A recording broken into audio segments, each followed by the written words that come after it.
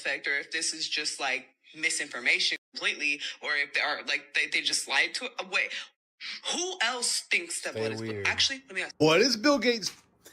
What do you guys remember? Have you guys ever heard of the Mandela effects? There's a lot of things that people remember differently than the way they are. Like Star Wars, instead of saying, Luke, I am your father, he says, no, I am your father. But the funny thing about that story, for an example, is that when the actor of Darth Vader would go on to talk shows and stuff like that, and they would tell him, okay, do the voice, he would say, Luke, I am your father. In other words, even the person that's involved in the movie seems to have a misrecollection of the events, which pushes us to question, is that the way it was? Is that not the way it was?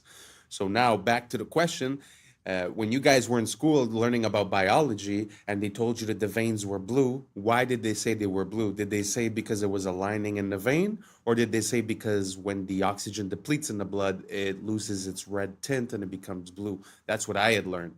So let me know down below, see if we're all on the same page or not, and let's keep on rocking. Planning with all that land he owned. Why don't they talk about planting trees? Why isn't Bill Gates the largest, like private landowner in the U.S. now, planting trees like crazy if he's so worried about carbon dioxide? You know, he poo-poos the whole idea of planting trees as a way to combat climate change. It's just carbon markets and going to electric vehicles and all of this stuff. But electric vehicles necessitates mass mining, and a lot of that mining is in places that use child labor, or it's going to be so environmentally destructive you totally destroy the developing world, which, you know, these people on the left supposedly want to protect. You're going to totally destroy the environment. But really what it's about is controlling how much energy people can use. And if you can control how much energy a household can use, you can control their economic activity. You also control how many how big their family can. It's fear-driven to get people to accept policies they otherwise wouldn't accept because they're told this cataclysmic event is just down the line. And trust us, again, is the conclusion of that. The Illuminati are literally pricing humans out of existence. Wow, childhood was great. I'm excited for a bright future. 9/11. What? Yeah, it's 9/11. It's going to be the worst terrorist attack in human history, and the world's never going to be the same. All right, well, I'm sure by the time I get to college, things will... Financial crisis. There's going to be one of the worst financial crises ever. All right, well, whatever. I'm sure by the time I'm 30... Global pandemic. There's going to be a global pandemic that irreparably shifts how society operates. Forever. This is becoming too much for me. All right, well, I was always shown that the key to happiness is just raising a family and owning a home. So I'm just going to focus on that because I'm finally making $100,000 a year. $250,000. Can't even do that anymore. Yeah, you're going to need $250,000 a year for all those things now. Are you kidding me? Gee, I mean, I guess I'll just go back to medical school then. $300,000, that's going to cost $300,000 and also 10 years of your life. Oh, my... Whatever. I'll just pursue my passions and become an artist. They're going to try to replace you with AI. Good God. I can't deal with this anymore. I'm just going to revert back to my childhood and watch some of my favorite shows. Try to forget about this. Child abuse. What? Yeah, child abuse. They were all abusing children. I need to go back to church. Also abusing children. I can't do this anymore.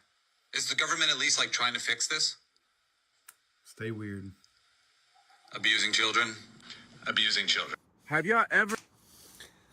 It's kind of true when you think about it. It seems like, I don't know, what age you guys have, but it does seem like there has been like a steady crisis every couple of years. Seems very interesting. Do you guys think that there's a meaning behind all of that? Or it's just random? But when you look at these events and you start looking at the causes and how and the incentives and, who had motive, becomes a pretty interesting story.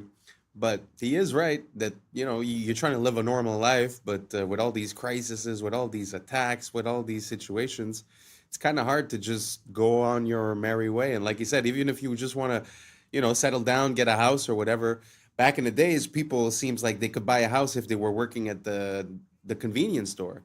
And nowadays, it's like they're talking about, Trump spoke about 50-year mortgages. So that means that everything is just out of reach from the consumer. So it's so sad the way back in the days you could have the most basic job and somehow still provide for your family.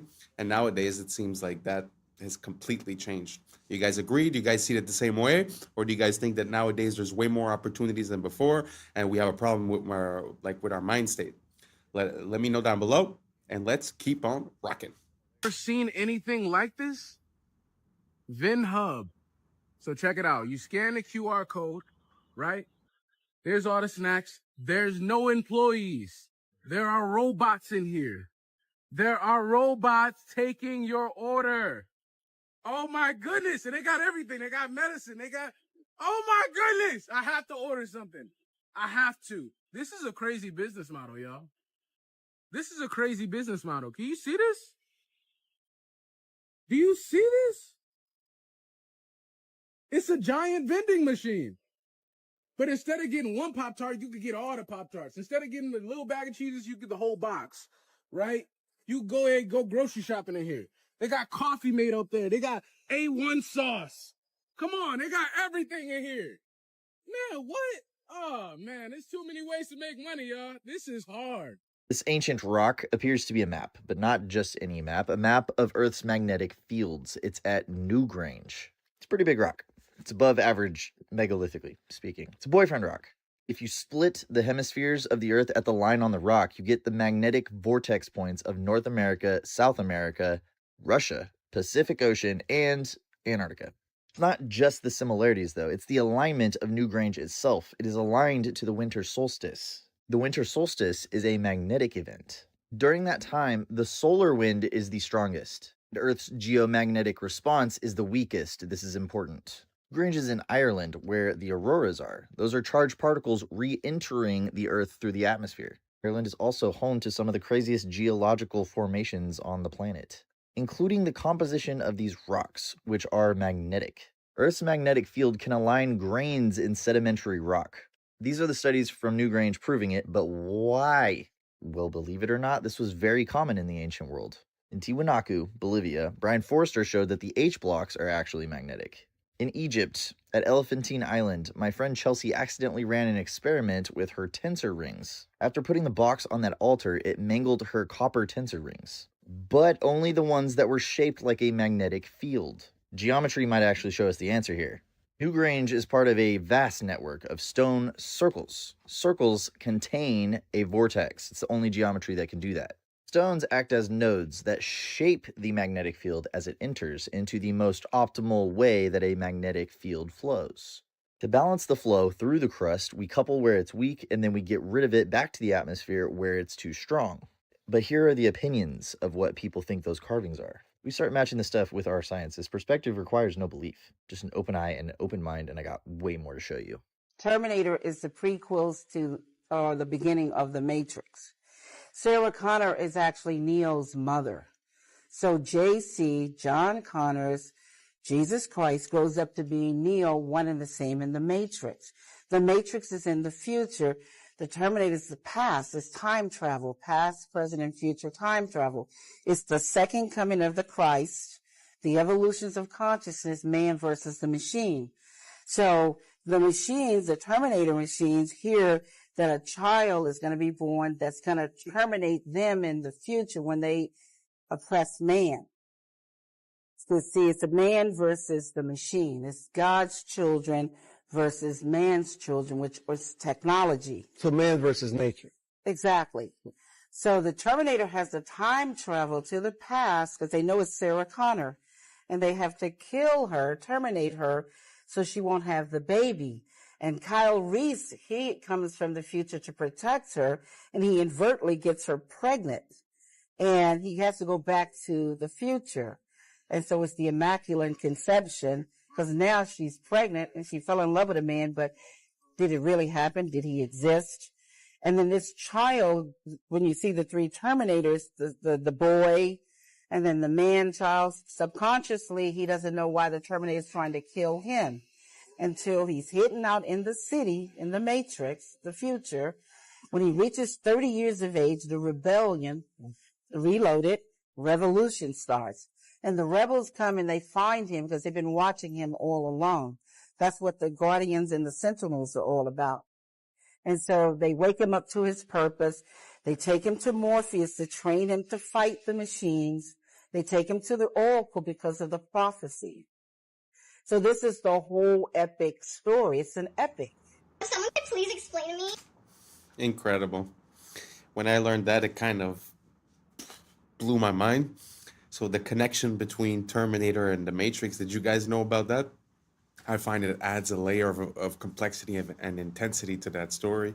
Like she said, past, present, future, the second coming of Christ. I know, we always think these are movies and it's science fiction and this and that. Did you guys have any idea of the implications and the connection between these two movies? I find that amazing. Amazing. I don't know if I could get a hold of that book. I don't know if it exists because I think she just wrote this, like she wrote an idea and then they made a script out of it, but I don't know if the book truly exists. I'd like to get my hands on that. So let me know down below if you guys knew about the connection between the Matrix and the Terminator and what you think about the story that she was saying. And let's keep on rocking. That'd be great. Normally don't make hot coffees, normally make iced coffees, but the weather's getting colder, was feeling a little frisky this morning. I had bought this specifically to make hot coffee. I had not opened it yet. Expiration date is March 2025. Like, we're rocking, right? I go to undo the top and take the thing off and pour it in. Do you see this? There's a frog in here.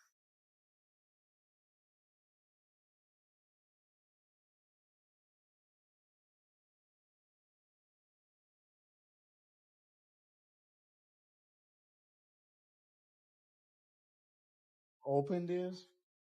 Look, water. It's crazy. La la la la la. La la la la la. La la.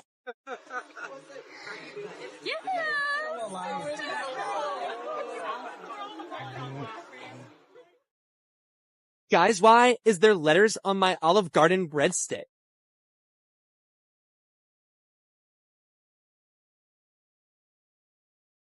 So if LA couldn't get any creepier with all the problems with crime and homeless, I ran into this billboard on this lot. So this is a vacant lot for construction, and it says, "Live life deeper, 144 stories underground. You may never go outside again." It's so creepy. I'm wanting to know if this is real with this construction site right here. West Hollywood, Beverly Hills adjacent, a controlled access community, 24/7 security, residents only amenities, a new standard of sustainable living, but it's all underground.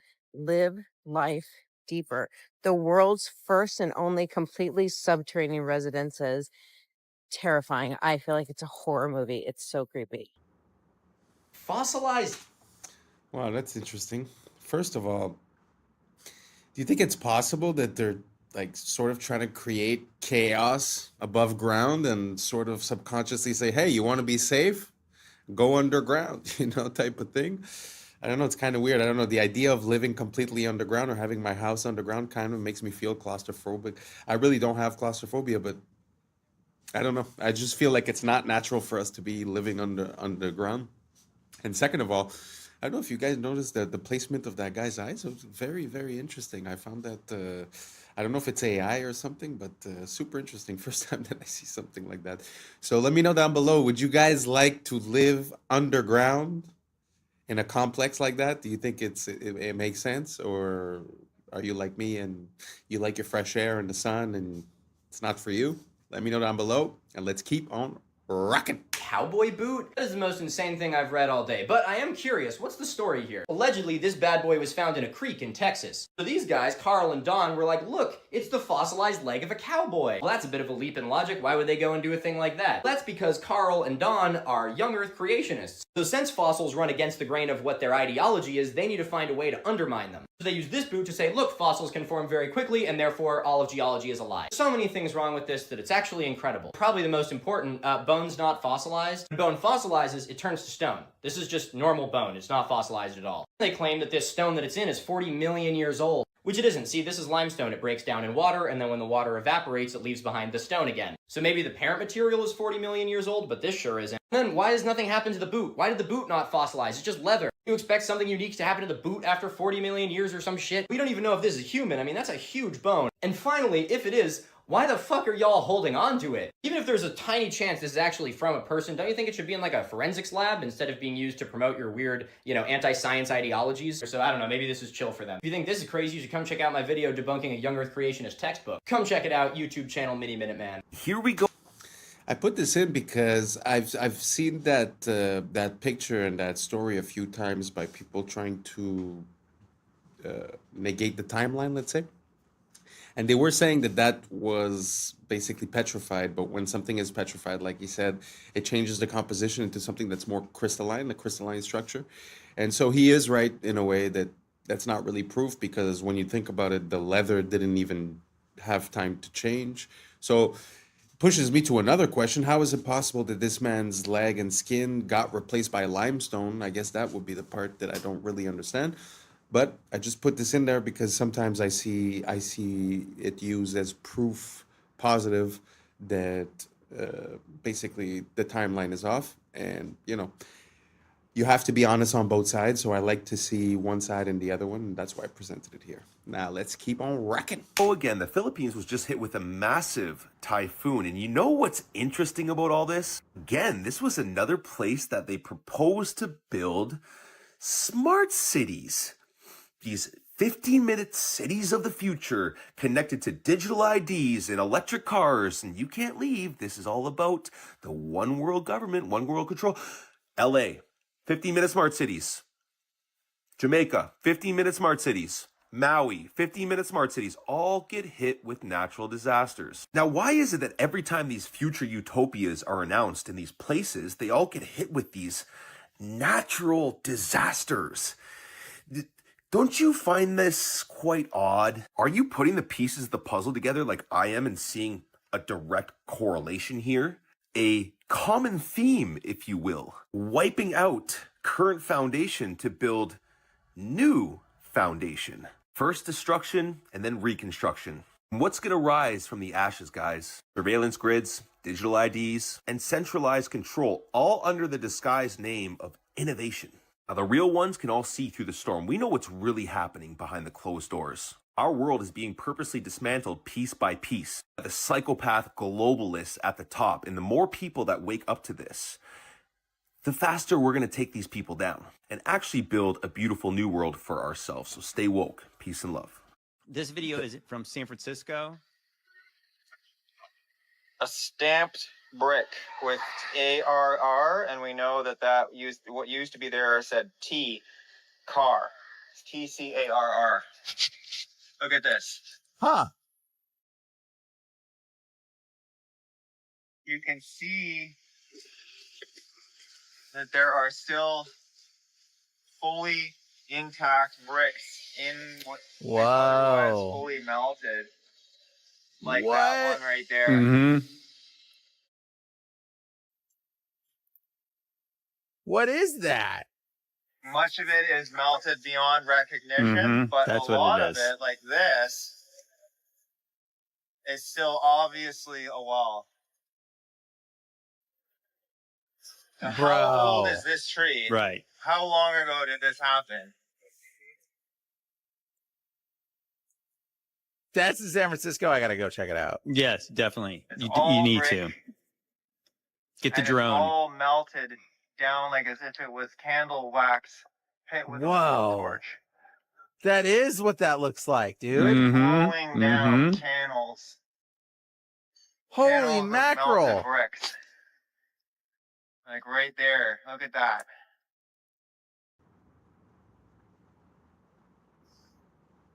Still bricks sitting there, and that's the same kind of brick that this is, that's stamped. This is the evidence. It's very interesting. There's a word called meltology where people start looking into all these rocks and mountains, and they start identifying structures that they see as melted. And what's interesting about this one here is that I've heard things about melted brick before, and it's kind of a point of contention because if you want to heat brick sufficiently for it to melt, you're talking about almost 3,000 degrees Fahrenheit and maybe 1,500 Celsius, which is very, very high heats, even for fire. So it's an anomalous situation when you find melted bricks. And anyways, to connect that, some people say that there was some plasma event or something basically that changed our plane of existence physically. So I don't know if that connects into that or if it comes from a fire, if it comes from another story.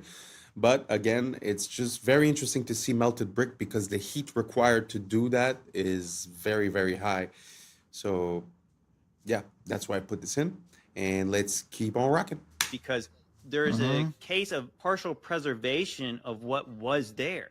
You know, because if you didn't find the bricks, you didn't see the little details of bricks in there, somebody would just say, oh, well, wind and water did this over 1 million years, right? They would say, oh, it was 15 billion years caused rocks to look like this. No, it took about probably 10 seconds of like the hottest thing you could possibly imagine, just burning something, and it literally melted like a candle melts. That's what you see there.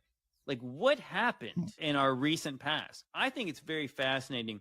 When I really got curious about the western part of the United States and like stuff like the Valley of Fire, in my mind, I was thinking, oh, the days of Noah, maybe. I was thinking maybe like sometime around like the days of Jesus, like thousands of years ago.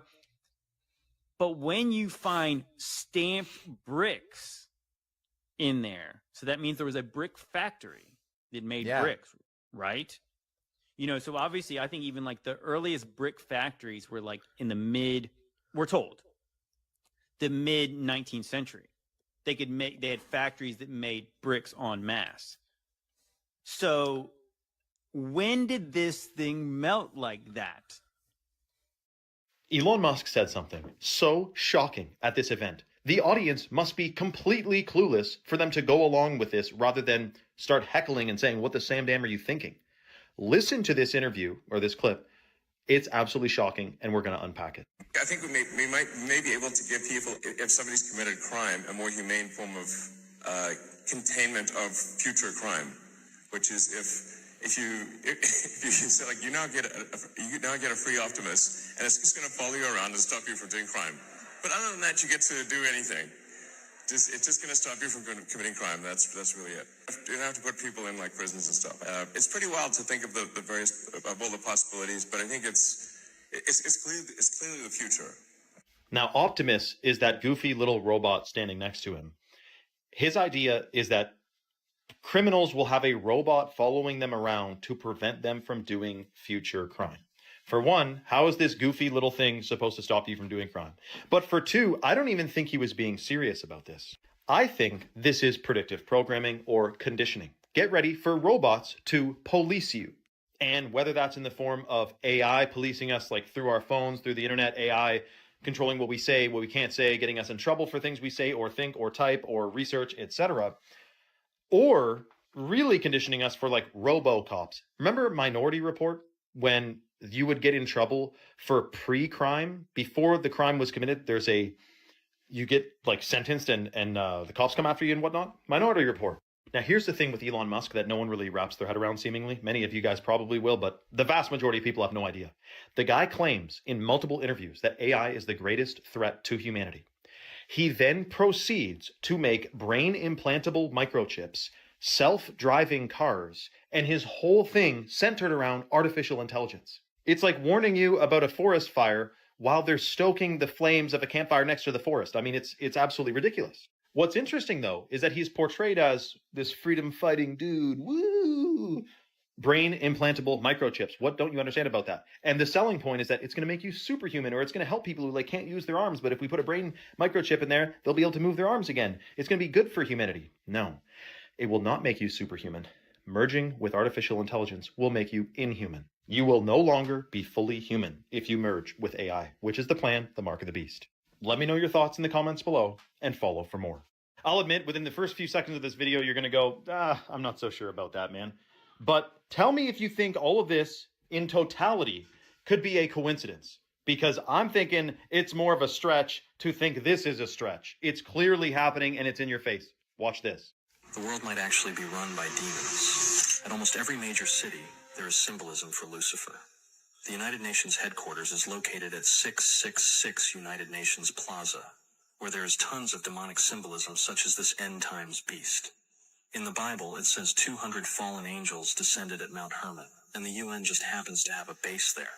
The craziest part is that at a city called Astana, a city that's been purposely hidden from us, there's a massive pyramid, much like the one on the money that controls our entire world. And inside this pyramid, there's 200 perfectly aligned chairs. It's almost like the 200 angels that fell have a secret base where they make their plans. At this same city, there is another torch that represents Lucifer. This evil symbolism even stretches to CERN, a government research facility which has a statue of Shiva, the destroyer of worlds outside of it. So the 666 Plaza thing is true. The Mount Hermon thing is true. The Lucifer being the light bearer is true. The 200 chairs, that's legit. So that's only the tip of the iceberg. There used to be a website that is now scrubbed from the internet. I cannot find it. If one of you guys is a real techie, find this out for me. There's a website that showed the distances between certain buildings, like the Pyramids of Giza to the Basel, Switzerland World Bank, the International Monetary Fund, is exactly like 6,666 kilometers apart. And the One World Trade Center is exactly 666 miles from the Statue of Liberty. Whatever, not saying that exact, but it was a website compiling all these shocking distances that happen to line up with 666s, and they're like significant, buildings in the White House and all that. Now remember also the Washington Monument. Go and convert the height of the Washington Monument from feet to inches and check out that numerical value and tell me, whoopsie daisy coincidence. Something shocking is going on in our world today, guys and girls and everyone else. And we're a part of it. We got born into this power struggle that's happening where it's good versus evil. What side are you on? Probably you're on the same side as me. I mean, it's a big club and we're not in it, right? Anyway, let me know your thoughts in the comments below and follow for more. So what do you guys think about all that symbolism? You think it's possible that it's just a coincidence? Or do you guys think it's a trope? It's like an archetype that they're using to I don't know, steer us or create a certain pattern in our mind? Do you guys think there's a meaning, or do you guys think it's random? Let me know down below. And thank you very much for being here, because I think we've reached the end. And that's a wrap for today, familia. Whether you're tuning in with the sunrise or you're posted up after midnight, I appreciate your time, your energy, your curiosity. And don't forget, this isn't about truth or fiction. This is about perspective. If this sparked a thought, a laugh, a deeper question, then we did our jobs. Drop your thoughts in the comments. Keep the convo alive. Like, subscribe, and don't forget to hit that bell if you're riding a wave, because we're just getting started. Until next time, stay grounded, stay weird, stay critical. I'm Adam Strain, and this has been Adam Strain Reacts. Peace! Know what y'all think, but now it's time for us to link up. Really think we on the brink up, making a change, we live in this train. Living this train. Making a change. I'm living this train. Yeah. When did elephants have breasts? I've never seen this before. For 100 years, while as these melted ruins are thousands of years old. Jake, I'm not even kidding. Go look this up. They literally brought in to dig through the rubble. Yeah. There's big dudes. Yeah. I was sleeping, had to wake up. Why? Every reason I could think. What's up, YouTube? Today, we'll be looking at disturbing TikToks that'll make you question reality. So without further ado, welcome to Adam Strain Reacts. Let's get her done. That's the cost of living crisis. Suddenly, we went up from prices being around there to prices being there.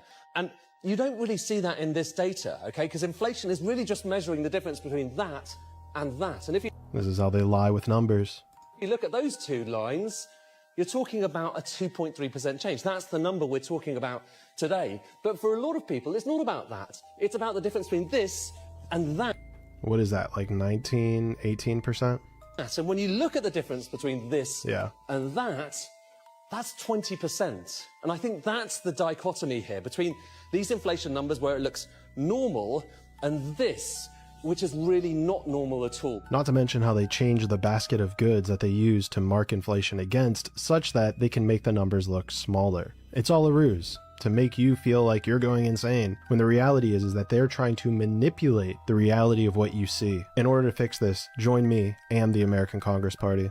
Did you see the About the Nephilim. The Nephilim are often referred to as giants in the Bible, but some believe they are the offspring of fallen angels and humans.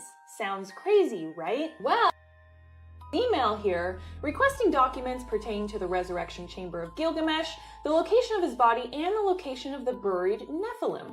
If they didn't exist, why is she requesting documents for them? And about Gilgamesh, a Mesopotamia mythological hero. Here is supposedly a video that some people think is Gilgamesh found in his tomb.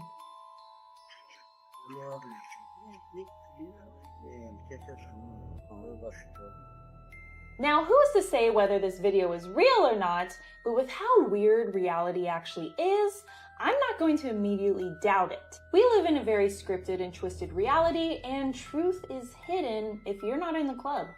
But I don't know, I'm just a conspiracy theorist. Let me know what you think. That is kind of interesting because they like to make people seem a bit crazy when they inquire about these types of things, but how come the people that govern us also are inquiring about these things? We've heard about stories about when they went into Iraq that they were basically trying to take control of the ziggurat of Ur. We've heard about a lot of things, and one of the first, stops when they go into a new place often seems to be the museums and the ancient artifacts. And that kind of reminds me of the times of the Nazis when they used to do the same thing. They were on like a mission to find occult teachings and occult practices and relics and stuff like that. So again, very interesting question that she raises. How come these people that lead us are sort of talking and looking for these things as if they believe in it? Let me know what you guys think down below. If you guys have any supporting information, let me know. I love to look into this type of thing. So let's keep on rocking. You watched the Hunger Games and you sided with the Resistance. You watched Star Wars and you sided with the Resistance. You watched The Matrix and you understood and sided with the Resistance. When it's fiction, you understand and you side with the Resistance. Yet when it's happening to you in real life, right now, in the news, in the world, right now, you refuse to see it when it's the reality that you are living in. Would you like a free water? They offer free water. Here you go. What company is this? It's called Free Water. It's free because we put ads on the packaging. Free? Is it crappy water? No, it's the best water. It's natural spring water. Other people buy similar water for a couple bucks. We give it away for free, and we also donate 10 cents per water to charity. Charity? Which charity? Right now we're donating to Well Aware. They build water wells in Africa, and they have a 100% guarantee on their work. How much does this cost? To advertise? To advertise. Or drink it? Both. Well, drink it, it's free. You don't owe us any money. To advertise, about $1 a water total for all of it on those boxes. Okay. How do I contact you for advertising? The website is freewater.io. Go to the advertiser page. Do you have a card? The water's the card. Oh, all right. Yeah, scan that QR code. Sweet, I'll take it. Have a great I mean, I'm not trying to make everyone jump on the same idea, but man, that was pretty revolutionary, no? Water is the one thing that everyone needs. You're giving it out for free, and it's the advertising, and it's also, the business card. So I don't know. I found that super interesting. If you guys have any ideas like that, let me know, because I feel like that is the future of marketing. People are just so tired of being blasted left and right with all these ads that no one really cares about. That something like this, I think, could go a long way. I just found it was an interesting idea. I wanted to share it with you guys. Let's keep on rocking. This video is going viral on Twitter right now, but not for the reason you might think. This is a professional of this skyscraper somewhere in the United States. The problem is, many people notice a similarity to it in regards to something that happened. Here we have a lesser known angle. That one didn't get hit. They said it was from fires. But the fires in Hong Kong, 7 towers caught fire. They burned for almost 48 hours. And none of them collapsed to their own footprint. Now, officially, it happened to happen, man. A fire can weaken the structure. Don't worry about what architects and engineers say, but fires apparently can cause it to drop just like that. For the first time, though, in recorded history. Now, I would have expected something bigger to come from this, now that it's been. But seemingly, many people are still sleeping. Again, the Hong Kong towers, almost 2 days on fire, still standing. Let me know your thoughts in the comments below and follow for more. There has been many different resets since the Great Flood or the Flood of Noah. When you look at the age of the buildings in the previous video and the ruins from the buildings here, the melted bricks, the melted red bricks, there seems to be a clear age gap between the two. While this is much older than the mud-flooded buildings looking fairly newer by comparison, last several hundred years, while as these melted ruins are thousands of years old, indicating the many different cycles this realm has went through. Since the Great Flood or Flood of Noah, the theory is we're looking at about 6 or 7 resets here that happen about every 150, 200 years, kind of like clockwork. And with that cycle, it has taken many advanced civilizations.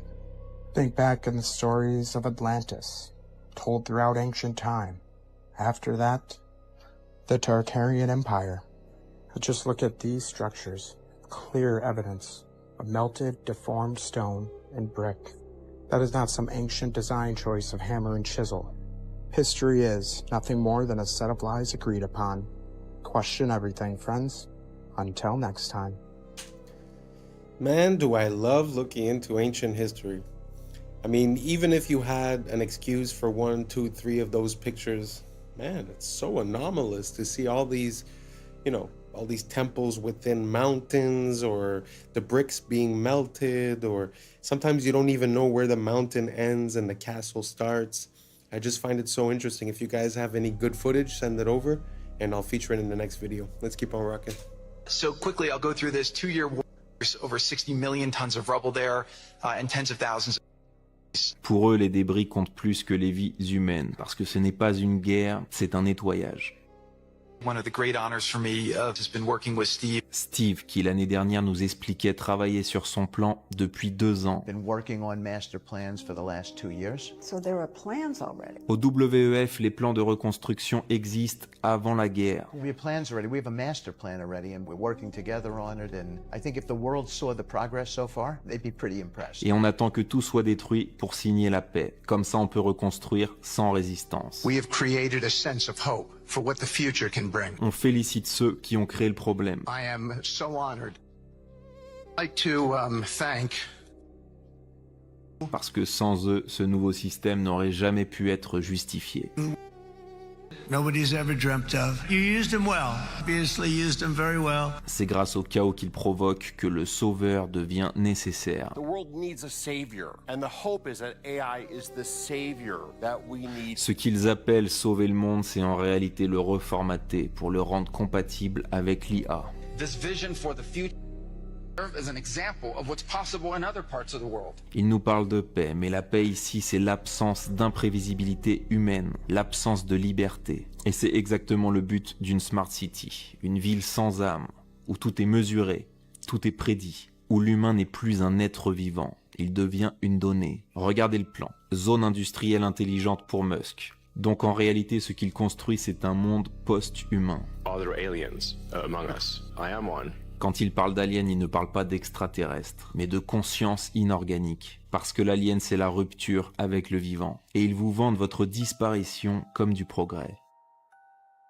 Did elephants have these? Did we jump timelines? Did elephants jump timelines? When did this happen? Not out the Troublemaker Travels for saying this, because I had no idea. Am I in an alternate universe? When did elephants have breasts? I'd never seen this before. Never dawned to me that they would look like this. I mean, it's okay, but I've never seen this in no Discovery Channel, in no animal book, in no internet search. I have never, and I mean never, seen this before in my life. When did this happen? Why is it like this? Apparently, female elephants, this is how they feed their young, and this is what it looks like. Does that look weird to you? Did you know that? Have you ever seen this? Obviously, it's not weird for elephants. Is it weird for me? Is it weird for you? Is this strange? I don't know. Am I tripping right now? Because I have never seen these on an elephant. I mean, never. I've seen elephants all my life. I've looked up elephants. We learned about elephants. They are mystical creatures, but I did not know they had those.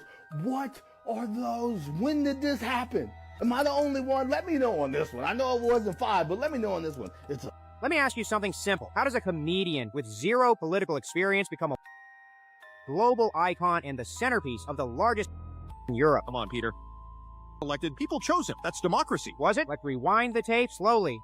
Wasn't a politician. No manifesto, no party background, no governing experience. He was an actor and comedian. Then comes the TV show Servant of the People. In the show, plays a regular guy who exposes corruption, goes viral, gets drafted by the public, becomes president. That's just fiction. Coincidence. Except the show was financed and broadcast by one of you oligarch, prime time slots, endless promotion, crossovers with news. The show didn't just entertain, it trained the audience. 1 year after the show peaks, registers a political party, same name as the show. Then he announces his real candidacy and still wins 73% of the vote. That's overwhelming support, though. Or overwhelming narrative control. And NGOs had already spent over $5 billion in Ukraine since 2014. Advisors embedded, NGO pipelines, media consulting. So what do you get? A leader with no independent base, no political past, no faction loyalty, perfectly dependent. But the invaded, what choice did he have? Isn't not so fast, Brian. By 2014, Western Baku in the capital. 8 years of shelling in the eastern region, over 14,000 before 2022. The peace agreements were signed to end the fighting, but were never fully implemented. So, or did the Ukraine was already ranked as one of the most corrupt countries in Europe before didn't fix that. It centralized it. Now look at the cost. Roughly 1/3 of the population displaced, millions gone. Most won't return, making it a demographic collapse. Is this your idol who let it all happen? And after the dust settles, debt, foreign ownership claims, resource concessions. So you're saying a managed territory, a dependency, a proxy battlefield paid for by lives, loans, and future resources. So ask yourself, did a comedian accidentally stumble into history, or was a character tested on TV, scaled through media, and deployed at the right moment? That's unsettling. That's the point. If a man can play a TV and then become one in real life, maybe the most dangerous thing isn't propaganda. It's the story some were trained to believe. That surprised me. I knew that he had done some acting or this or that, but the fact that he was playing a politician exposing corruption on a show a year before he got elected, man, that's crazy. That's straight idiocracy stuff. And it brings me to a point that I've been realizing is that, you know, back in the days, politics was like respectable, commendable, gentleman. And now it's like insults and it's like who got you more. So I feel like we're going halfway between what politics used to be and wrestling in a way, you know? So from now on, I feel like since we've had, you know, Trump, which was on TV and an actor, and Zelensky, I almost feel like it's going to be hard to go back to normal politics after. So we're sort of going to be caught into a democratic popularity contest type of thing where, you know, if you're a singer or you're an actor, well, you have more support because people know you. I don't know. I just don't think that's a good idea. Let me know what you guys think down below. Do you think that makes sense? Did you guys know that this guy was, you know, playing the position that he then assumed a year later? I mean, to me, it was a complete surprise. So anyways, let me know what you guys think down below, and let's keep on rocking. Gosh, I don't know all the theories. I'll like share a theory and people like, you didn't know that. I'm new to a lot of this stuff, okay? But let's talk about, so this guy, computer programmer, businessman, you know, very, very successful until he came across some information. Oh boy, that the he didn't like. Oh my gosh, this is crazy. But anyway, I saw this on Jake Shields' podcast, so I'll tag him below, but check this out. We all remember the apartment complex that just mysteriously into rubble. Yeah, just wasn't hit by a plane. In North Miami. That was in that happened on the same night. Wow. And it's believed that he had an apartment or information stored in this one little apartment. And when that apartment building collapsed, they didn't let American response teams or like emergency teams do all the digging. Jake, I'm not even kidding. Go look this up. They literally brought in to dig through the rubble. There's dude, it's just had a whole ceremony where he was like patting on the back. He's like, thanks. How can they rationalize this? How can we bring that handle America Matters? This is insane. It's kind of I was all excited about this at one point, you know, and then it just turns out, you know, now we get laws like this from DeSantis. A new license plate's coming out in Florida that you can choose to get. Anyway.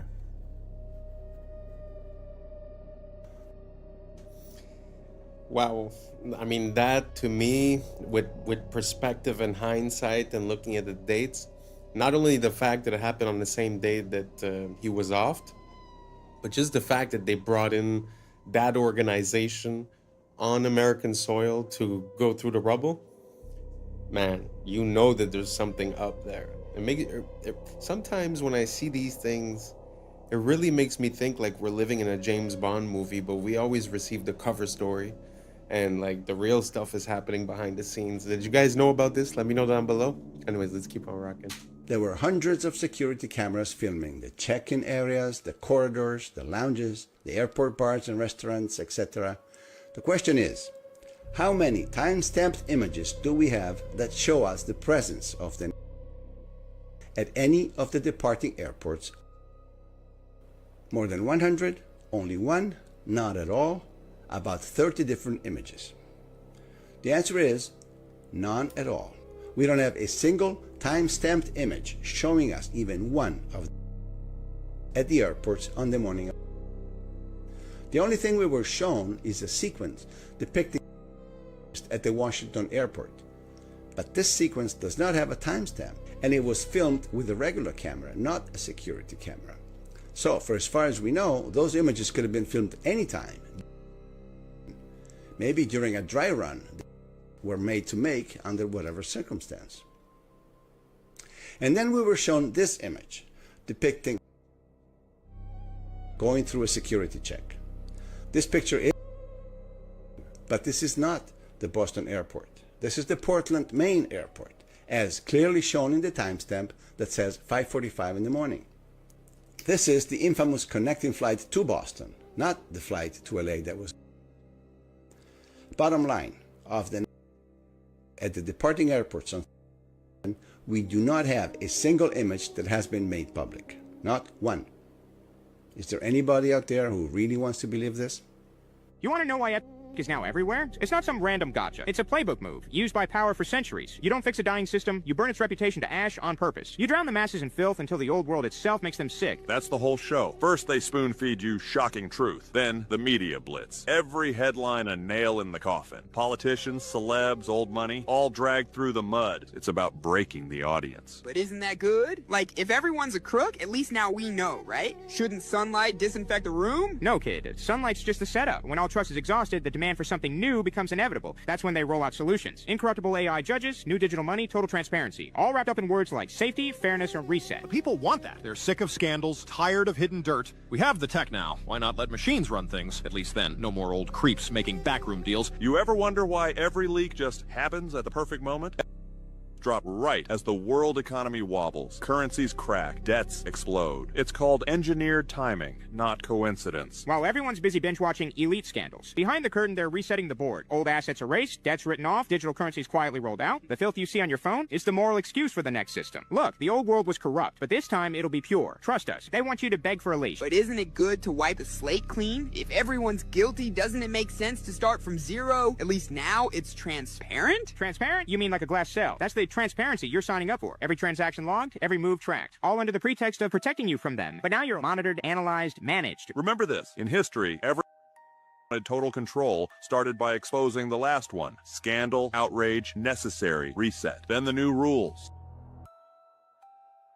No room for dissent. Nobody escapes the beta, not even the top players. Nobody wants uncertainty. People trade liberty for protection every time, especially when they're scared. That's why the leaks are never full, never random, always just enough to terrify, not to empower. Notice they show you monsters, but never the strengths. So the whole It's like the world's biggest ad for New World Order. Bingo, kid. While you're scrolling it all and picking sides, they're scrubbing the balance sheets, resetting the scoreboard, and selling you a digital world where everything is clean because nothing is private. So what now? Just wait for the next leak to get even darker? It always gets darker, kid. Every new scandal is just another step in the reset. Tighter rules, more eyes, fewer choices. The beast doesn't need your hope, it just needs your consent. I just found out something crazy about Wi-Fi and all these other different frequency bands, and it is shocking.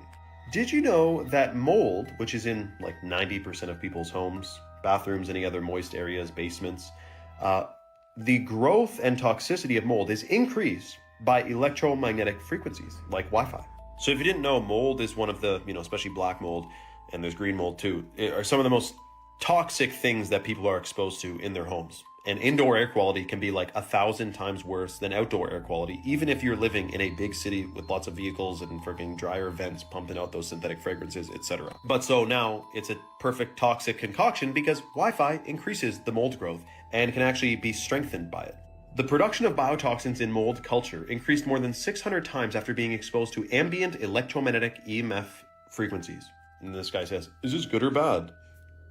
Interesting that Wi-Fi, which many people are wondering if there are any potential hazards with concerning the human body and electromagnetic field, combined with mold, which is also toxic, it's a perfect concoction.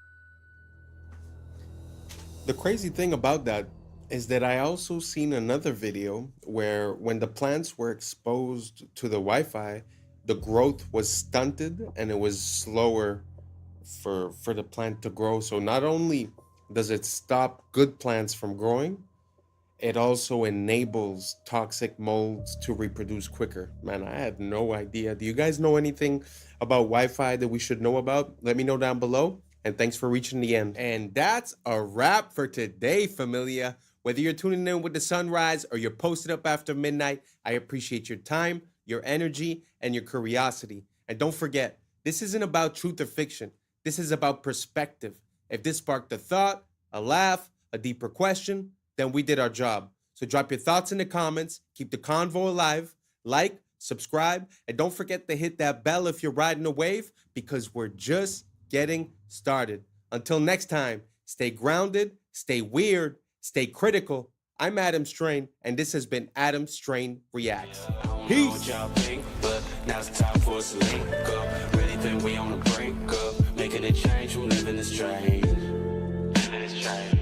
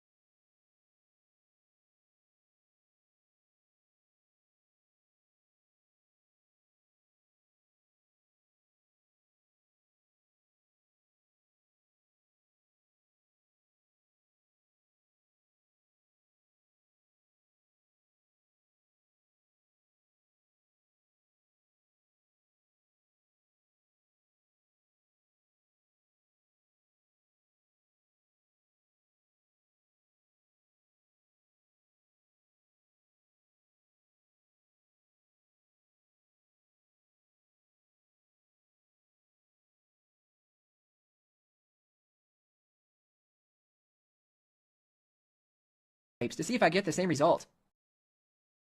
From my Abu Dhabi building that was built 15-story in 12 days. The most evil organizations in the world today are the international.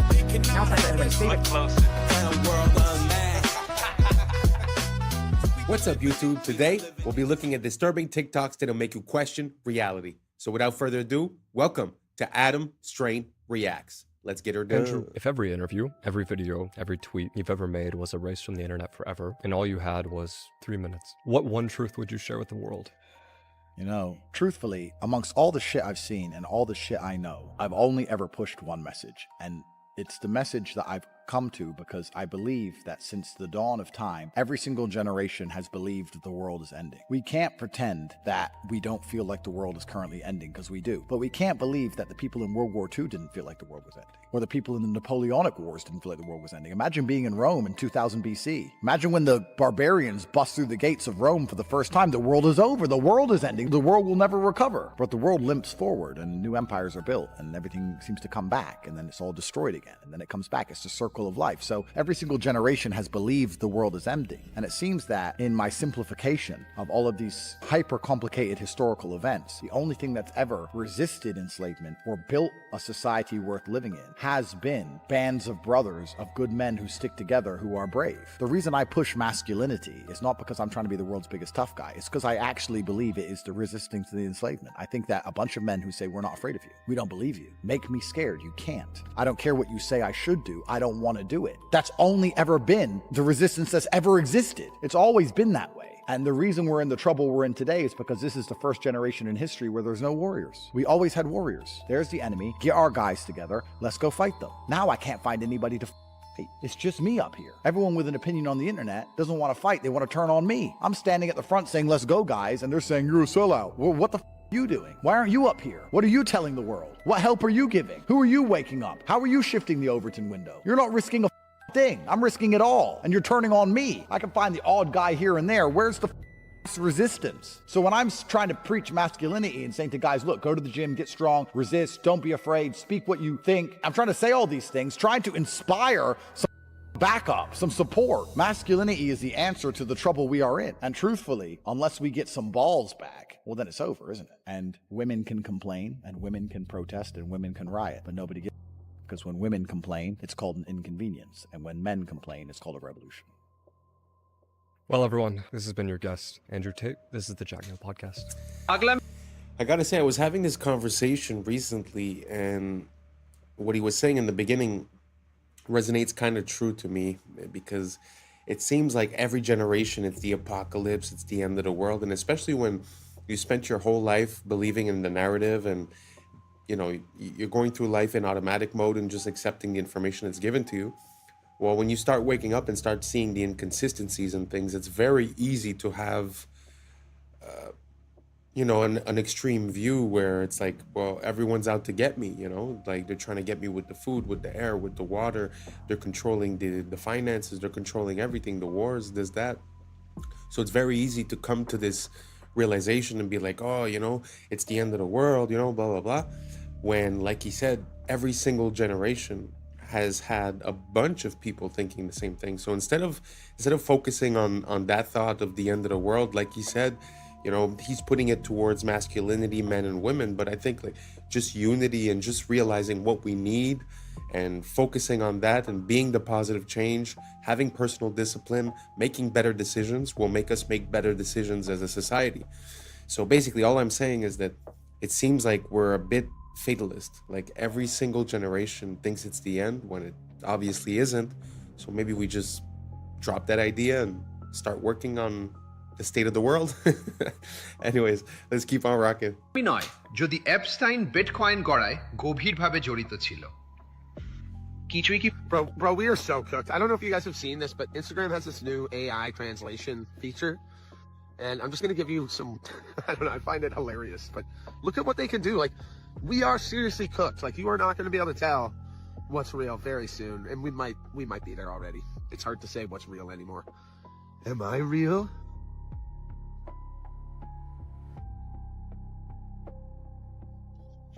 Here's me talking in different languages. পবিত্র নয় coin nada es sagrado ¿Queda algo que no haya sido tocado por estos sinvergüenzas? No, es la respuesta. Así que cuando Coinbase solo valía 400 మిలియన్లు ఉన్నప్పుడు Epstein అందులో $3 million పెట్టాడు. ఇది Epstein files లో ఉంది. నాకైతే ఇప్పుడు There's a school in Switzerland called Le Rosy, where billionaires and kings send their children. Their classrooms overlook Lake Geneva. In winter, the whole school moves to Gstaad, their private ski resort. Physical education? Skiing the Alps. They don't learn the rules there. They learn how to write them. Their classes are power, diplomacy, and silence. They're taught how to walk into a room and own it, how to speak less and be listened to more. They're not tested on grades. They're tested on presence, confidence, and connection. Because La Rosie doesn't prepare you for a career. It prepares you for control. I admire a lot of nationalities, but the Chinese and the Germans, for me, they come top. You know, they are the smartest mind. The smartest people who come from school and university, they are the people who are running China. They don't run technology companies. These guys are so serious. The West do not even know they are so serious. And I'll tell you, the gentleman who I bought from my Abu Dhabi building that was built 15-story in 12 days. It was fascinating to see 12 days a building was built. Thanks to the Chinese. Unbelievable. Like who will anybody believe 15 stories in 12 days? Like unimaginable. Absolutely. But this guy is easy for him because he does 30 stories in 30 days. So 15 story in 12 days is like he's just having his coffee. The gentleman, when I went to his house, I saw all the shoes outside the door. Well, I said, wow, that's my house. So he said, I apologize. You know, I said, no, we do the same. So I took my shoes off, and then we went in. And then when we sat on the dining table, guess who's sitting there? His mother. I said, oh my God, I have my mother also sit on the dining table. We are closer to China because of tradition. My respect to the Western culture. I have nothing against it, but we're not the same. Well, that's pretty interesting because like he says, we're not the same, and it kind of makes sense because when we go to make a building, it's going to take us 2 years just to pass the permits and to receive the materials. So there's really something about before I start talking about China, I just want to say I do not approve the system that they have there and the rules that they have and the social credit. I'm not condoning it, but there is a difference when you're able to get your people together to do something quickly and efficiently, you know.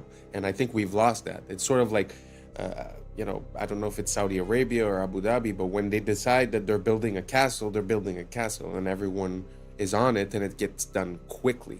Here they talk about plans, they estimate how much it's going to cost, it doubles the cost, doubles the time, doubles the work, right? So we're really in a different mind state, in a different capabilities zone.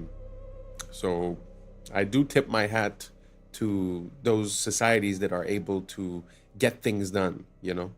As for us, it seems like it's all red tape and bureaucracy. I don't know if you guys agree or don't. Let me know down below. And let's keep on rocking. his 36 plus worldwide is not new research. And so we started working with him and our herd of ostriches here.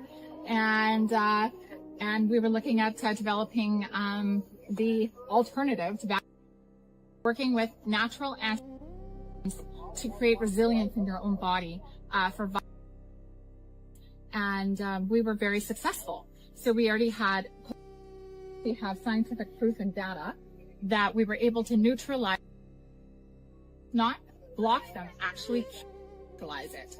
And this is all just through lozenges or nasal sprays. And so that was very exciting. But the lab that we were working with at the time actually got shut down.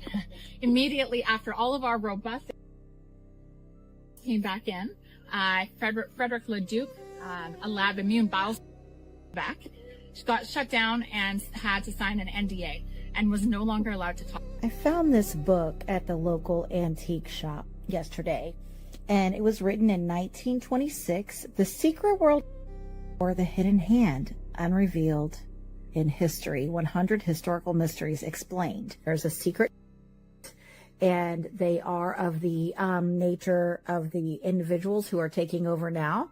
The blues, that they are the ones that have been running society because they made a pact with a god. But that's his position. But I want to read to you this very specific, I have to be careful about what, I really was trying to debate whether to put this on the internet at all, because it could really get me in trouble. But this particular page, I just want you to see this particular part, talking about proof of the existence of this invisible hidden hand. He says, the world is governed by very different personages from what is imagined by those who are not behind the scenes, i.e., not by kings and ministers. Said not others, but different, which means not the kings, ministers, or other similar men, but absolutely different, possibly even of a different. Who they are must be known first of all, and only then can we control them and establish peace, but not before. You know how I'm always saying, I'm calling them creatures and creeps, and I'm saying they're not human. I don't know what they are. And this has been my biggest reason around this. I ain't unifying, because I don't know what these things are. This apparently has been known. And this has nothing to do with religion. I'm talking about like a species of a soul or something that's on this planet. And that's what he's talking about here. Bismarck, the Iron Chancellor, perceived the existence of invisible forces, but could not or did not wish to formulate them, and called them imponderabilia, powers which no one could fathom. In 180 seconds. This is supposedly the body attacking itself. This is an identity crisis. It starts with taking. After the thing that bites and stings causes your body to react improperly. Essentially all Lyme disease. Lyme was released from a bio. See? The rest of the world knows Lyme as Borrelia. They are not the same. It is a or abomination. These are all spirit programs. Programs kick in as autocorrectors where will is lost. When these spirit programs are blended and tacked on to vectors that bite and sting, they spread into the human system. Lyme is a spirochete like syphilis, thus it can be transferred through the mouth and sex, and it hides in the Dr. Judy Mikovits said it's just the new Lyme. Many claim that it's a delivery system. They are structured the same. This chimeric spirit program creates a biofilm matrix within you to act like a middleman between you and your body. It was released the same year as Lyme, and Fauci was the head of that program. These programs demand more energy than you would actually need. Programs don't want to kill you, and they will go dormant if they have to. Cells are just cells that follow the orders of the program. Many people are chimeras. At least 8% of the collective is personified. Gog and Magog are a chimeric clan. Esau bred with Canaanites. Esau's part Canaanite grandson crossbred with Japheth, aka Chittim. Chittim is part of Gog and Magog, the Chimera clan. This is who took over Europe and the world. These are essentially personified free radicals.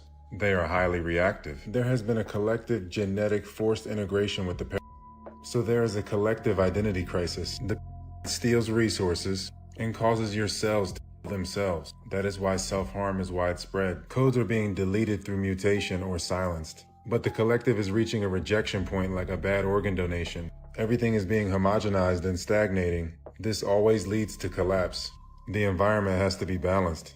When it's not, it's like a cartel that has eliminated all its competition. The chimeric clan is part animal. That's why these so-called are zoonotic. The body is a natural hyperbaric chamber, and the breath is the key to ending the identity crisis. The breath is the spirit. Spiritual immunity brings physical immunity. The breath aligns your true identity and maintains your terrain. The breath will show you which programs need to be updated or deleted. Only a small remnant will endure the coming rejection phase. Don't waste time with people you can't homestead with or make a network of homesteads with. Some sleeper cells will hide in the remnant, so it's important that we make the strongest remnant we can make. It starts with the breath. The true breath signature or algorithm restores the true identity. Okay, this is absolutely insane. Did you know that Austrian researchers put students in classrooms made of conventional materials, steel, cement walls, etc., and they put students in classrooms with wooden furniture, wooden rooms, natural materials. They measured their heartbeats, okay? And the students in the synthetic, let's call it, classroom with the unnatural materials had on average 8,600 extra heartbeats per day per student on average. Why?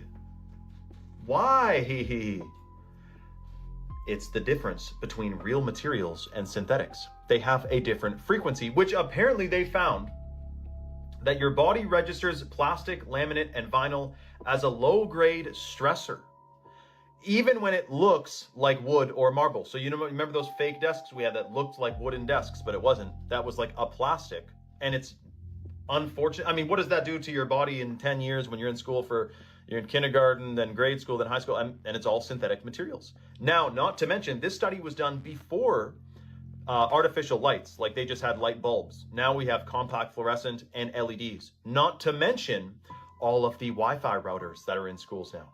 Like every 20 feet down the hall, there's a freaking Wi-Fi router hanging on the ceiling. That is something else to be discussed. Now, when it comes to our homes, especially if you're building a new home, I mean, dude, you can really make it an organic eco house with some easy, hacks. But what if we're at home surrounded by unnatural materials as well? Then what are we doing? Are we shortening our lifespan by being surrounded by plastic? I mean, think about it. Drywall, Chinese drywall is in pretty much all of our homes. It's toxic dust. It's toxic to breathe in, and it's mold, like it can get moldy. Whereas a hemp house or a cob house or a stone house, there's different houses that are mold resistant, namely hemp. I mean, hemp is basically a tank couldn't drive through. I mean, hemp is extremely durable, mold resistant, fire resistant, and it actually blocks EMFs. Like if you're in a house that's made of hempcrete, and you're down the hall and there's 2 rooms between you and the Wi-Fi router, you're not going to get cell service. Like that's one of the things people say when they have a hemp house is they don't get very good cell reception, which is good because you don't need cell reception on your brain stem every freaking day. But is that study shocking or what? Frequency, energy, frequency, and vibration. Nikola Tesla knew all about it. Let me know your thoughts in the comments below and follow for more. Very interesting. I haven't seen the study that he's referring to, but imagine if just the objects that surround you, like if we take for granted what he's saying, the objects around you have an effect on your body and its function. Now imagine the air, imagine the food, imagine the water, the drink. Because he's saying when you substitute wood for plastic, let's say, but what happens when you substitute, a real compound from a plant to a synthetic version, right? So, yeah, and like he's saying, you have it at school, you have it at home, you have it at work, you have it in your car. So at the end of the day, are we outside of our element? Are we performing less than optimal? Not only by food, but also by just the materials that we use to build the stuff around us. Such a interesting thought to have. I'm going to look into it a bit more. Let me know what you guys think down below, and let's keep on rocking. What's the difference between the debt and the debt that African nations own? Because the U.S. debt doesn't keep the from being one of the leading powers of the world, but then African nations can't make it because of that debt that is strangling them. What makes African and third world debt different from the American debt? Number one, going to pay its debt. It doesn't have to. Its debts are in its own currency. We can simply print it. The African debt is not in its currency. The African debt is in dollars. Africa has to earn the U.S. dollars, and the only way it can earn the dollars is not to be for growing its own food and becoming independent and doing something that the does not like. The principle underlying the foundation of the World Bank is that no country should grow its own food. Africa and the third world should only grow export crops. In order to have an oversupply of cocoa and other tropical raw materials, to keep down the price, they must buy their grain from the or Europe, so that if they do something that we don't like, we can do what tried to do to China in the 60s. We can sanction them. We can say, we're going to starve you. We're going to not export any grain to you. So owing their foreign debt in dollars means that they have to somehow sell something they want, not what they want. I think the most evil organizations in the world today are the international. Now it's time for everybody's favorite food to microwave, the grape. And you know what? Let me go ahead and cut it almost in half, just to make sure, it heats nice and evenly, Like this. And yeet.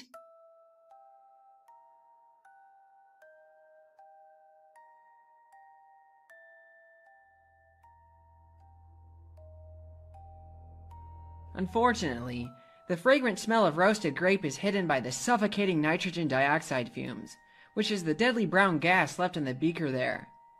Instead of cutting a grape in half, I just tossed in some unmodified grapes to see if I get the same result.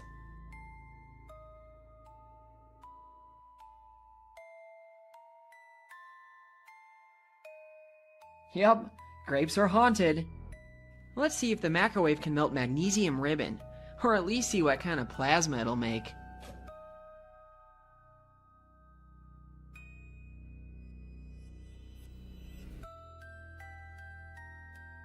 Not only did it melt and burn in there, but it also managed to show off some of its green spectral colors, which is in contrast to the white you get by simply burning it in air. Aluminum melts at only slightly higher temperatures than magnesium, but for the sake of curiosity, I'm going to toss some foil in there anyway. Alright, here goes nothing.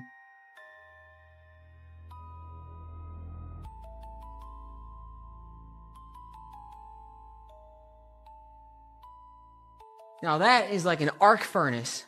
Oh my goodness. Now it's time for something more challenging. Copper needs to be very hot before it melts, so let's see how it holds up in the microwave.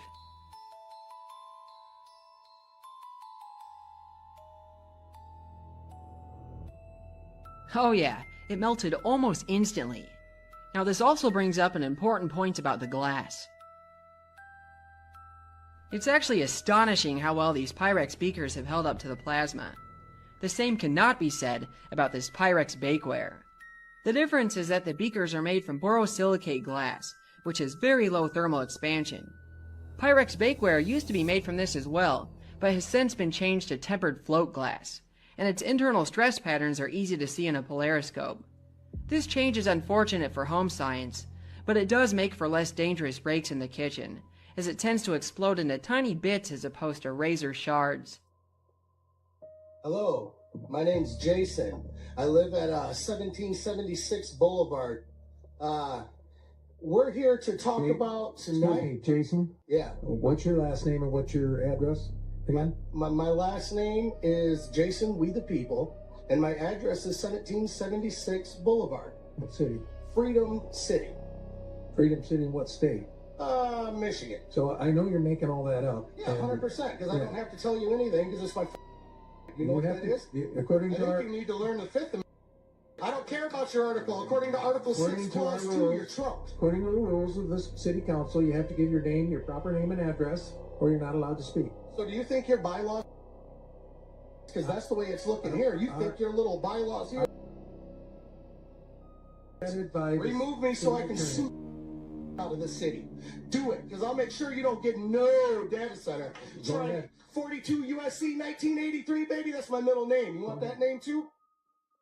Now, back to this Fifth Clause. You can't use no takings clause, Einstein. Guess what? That's for public use. You understand that? You know what public use is? Sure ain't a data center. It's a park, an old folks home, something like that. It's the Fifth Amendment, not that complicated. You should look into it. By the way, how does it feel sitting up there being a Benedict Arnold to all your people out here? Not one person supports this. How about this? Everybody up here's been asking who supports the data center. How about this? Who don't support the data center?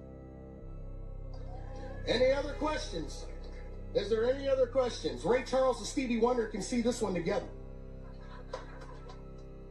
What remedy do you have for the friends? You don't got none. So now land. Is there any foreign money involved in this? I'm pretty sure there is. Ain't Whitler in some hot water over there? Also, non-disclosure agreements. Bad news. I want everybody in this room who lives here to FOIA request every single non-disclosure agreement from any council member, mayor, anybody in this city. You need to FOIA who has one. You won't be able to see what's on it, but you'll be able to see who has one. And then at that time, we got a real conflict of interest, don't we? I think we would. Next thing, who are you having come in here that's putting these underground generators? Oh, you're not. You got these big old power lines going in right now that everybody's talking about. What's that? I mean, have we already made our minds up? Huh, seems that way. Well, anyway, here's your people. Have fun.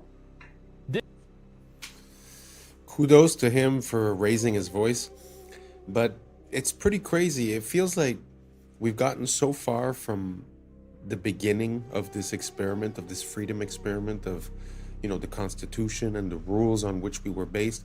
And now everything is so convoluted with policy and rules. And like he's saying, you know, he's like, well, you could have all these rules, but it shouldn't trump my, you know, my Constitution Amendment rights, right? So it's very interesting to listen to him talk. And he brings up a very important point as well.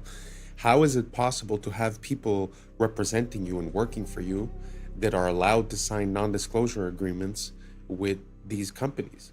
And then afterwards, they decide on if they get to build or not, but they can't really tell you all the information that they're privy to.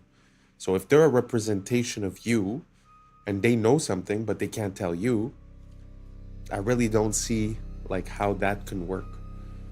I don't know. Let me know down below if you guys could shed some light, and let's keep on rocking. This guy, tragically, from falling off a balcony. He was also obsessed with bioengineering. So he had all of these scientists that he would donate money to their charities, and he would have them work on things and stuff. But what I heard, and this is completely unsubstantiated, but I heard it and I thought it was fascinating, was that he also had these same guys, because they were and everything like that. He had them design a novel. That was his, basically, that was his trump card, which is like, I don't go to jail or I release this. And it's like one of these things where if I don't keep entering in a thing every 30 days, I die. In October or November, his switch went off, and that's what introduced into the world until it became what we do today. I don't believe it. I don't. I'm with you. I don't believe that for a second, but that's a goddamn great. I love it, and I'm going to spread it as much as I can. That's crazy. Are you the... Maybe one of the benefits of me talking to you today is that you'll see that maybe not everything is true that you've heard about me. Of April 19th, 1995, a decorated Gulf War combat a truck bomb that he didn't build and a rider truck that he didn't rent with the help of a passenger who didn't exist. Having just gotten away with soil to date, the Fort Bragg trained Special Forces sheep drip dropout blended in with the crowd by making his getaway in a car without a license plate and was immediately pulled over. It was the supposed target of the attack, but luckily all of their agents were out of the office that morning. Later that day, the declared, "We will find the people who did this. And when we do, justice will be swift, certain, and severe." Except for John Doe number 2. John Doe number 2. John Doe number 2. Who never existed. In McVeigh's unprecedented 3.5-week trial, the prosecution didn't show the CCTV footage of him and John Doe number 2 parking the rider truck. Didn't explain why 24 separate witnesses mass hallucinated the existence of John Doe number 2. Didn't explain why the army was storing rider trucks at Camp Gruber. And didn't talk to blew the whistle on the plot. But they did collaborate with us, and they did convict McVeigh as the lone wolf bomber and Terry Nichols as his bomb constructing accomplice. Still, a bunch of crazy conspiracy theorists, including 300, insist on talking about facts and evidence and refuse to simply believe what they've been told a million times by people in tailored suits with well-coiffed hair. They quote the blower and the inventor of the neutron bomb who point out the physical impossibility that the truck bomb did the damage to the building, but that doesn't matter because if there were that day, we would have heard about them. The second found and diffused. I think he said another bomb. The Justice Department that a second has been found. They then found a third which was also larger than the first. And I see another. So apparently they're going to try to get out that. The FBI claims to have lost the footage showing McVeigh and John Doe number 2 parking the truck in front of the Murrah building that morning, but that's understandable because the Bureau has a lot of important evidence to store. Terry Nichols insists involved in the plot, but thankfully a judge has saved us the trouble of listening to him by preventing lawyers from deposing him. Truck parked across the street 2 hours before the blast, but that just shows the authorities were prepared for anything. And other documents obtained by 2020 show that someone called the executive department in Washington and said the Morrow building had been, but this was 24 minutes before the.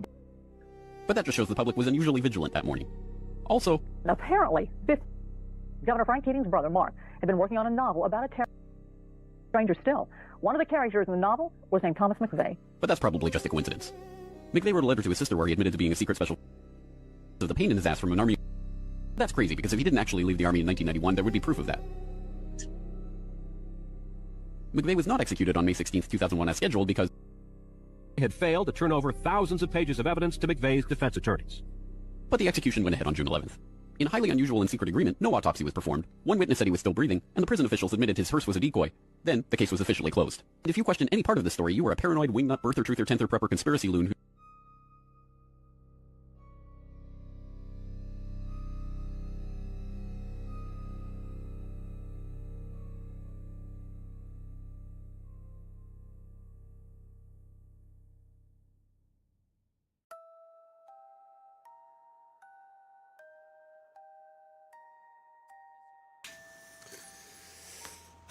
It just seems sometimes, especially when you look at these major events, that the more you look closely, the more inconsistencies you can find. And I don't know, it's just very interesting. You know, I wonder if it's just pattern recognition or if there's really something going on. Let me know what you guys think down below. I also want to refer you to the person who made that video. Is actually James Corbett, and he's a great creator. For the past at least 15 years, he's been always present, always talking about everything, always backed up with sources, references, and never speculating, truly saying the facts as they are. Amazing creator.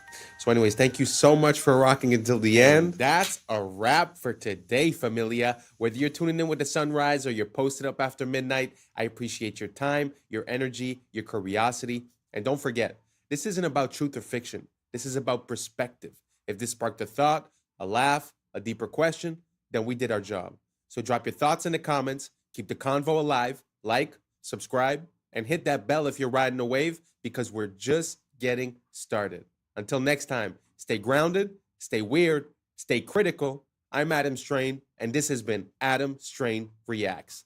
Peace! I don't know what y'all think, but now it's time for us to link up. Really think we on the brink up, making a change from living this strange. Living this change. Making a change from living this change. Yeah. Meet the world's fastest backwards runner. Are particles real? I think in a way physics has been a progress away from this. This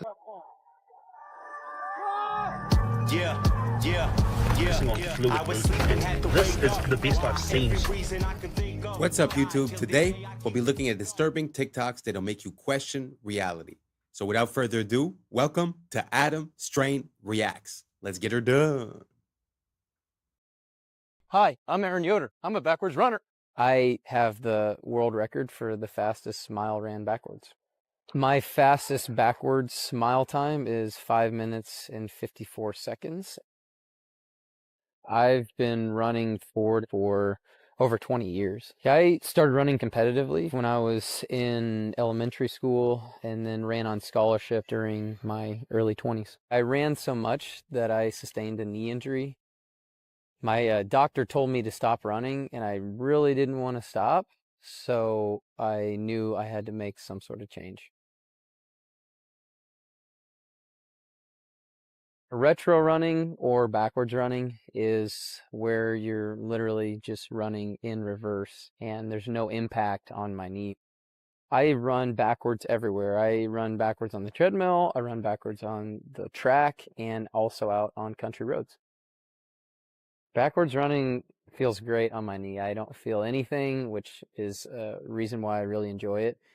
Look how advanced these robots out of China are at the moment. They've just taught them advanced kung fu and martial arts. They're focusing on fluid movement, and this is the best I've seen so far. Like, look how well this thing moves, jumping, doing flips in the air. It's just everything. It's the most advanced kung fu I've seen in a robot so far. These things are scary, but also, is it a good idea to teach these robots kung fu? So what do you guys think? Do you guys think that the more innovation we have towards these robots, the better it is? Do you guys think that these are autonomous robots, or they're being controlled by someone and copying the movements? But at the same time, if they could copy the movement once, I suppose they'd be able to copy it again. So does this scare you, or do you find it just impressive? Do you think that it makes sense for us to continue in this direction, let me know down below, and let's keep on rocking. This is amazing. This is the future of weeding. No toxic sprays, no harsh chemicals in the soil. Just lasers, precision light, managing weeds, protecting the crop, and keeping the soil alive.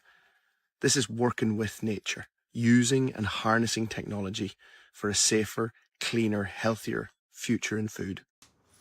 Wow, I had never seen that. I find that amazing.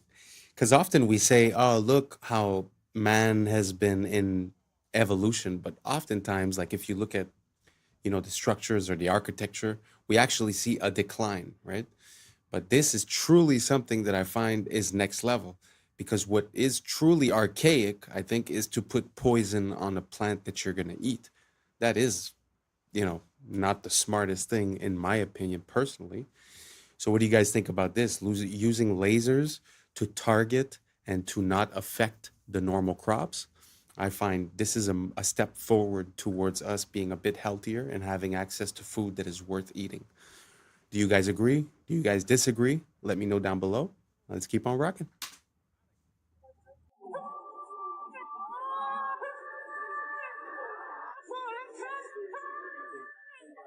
Oh, God.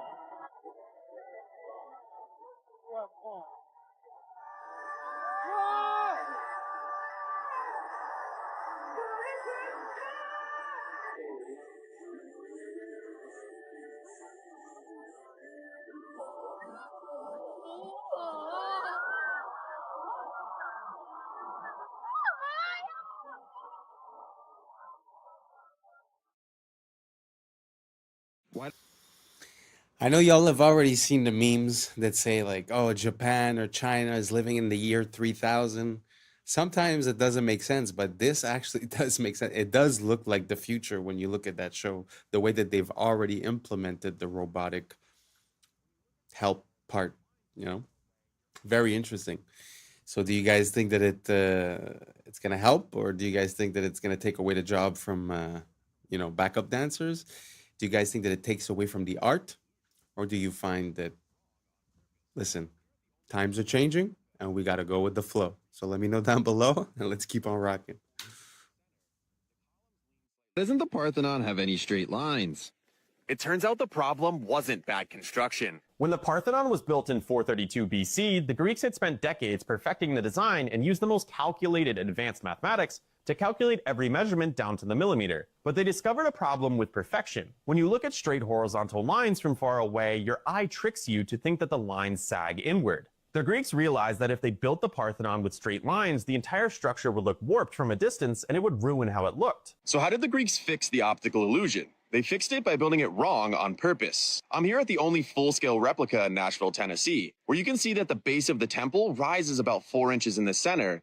The columns lean slightly inward and bulge in the middle, and even the horizontal beams across the top curve upward. But from ground level, these intentional distortions cancel out the optical illusion, making the building look geometrically perfect. So the Greeks knew that perfect architecture isn't about what is straight, it's about what looks straight. Sabina, what's your opinion? Are particles real? Are particles real? So I would describe myself as an instrumentalist. I don't believe that mathematics is real. I think mathematics is a tool that we as physicists use to describe the world. And in this mathematics, we have definitions for things that we call particles. That might be an excitation in a field, or it might be an irreducible representation of the Lorentz group, or it might be a quantum of energy, and these are all related. And then we know what we're talking about. That is what I mean by a particle. But are particles real? I don't know. I'm not sure I know what this even means. This is a question I leave to philosophers. Lucky we've got one. For me, the interesting question is, are particles fundamental? The particles that we currently know of in the standard model of particle physics, electrons, quarks, photons, and so on, are they fundamental or are they made of something else? I know we like to say that the science is settled, but truly a lot of the things that we operate on are basically adaptations, or their theories, or their ways of comprehending the world and explaining it.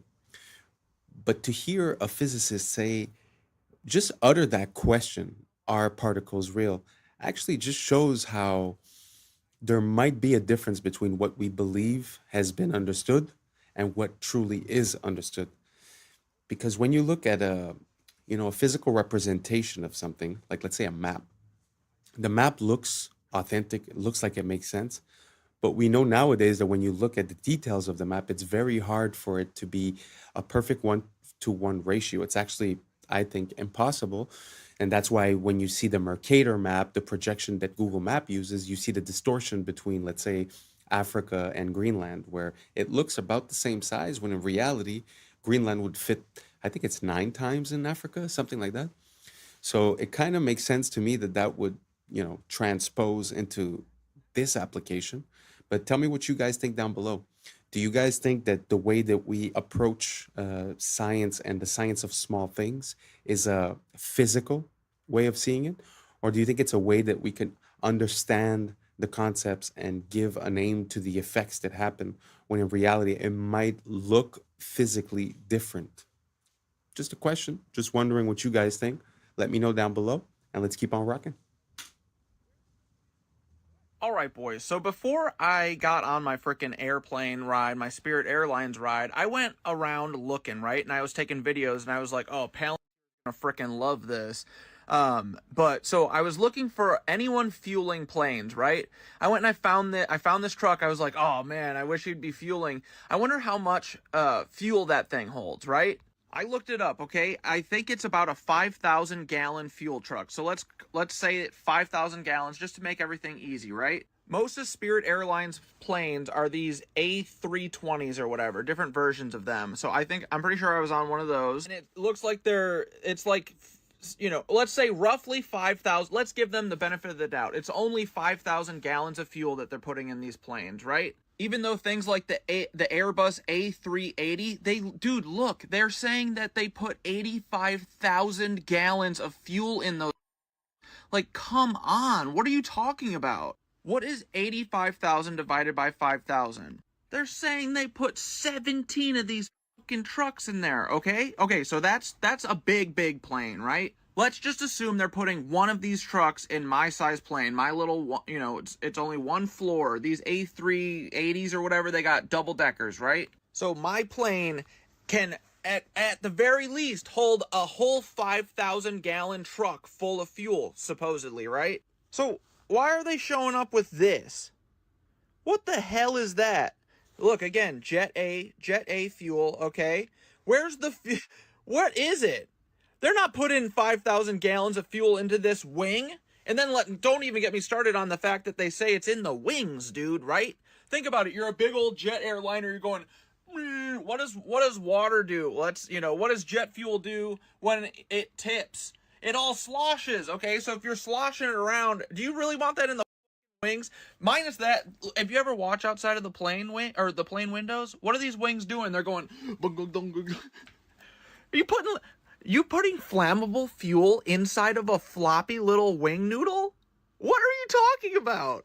Then also, how long would it take to put 5,000 gallons of fuel? How long does it take to put 10 gallons of fuel in your truck, right? This hose, not that big. It's not that big, right? So this guy was there for like 3 minutes. What the frick are they trying to pull on us? 5,000 gallons of fuel? BS, dude. And I'm not crazy. I'm not saying that we enter like a hyperbaric chamber and they put us to sleep and it's all 3D. I'm saying this is flying on sky electricity, and that's what they're hiding from us. These things get started on the ground. I don't even think the plane starts them. I think they have a machine that starts these turbines, and then they just run from electricity. Fuel. Love you. Bye. The planes are very interesting because, it's sort of like the day that they decided to put a price, like a global price on the barrel of oil. They had to make the case that it was biological and that it was a part of let's say, of a dinosaur that got compressed and this and that. So there was biological material, basically, meaning that there would be a limited supply. And since those days now, we see that we've never missed any, and it seems to be the most abundant liquid on this planet other than water. So what if it was the same thing for the planes where they're using the fact that you're using that much gas to give the price, right? But what if they weren't? Because like he said, the amount of tankers and trucks that they would need per day and the speed at which they refuel. And, he's talking about the electricity, which is true in a way. We have measured that at the ground, which is like electrically talking, the ground is ground, right? And then as you go up, basically there's a voltage that amplifies as you go up. So it's not crazy, the idea that there might be electricity involved. But just to give a second theory, let's say, you could also consider the fact that compressed air. So you're going at a speed that's very fast, and you have these turbines that are compressing the air because the entry is big like this and the exit is big like this. So what you're seeing is a compression of air. And then where is that air going? It's going on the wing because the motors are actually in front of the wing. So the air would be going here and sort of like pushing it up. So that's just an idea. I've also seen videos of a turbine that was disassembled. And when you see the interior of the turbine, it has these little metal plates that are sticking out. And when you touch them, they sort of hit a certain frequency and resonance. So you hear bing, bang, dong, ding. And the idea would be, sort of like a bee. They say that the way that the bee moves, it's vibrating from its thoracic chamber, and it sort of makes it lighter because of resonance. So what if they were using the concept of resonance, compressed air, electricity? So these are all just ideas that I'm giving you, but it's very interesting to think about the logistics. So the city where I was born, they tell you that there's, let's say, 100 planes per day. And when you do the calculation of how many gallons and how many tankers, it would be literally like a tanker every minute or a tanker every 30 seconds. And again, just the time of refueling. So I find it's just a very interesting question. For me, there's nothing that's really off the table. So let me know what you guys think. Is this crazy? Is this ridiculous? Are we sure? Let me know what you guys think down below, because if you guys see a possibility in this, I might do a deeper dive and show you guys some other content regarding this, because I find it's pretty important, because the freedom and the capability and accessibility of travel and of energy has a very big impulse, a very big effect, let's say, on our capability of creating new technologies, of being self-sufficient. So just putting a barrier to entry to having the gas or the electricity or this or that would change our life significantly. So that's why for me, it's not something that I shy away from or that I'm scared of talking about. So let me know if you guys think down below if it's a possibility that there would be some other technology, and that would be the reason that they took the Zeppelins away, the balloons they used to fly, because it was too accessible, too easy, right? So let me know what you guys think down below. And like I said, if you ask me, I'm going to do a deeper dive on this. So let's keep on rocking. X-Men is about Martin Luther King and Malcolm X. Yes. Magneto is Malcolm X, and Martin Luther King is Xavier, is Dr. Xavier. Their philosophies were that's where he got it from. Yeah. It's all a lot of stuff is from black stories. And they just kind of, Superman is the Egyptian about Osiris, like power from the sun. Same thing. Oh, wow. Oh, yeah, I read all. I love that. I'm just now hearing that for the first time. I never knew that. I love that. And when I was with Stan Lee, I love bragging about it, because I don't care. If you didn't meet Stan Lee, you can't with me. Yeah. Stan Lee, I was in his office for 3 hours. He was 89 years old. My friend went on a break, said, yo, hang out with Stan. I'm sitting with Stan Lee. I said, like, what the fuck? He goes, Godfrey, I want to show you something here. You see this picture of Wesley Snipes? Big ass picture of Snipes with the blade. He goes, he's the reason why Marvel got out of bankruptcy. It was him. Wow. It was because we had Blade. Blade is the reason he saved Wesley. And I go, and we ain't seen another Blade in 25 goddamn years. But they got 18 Spider-Mans, 90 this, and Wesley Snipes saved, but this is how fucked up this business is. Yep. Look at that. Eddie Murphy saved SNL. Bill Cosby saved NBC. In Living Color changed the halftime for Fox. Michael Jackson saved the halftime of Super Bowl in 1993. Still the most watched Super Bowl of all time. Black people sell. Super Bowl halftime. So. We sell. It's just that they just can't get it out of their heads. They think we just can't give them too much because they'll do something. We're not going to act like you. We're not like that. No, we like to see everybody win. We ain't like you. And it's pathetic. It's like black people sell. They didn't think black people sold overseas. They was like, you guys don't sell. But then Black Panther gets $1 billion. And then I was in Saudi Arabia. And they were like, this is the only movie we've let in. Because they ban all American in Saudi. They go, no, Black Panther, yalla, yalla. The entire... Wow, I had never heard that, actually. It's very interesting. It actually makes me think of, you know, the story of The Matrix and the Terminator were connected, and they were written as well by a black lady. And I find there's no credit that's given. And the part that really stuck with me is the fact, like, when he said, you know, Blade saved Marvel, and there hasn't been a movie in 25 years, yet there's been 18 of the Superman, of the Spider-Mans and this and that. Very interesting, because really, when you think about it, why wouldn't they release things that they know work, and they would try to, I say ruin, but, you know, like destroy all these long-standing franchises. I have a hard time understanding Disney, to be honest, and everything that they've been doing in the past, let's say 10 years with the movies. Like, personally, I grew up and it was a very big thing, Star Wars. Like, it was the, you know, the original movies, and it was a super big thing. And now I can't even bring myself to watch the new ones. It's like, I can't even follow it. It just seems so distorted and so, and to make a quick parallel, if you guys haven't seen, there's a movie or a trailer about when Anakin sort of becomes Darth Vader, and it's all done by one person using AI. And I think that's going to be the downfall of these companies, because for once we're going to be able to create the things that we want to watch, and we won't have to wait for them to provide it to us.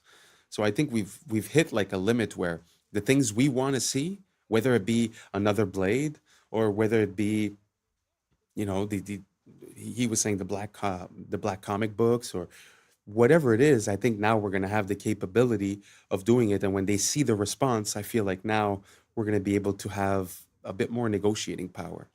So I'm very interested to see where, you know, Hollywood and the movie business is about to go, because I feel like the fact that we're able to influence it and actually render movies is going to put us in competition with the bigger companies. Do you guys see what I'm saying? Do you guys see the fact that maybe they've had control for too long and they've been taking decisions that haven't been based on the reception and have been based maybe on things that they'd like to put into our subconscious, our mental? Let me know what you guys think down below, because we all know that Hollywood comes from the wood of the holly tree, which is how they used to make magic wands, right? So there is something metaphysical and something magical about the way Hollywood has been handled, let's say, in the past 100 years. So let me know what you guys think down below, and let's keep on rocking. Our banking system just got exposed, and they're using crypto to multiply your money behind the scenes because nobody understands it. You're going to understand it now. The Genius Act was signed into law in July that allowed banks to create stablecoins legally. If a customer wants a stablecoin, the bank can issue it, but the customer needs to give the bank real cash, and they get to use that cash for investments. I don't know if you guys knew that. So you get 100,000, for example, in the form of a stable coin to use in crypto, and the bank gets to use your 100,000 for other investments. The vast majority of those investments are usually treasury bills. So the bank takes your money, they put it into treasury bills. Now, a treasury bill is basically debt from the United States. Will pay back that 100 grand and interest to the original investor. And the original investor in this case is the bank. So the treasury bills may be sold as purchase securities for repurchase agreements. The fine print exposes everything. They can use the treasury bills for repurchase agreements. So here's a stable coin. Here's the real $100,000 cash. It gets put into. I want you to remember the colors because it shows the multiplication, duplication they're doing. Because got 100,000 from the bank, which was your money from the stablecoin, they get a treasury worth 100,000 plus a 3% yield. The bank profits $3,000 off of your money. And then because of the fine print we just read, they're allowed to take that treasury and loan it out to an investment bank and get another lump sum of cash for no reason. Let's read it again just in case you forgot. Treasury bills may be sold for repurchase agreements. This is called the repurchase agreement. So the investment bank takes a little fee and they give the original bank even more cash. $99,000. They take their fee, they give them more cash. And then they take that new cash and you guessed it, they put it right back in debt. The gets another investment, that's the green right there, and then the government another T-bill for another 3% yield. So the original bank has 2 T-bills and double their yield. Now this is where it gets even more scary. Well, remember that person that got the stable coins out? Imagine if they were colluding with the bank and they decided to take that stable coin and put it right back into debt in the form of tokenized treasuries. Right now in crypto, you can buy tokenized debt. Yeah, there's a token version of everything I explained up there, and you can get the 3% yield. So now it has 3 lump sums from that original $100,000, and you thought it was over. Well, if you invest in tokenized debt, they give you a token worth your dollar amount. Right now, it's called USYC for one of the funds. Binance offers loans against USYC right now. So on that original 100,000, you could take a 70% loan, and then you guessed it, put it right back into debt. The original $100,000 now has 4 forms of yield. Everybody's waiting for the to inject liquidity into the market, but they're already doing it through stablecoin multiplication. And we are going to have the greatest bull run we have ever seen in human history. It's going to be similar to the 2008 bubble. Wow, that was a lot of information. Gee whiz. So this makes me think like money came from the idea of value. And now we've gotten so far away from value that it's seeming like a video game. It's seeming like, you know, when you go on a game and you look for money duplication glitch, you could find some of those. Seems like that's what's going on. So you're buying it and then they're reinvesting it, but they're also buying treasury, which is debt, which we end up paying at the end of the day. And again, they could re-lend it, re-put the assets and start the circle again. So yeah, it feels like banks have been given basically a blank check. And that's without speaking that in the days of the COVID a couple of years ago, they went, you know, fractional reserve spending means I have $100. Normally it was I have to keep $10 and I could lend out $90. Now it's zero. So meaning they could have $0 and lend out $1 billion and no one's none the wiser.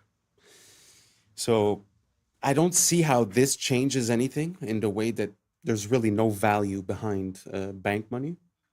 But at the same time, I'm seeing what he's saying where it's involved with the treasuries. So it's like a cycle that's over and over again. It makes me think like the way like when you get a mortgage, the bank is like doubly insured. It's insured with your assets. It's also insured with an insurance company and your insurance company. So they're actually triple protected.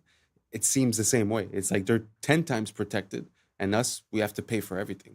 So I don't know. I don't know where we're going with this because it just seems like the more they win, the more they devalue, but the more they devalue, the more the crash is about to come, right? Unless they are artificially inflate. And so I guess that's what he meant at the end with the bull run. So everyone's going to feel like they're winning when actually the disparity between the people winning and the people at the bottom are going to be so much bigger. So I don't know if I caught all of this. Maybe I'm probably missing some parts. So if you have any information to give and share, don't hesitate, write it down below. I'm still learning about all of these subjects. This is why I'm here. This is why I made the channel. So we could collaborate and we could, we could collaborate on ideas and build better ideas together. So let me know what you guys think down below. Do you have a wallet? Do you keep it on a cold storage? Do you keep it on the exchanges? I'm going to put some more crypto stuff in the next videos. So please don't hesitate, write down below and let's keep on rocking. How were we allowed to be fooled for so long? And no, I'm not talking about this beautiful architecture here, saying it was built by horse and buggy. I'm talking about Temu, Han Solo, and Chewbacca here. Hawkins was a literal puppet on that world stage. Did you know Before Hawkins had his fancy little computer, he had a translator talk for him. I think, in a way, physics has been a progress away from mysticism towards a rational understanding of the universe. Stephen, when did you first realize you wanted to be a physicist? Oh. I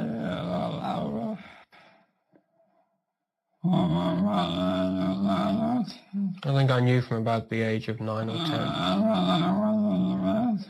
that I wanted to be a scientist. Most of my activities, like playing with model fireworks, or model railways, or playing complicated games, was aimed in some way at finding out how the world worked around me.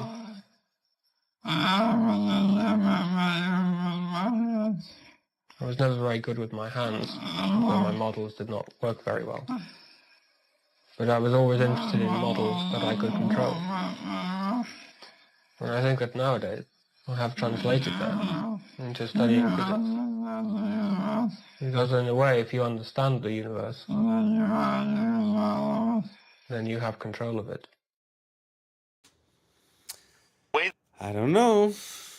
I gotta say, that interviewer was pretty solid to not break out in laughter, to be honest. I would have been laughing for sure. What do you guys think? Do you guys think that it's real? Or do you guys think that it's possible that he was a puppet? What easier puppet could you have than one that talks with a computer box? You know, that was before that time. But do you think he was translating? Do you think maybe he knew it ahead of time, right? Who knows? But do you think it's possible that, you know, some of these scientific role models might be, you know, government plans, or, you know, to control the public opinion, or to get us to stray away from God? Or, I mean, there's so many reasons, right? So I don't know. I have no opinion on this at all. So you guys let me know. Do you guys think that was a pure translation, or do you guys think it's a bit ridiculous? Let me know down below. Let's keep on rocking.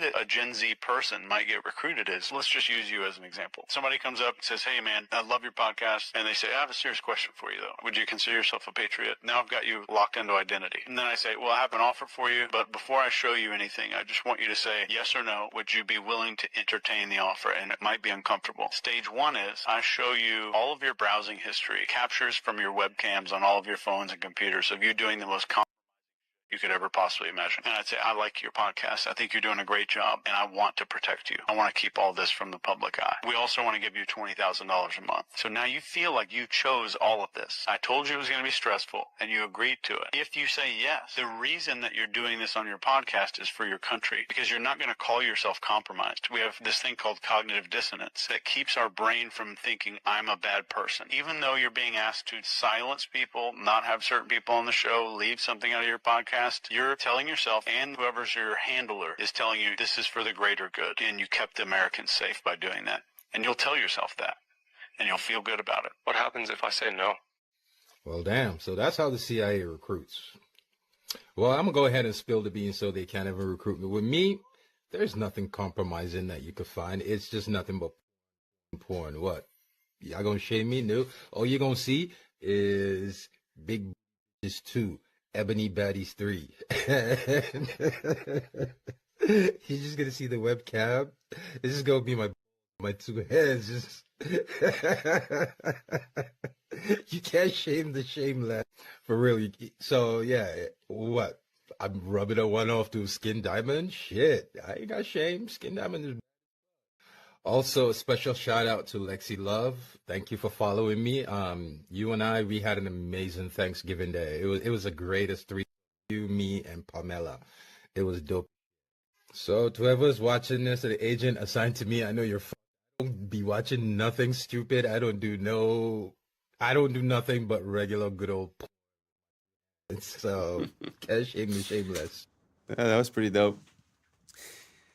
But it gives you a little bit of a perspective, you know. Sometimes we wonder why people act a certain way, and we don't really understand why people change their attitudes, especially when they're in the limelight. It's so easy to corrupt someone. So easy. I mean, that's without threatening their family or this or that, right? So very easy. So be careful who you believe in. Try not to have too many idols. Try not to put people on a pedestal. We're all human. We're all the same. Well, I mean, most of us, don't get me wrong. What do you guys think? Would you be compromised? Are you scared to be exposed? That's not a good look, you know? If you're scared to be exposed, maybe you should, you know, comport yourself in a way where you don't live with shame, you know? So anyways, very interesting. Let me know what you guys think down below. Would you be easily corruptible if they made you that offer? Do you have things to hide? Let us know down below. I know you won't, but you can. And that's a wrap for today, familia. Whether you're tuning in with the sunrise or you're posted up after midnight, I appreciate your time, your energy, your curiosity. And don't forget, this isn't about truth or fiction. This is about perspective. If this sparked a laugh, a thought, a deeper question, then we did our job. So drop your thoughts in the comments, keep the convo alive, like, subscribe, and hit that bell if you're riding a wave, because we're just getting started. Until next time, stay grounded, stay weird, stay critical. I'm Adam Strain, and this has been Adam Strain Reacts. Peace. Now it's time for us to link up. Really think we on the brink up. Making a change, we're living this strange. Living this strange.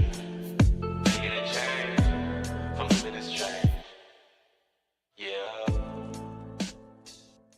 This is a tongue-eating louse. It cuts off circulation, and the tongue eventually... Horses can have mustaches. They have horizontal eyes. Last year, December of 2024 to be exact, that is when it became official that the bald eagle was America's national bird. What's up, YouTube? Today, we'll be looking at disturbing TikToks that'll make you question reality. So without further ado, welcome to Adam Strain Reacts. Let's get her done. This is a nasty little creature right here.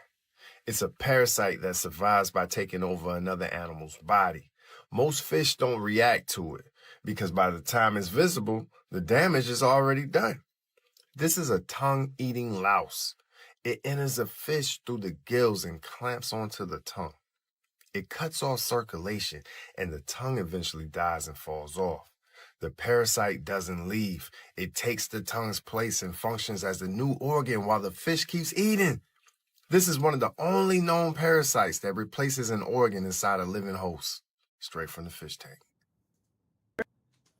Gee whiz. Anybody ever seen that before? I had never seen anything close to that. But I find it pretty crazy how you have these parasites that seem to be made to infect certain hosts. I've seen another one that's sort of like a black goo that goes inside of this bug. And at the end, when they take it out, the bug basically was being ran by this thing. If you guys have any more examples, send them down.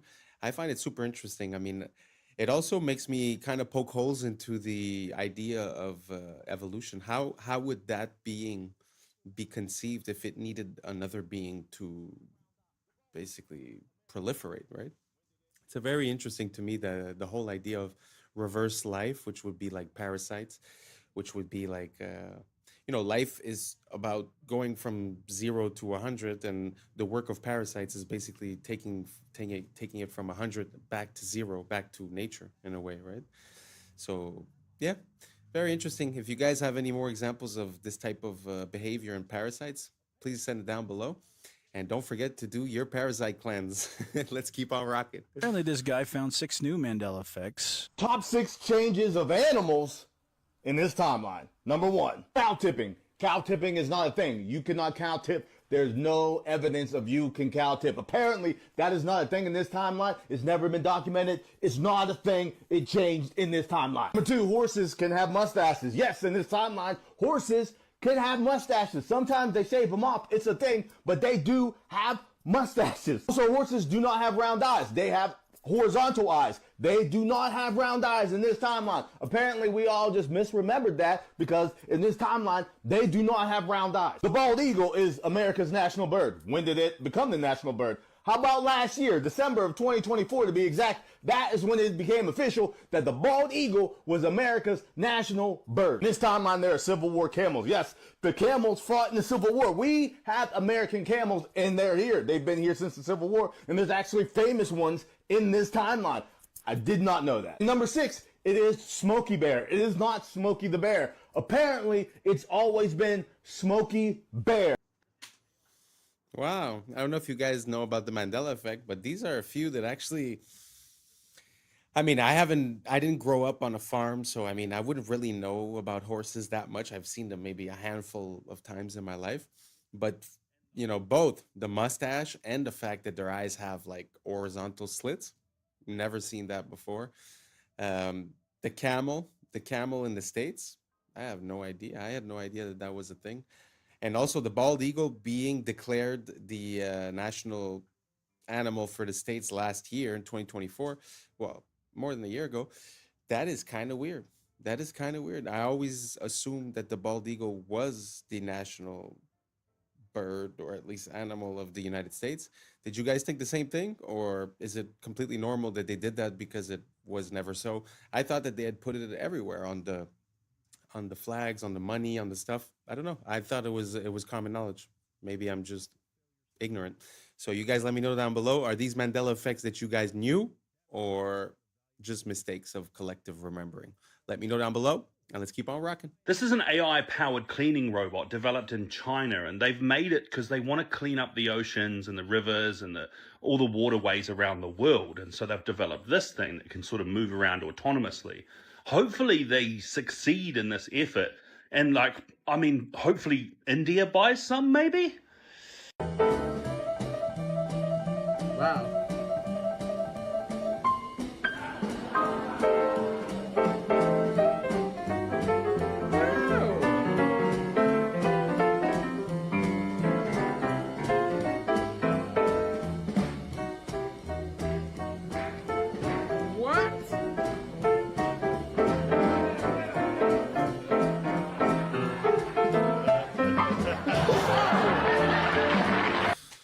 Gee whiz, that is a master of his craft. Beautiful to see. I had never seen anything like it. And also the bot that was cleaning up in China, that AI bot. Gee whiz, I think that's one of the first good applications I've seen them put AI on, because they've been talking about replacing politicians with AI, all these crazy things, but that I approve that message. Let's clean up the water with AI. Thank you very much. That's a good idea. Anyways, let's keep on rocking. The only way to success is through failure. I'm saying through for a reason. You have to go through the failure points to what? Learn, develop, grow. That's what failure's for. If you failed, that doesn't mean that you stop. That means you keep going. That means you just learned a valuable lesson. Oh man, I lost all my money. Cool, how? Well, I invested in this business at... Well, now you don't invest in that shit. Education costs money, doesn't it? Your failures are education. This right, like as he did, right, underneath, and try and keep it, that feels pretty tight right there, right? Okay, so you can, just breathe naturally. Let's just see what happens. Okay. All right, so we're at 1,367. We've already just passed 2. So now we're in the place where he can be having headaches. We're at 3,786. Look at this. We've just passed 5,000. Now we're in the toxic level. Right now we could be doing this 7,000 inside this mask of the CO2. 8,000 parts per million. And now this thing's gone off the Richter scale, folks. It can't even register how high the CO2 levels are inside. And look how many seconds that was. Wow. It's pretty crazy to think that we recommended that for all of our kids, no? I mean, it's a sad thing to see, but at the end of the day, I guess that's what it is. And regarding the video from before, it was saying that you must go through failures to reach success. I find that very interesting because it made me click for the first time. I've heard the phrase, I've internalized the lesson and stuff, but there's one little distinction that kind of hit me this time around. Sorry. And it's the fact that, through all this information that we have and all the access that we have, I find that something that we try to do, even as a mentor, we try to save our students from living certain failures. But as he said, going through that failure is the education. And I wonder if the fact of giving the lesson as a secondhand experience has the same impact as the person literally going through the failure. I don't know if you guys get the distinctions that I'm trying to make, but I totally agree. I think that our fear of failure and our fear of not succeeding has caused us to be very careful. And I think being careful is not an attribute that makes a billionaire, if you get my drift. Anyways, let me know what you guys think down below, and let's keep on rocking. This Love Patrick, is one of my oldest Legacy friends. Park in Brambleton, Virginia. And I think whoever planned this community had serious beef with their boss. And every time they showed them the plans for this huge neighborhood, they must have presented them upside down. The main area of focus here is obviously the park, which is an above average size park. And you can see here the design starts here at the pond and just works its way out here to the tip where you have this fountain leading into this building right here, which is apparently called the Best Brains Learning Center. I'm pretty sure that they built this part much sooner than expected. Now moving back to the base, which looks a little overgrown, there is an elementary school across the street, and I'm not sure how this park is allowed within 500 feet of an elementary school. So let's turn on the street view. Seriously, this thing has veins? Yes, it's a giant park shaped like a huge How did they get away with this? That's awesome! It's incredible! You think that's real? That's real. It's real. Wow. This is real time right here. You think that they actually did that? This has to be a fairly new subdivision. Look at the documents. If you look at the college documents, if you look at the documents, and you look at some other, documents, which I'll be happy to share with you if any of your listeners want to see some of that stuff. They don't refer to those towers as cell phone towers. They refer to those as direct weapons. They actually refer to your phone as a direct weapon, your router as a direct weapon. Well, I couldn't go much further because they have to control through frequencies. That's how they control you, and mostly through extremely low frequencies, megahertz frequencies, 3, 4, 5G, 6, 7, 8, 9, 10G frequencies, gigahertz frequencies, microwave frequencies, radio frequencies. They can do it through music as well. Wow. But there's always the opposite of that too, like the good music with the solfeggio tones and, Right. and So stuff no more like that. microwaves, you're saying? Don't use those? Oh, throw your microwave away. The microwave kills the nutrients in the food anyway. Wow. Yeah, I mean, so that's when you get into, they also want a lot of metals in your body. They need a lot of metals in your bodies as transducers and as receivers. And they want you to be exposed to all these and all these frequency devices. So the solution is to get rid of all the chemicals in your body. You could do that through binders, organic activated charcoal, like a stuff like that. Doing all of this transhumanism stuff, we're already coming up with solutions, which are just detox your body. Do liver cleansing.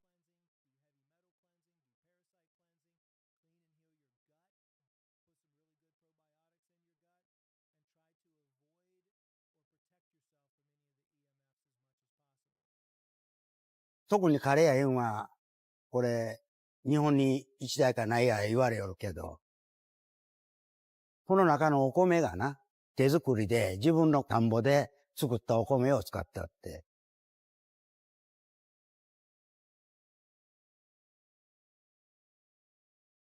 日本の自動販売機では、ジュース、これとパンとか食べ物、ジュースはもうあらゆるところにある。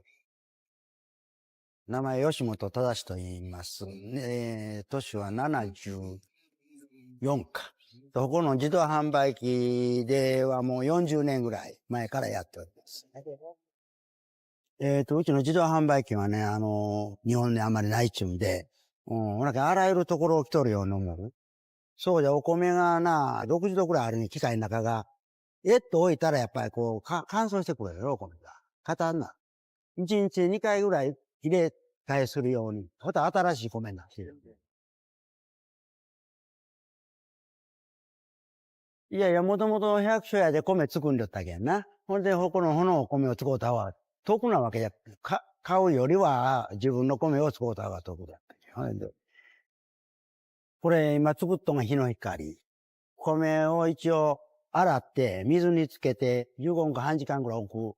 スイッチを入れてから45分ぐらいで容器に詰めるんです。これから機械まで入れるにやっぱり1時間以上かかると思う。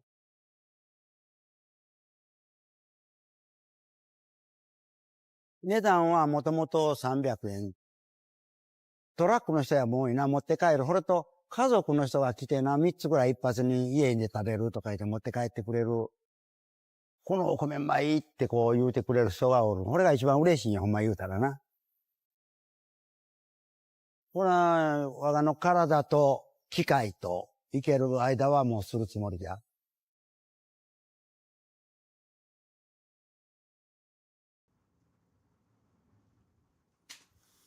I know it's not such an impressive video, it's not an impressive story, but I found it very inspiring to see, I don't know, that blend of new and old, that organic mechanic, accessibility, but yet fresh from the ground. I found it super inspiring. I think if we could harness this idea and push it to its maximum, it might just help a lot of people have access to good food. You know what I mean? I don't know if it exists or if it's possible in your city, but you could easily buy a machine and prepare some plates and people would have a better option instead of, all the junk food that they always sell in those things. The reason why is because the shelf time is so high, they could just fill it up and not really think about it, right? But if you would have a catered, vending machine, I don't know. I've never thought about it, but I find it super interesting. If someone could take that idea and run with it, I would be so happy to hear that I've created an enterprise. But hey, just an idea I'm sending out there in the cosmos, and you guys let me know if it hits, and let me know if you've ever seen a vending machine like that, like a handmade, custom, from the ground up. I really love this man. I find it super beautiful. He loves what he does. I just wanted to shed a bit of light on his situation. I find it so beautiful. Let's keep on rocking. These robots are inspired by ants and were developed by South Korean scientists. Each micro-robot is 600 micrometers tall and interacts with others using magnetic fields.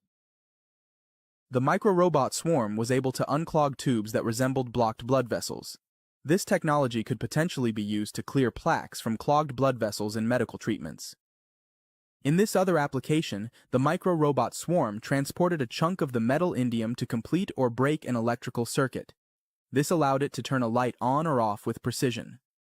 The micro-robots were able to assemble into a group and coordinate their movements to walk over an obstacle.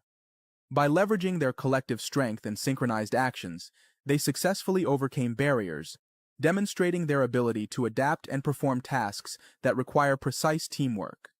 The micro-robots used centrifugal force for self-throwing, propelling themselves over obstacles. A swarm of 200 micro-robots successfully separated heavy liquid metal into smaller pieces in just 5 seconds, despite its high surface tension. They then moved the pieces, joined them back together, and shaped the metal into a smooth sphere. This demonstrated their ability to handle complex tasks with precision and control. The micro-robots formed a spinning swarm on water, creating a floating raft structure that allowed them to carry a pill 2,000 times heavier than a single robot across the surface. This approach could be applied to deliver lightweight medical supplies or drugs across liquid environments in remote or constrained settings. In this example, the swarm used orbital dragging motions at 2.5 Hz to block the superworm's path and stop it from reaching the food. As soon as the swarm stopped its spinning, the worm was able to move toward the food. The micro-robots guided an ant by using a spinning motion to block its path and topple its legs without causing harm. By controlling the swarm's direction, they successfully steered the ant to a desired location. This technique could be applied in pest management or controlled behavioral studies of small organisms. The micro-robots can assemble into structured swarms or disassemble into individual units based on the strength of the magnetic field. By adjusting the magnetic field intensity, their configuration can be precisely controlled to perform tasks like transporting materials or navigating complex environments. Here we see the micro-robots using orbital dragging motion to rapidly circumvent obstacles with precise single-axis manipulation. This allows them to navigate barriers efficiently, completing the task in just 180 milliseconds. Well, that's pretty crazy that we're there. Micro robots. Kind of scary. I mean, as much as it's impressive, it's kind of scary because if you could have that in your blood vessels, who knows how it gets there? I mean, obviously for a surgery or something, it's interesting. But to have something so small that could be ingested raises some concerns. And also, if somehow this little robot would have the capability of flight or levitation, I don't know, the possibilities seem to be endless, like a swarm in the air, or I don't know, kind of scary to me, but let me know what you guys think down below. Let's keep on rocking. It's a bad idea to let the people who make the food give you advice about what food to eat. 4 of the most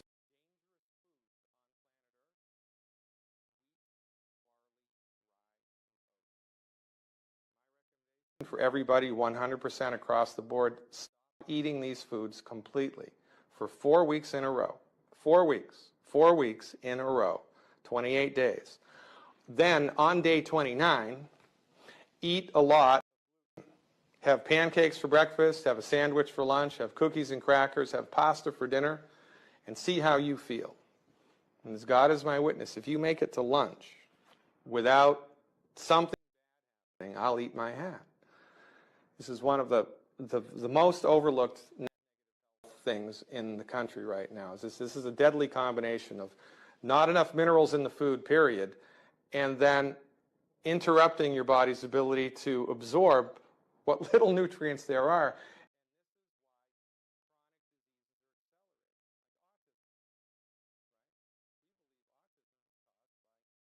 Bad nutrition in the blood of the pregnant mother.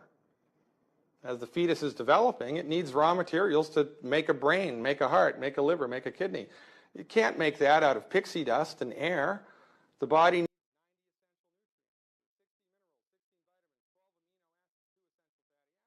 but they're not in the blood of the mother because she's eating whole wheat cereal and skim milk and margarine and is avoiding salt like the plague. So, from the proper perspective, with all of the data points, it all starts to make sense.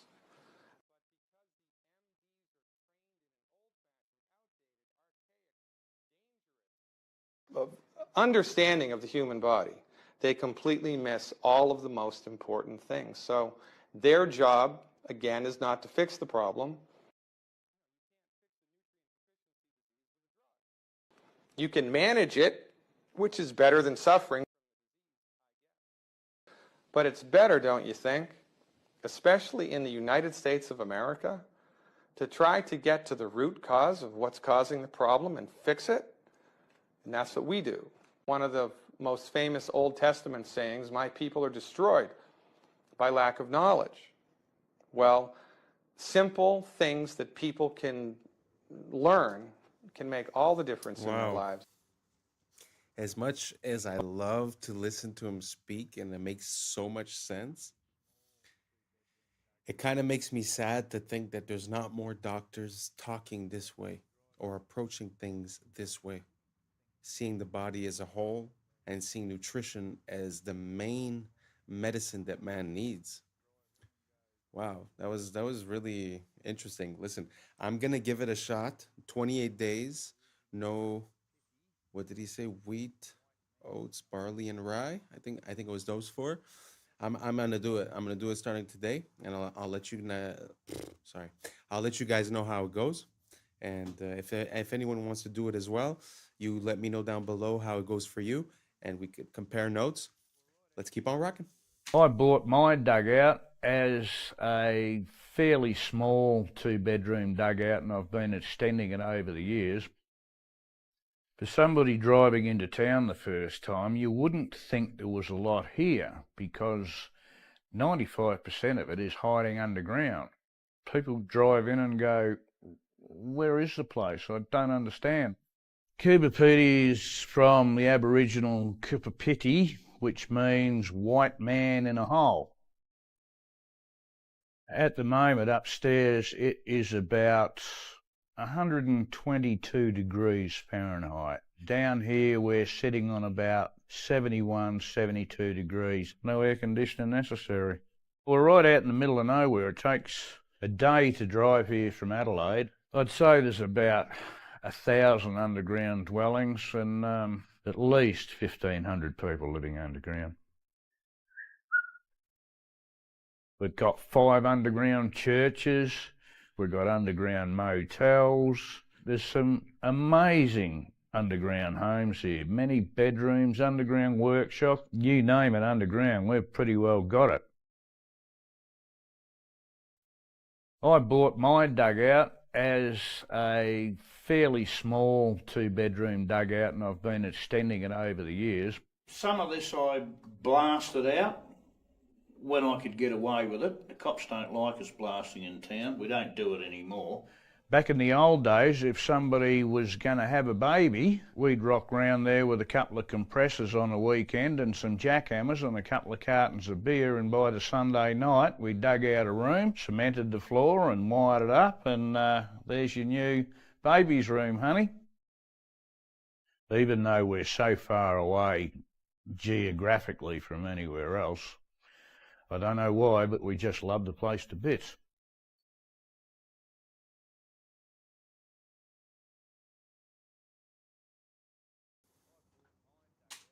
Wow. That's pretty impressive. I had never seen anything like that. A whole city underground. I had never seen anything like it. I find that so interesting. And to be honest, I could get it. I could get how living there must be so different, and you feel like you're living in another world in a way. And to change to go from that to something that you have to pay expensive for cheap materials. And like you said, we show up with a pickaxe and we make a new room. Man, the beauty of that idea, the luxury of not having to build up and to just, go a bit deeper. I find that so beautiful and such a great idea. Makes me wonder, are there other places where there's underground dwellings that on that much of a massive scale? It's very interesting. Man has always seemed to be underground somehow. We often find streets or bottoms of buildings or a lot of things that are below our feet. Super interesting. Let me know if you guys ever heard of any type of city that resembles that or something different, or if you've been there or if you have footage. Let me know down below. Let's keep on rocking.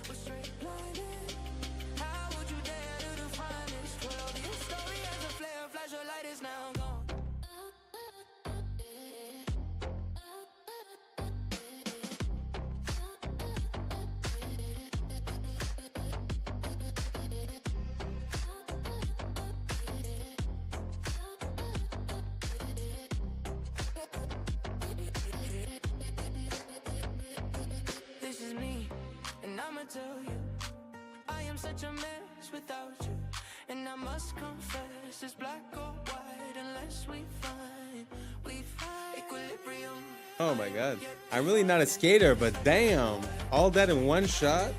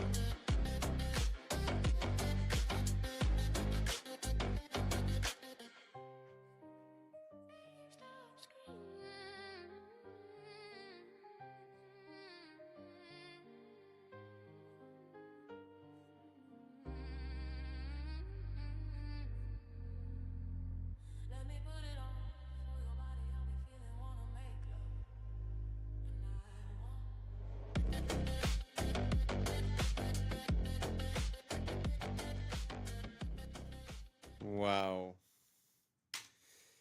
I didn't see the whole thing. I just put it in because the guy started off crazy. I don't know where this guy is from, but most of the skaters I see have a hard time pulling one of those, 2, 3 of those off. I mean, gee whiz. Wow, props to this guy. Anyways, we've reached the end. Thank you so much for rocking with us. And that's a wrap for today, familia. Whether you're tuning in with the sunrise or you're posted up after midnight, I appreciate your time, your energy, your curiosity. And don't forget, this isn't about truth or fiction. This is about perspective. If this sparked a laugh, a thought, a deeper question, then we did our job. So drop your thoughts in the comments, keep the convo alive, like, subscribe, and don't forget to hit that bell if you're riding the wave, because we're just getting started. Until next time, stay grounded, stay weird, stay critical. I'm Adam Strain, and this has been Adam Strain Reacts. Peace! Now it's time for us to link up. Really think we on the brink up. Making a change, we're living this change. Living this change. Making a change.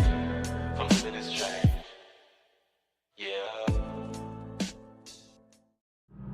Yeah. Yeah. I was sleeping, had to wake up. Why? Every reason I can think of. God, till the day I keep the ink up. In my priority. What's up, YouTube? Today, we'll be looking at disturbing TikToks that'll make you question reality. So without further ado, welcome to Adam Strain Reacts. Let's get her done. He hacked and looked at all of the code of ChatGPT and figured out that ChatGPT isn't a computer-generated system. What is it? It's actually someone's soul. Yo, that's what do you mean that's someone's soul? Check this out. So they have the technology to take people's souls and consciousness and put it into technology. Now, this is where it's right? If there's a scientist that knows and he's like a great inventor. Yeah. You would want to hold on to him as long as you can so that you can reap the benefits of later. Just like in Captain America, there's a scientist that created the super soldier serum. Yeah. They kept his consciousness within the computer. So he lives forever through a computer. Now, theory is ChatGPT is exactly that. It may not be just one soul that's in it, but countless souls, and that keeps getting added to. I'm a builder, and whenever I talk about these Tartarian buildings, my wife has to remind me to bring up the logistics. Talk about just how impossible it is to move stones of these size, especially without power tools. With little more than horse and buggy technology, they constructed all this, we're told. And yet, as a builder, I just have to call bullshit. All my fellow builders who have built anything also call bullshit. This is our repertoire. This is what we have to work with. Awesome diamond tip tools with infinite power. And we can go to Home Depot and buy custom cut lumber of whatever we want. And we don't do much better than this. Like, sorry guys, this would pass inspection in most counties. And it really doesn't make sense that our buildings are so shitty when the old ones were so magnificent. You can say craftsmanship and pride and hard work, but I don't think so. This is a stone fucking palace, guys. And I'm sorry, this is not good enough proof that you built it. What is that motherfucker doing right there? No way we caught this fella working on this building. It's so dumb. Rather, I think that little fella built it as much as this artist built this one right here. This is all fake history. And I think the biggest truth they're trying to hide from us is that we're post-apocalyptic. We were more advanced once upon a time, and this is not, in fact, the high watermark. We are squatting in structures we did not build. Obviously, none of our structures look like this anymore. They look like dog shit. And it's no offense, again, as a builder, I'm not trying to shit on anyone. But just case in point, here is the Elks Temple in Tacoma, Washington. It has the same hanging fruit basket motif as the Capitol building.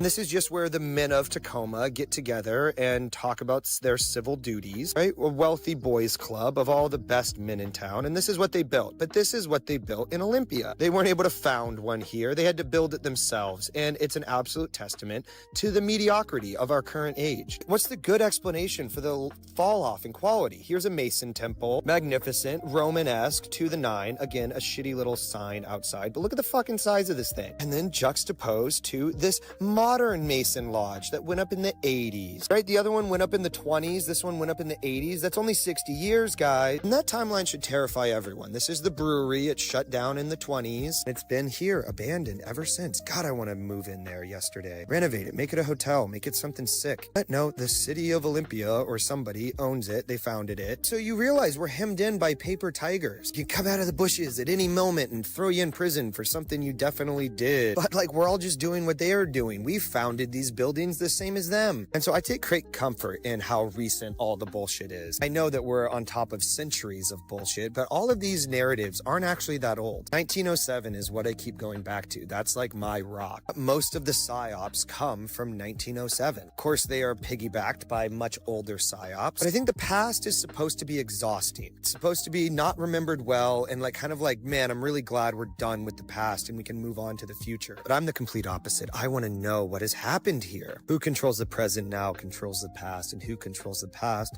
controls the future. They absolutely have a stranglehold on all of our past lives. That's some bullshit, and I think it's time for it to be done. The lies are comical, and it still baffles me they have never been scrutinized before. But as they say, no time like the present. What a gift to be alive today. But when you see... Wow. Really hits home when you see the same organization building something 40, 60 years apart, and you see the drop off in quality. Like he said, it's very scary because, you know, we have this mental thing where we're like, oh, we used to build like that a very long time ago, and now we build different. But now we're talking about 50 years. We're talking about the type of 1 or 2 generations. And you go from building a magnificent stone palace, like you was saying, to, you know, a square building that basically looks cheap, you know? So do you guys think that there's an evolution in construction, or do you guys think there's a devolution in construction? Do you think we're doing better or less good when you compare structures from before and structures from now? Let me know down below, and let's keep on rocking. See this stuff in America, you know what's really weird? All the state capitol buildings that don't really match up. Like, why did they build something that was straight out of ancient Rome in like Iowa?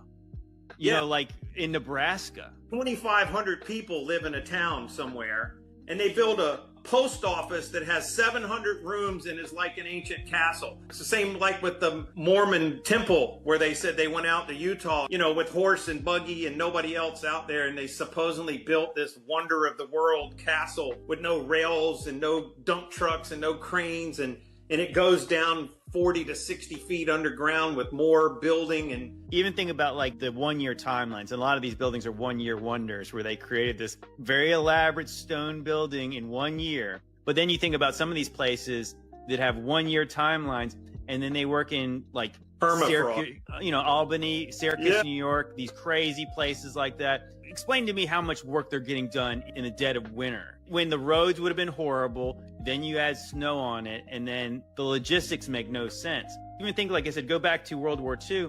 We're told that the Germans were not necessarily defeated by the Russian army. They were defeated by the Russian winter. Yeah. Because even with the high-tech German stuff, they couldn't even move the equipment during a harsh Russian winter. So that is like the highest tech stuff in the 40s. And then you're talking about these things were built with horses and buggies in the 1840s. So they tell us to recycle to save the planet, right? Reduce waste, protect resources, cut pollution, and all that type of stuff. But what they don't tell you is what they actually transmute this plastic into, which is synthetic fibers that end up polyester, nylon, acrylic, which end up in our clothes, in our babies' clothes, right? And then these things end up in our skin, because when we wash it and all this type of stuff, it turns into microplastics. And microplastics has the ability to enter our skin because our skin is the biggest organ. And now we have this stuff inside of our lungs, our kidneys, our bloodstream. Look at this, y'all. All of this stuff is going inside of our body. So all of these so-called new hip clothes that men and women are wearing alike, you know, the Lululemons and these workout gears, all of this is created from synthetic fibers that contain microplastics now that you are absorbing. And this thing is hurting you on an energetic level because this makes your biofield weaker. This is not about saving the planet at all. This is about keeping humanity looping through an artificial ecosystem. We are divine beings. Divine beings need to wear cotton, hemp, linen, bamboo, and all these things that actually help strengthen your body. That's why they make these new clothes look appealing to the other sex, because they want you to buy this, but it's hurting you on an energetic level. Have you guys seen this 60-minute interview with financial journalist Andrew Sorkin? These two people go into detail about how we're getting ready to see a crash very soon, but they don't explain when or how fast it's going to happen. But I want you to pay attention to the details, y'all. Pay attention. Check this out. Do you think that we will have a crash or not? The answer is we will have a crash. I just can't tell you when, and I can't tell you how deep. But I can assure you, unfortunately, I wish I wasn't saying this, we will have a crash. I know you guys see it.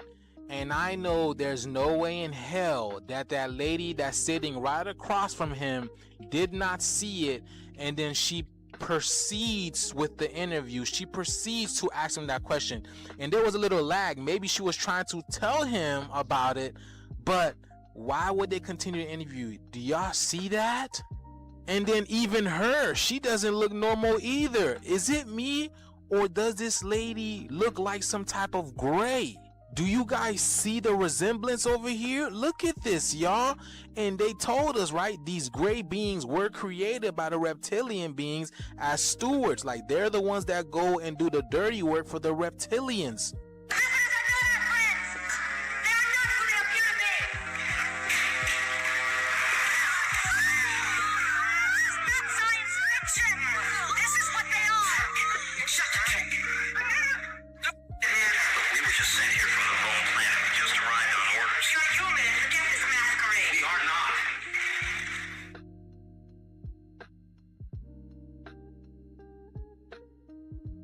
See, that's what I'm saying, man. You have no idea who these people are. Your neighbors, your friends, you have no idea. They're not human. They just told y'all. But the jig is up, man. The shift is here. Let me know what you guys think about this video. Let's continue to get this shift, y'all. Peace in. These are the I know it's a popular conspiracy to talk about the reptilians. I feel like the idea of the reptilians, I don't think it's a physical thing. I think it's an archetype, because the stem of our brain, the bottom of our brain, is called the reptilian brain. So theoretically, to operate on reptilian principles would be to operate on lower conscious levels, if that makes sense. So I have a feeling like we're looking to confirm this physical attribute of being, a reptilian. But I think it's more of a metaphor. It's more of the fact of being like, what is a reptile? A reptile is cold-blooded, A reptile is like an animal, instinctual. So I don't know what you guys think about that. Do you guys believe in reptilians? Do you guys have any proof that you think would sway me to your side? Or do you believe, like me, that it might be more of a metaphysical or a metaphorical thing? Let me know down below, and let's keep on rocking. Next, we are here at Chick-fil-A. And people want to know, does Chick-fil-A have the warning signs? They sure do, right there. We go. Warning, certain foods are sold or served here can expose you to chemicals including acrylamide and many of the fried or baked foods, mercury in the fish, which is known to the state of California to cause effects and other reproductive harm. Now, the acrylamide ain't bad. It's all the other chemicals they're not telling you about. Yep, Chick-fil-A. Finally got their ass, because a lot of these stores, they don't have the warning sign, or they might have it in the drive-thru. But this is one of the first ones I done seen right there on the door. And these are the facts. Yeah, Chick-fil-A. Project Iceworm. Project Iceworm. Cold War era. U.S. and Russia did a lot of weird things during the Cold War era. There's an ice sheet over Greenland, and it's taller than any building in New York City. Here comes the United States of America. They made a deal with Greenland, like, hey, can we just basically occupy this couple tens of thousands of miles in the northern part of Greenland? And they're like, yeah, sure. They had this genius idea. We're just going to bore giant tunnels into the ice, put buildings inside of there. Their goal was to set up 600 nuclear missiles underground in the ice in Greenland. What they did not account for is that this ice sheet over Greenland constantly moves. They ended up pulling out and just abandoning the whole site. During this stay, they did drill into the ice, and they hit the ancient floor of Greenland. Wow. Wow. And they collected soil samples and they brought it up and they just forgot about it for years. And then in 2019, somebody's like, what are those jars? Oh, they're from the 60s when we went to Greenland and found ancient Earth. Let's study it. The conclusion that they found was that this ice sheet over Greenland is not millions of years old, much younger than that. And it's actually melting at a rapid pace. At Project Iceworm, they had dumped tons and tons of nuclear waste into the ice, thinking that it would be there for millions of years. And now they're saying this nuclear waste will be in our ocean in 70 to 100 years. Somebody go clean it up right now. They've tried. Listen, if there's a hole for a tunnel, we just make a big vacuum at the top that covers and suctions to the top, suck it all up, and shoot it into space. Yes! Walk through the oldest part of any city. You'll notice the clues if you know where to look. Cathedrals with spires so tall and carvings so detailed they seem impossible without modern tools. Star-shaped fortresses, perfectly symmetrical, as if designed from the sky itself. Domes and copper towers glinting like antennas, as if built to catch signals from the heavens. And yet, according to history, these were made by men with hand tools, wooden scaffolds, and horse carts. Somehow, that was enough to carve massive granite columns, to lift seamless stone arches, to forge metalwork that even our factories today struggle to copy.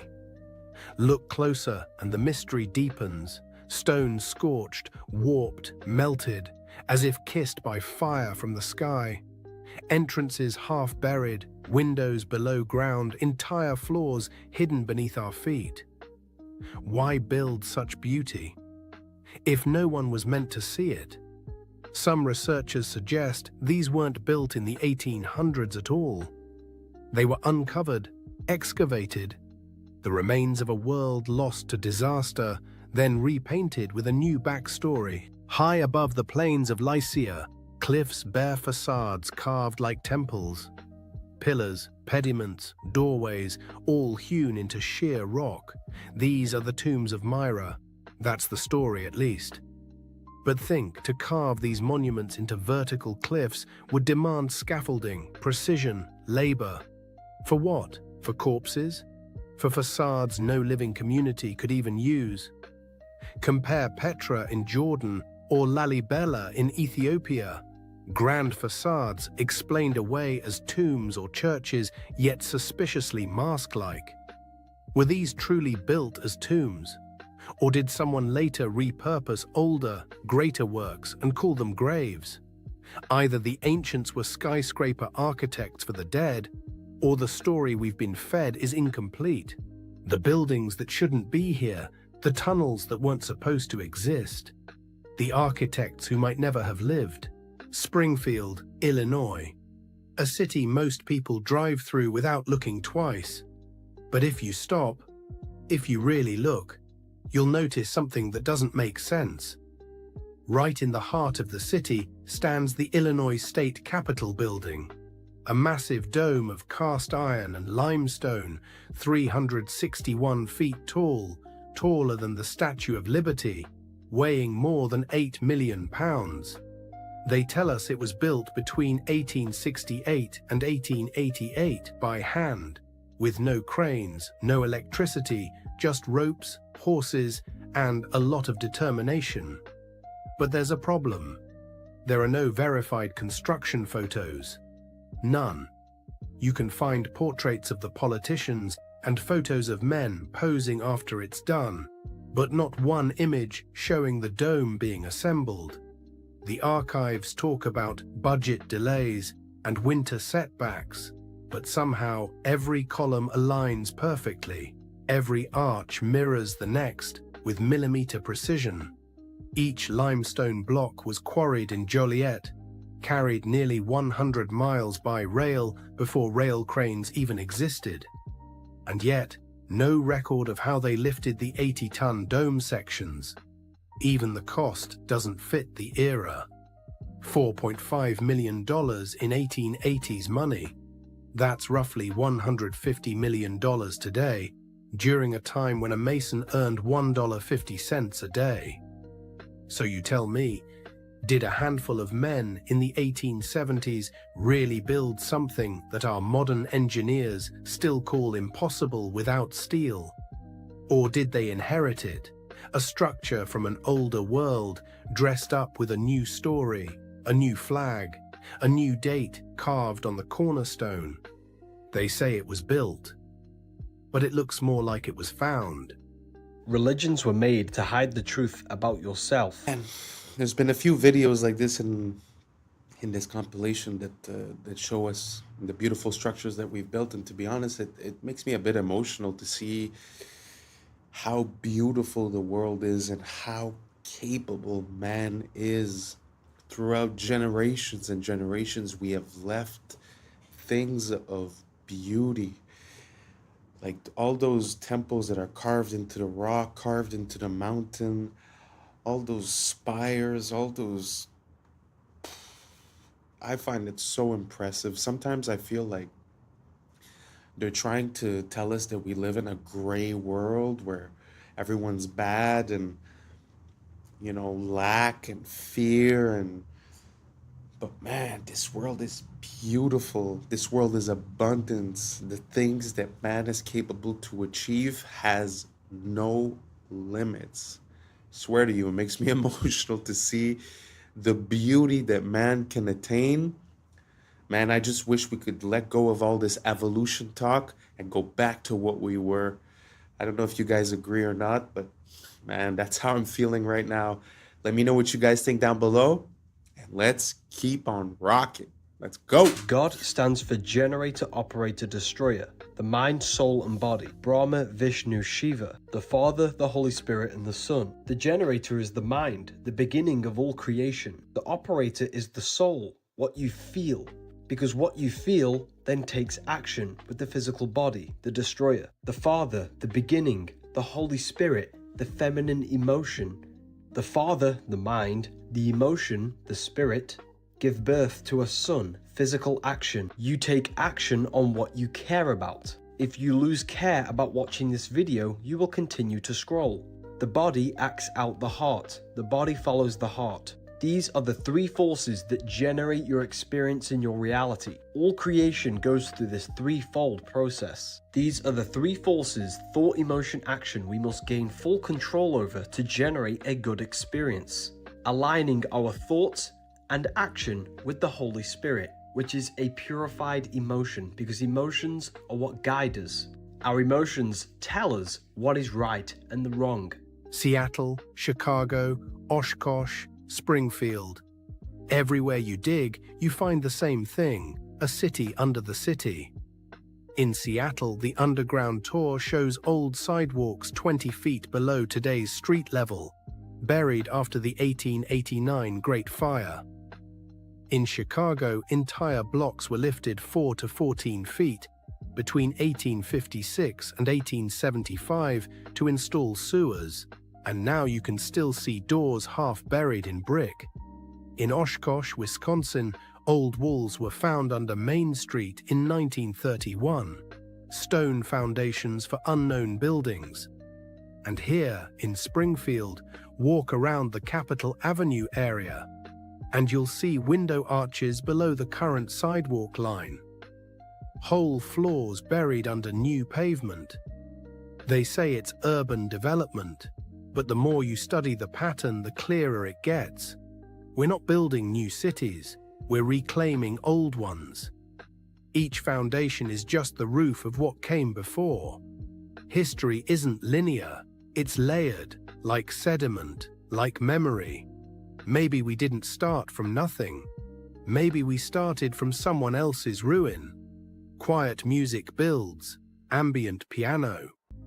They tell us we're living in the modern age, but maybe we're just walking on rooftops of a forgotten world, pretending we built it.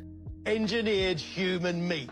That's right, a protein made from human cells that promises to be cheaper and tastier than any of its competitors. I'm Greg Wallace, and I'm off to visit Good Harvest, where a whopping 6 tons of human meat is engineered every day.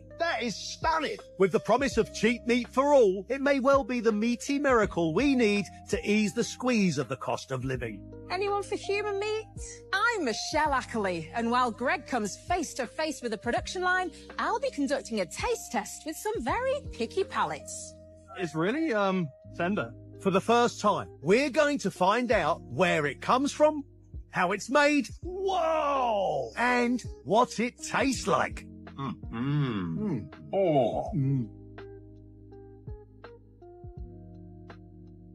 Did you know Africa is actually way bigger than the world makes it look? The maps we usually see are based on something called the Mercator projection, a method that tries to flatten the round Earth into a 2D surface, and in doing so, it totally distorts the actual size of continents. For example, Greenland and Africa look similar in size on most maps, but in reality, Africa is 14 times larger than Greenland. In fact, Greenland is even smaller than just one African country, DR Congo. Now let's talk about Russia. On maps, it looks massive, almost larger than Africa. But here's the truth. You could fit Russia inside Africa, twice. And that's not all. The US, China, India, Japan, and all of Europe, they can all fit inside Africa at the same time.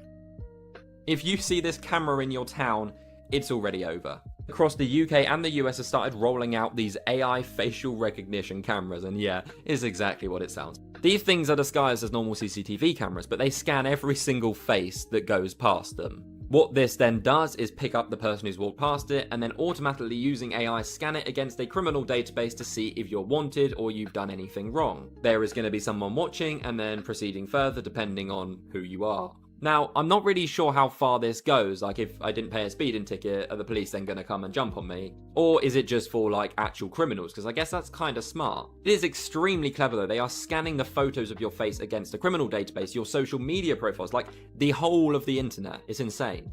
Some experts have warned that the actual cameras store your data, tracking everything such as where you go to, who you're then meeting, how long you're there for. Also, unfortunately, these cameras aren't government owned. They're buying them from third-party data companies. So instead of the old question, are you being watched? It's now, how often are you being watched? And that's a wrap for today, familia. Whether you're tuning in with the sunrise or you're posted up after midnight, I appreciate your time, your energy, your curiosity. I remember, this isn't about truth or fiction. This is about perspective. If this sparked a thought, a laugh, a deeper question, then we did our job.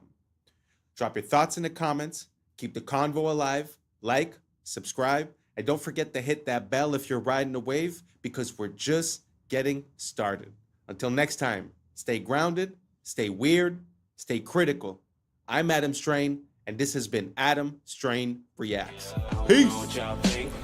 Now's the time for us to link up. Really think we on the brink up. Making a change from living this strange. Living this strange.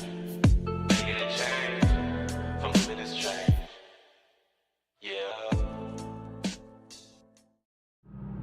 Yeah. I was sleeping, had to wake up. Why? Every reason I can think of. God, till the day I keep the ink up. What's up, YouTube? Today, we will be looking at disturbing TikToks that'll make you question reality. But before we jump into it, I wanted to send a quick shout out to Jaden Robson, listening up there in Canada. Thank you so much for being a listener. So without further ado, welcome to Adam Strain Reacts. Let's get her done. It's funny, like even like the story of Isaac Newton. So how did he discover gravity? Well, of course, he was sitting under a tree and an apple hit him on the head. Children, can I explain you this? He already knew things fell down. Everybody knows things fall to the ground. That is not how he came up with the theory of gravity. The apple is symbolic of the tree. Once again, the tree of knowledge and good and evil. If you actually look up the old Apple logos, the very first ones, it's literally Isaac Newton sitting under the tree. So what did they change that logo to? An apple with a bite out of it. You guys understand what that means? Do you remember when they sold the first Apple computer and it was $666.66? Do you think these are coincidences? Like, no, that is what they're telling you without telling you. What if I told you the reason you feel temptations for certain things and certain sins is very specific to what you're supposed to do? Before continuing, I wanted to warn you guys their phones were being spied on. Click on this icon, then more. If you see it, delete it immediately. So if you have the urge to smoke or damage your lungs, it's because your voice was made to worship. The enemy's trying to silence you that was meant to praise. If you have crippling self-doubt or insecurity, it's because you're meant to lead and inspire. If you weren't dangerous to darkness, it wouldn't try to mute your confidence. If you have constant distraction and procrastination, it's because you carry strategy, vision, and ideas from heaven. The enemy delays you because he can't stop you. Only you can. Now, this one's gonna hit a lot of people. Okay. If you have an addiction to lust or pornography, it's because you carry a deep capacity for intimacy, covenant, and healing. Perverting love is how Satan prevents true restoration. That's true. Crazy. If you have fear of rejection or abandonment, okay, it's because you carry a spirit of belonging and reconciliation. You were made to gather the outcasts. So he tries to make you feel like one. Damn. You have an obsession with appearance or body image. It's because you're meant to reflect God's glory, not the world's standards. So he's going to try to get you to hate your image. Damn. It's bars though. If you're drawn to witchcraft, astrology, or manifestation, it's because you have a prophetic gift meant for God's kingdom. The enemy counterfeits your gift to keep you out of alignment. If you struggle with overspending or greed, it's because you're meant to be a kingdom financer. So he wants to keep you broke so you can never bless others. Follow for more hoop conspiracy theories. That was a very interesting point of view. It kind of makes me think of, there's a saying that says that when you ask for God for patience, he's going to send you things to test your patience and to create that patience.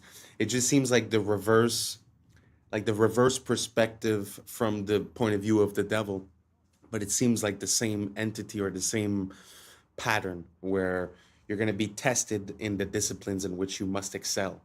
So it's very interesting. Do you guys see that parallel within this? Do you guys think it makes sense? Do you see yourself as one of these archetypes? And if so, let me know down below which one. And let's keep on rocking. It's interesting, if you study history, all of the ancient civilizations, the Babylonians, the Sumerians, the Greeks, they all are the Chinese. They just arose out of nowhere. Poof, there's a civilization. There's no evidence of this stuff they teach in school, of them going from hunters and gatherers and grunts and groans, caveman stuff, becoming civilized and building cities. There's no evidence of that. It's, the farther back you go, it's all of a sudden, poof, there's the beginning of the Egyptian civilization, the beginning of the Chinese civilization, just like they moved in and built it in less than 100 years. So some strange things have been found in the fossils, as in the ground, that would indicate man used to be really smart. This little airplane, for instance, is in the Smithsonian, I believe. It was found in a grave in Colombia. It's about 1,000 years old. But it's an airplane, quite obviously, with all the features of an airplane. They knew about flight. In Peru, they've got giant stone walls like the one in the picture here. These stone walls are phenomenal. Some of the rocks in there are so huge, we can't even move them today. How did they move that? Who did it and how did they do it? I don't think it's logical to say ancient man was primitive. They must have known something we don't know today. I think it's just going to get weird. It's very interesting to see all the inconsistencies in the megalithic structures. But one theory that I heard about those types of walls, like the one that we just saw that he said, how did they move that? Was the idea that they might have like made bags and filled the bags with a geopolymer, which is like basically a cement type of thing. And then through the hardening process and with time, the bag disappears. And so the structure remains the same and everything is stuck together because basically, you know, the rocks had time to settle in and to stick each other. And then as the bags disappear, it sort of creates that rock. Have you guys ever heard of that theory? You guys think it makes sense? Do you guys think there's another explanation? I know that there's always the camp of the ancient aliens. Me personally, I don't really abide to any of that. Do you guys have any ideas on how we came to build these megalithic structures and move those huge rocks? If so, let me know down below if you have any rabbit holes I could go down. And if not, let's keep on rocking.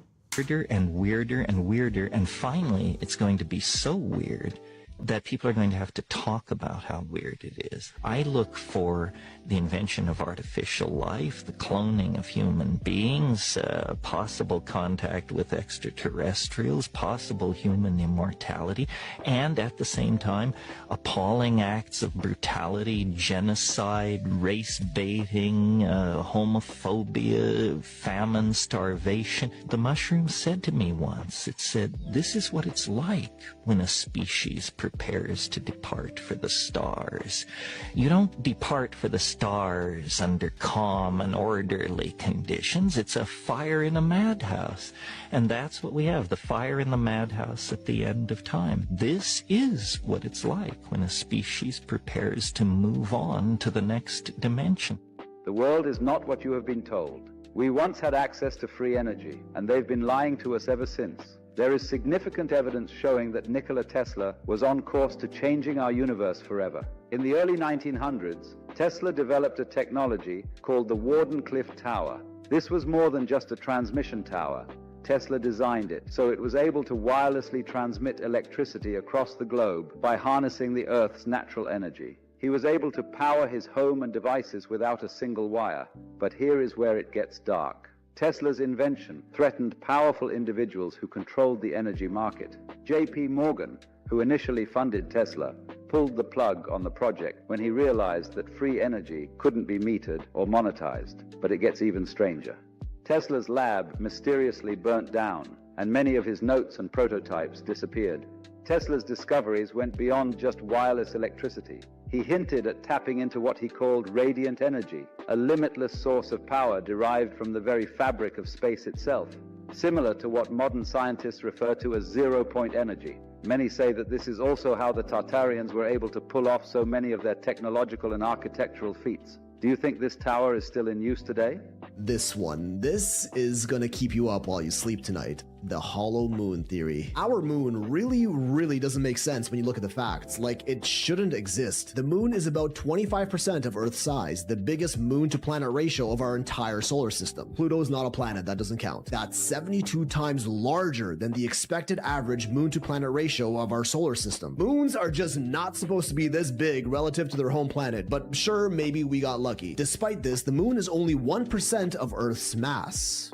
1%, meaning it is way lighter than it's expected to be, and we really don't even know why. Unless, of course, the moon is either extremely porous like a sponge or a hollow shell. When looking at this data, NASA's own Dr. Gordon McDonald even said himself it would seem that the moon is more like a hollow than a homogeneous sphere. But oh, that's just the tip, and we ain't stopping. Our moon's orbit is way closer than that of any of the other over 400 moons in our solar system, and also has a near perfectly circular orbital path. We don't see this on any other planet, which all have moons with wildly eccentric orbits. Our moon also coincidentally appears as the exact same size as the sun in our sky. Despite our sun having a diameter 400 times larger than the moon just so happens to be exactly 400 times closer to us, defying all odds of randomness, but is officially deemed just a cosmic coincidence. The moon also happens to be tidally locked with our planet, meaning its rotational period is the same as its orbital period around the Earth, which is why the same side is always facing us. This one is not so much a coincidence, as tidally locked moons are actually fairly common in our solar system. But it would also be the perfect excuse for the moon to always look the same in our sky, and for us to never see what's on the other side, like an all-seeing eye that never ceases surveillance of our planet. We don't even know for sure how our moon even got there in the first place. The most common explanation is that the early Earth collided with a massive protoplanet called Theia about 4.5 billion years ago, which was thought to be roughly the size of Mars, and the impact caused the resulting debris to coalesce and eventually form the moon. This is known as the giant impact theory. There's also the fission hypothesis, where an early molten Earth was spinning so fast that a part of it got ejected out into space and became the moon. The capture theory, implying the moon just drifted by Earth and was captured by its gravity. And the accretion theory, suggesting that as the early Earth was forming in its accretion disk, a part of that disk clumped together to become the moon. But when studying rock samples from the surface of the moon, we find out that none of these theories quite make any sense, with other NASA scientists like Dr. Robin Brett further quoted as saying, "It seems much easier to explain the non-existence existence of the moon than its existence. Like on Earth, the newest rocks are on the surface, and the deeper we go, the older the rocks get, as we would naturally expect to be the case. On the moon, it's the other way around. Soil samples from the moon confirm that older rocks are on the surface, and they get younger the deeper we go. The only time we ever see this inverse relationship of rock layer depth to rock age on Earth is through human interaction, like drilling, digging holes, and boring tunnels. Did the same thing happen on the moon? If the moon was hollowed out from the inside, this older inner rock would be brought up to the surface, and this observation would make sense. The lunar crust is also thinner on the side of the moon facing the Earth and thicker on the dark side of the moon, and researchers still have no idea why. The moon doesn't have a magnetic field, much the same as other planets' moons, but strangely, moon rock samples are strongly magnetized. Craters on the moon are all virtually the same depth, no matter how big or small they are. On Earth, bigger craters naturally go much deeper than smaller ones, as the impact was greater. Not on the moon, almost like there's a solid layer underneath preventing the crater from going too deep. Moon rocks are also much older than the oldest rocks on Earth by millions of years, blowing the fission hypothesis and accretion theory out of the water. The moon contains traces of uranium-236, a radioactive isotope that doesn't occur naturally on Earth, but rather through the highly complicated scientific process of nuclear fission, something that only an intelligent species is capable of. Zirconium, chromium, and titanium are all relatively rare Earth metals, but are somehow quite abundant on the moon. Those three elements are also some of the most durable and corrosive resistant that we know of, perfect for building a massive structure. And they've even done quantifiable experiments that tell us that's exactly what the moon might be. When Apollo 12 was leaving the moon's orbit, they intentionally dropped their lunar lander down to the surface. When it crashed, seismic measurements showed that the moon reverberated and rang like a bell for an hour. They did not expect this. Only hollow objects are expected to reverb like this, especially with something as small as a lunar lander. During Apollo 13, they tested that again with a much larger object, dropping a spent Saturn V booster rocket that impacted the lunar surface. This time, the moon rang for 3 hours, with vibrations going as deep as 32 kilometers beneath the surface, and even got faster the deeper they got. This doesn't happen on Earth, or even solid objects for that matter, and again is only expected to occur on something hollow. Beneath Istanbul.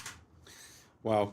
I know that the moon and the sun are things that we take for granted and that are a bit hard to start to question, but when you look at like the details that he was saying, the fact that it's tidally locked, the distance, the size, and all these things, it's very interesting.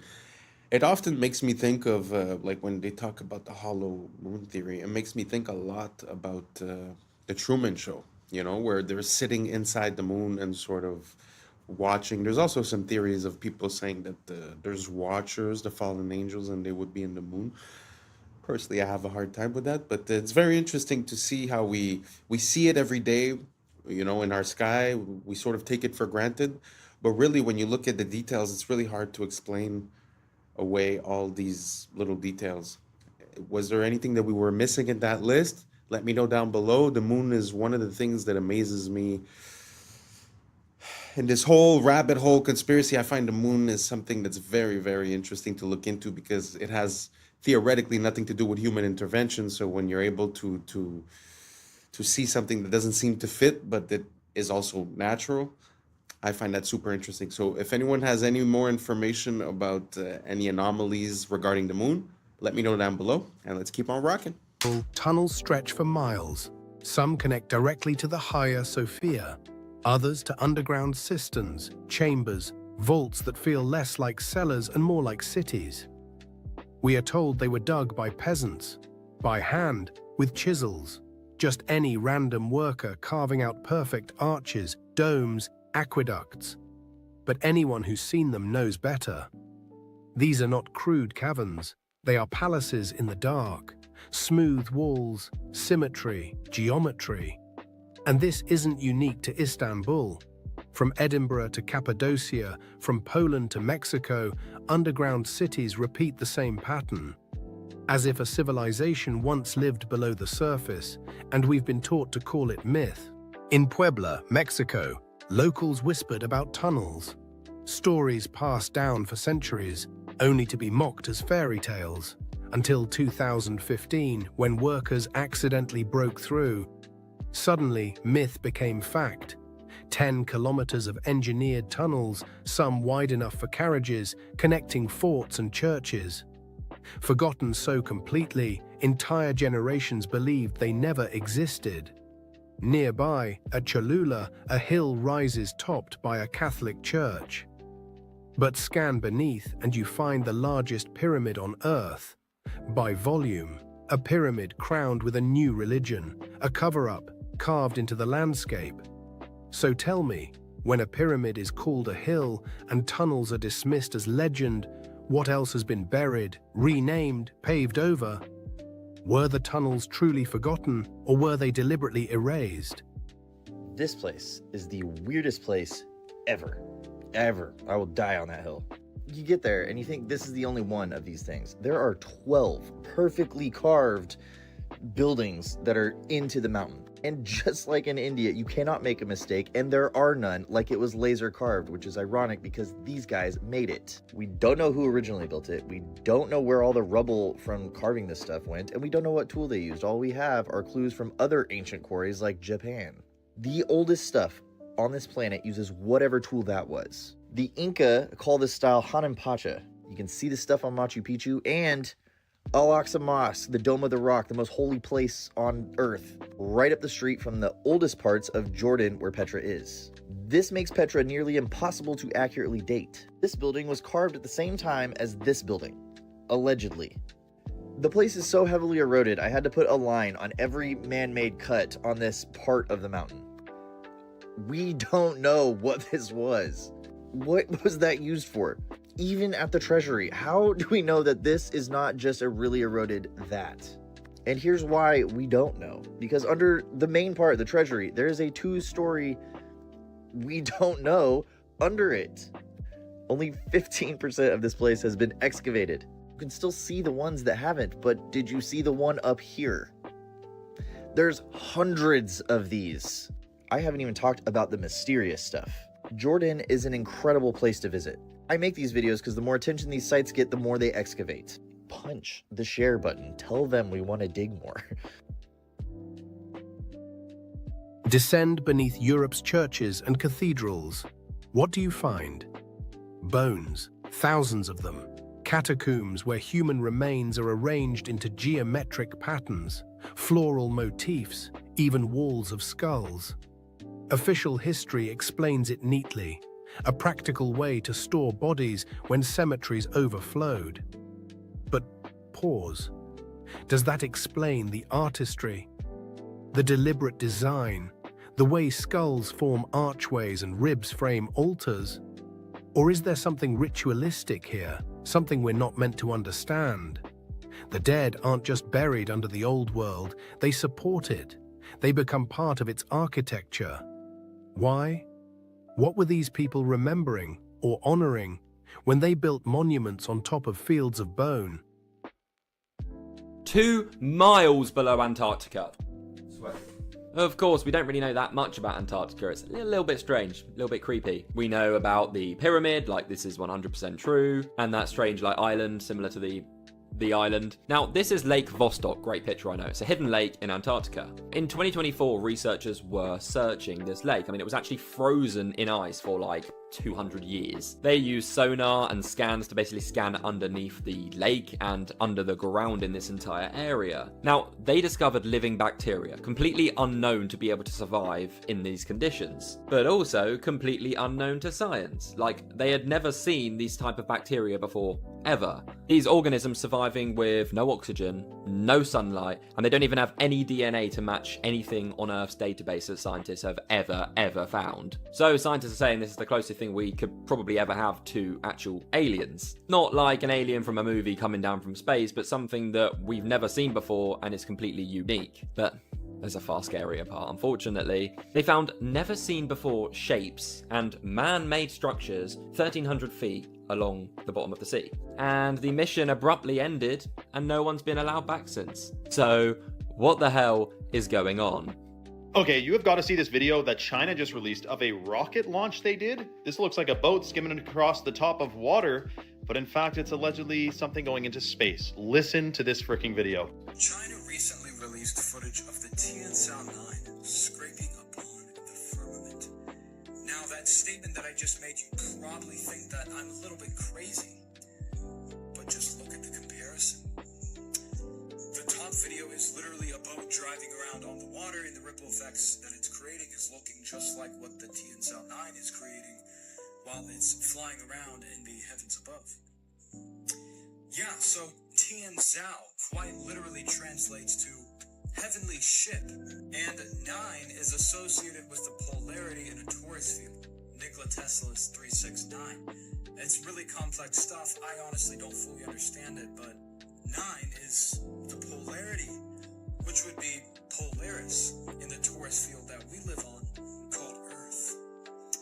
Yeah, so the rocket is scraping on the firmament, and they're quite literally telling us with the name of the ship itself. And if you don't believe me, literally look at the trajectory of the rocket. It's following an arched trajectory. The reason they may be hiding from us the truth about the nature of our reality and space and all that is because if we weren't on a spinning ball that came from a giant explosion called the Big Bang, then we were definitely created. That would throw apart the whole Darwinism, would be decimated. Darwinism wouldn't exist. Evolution wouldn't exist. No one would be talking about it.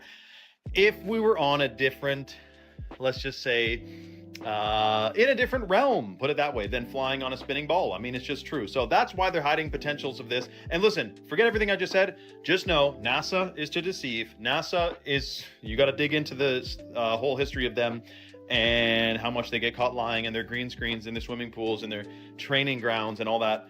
It's absolutely shocking. It's riddled with inconsistencies. There is something being hidden from us 100%, and we shouldn't trust this agency that's been caught lying on telling us the nature of our reality and what we live on in galaxies and all that. So keep your head vigilant. We'll discuss more about this. Comment for part 2 and follow for more. Nobody makes.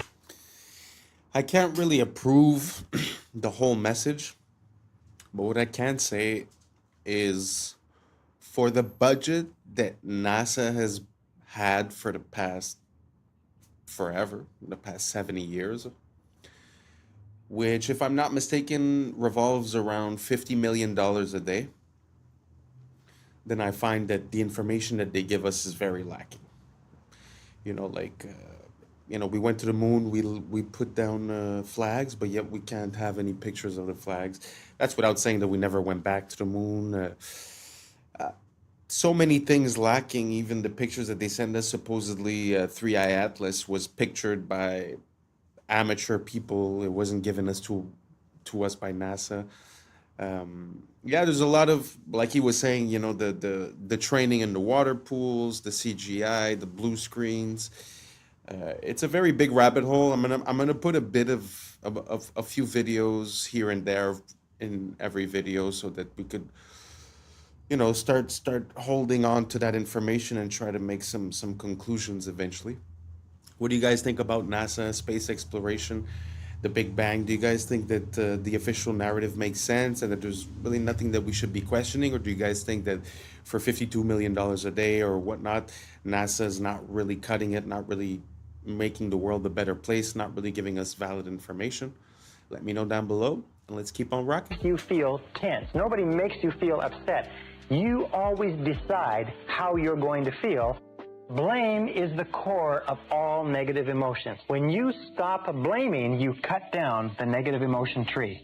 You cut it off, you kill it, and all the negative emotions die simultaneously. The conscious mind can only hold one thought at a time. It's the thought that the conscious mind holds that determines how the emotions will react, how the subconscious mind will react. Since it can only hold one thought at a time, what you do is you knock out the thought that is causing the negative emotion, the blame thought, and you replace it with this affirmation: I am responsible. This is the most powerful, positive affirmation you can use, because the instant that you say, I am responsible, you exert complete control over your emotional life. The instant you say, I am responsible, suddenly you are back in the driver's seat. A lot of y'all think it's just only McDonald's, but it's Burger King too. Check this out. Tell me why the fuck this thing just fell out of my Burger King and is now fucking moving on its own. What in the actual fuck? Y'all, what is that? What is that? I have never seen this thing in my actual life. What is Why that? Does it move like a balloon with water in it? It doesn't even have a head. Where is the head? Burger Welcome King. to Burger King, home of the Whopper. Come inside and let us serve you. Have it your way. I'm glad you all could make it. Are you ready for your daily feeding? Lunchtime has arrived. Once you try this burger, you will not be able to resist the craving for more. People always wonder, how do we get so much beef to feed all of these people? You love it. You need it. Come get some now. Look at you. You can't resist my food. You love it. Every greasy bite. Goodbye for now. And it's crazy how people see these videos and they still go back to these places. So if they don't have enough meat for the food, what are they feeding you? Because what is that? It's a headless type of worm, bacteria, virus. I have no idea what it is. Let me know down in the comments below what this is, y'all. The shift is here. Y'all need to change our diet. Let's continue to get it. Peace out. And that's a wrap for today, familia. Whether you're tuning in with the sunrise or you're posted up after midnight, I appreciate your time, your energy, your curiosity. And don't forget, this isn't about truth or fiction. This is about perspective. If this sparked a thought, a laugh, a deeper question, then we did our job. Drop your thoughts in the comments. Keep the convo alive. Like, subscribe, and don't forget to hit that bell if you're riding the wave, because we're just getting started. Until next time, stay grounded, stay weird, stay critical. I'm Adam Strain, and this has been Adam Strain Reacts. Peace. But now's the time for us to link up. Really think we on the brink up. Making a change from living this strange. Living this strange. Making a change from living this strange. Yeah. First photo of its kind in history. High detail. Natural instinct to push all the other eggs out of the nest. Down by police. That has happened in Woodland Hills, LA, and according 93 million. Yeah.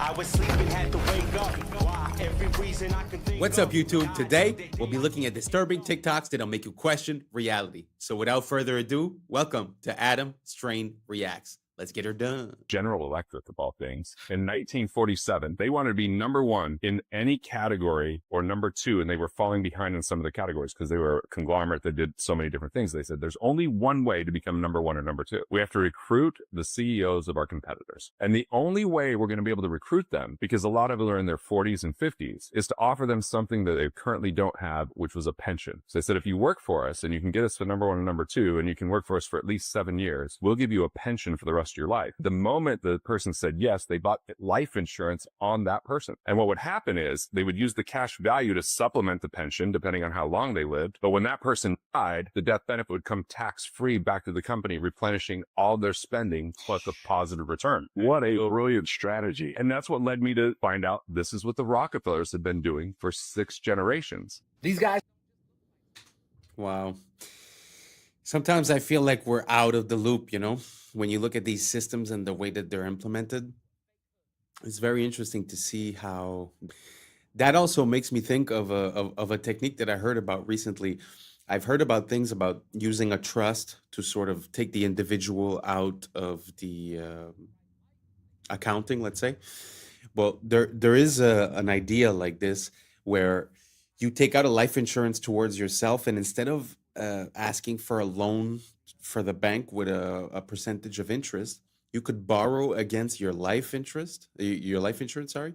You could borrow against your life insurance, and that becomes non-deductible, and there's no interest rate being applied.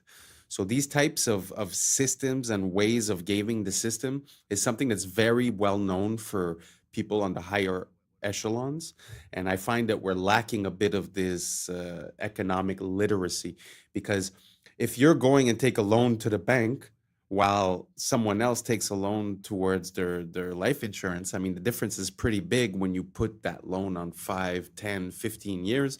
The amount that you pay in interest on a house, let's say, you almost pay double for the house. So the fact of not having interest on that is actually life-changing and allows you to not be late on your payments, because when you have interest, you're sort of late. It's time. You have to take more time, make more money just to pay back what you owe, and so that you could be up to date, you know? Anyways, long story short, very interesting system. Do you guys have any other economic systems like that you could game the system with? I'm all about it. If you send me a few videos, a few links, I'm going to do a deep dive and I'll put into the next video. So without further ado, let's keep on rocking. Don't just look like snakes, they act like them too. This is a snake mimicking caterpillar. When threatened, they inflate the front part of their body, widening it into a fake hood, kind of like a tiny cobra. They also thrash, lunge, and sway to help sell the illusion. And the eyes, they may be the most convincing part. They're not just blobs, they're domed, glossy, and reflective. They're shaded with 3D depth, and in the right light, they cast a shadow like a real eyeball. These guys are one of the most accurate snake mimics on the entire planet. The more you know. Curioso experimento, porque alguien te puede explicar que las burbujas puedan ser cuadradas, pues esta persona va a hacer una burbuja cuadrada. Fíjate lo que hace. Es cuadrada la burbuja. ¿Cómo te queda? Burbujas cuadradas como cubos. Literal, fíjate. The reason that there is such a void of male role models for young men is because we literally do not have adult males in our population anymore. What do I mean by that? There's no adult males. Like, there's grown men everywhere, but they're not actually physiologically adult human males. They're not. I'm going to teach you guys some fun shit. So in biology, there's this thing called neoteny. It's essentially an organism will retain juvenile traits as it ages if it doesn't get stressed out enough. Okay? If you live in an environment that's too, like, easy, you don't actually develop adult characteristics. I noticed this when I was in high school. I grew up in a very affluent area. And when we went to our grad night, it was at Disneyland. And we went with a bunch of inner city schools. And everyone I was with realized that all of these kids looked like adults. They looked so much older than us. And so, yeah, because they were in a more stressful environment, which caused their adrenal glands to upregulate, which caused higher testosterone levels, which made them literally adults. Made them adults in a way that we were still juvenile. Every organism has multiple phenotypes it can have, all right? Your phenotype's dictated by your genes, but what dictates which genes get expressed is your environment. The best example of this is pigs. So, domesticated pigs, the pink ones that you all know and love, that's one phenotype. It's not even their healthy phenotype. You take a domesticated pig, you release it into the wild after 6.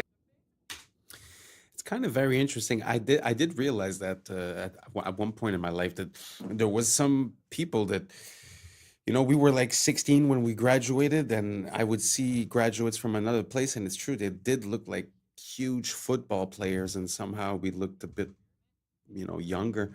And to this day, I still find like there's never been a moment where, okay, now I'm an adult. Like, yeah, I handle, you know, taxes and all that stuff, but I mean, I still don't feel any different. It kind of makes sense in my mind what he's saying, that if you're not stressed enough, you might retain characteristics of something that's considered like not mature, not developed. Kind of makes sense. Do you guys agree with this? Do you guys identify with it? Or are you a manly man or a womanly woman? How do you feel about it? Let me know down below, and let's keep on rocking. The phantom leaf experiment completely enraged scientists when they found out what they actually were doing. The leaf experiment was to show when they cut a leaf in half, the energy actually still remains. And this was used to explain why 80% of people have phantom pains due to their amputations. But then scientists tried to reenact this same experiment and they had no success. And they realized the only time they had success was when there was moisture left on the scanning plate. And they realized that they completely deceived us, and this whole thing is completely fake.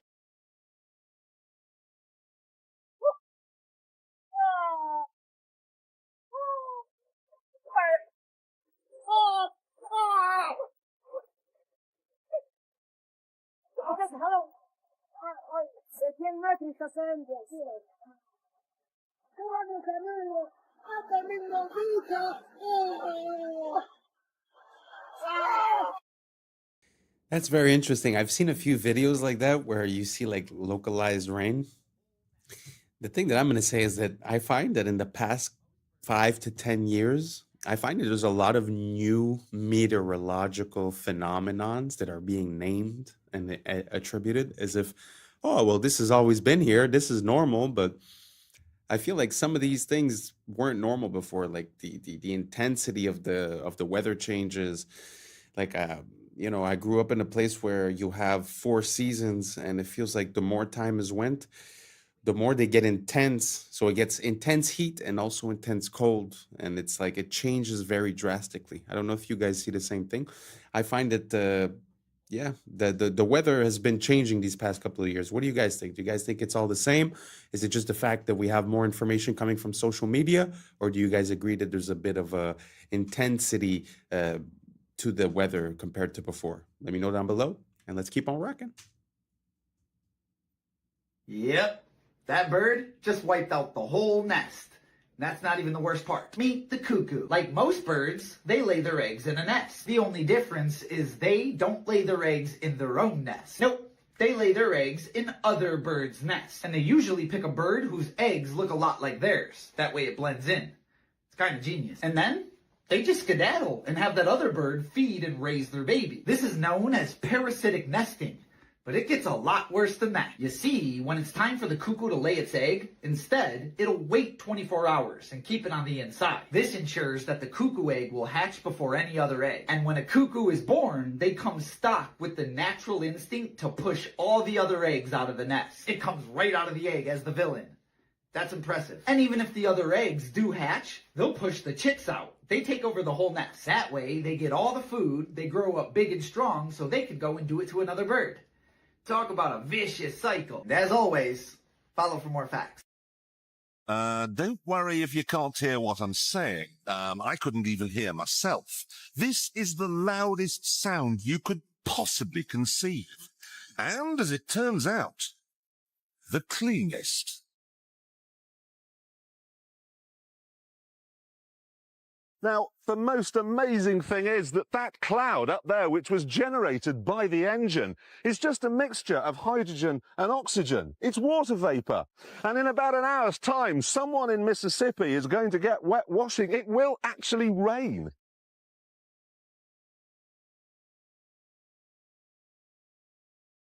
I told you. It's raining. That's unbelievable. Oh. NASA's playing God. It's making its own weather. For years.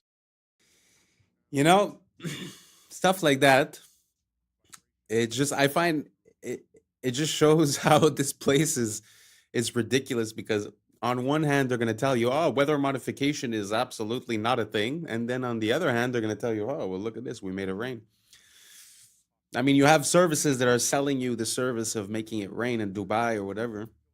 So obviously it's a technology, but like you said, NASA's playing God. And I find that there's a lot of things like that that we're just not aware of. We're out of the loop for national security, for this, for that.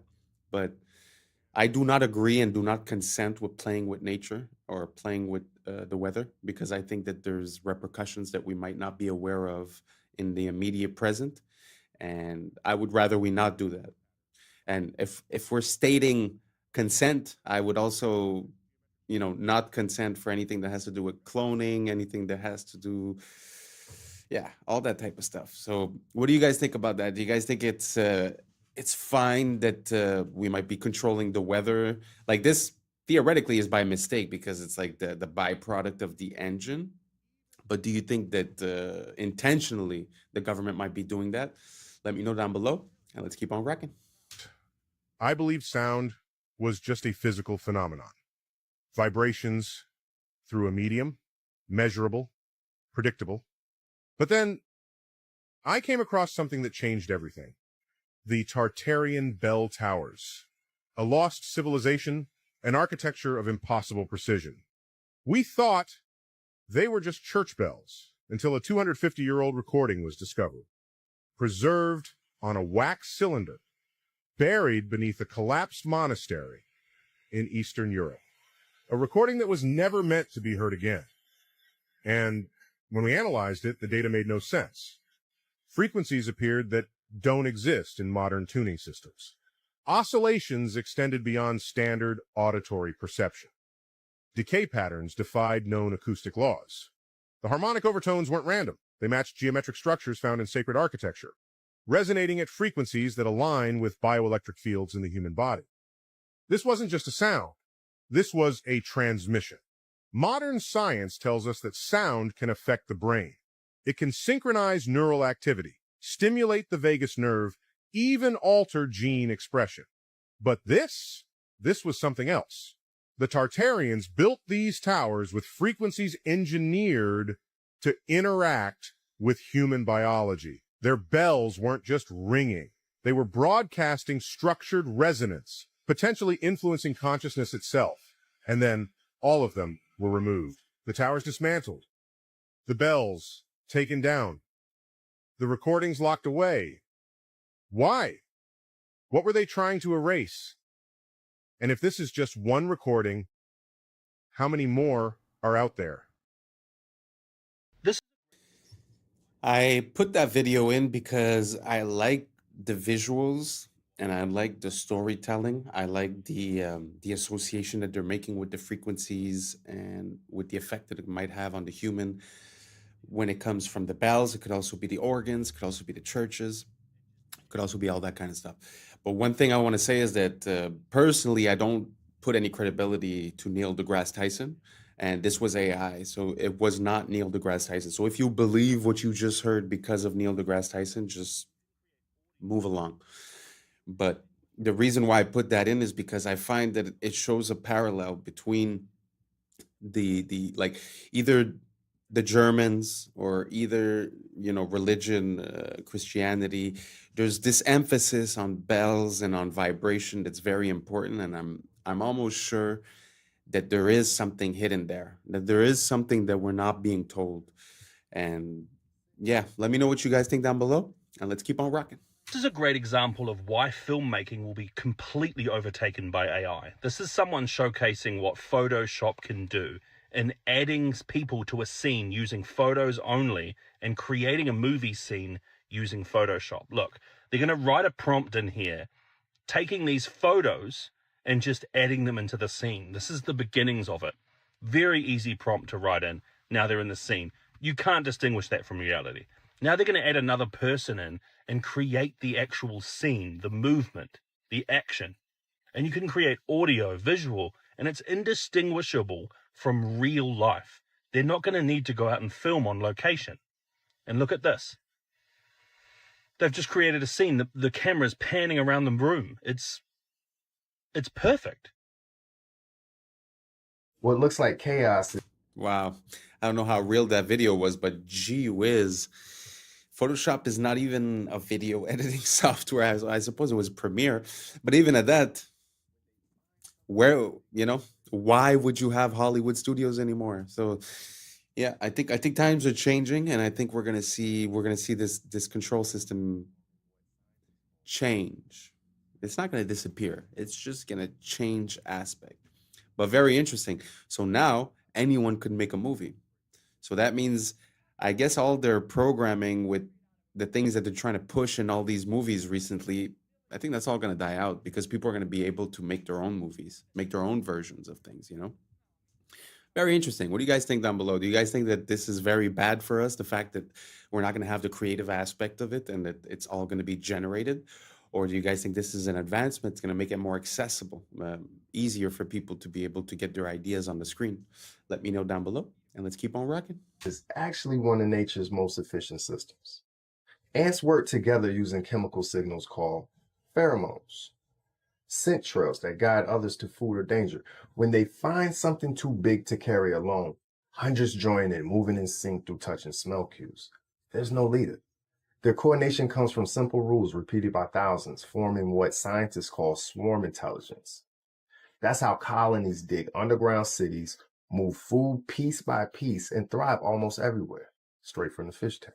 I cannot be the only one that saw this and didn't think it was straight out of a movie. But it's not. It's actually bees in military training. Like, I'm not even joking. They began to realize that bees have a very good sense of smell. I mean, they have to smell pollen. So they began to vacuum up bees and they put them in this container. They dropped the container into the fridge to calm them down because they were kind of angry. This is kind of when it gets weird, but they have this little thing that pushes them into this little tube, and these tubes drop them in these pots. Still feels like this is a movie, but anyways, they began to feed them sugar water. But before this, they would actually release a gas into the area. Because the gas they release is the smell of bombs. So they kept redoing the cycle of releasing gas and then feeding them sugar water, and releasing this gas and then feeding them sugar water. And one of the times they released the gas and its tongue began to go, because it was anticipating the sugar water that it was going to get. And at this point, these bees are ready for war. So all they gotta do is release it in an area that they think there's like landmines or something, and the bees will go flying around, and when they find a bomb, they'll go and start moving their tongue. One of the only creatures known to do this was dogs, but bees, they do it better than them. Other than that, thanks for watching and follow for more.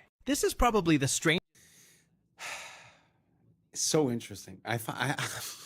It amazes me how you're able to control another being and rewire its behaviors, habits, and actions. Let that sink in. Because we think we're so special as human beings, but what you just saw for the bee is very applicable to human beings, and they have been using that against us. So I know it seems like two different topics, but really think about it. If they're able to associate a smell with a taste or with a craving, how easy is that to be done with us? And because we're exposing ourselves to external signals all the time, so social media, TV, and all that, we're not even in control of the signals that we receive. So how easy would it be to put now it's sugar, but it could be like a certain flash rate, it could be a certain song, a certain color, a certain frequency.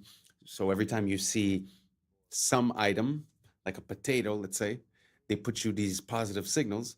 Why wouldn't that leave you at the end of the movie craving a potato, right? So anyways, super interesting. I never thought that the military would be enlisting bees as their soldiers, but very interesting story. What do you guys think about this? Do you guys think that it's unethical? Do you guys think that it makes sense? Is it better to use bees than humans? Or do you guys think that we're taking away their free will? Are you afraid that that type of system might be applied to humans one day? Let me know down below, and let's keep on rocking. Strangest yoga class in the animal kingdom. But these aren't monks, they're lemurs. Every morning they gather like this, sitting upright, arms wide open, almost as if they're absorbing some ancient energy. This ritual has been passed down for thousands of years, making these lemurs the real yoga masters. Are successful in their example of being able to provide, as a poor country, the best medical care in the third world to the whole population, because it's an inclusionary system. It's not like we have here, where you have this huge bulk of the population, marginalized.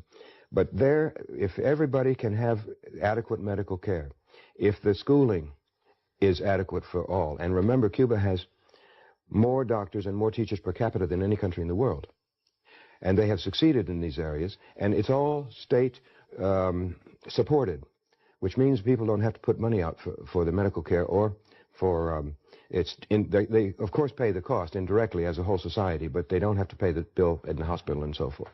And so that cannot be allowed to stand. It's a very bad example for the United States. So there is a very large mass of people out there who can look at Cuba and say, well, if they can do it, and on a per capita income of $2,000, $2,500 a year, where ours is $22,500 a year, what's wrong with our system? I mean, maybe we ought to consider an alternative. That's why Nicaragua, Sandinista Nicaragua, had to be destroyed. Exactly. They were a bad example, and that's why Grenada had to be destroyed, because any movement that comes to power with the idea of providing for all the people and of escaping the control of the United States and its economy, let's say the corporations and so forth, then that is bad news here in the United States in the upper circles of power. Look at this strange thing. Wow, very interesting. I'm not saying I condone socialism or communism or anything like that. But what I can say is that I've been to Cuba and I've already had a medical emergency in Cuba, and this was years before. But I do remember that it is a complete different world. I mean, the doctor was there, he was present, he was happy, he was helpful. I don't know how to explain it, but the system was so functional. And you need to think about this in you know, in an incentive type of way. You know, earlier I was talking about mental control. It's the same thing, because when you control what the person receives as a reward, you change what decisions they're going to make for their life. So when you have a place where you're not going to make more money being a doctor, but you're going to help people. So if you desire to help people and you desire to be a doctor, you will be a doctor when money is not the incentive. So think about it fast. What was your experience the last time you went to a hospital? How was it done? What was the attitude? What did it seem like? What did you feel like? So all that comes from a system, and that system is monetized. So if every person that comes in is a potential profit, you're going to treat them very differently than, okay, I have my budget for the month. No matter who comes, I'll do what I can. It's a complete different outcome. And I'm telling you, the people that I met that were working in the hospital, they were loving it. They loved their job. This is where they wanted to be. Because if you're not making more money than the guy working as a chef, then you might as well go work as a chef if you want to be a chef, you know? So taking out the monetary incentive really changes the whole pyramid of priorities, and, you know, your decisions change. So anyways, this is this very long point that I'm making, but I'm just saying, you know, we consider these countries as being third world or as being lacking, but you know, sometimes the basics are the most important. You might have the most luxurious things, but if you don't have health, you know, what do you have? So anyways, that was my experience with Cuba. Do you guys have any experience with Cuba or Nicaragua or Grenada? Let me know down below, and let's keep on rocking. Captured in this satellite time lapse. Ooh. This is out in Siberia. Okay, it looks like something flesh eating. You can see in this Cold War era spy satellite image that this chasm doesn't exist in 1965. And now it's a kilometer wide. This is called a thermokarst depression, and it's caused by thawing permafrost. This, I assume, is the top layer sort of caving in as the bottom layer also melts? Yeah, on these edges, the soil, the frozen soil is exposed to air, and that triggers landslides that sort of chip away at the edges. And one of those landslides revealed this incredibly old baby mammoth they call Diana, one of the best preserved ever found. There's also Luba and Chroma, who looks a bit sadder because she was discovered when a hunter saw a fox gnawing on her trunk. And what's crazy about this to me is the fox clearly found this trunk meat to be sort of edible, like it's that well preserved. And I even found some reports of humans trying mammoth meat, though they both said it tasted pretty bad. And you got to wonder if the permafrost can preserve a mammoth calf for tens of thousands of years. Could it also be preserving ancient bacteria and viruses? Is that something we should worry about? And that's the question that our latest full episode tackles. You can check it out on YouTube. A photographer in Arizona. Yeah, that's very interesting. I would really like to see, like, the way you saw that crevice sort of become bigger through the years was, you know, it's something that you would never realize, you know, just walking there, because you wouldn't see the difference. Maybe you'd see the difference 10 years later. But I would really like to have like a time lapse of the Earth. I'd be very curious to see how things have moved. I know they have the theories of Pangea and this and that, the Bering Strait. I get it. But I'm not talking about theories. I'm talking about, it'd be so interesting to see, you know, the Earth evolve and change. I wonder what else has changed, you know? Yeah. What do you guys think? Let me know down below, and let's keep on rocking. I just captured what's now being called the greatest shot of all time. Renowned astrophotographer Andrew McCarthy sent his friend Gabriel Brown up in the sky for a very unique skydive that had to be timed perfectly. He watched from his laptop in anticipation. He knew it straight away that he had something absolutely amazing. The first photo of its kind in history. Capturing a skydiver with a sun in high detail 93 million miles behind him, perfectly crossing paths. A shot considered almost impossible, but he did it, and it's fantastic. They did it first try as well, which is even more amazing. And it's an amazing photo because we're in a world now where there's so many AI images, and it just hits so much harder that it's real and raw. Dostoevsky warned us tolerance will reach such a level that intelligent people will be forbidden to think so as not to offend the imbeciles. And the prophet was right. We live in an age where thinking has become a crime, where the sensitivity of the fool is worth more than the clarity of the wise. Truth must now apologize, thought must walk on tiptoes, and he who dares to question it is silenced, labeled, and canceled. What they call tolerance is in truth the new name for cowardice. A society that protects stupidity is doomed to be ruled by it. Dostoevsky saw the abyss long before us, and he was right. The world won't be destroyed by the wicked, but the cowards who can't stand to hear someone think differently. Researchers at Rice University have developed... Wow, that hit hard. That hit really, really hard. That's amazing. Because really think about it. Look at all these platforms. You know, back in the days, we used to have like 3, 4, 5 companies that were media companies. They'd give you the news. So now we thought we would be safe because we have thousands and thousands of content creators, right? But you sort of realize that the incentives are being manipulated. So if you want the engagement, you're going to have to be repeating the signals that they send. And if you repeat the wrong set of signals, then you get the opposite result. So it's very, very easy to control what's allowed to be said, what's not allowed to be said. Like he said, you know, the questioning of the fool has now became more important than the knowledge of the wise. It's very, very interesting and powerful words in these days. What do you guys think down below? Do you guys think that we've made it into the new era of information? Or do you guys think we're still lost? We're still flooded with too much information and the right information is being blocked. What do you guys think down below? Let me know and let's keep on rocking. A necrobiotic spider gripper, or a dead spider machine that can pick up tiny odd-shaped things. See, instead of muscles, spiders use hydraulic pressure to extend their itsy-bitsy little spider limbs. Spiders' leg muscles can only flex their legs inwardly. So in order to extend them outward, they generate hydraulic pressure in their fused head thorax segment called the prosoma. And that hydraulic pressure pushes their arachnid blood called hemolymph into their extremities, and that's what outstretches their legs. And that's actually why dead spiders are all curled up, because they don't have hydraulic pressure pushing their legs out. Their process for creating a necrobiotic spider gripper was relatively simple. Step 1, euthanize a spider. Step 2, insert a hypodermic needle right into the prosoma of the spider and seal it with glue. Step 3, let the glue cure, and that's it. You now have your very own necrobiotic spider gripper. After developing the concept, it was time to test its capabilities with a universal testing machine. And they found that wolf spider gripper bodies are able to lift up to 130% of their own body weight.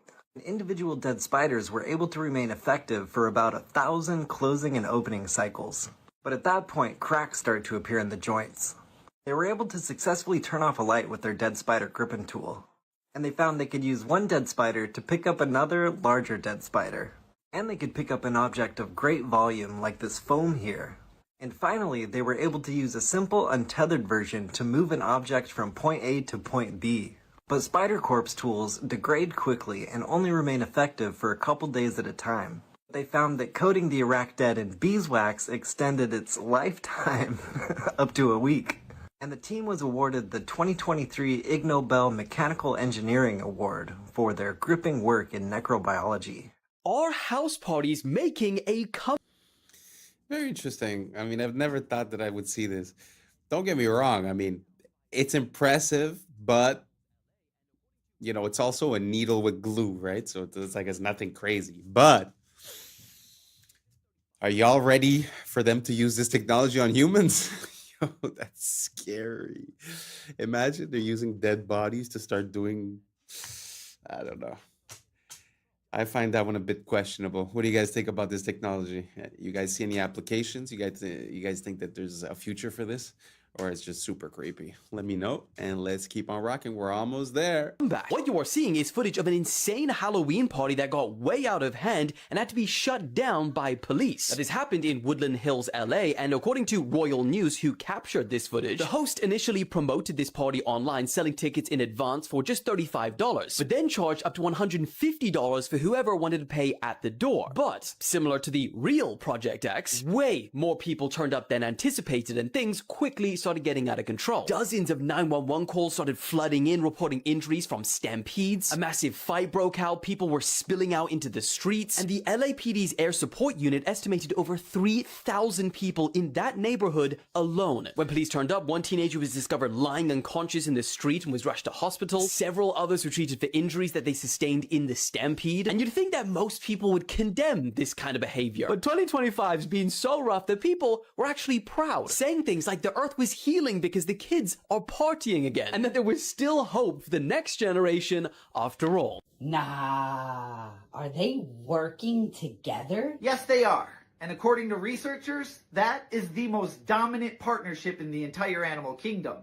Let me explain. In North America, badgers and coyotes started hunting together, and it's so unfair. Basically, badgers are incredible diggers, and they're known for digging right into an animal's burrow. The only problem is if that animal takes off running, badgers are slow. They're not going to catch it. Coyotes, on the other hand, can run like the wind, and they're known for chasing animals down in an open field. Their only problem is they can't dig, so if an animal jumps into its burrow, they lose it. You get where I'm going here? When these two work together, they create what's called the ping pong effect. The badger will dig into a burrow and intentionally get the animal to run, and then the coyote will chase it down. If that animal jumps back into another burrow, the badger gets back to digging. And they'll do this over and over again on repeat until that animal becomes so exhausted that it just gives up. In fact, according to researchers, when these two work together, they have a near perfect hunting success rate. Now that is what I call a killer friendship. Literally. And as always, follow for more facts. Nature is amazing. I mean, I don't know what you are, if you feel like you're a coyote or if you feel like you're a badger, but those are one of the, some of the most intense and notorious hunters. So they could easily see themselves as competition. But in life, whether you're the badger or the coyote and how good you are, doesn't matter. You should try to find that piece of the puzzle that's missing and create something together. And whether it's relationship wise or whether it's business wise or creative wise, I just think that when we unite and like this duo, one's weakness is the other one's strength, we complete each other. And I feel like we have access to, the sky is the limit. Anyways, I don't know how you feel about that, but we reached the end. Thank you so much for being here. And that's a wrap for today, familia. So whether you're tuning in with the sunrise or you're posted up after midnight, I appreciate your time, your energy, your curiosity. And don't forget, this isn't about truth or fiction. This is about perspective. If this sparked a thought, a laugh, a deeper question, then we did our job. So drop your thoughts in the comments, keep the convo alive, like, subscribe, and don't forget to hit that bell if you're riding a wave, because we're just getting started. Until next time, stay grounded, stay weird, stay critical. I'm Adam Strain, and this has been Adam Strain Reacts. Peace! I don't know what y'all think, but now's the time for us to link up. Really think we on the brink of making a change from living this strange. Living this strange. Making a change from living this strange. Yeah. Parking garage for his pets, and even big enough for a growing family. So naturally, he started building an entire town. Just fly straight to the house. It's got LiDAR too. That means it shoots out. And was located in what we now know as Ghana. He gets to the Asante Kingdom, sees flushing reported. What's up, YouTube? Today, we'll be looking at disturbing TikToks that'll make you question reality. But right before we jump into it, I just want to give a huge shout out to everybody watching this, everyone who's ever watched the channel. Thank you so much for all your support. We have just hit the 5K subscriber mark, and we are just getting started. So without further ado, welcome to Adam Strain Reacts. Let's get her done. Listen, I'm beating all the traffic with this one right here, y'all. This is the Jetson 1, a single seat, all electric aircraft that basically turns you into a human drone. 8 motors, carbon fiber frame, hits about 63 miles an hour and stays up around 20 minutes. And yeah, it's like 128,000. But think about it. People out here drop 60K on a car, then they spend thousands more on gas, maintenance, sitting in California traffic. This You just charge it up and fly straight to the house. It's got LiDAR too. That means it shoots out laser pulses, maps everything around you, and helps avoid obstacles in real time. Even comes with a parachute for backup. Hopefully you don't need it though. Straight from the fish tank. That's very interesting. You guys think that's the future of transportation? I mean, it's true that we haven't seen an evolution in transportation, whether it be planes, cars in the last 50, 70, maybe almost 100 years. So it would make sense that we would have, a different type. But to be 100% honest, people have a hard time driving cars. I know that they're talking about using AI to drive, but I have a hard time seeing air travel being opened up for everyone, especially when all the airspace is controlled all around the world and there's laws not to drive drones and this and that. So I feel like it's given, maybe in 10, 20 years, it could be, but I feel like at the beginning, at least, it's going to be so limited that you're not going to be able to do anything with it. But let me know what you guys think. Do you guys think that this is the future of transportation or just a cool gadget? Let me know down below, and let's keep on rocking. Not only are they real, they actually turn into superheroes during the winter. Let me explain. Meet the reindeer. You can only find these guys in the North Arctic region surrounding the North Pole, which I shouldn't have to tell you that. And during the summertime, when it's not as cold in those areas, they look like this. Just a regular deer. However, as soon as winter hits, their body transforms like a Super Saiyan. First off, their blood produces a chemical that acts like a natural antifreeze, keeping them warm. Their fur turns white, which helps them blend into the snow, not get spotted by predators. Their hooves go from rounded to rigid for better traction. But the craziest part is their eyes change from brown to a super deep purple. And in that stage, they are 1,000 times more sensitive to light, basically giving them supervision, which is cool and all, but 1,000 times? That's not even necessary. What are you trying to see? My thoughts? Moral of the story, if you ever catch Rudolph here in the winter, he will quite literally be built different. And as always, follow for more facts. This is going to be crazy. This is the Jetson Air Games, the world's first flying car race. They're called Jetson 1s. They're fully electric vertical takeoff aircrafts. Sort of like a drone meets Formula 1, except if you crash, you don't spin out, you drop out of the sky. Luckily, they don't fly too high. They just held the first demo race where 4 aircraft were flying side by side, weaving through the air like pod races. And it went super viral online. Many are saying this is how motorsport evolves. We started with horses, then cars, now flying machines. And before you say this will never take off, Jetson already has $75 million in orders. It's putting together a fully competitive aerial racing league right now. So forget racetracks. They're thinking 3D race circuits with vertical overtaking, possible mid-air pit stops would be cool, although unlikely. But with highlights reels that look like Star Wars, it's almost guaranteed to go viral over and over again and become a huge sport. The only question is, who's insane enough to be the first pro athlete in a sport where a minor crash means you might see Jesus? You'd have to have the confidence of a crackhead to even consider it. Would you do it? Do you think it was wrong to do this? This specimen is an extinct type of dog called a turnspit dog. One of them is visible in this picture, in that wheel at the top. See, back in the olden days, if you wanted to rotate meat over fire to cook it evenly, well, they didn't have electricity. So they had this wheel, and they bred a type of dog to run in it. That is the turnspit dog.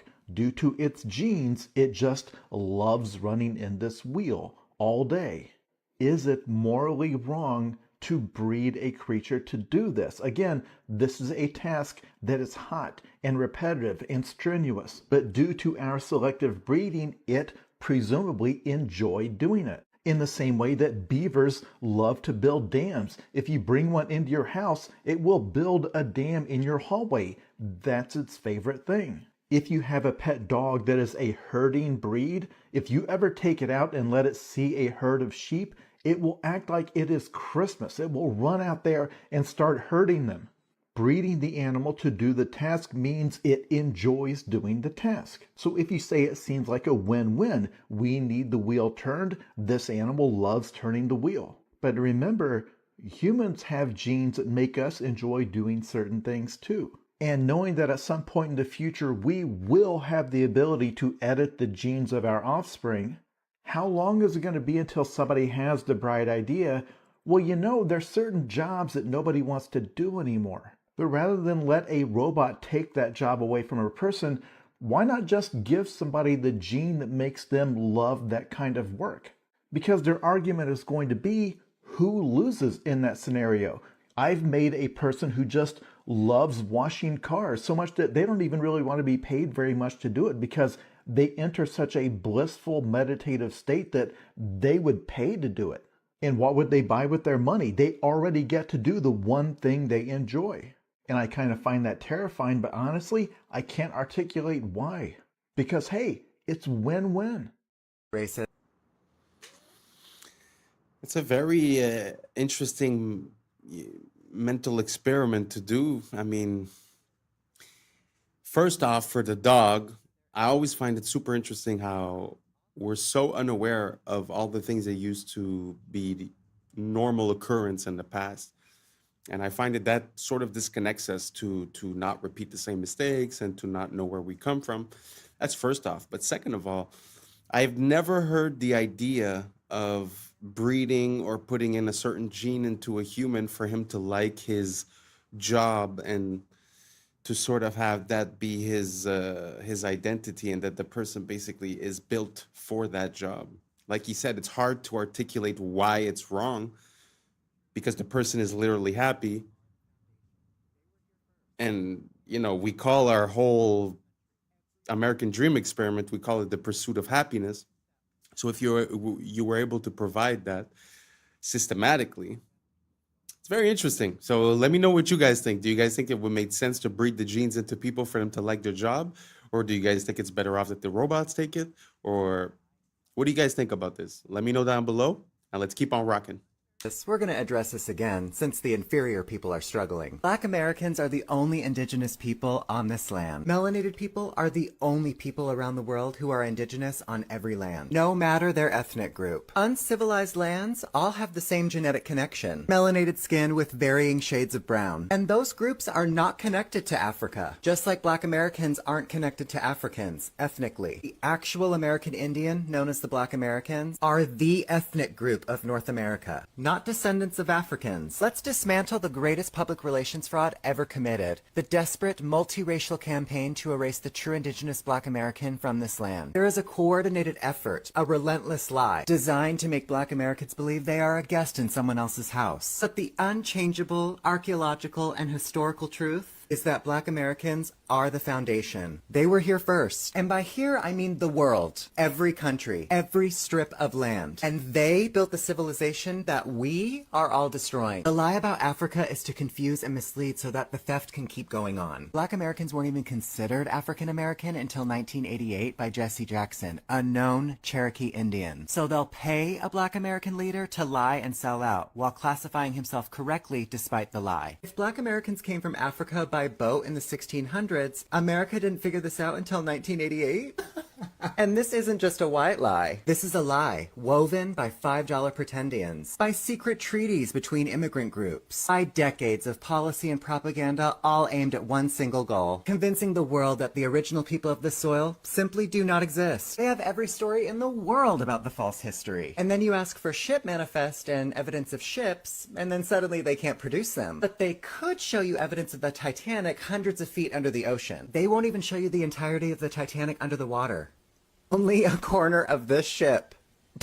They still parse that history. They have reclassified the true indigenous people, renamed you, and redrawn maps around you, hoping you would forget the land your spirit is made from. Now they deploy their little native influencers online, armed with fraudulent petitions and digital picket signs, begging platforms to remove you from your own story. They are performing a pathetic pantomime of indigeneity. If you are indigenous, why would you need outside help? What are they protecting? If you're truly indigenous Native Americans, how could someone take that from you? Why the sudden panic? Every post they make, every petition they circulate is an admission. You've been caught, and now history will be made. Every other race are the visitors. It is time, Black Americans. Time for you to start acting like the host in your home, because all of this is yours. It is time you start acting like the host.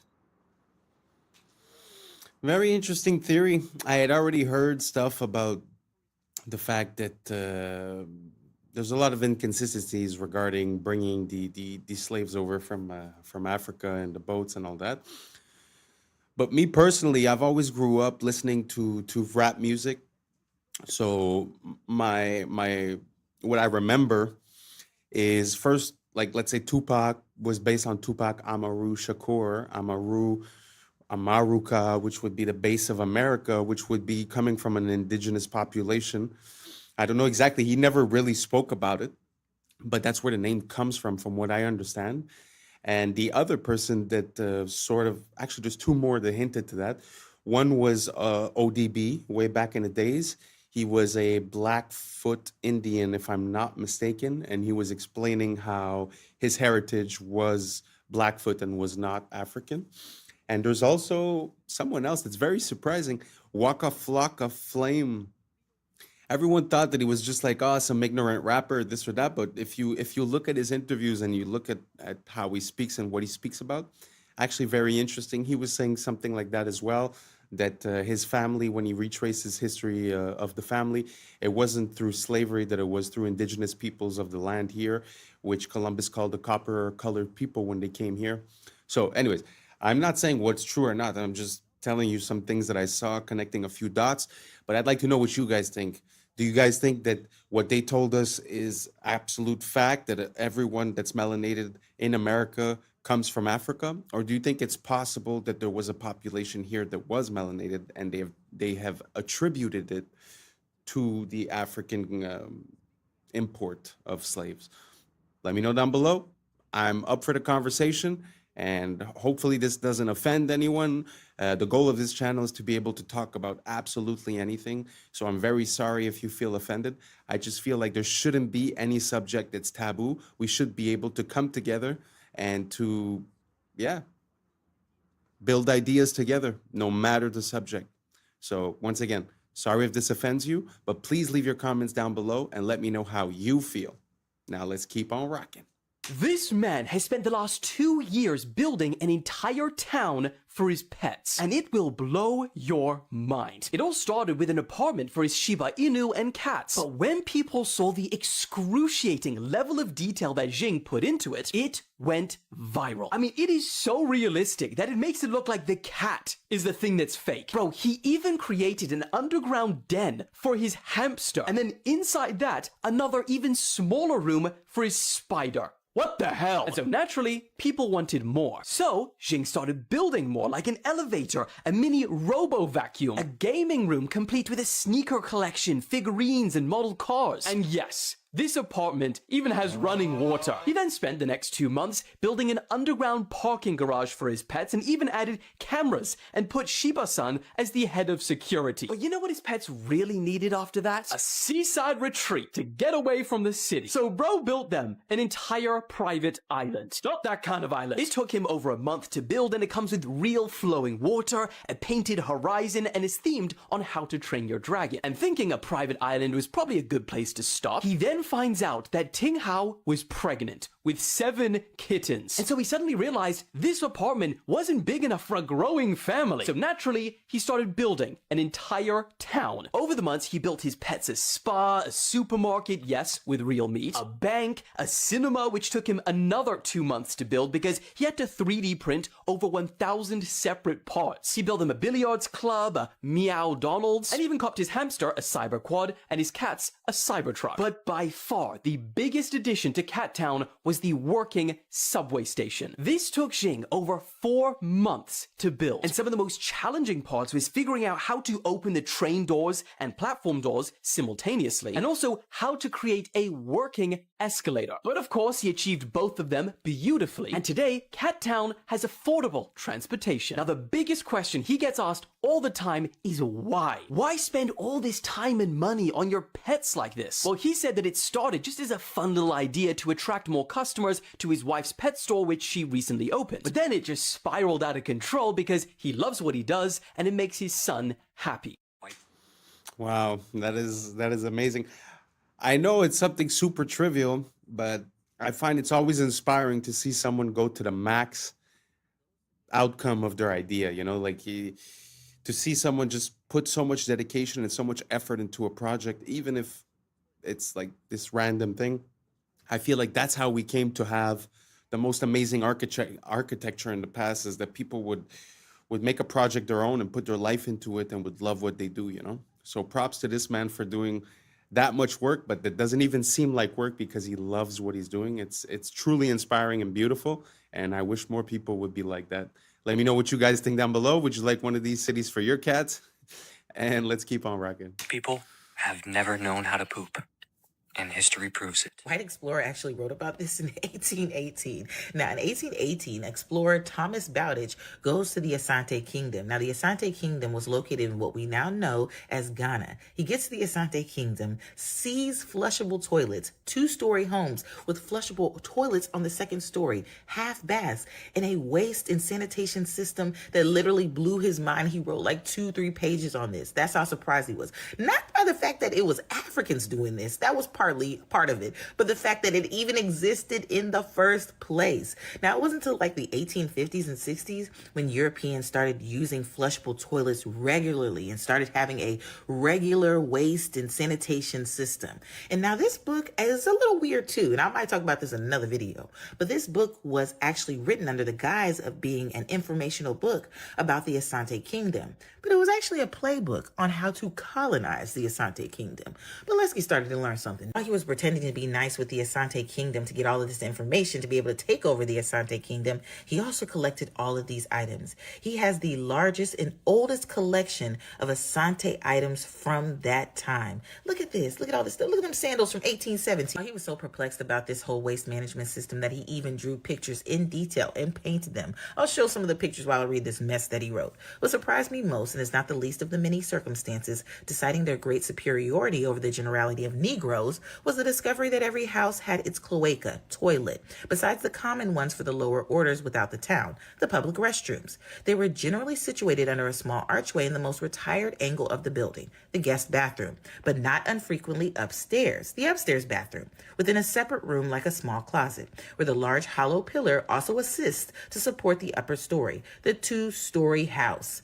The holes were of a small circumference, the pipes, but dug to a surprising depth, and boiling water is daily poured down, which effectually prevents the least offense. The rubbish and offal of each house was burnt every morning, waste management, at the back of the street, and they were as nice and cleanly in their dwellings as in their persons. Thomas Bowditch's book provided one of the earliest, if not the earliest, account of how African people were living before European colonization for centuries. Now, you want to know what happened to him? Less than 5 years after he lied to the Asante people, lied to the Asante king, pretended that they were going to do trade, he passed that information on to his superiors, who used that information to take over the Asante kingdom. He thought that he provided that information that would give him leverage for better pay and a better position. They said no. He decided that he was going to move to Africa and get his fortunes and terrorize the African people. That same year that he decided to move to Africa, he died from a fever, leaving his wife and children destitute. Hope you learned something new. Ah, wow, that is very interesting to see the advancements of the African civilization before the Europeans, actually. And this whole story about the bathrooms is something that I have been ruminating for quite a while, because sometimes you look at the constructions that they've built, like for an example, the Castle of Versailles, which was built in France, I think in the 1600s, but it might be before, I don't remember. But the point that I'm making is that I think there's like 400 rooms in the house. They diverted the flow of water from a river nearby. They have all of these working fountains outside. Everything is amazing and beautiful and functional. And there's not one bathroom inside the house, not even an outhouse.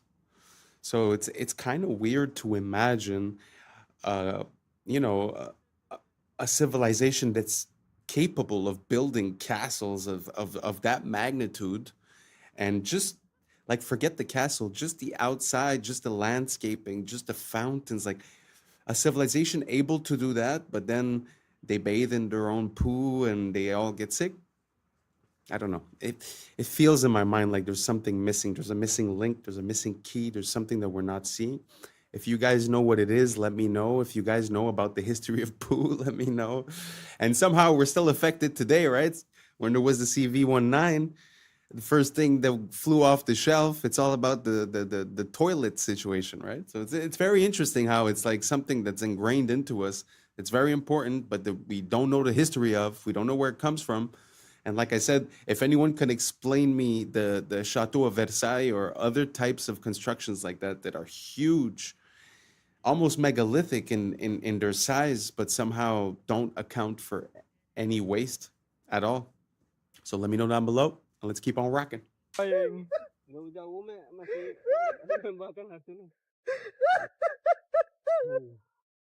Oh. It's okay. We did it. We found it.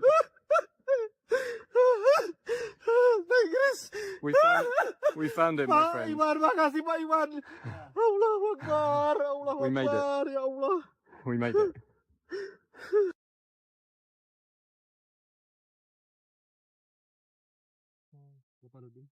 Kasian ya, penghargaan udah dapat. Gara-gara dia main harimau itu kan, Iya. bapaknya dulu yang main. Bapaknya Paul Diri itu? Awak kenal karena. Tell me how you feel that we found this plant. But this is very amazing. This is complete for me for the habitat modern aplysia for the Sumatra. And you've been looking for Has 13 been. years. For 13 Yeah, years. 13 years old. And here it is. Chris, are you very lucky, Chris? I'm very lucky. Ah. I'm the luckiest guy alive.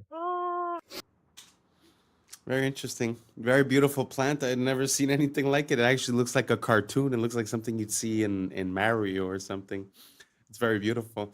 But there's something so natural and so wholesome about seeing this connection with nature. And you know, nowadays we get this dopamine rush when we receive a message or when we get a little ting on our phone, right?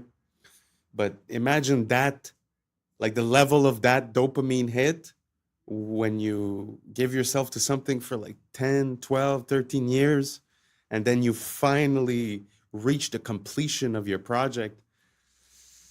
It's so wholesome, so natural. I find it so beautiful. Sort of like planting seeds and all the work that you have to do until it's time to get the fruit. You understand what I mean? Like that time that's involved. Nowadays, we like to have it in an instant. I just find there's something so beautiful and so natural into a long process with a bigger payoff and a bigger reward. I don't know if you guys have noticed this in our current society, this addiction to dopamine, this need for reinforcement and to be seen and to be heard. And I don't know if you guys can see it. Let me know what you guys think down below, and let's keep on rocking. I've become obsessed with etymology, and I've been studying words like crazy. I've been warning And what I y'all. understand from the English language is that our words come from German, Greek, French, and English. It's just spelled. not one language. That's why when we divide the word up Balenciaga and only had an A, we see that now it went from an English word to a now Latin word that says ball is king. We all know this one, but watch. And the even more crazy thing about this situation is that Balenciaga is not the only company that is speaking in this coded Latin language. Look at Nickelodeon. I don't care about God. And look at Gucci. We just put a space between the two C's and it says there is an owl. And we already know the esoteric meaning of owls. And if you don't know the esoteric meaning, look up Moloch. He was the god of child sacrifice. And it made me look at Adidas, and you put a space between the A and the I and the D, you get, you give from God. Is that an accident? Amazon made $1.47 trillion last year. And if you type them in Amazon and you put a space between A and Z, you get Love Zon. Well, who is Zon? So let's look up Zon. Zon, a god. Zon Cathan. He is the Midnight Lord, the Dark Prince. At the bottom it says, possesses one of the most twisted and evil minds in the multiverse. His position as God of Pain is well earned. He has been the root of countless tortures, murders, and worse throughout time. Now, Manulife, this one really threw me for a loop. They are a wealth management company and they're worth $40 billion. Facts. Let's see what their Latin name means. If you put a space between the N and the U, it says, a man is a wolf. Now, that's a saying, that's a phrase, right? So let's go look up and see what that means. A man is a wolf. Homo homini lupus. What does that mean? So this one was crazy. It's a Latin proverb. It means a situation where people are known to behave in a way that's comparably in the nature of a wolf. The wolf as a creature is thought in an example to have qualities of being predatory, cruel, and inhumane. This next one is interesting because I actually learned this one in high school. Visa means you want or you've seen what you want. It's all mind manipulation. And evidently, these big corporations know that they are playing mind games with you to get you to purchase from them. But what does Mercedes have to do with you will give up? You give up what? What are you giving up? Your life, your soul, your money in order to purchase a car from them? And then some of the corporation names are named after like things in astrology. Like this one says, not a star for Nestle. And these big name Asian companies have figured out a way to say 3 different meanings in one name. Look at Mitsubishi. And these companies are not dumb. Like, they're not idiots. They have acquired billions, hundreds of billions of dollars. Why you guys think Don't they're in you control? think that they know exactly It's the what mind. their name means? They're coming for our in Latin? minds. I went through all 200 billion dollar companies on the Forbes list, and I have found numerous examples where they name their business one name and in Latin it means something completely different. People, this is a spiritual warfare. Yes. Well, one of my favorite verses in one of my recent songs is, the etymology will tell you more than all your recent technologies. And yeah, I think that looking at the meaning of the words does mean something. All of these companies as well, if you look at the logos and the symbolism behind the logos, you could actually see a lot of recurring themes, as if there was a pattern to success, as if there was a way to speak to the subconscious of the consumer and to have him, I don't know, put this brand in a higher credibility state or to attract the person, or to pass these messages. It's very interesting. I'm not saying that these companies do it willingly or not. I'm not making any claims or anything. This is for entertainment purposes only. But do you guys see that? Do you guys see that spelling, the words, the etymology? It's as if it's double speak, as if they're saying one thing, but it means another thing. I don't know if you've ever heard of double speak. I'll put some more of that in the next couple of videos. Anyways, let me know what you think down below. And I think we reached the end. Thank you so much for being here with me. And once again, thank you so much for the 5K subscribers. We're just getting started. We will not kick our feet up. This is just the beginning. But thank you so much for being here since the start. And we're about to hit the roof because the sky's the limit. Let's get her done. And that's a wrap for today, familia. Whether you're tuning in with the sunrise or you're posted up after midnight, I appreciate your time, your energy, your curiosity. And don't forget, this isn't about truth or fiction.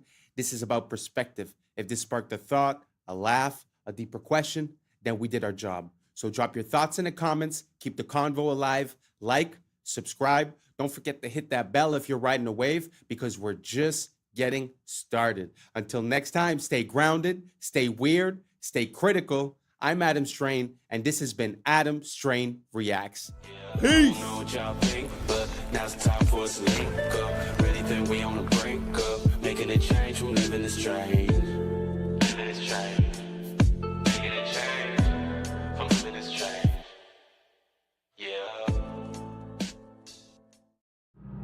Yeah. Yeah. Yeah, I was sleeping, had to wake up. Why? Every reason I can think of. God, till the day I keep the ache up. What's up, YouTube? Today, we'll be looking at disturbing TikToks that'll make you question reality. So without further ado, welcome to Adam Strain Reacts. Let's get her done. Some conspiracy theories are true. For example, let's say you had a friend call you up and say, I was eating at a restaurant and I found a microchip in my food.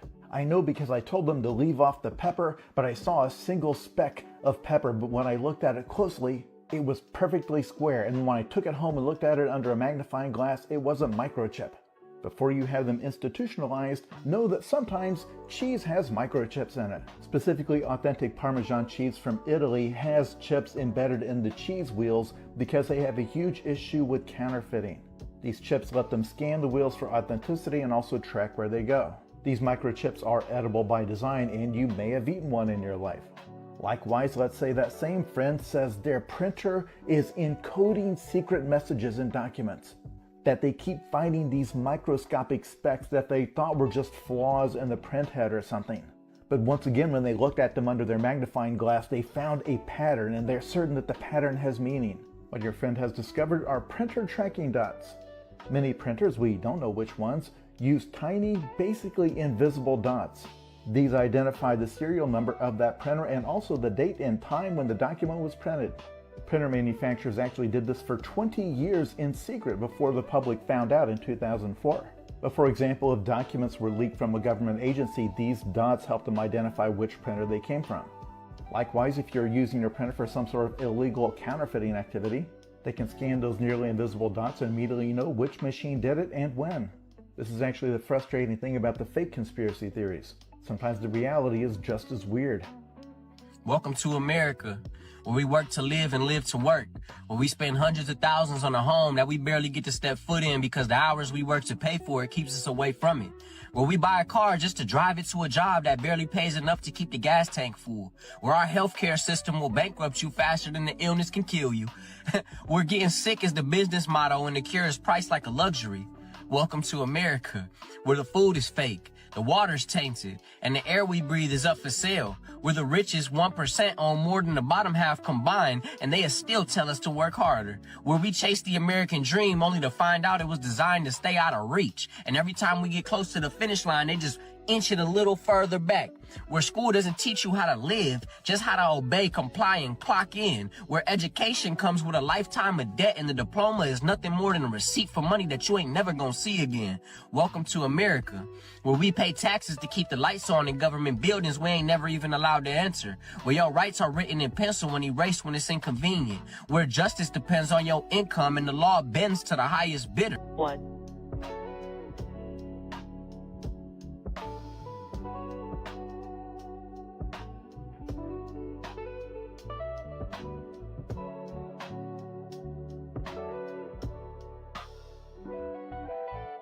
Liftoff. The crew is in orbit, traveling at nearly 17,000 miles an hour.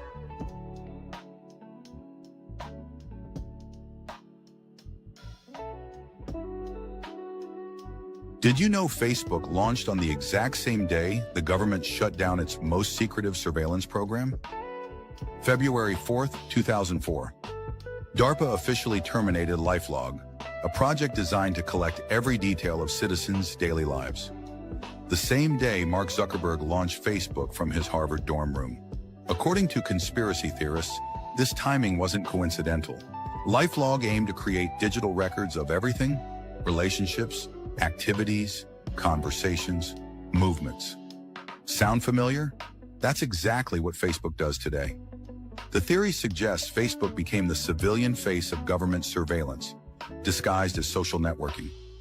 Early funding allegedly came from venture capital firms with CIA connections, including In-Q-Tel Investments. Within years, Facebook knew your friends, your interests, your location, even your political views. Everything LifeLog wanted to collect, but couldn't do openly. Today, billions voluntarily upload their entire lives to the platform. The perfect surveillance system, hidden in plain sight. Sometimes the best way to watch everyone is to make them want to be watched. Blooms. So if you leave it... I guess that's why they say that DNSA sort of became obsolete, because everybody started voluntarily uploading all their information. But the question that leads me to ask is, considering the dates, if you watched a movie of Mark Zuckerberg, let's say, does that make sense? Is it really like just a startup on a college campus, or is there something more behind it? Because what are the chances that, the day that it closes is the day that Facebook opens?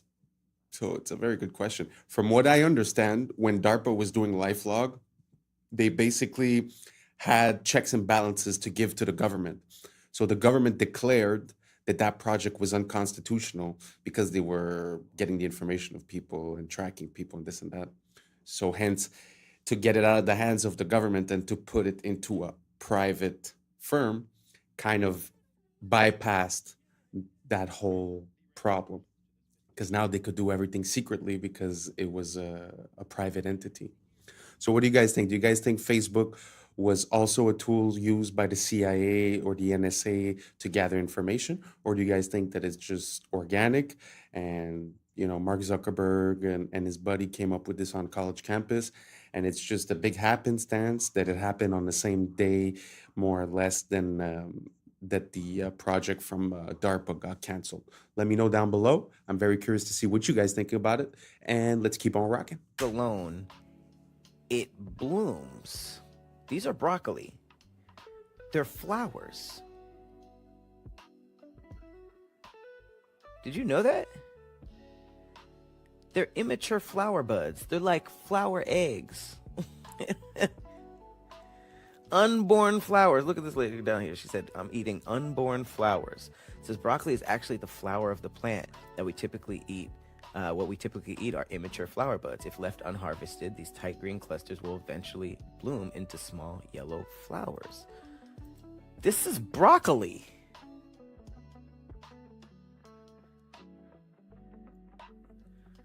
Like, what? Did y'all know that? Look. You just go on a date and give them here's some broccoli. I'm sorry. I didn't know that. You make me feel like sandwich, yeah. The ramifications to this video, the findings of this video are so shocking that I need to hear other people recreate this. And if this is true, then our entire world can change very quickly. Listen to this, absolutely shocking, and let me know your thoughts. What if intuition was a state of water, a kind of etheric antenna? You see, I've observed that after placing a sunflower seed in water, removing and freezing using a crystallographic method, the water doesn't design the seed, but rather it reads the potential in the seed and designs the outcome, the sunflower. Here are examples of water doing the same thing with apple seeds and flax seeds. So what if the water in us shares and receives information to and from the water in the air around us, which on a very subtle level is attracted to the human biofield, which is electrical and magnetic? Since it appears that water reads potentials as demonstrated in my seed examples, then perhaps the water in us uses our electrical charge to probe all potential outcomes simultaneously like a quantum computer and returns back with the most likely outcome, which we all call intuition. So intuition is the water in our body seeing the potential of outcomes, quantumness. Like, this is incredible. The shockingest part, you put a freaking seed in water, you freeze the water. If you didn't catch that, that's what she did. She froze the water.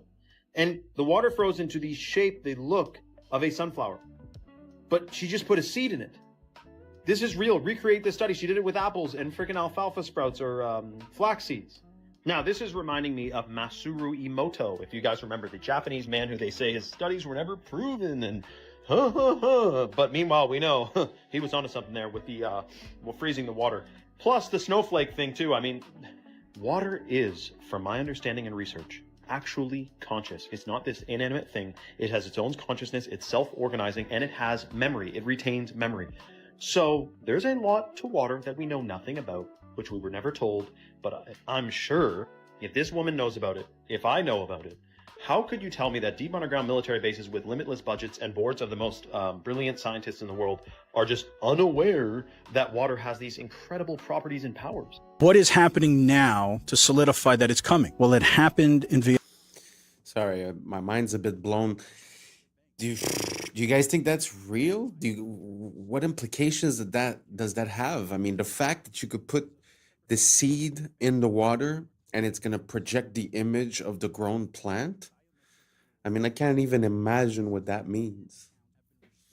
If you guys have an idea, write down below, because truly I'm awestruck. Let's keep on rocking. Vietnam. 86 million people have no longer access to their banks because they refuse to comply with biometrical standards for digital identification. Denial by default. As of September 1st, 2025, banks across Vietnam are closing accounts deemed non-compliant to new biometric rules. Authorities estimate over 86 million accounts have been restricted. And the reason why this is all going on is because let's say the World Economic Forum, can we just force them to comply by restricting their bank accounts? Because if you have no money, what are you going to do? Eventually, you're going to comply. And if you don't, Vietnam can assert a martial law. They have no reason not to say, all you people who are trying to usurp this system by bartering or whatever, if we catch you doing that, you're going to jail. And that will force people to accept the digital system. This is not something that is going to stay in Vietnam. This is a test, because if we look at what's going on with the European Central Bank and digital ID initiative in Europe, as well as the real ID being imposed in the United States, we can see that it is coming to us as well. That's where it gets confusing. Right. So, what do you guys think about the digital ID? Do you guys think that it's the natural progression of things, or do you guys think that this is a whole other level of control, tracking, data harvesting, and etc.? Right? Let me know down below, and let's keep on rocking. the real problem, the question is the Van Allen radiation belts. Now, the people that say that it's easy to go through the Van Allen radiation belts will tell you that it's a donut. It's not like covering the entire sphere of Earth evenly, that there's openings at the top and the bottom. Is this correct? Well, yeah, but then they would have to launch at the North Pole or South Pole, where it's not possible to launch because of the temperatures. That's the only way you could do it, to get through those holes? That's right. According to NASA's own flight plan, they went directly through the center. That's why they launched in southern Florida, to be close to the equator. Okay, so what they would say is that it's not that dangerous, and it's just like being exposed to a few x-rays, and that the people were shielded. Well, go to Sabrel.com and watch a latest clip right about there. it. But you're right there, so I want to give you the saying, opportunity. I'm just saying, what they would say to you. The clip there is of Kelly Smith. He's an employee at NASA, explaining something that most people don't know, which is above the Earth, starting at about 1,000 miles and extending about 30,000 miles, is a huge band of radiation that astronauts would have to go through to the moon and through again back. First, he says it's dangerous, meaning deadly, and then he says that the technology for an astronaut to go through it to the moon and back and survive has yet to be invented.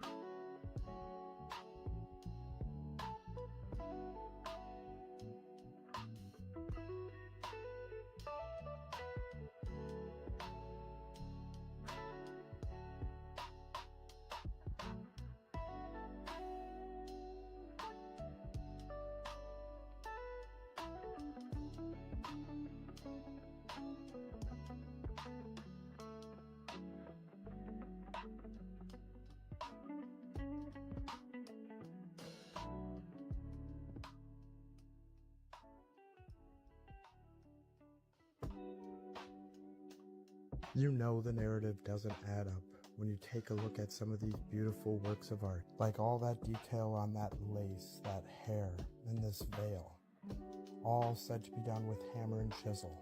They are not just beautiful works of art. timeless pieces. They are impossible, given the historic timeline we were told, because we don't make anything close to that detailed and that beautiful like they did hundreds of thousands of years ago. And just look at the tools we need to recreate it today. Much like the architecture not matching the tools of the period. The same goes for the beautiful works of art from the old world, and everything seems so backwards. Our art has regressed. Our buildings are nothing more than boxes. This next video breaks down how we need robots and tools to help us replicate the beauty of the old world. A monumental block of marble about the size of a railway car, 200,000 pounds of flawless Carrara stone. You're going to move this block out of here? We are going to move this big boy out of here. How? There are going to be a couple of cranes and a huge truck to lift it. A feat not possible in Michelangelo's time, but then neither was this. Meet Robo, one of the brigade of robots taking over sculpture. We watched as Leonardo da Vinci's trademark hat was adjusted, not with a hammer and chisel, but a 13-foot zinc alloy arm and a spinning diamond-crusted finger. Water jets kept Leonardo cool. This was a week's work for Robo, with another 2 to go.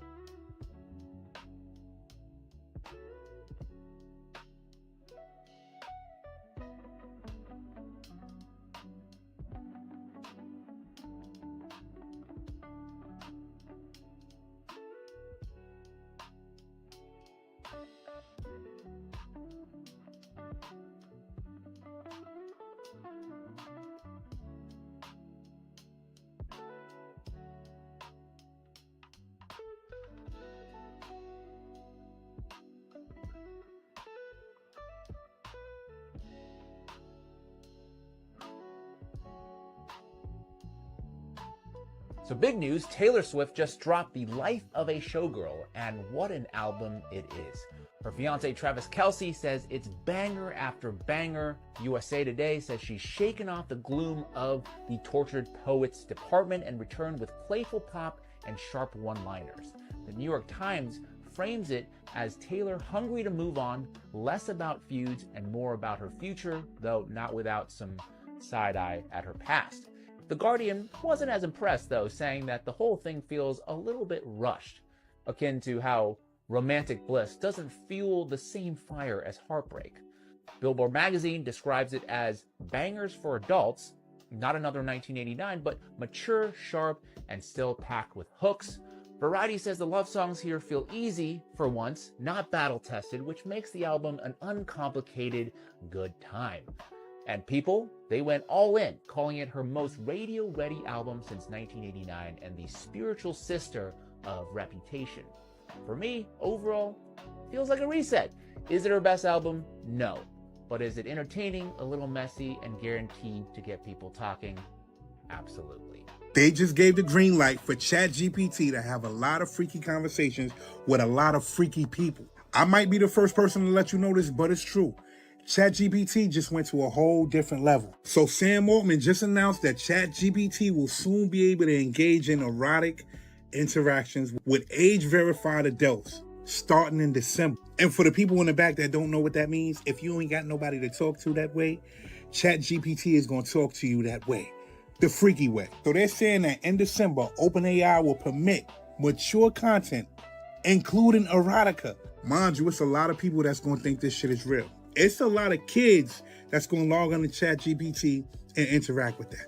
They're talking about it's going to be age restrictions. How? How are you going to restrict that? How do you know who's on the other side of ChatGPT? Mind you, people were trying to stop this because we already seen what happened to a couple of kids that thought they was interacting with a real person and they took their own lives. And then you have some adults who really and truly conversate with ChatGPT each and every day. I'm not saying it's a problem with that, but it's a problem with that. And now they're telling people that you'll be able to have those type of conversations, freaky conversations, erotica conversations with a computer. They're taking this shit to a whole nother level. Now think about this. Y'all see Sora 2 just came out, right? So think about people making AI figures and then doing that AI chat. the freaky chat. OF models, y'all in trouble because guess what? Now people ain't gotta pay for that. Now they can make the woman of their dreams or the man of their dreams via Sora and then have a chat with them via OpenAI, via ChatGPT. And what does that do for the population? Don't let me find out that you gonna be on ChatGPT using it the freaky way, because it's about to get freaky, man. I'm out. Michael Jackson was trying to tell us they're casting spells on us through music. Check this out. Singers, when they sing songs, it's like a mantra. When you repeat a chorus over and over and over. So when a kid hears a song and he starts singing that chorus over and over and over, then you start to hear it in the alpha state into the subconscious mind. So you start to become the song or become what you're saying. Now, Michael Jackson being one of the greatest musicians to ever live, you can safely say that he's an authority figure when it comes to the subject of music. The reality is that music is one of the most powerful forms of programming. Stay weird. You don't just listen to it, you actually... A worldwide... I agree with that. And whether it's music coming from outside or the music that emanates from your thoughts, it's very important to keep it positive and keep yourself on a good outcome. Because like he's saying, if let's say the song that you're listening to is... the chorus is hate your neighbor, hate your neighbor, hate your neighbor. Like he said, at one point you go into alpha state and you start talking to your subconscious, feeding that. So what do you think is going to happen in your conscious life? You're probably going to have more hate. As for if you were listening to a song that says love your neighbor, love your neighbor, love your neighbor, you're probably going to end up with a different consequence. It's the same thing with your choice of words. A lot of people replace the word mourning with rising because mourning is associated with death and rising is associated with life. It's an example, but these patterns create a sort of spell, as if you want to call it that. Some people call it epigenetics, the biology of belief. There's different interpretations of it, but my only point to this is I think we should be careful what we consume, what we listen to, what we repeat, how we think, and what we say. If you guys agree, or if you don't agree, let me know down below, and let's keep on rocking. Event that left so many remains melted and scorched. You can see the blackening and charring on so many of these melted structures. Most of these structures are still buried from the many resets that occurred after them. This is a perfect one. To the right of that archway, you can see a lot of that structure deformed and buried under the stone. And that undeniable scorching. Some more blackened stone here on the top. And in little small parts all along this melted ruin.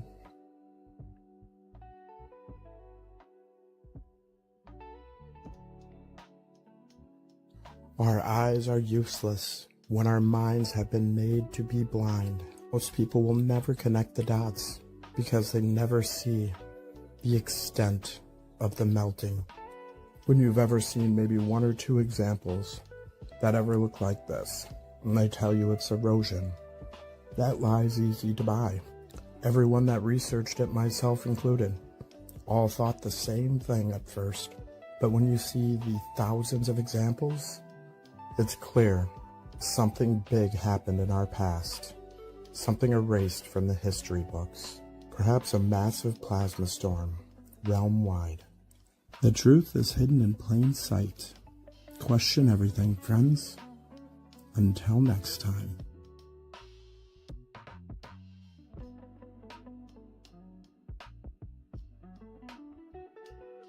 And that's a wrap for today, familia. Whether you're tuning in with the sunrise or you're posted up after midnight, I appreciate your time, your energy, your curiosity. And remember, this isn't about truth or fiction. This is about perspective. If this sparked a thought, a laugh, a deeper question, then we did our job.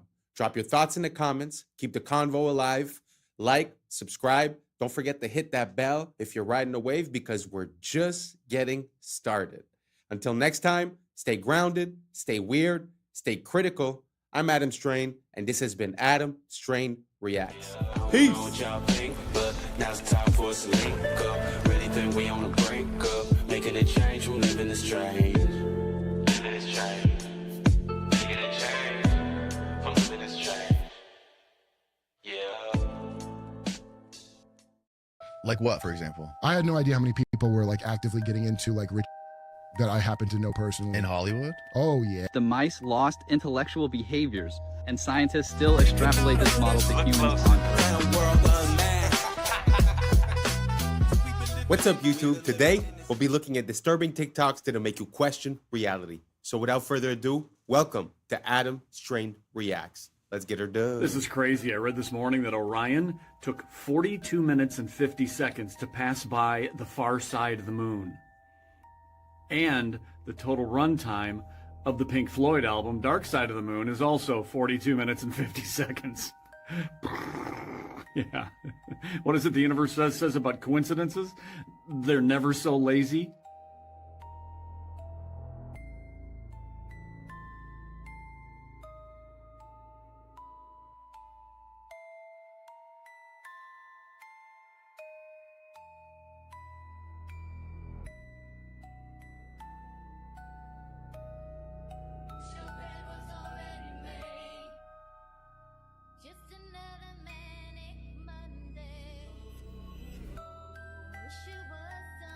Era assim a vida dos entregadores e você achando que é fácil. Não, olha isso aqui, ó. Tem que ter habilidade, meu amigo.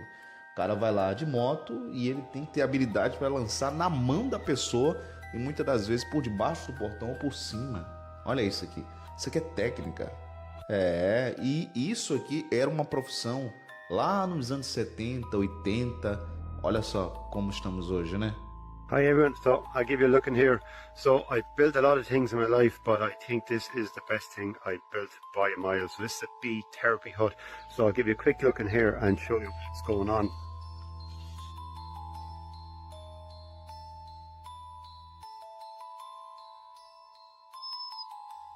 So in here now, underneath this is the bee bed, and underneath this there's 3 hives. There's about 150,000 bees in there, and then just down here at the end I have another hive. It's an observation hive. I'll just give you a quick look here.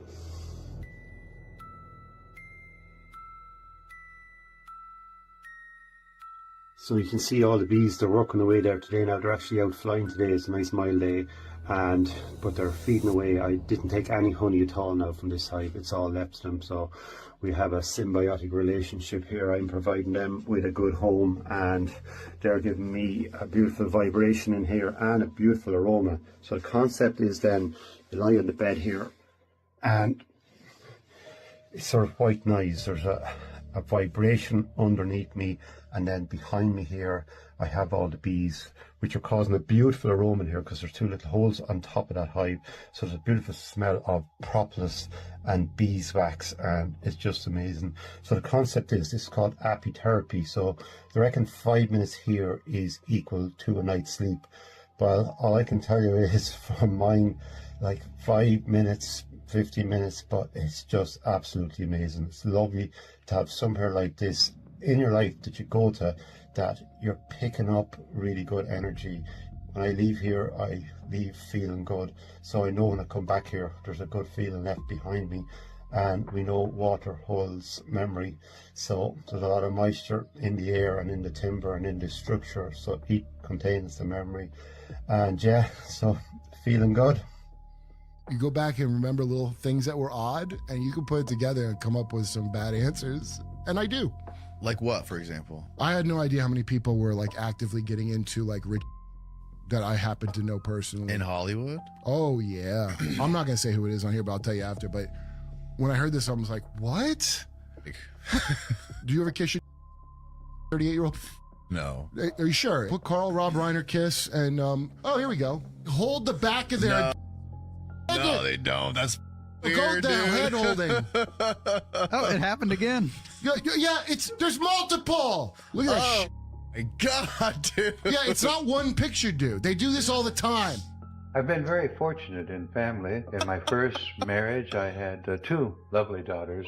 Girls are such sweet-smelling, yeah, that's true, wonderful things. Mm-hmm. I can still remember when they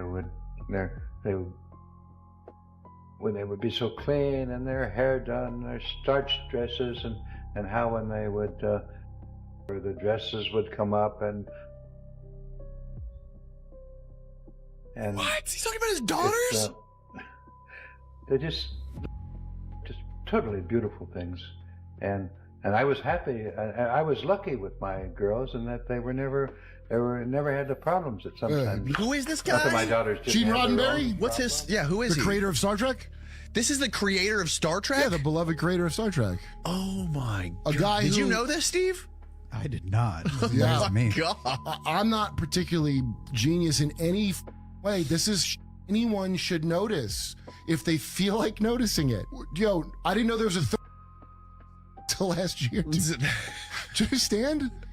Why the wouldn't I know that until just recently? Because it's effective. We're worse than North Korea as far as propaganda, 100%. So building. It was a there was a And that 2 trillion of that is missing, they can't account for. Julian was telling me that he thinks that when they built it. Of course it would have been. He's right about that. Not only that, Julian told me that he thinks. And he's always told me that. The day I met him, he was talking about telling me. Dude, he's worse. Ben is worse than that. But Julian's not a guy that will jump over to where I'm at automatically. So that's a thing that he personally noticed. Yeah. That stuck with him. Those are the things to really follow when something sticks. Like just jokes I remember people had that were like, did you ever notice jokes? But they're then you realize and now a lot of jokes are coming true. It's really upsetting. I don't know if you guys know about Gene Roddenberry, but basically Star Trek is, a lot of people say it was like a plan towards where technology was going. You see the first AIs, you see the first tablets, you see the first transparent screens, all kinds of stuff. But it's kind of weird when you start looking at what these people believe. Like we saw the interview of that guy. It's the same thing with like space travel and rocket engineering. There was Jack Parsons. It always seems like the forefront of technology is in some way, shape, or form associated with these weird beliefs or attitudes. I don't know if you guys get the drift that I'm saying. If you have other examples, please let me know. But let's keep on rocking.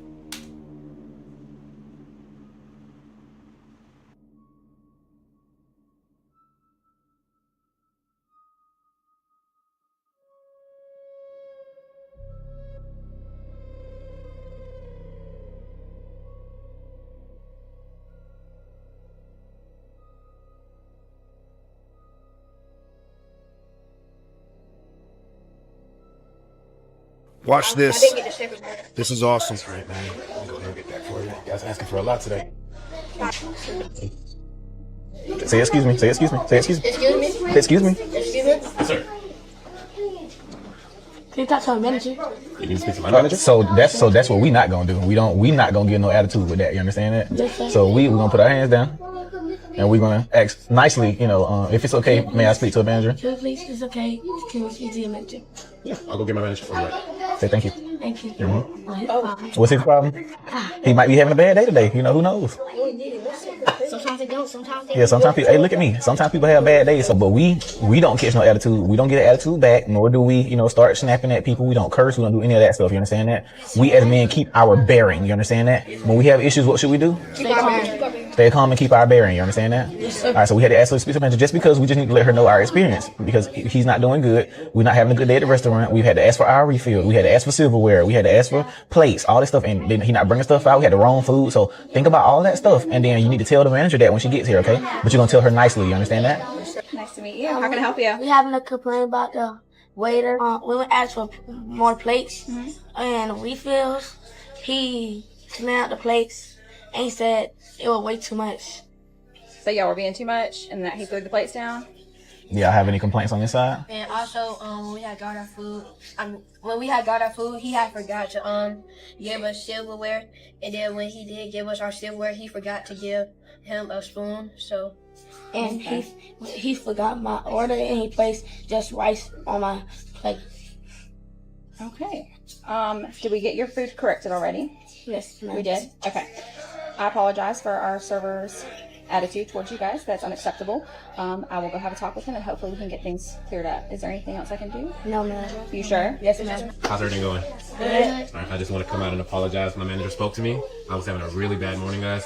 Hit something on my car. Just and I took it out on y'all. That was all me. I apologize. Thank you guys for bringing it up. It won't happen again. How's your meal, though? Is everything else going okay? Yes, sir. Awesome, man. Well, if y'all need anything, just give me a little holler, all right? All right. So this is what we want to do here before we ask for the check. What did he say was going on his day? He had something going on with his car. He had something going on with his car, right? Yes, so what's something we can do? Ask him, is it okay to pray for him? Is it okay to pray for you? Of course, man. I would actually very much appreciate that. All right, cool. So you want to say a prayer for him? Father God, thank you for our day. Thank you for our server. And thank you for having him to get things fixed with his car. And again, we thank you for him. In Jesus' name we pray. Amen. Amen. All right.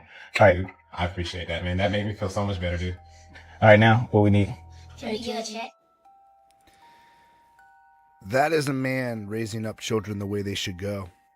I think.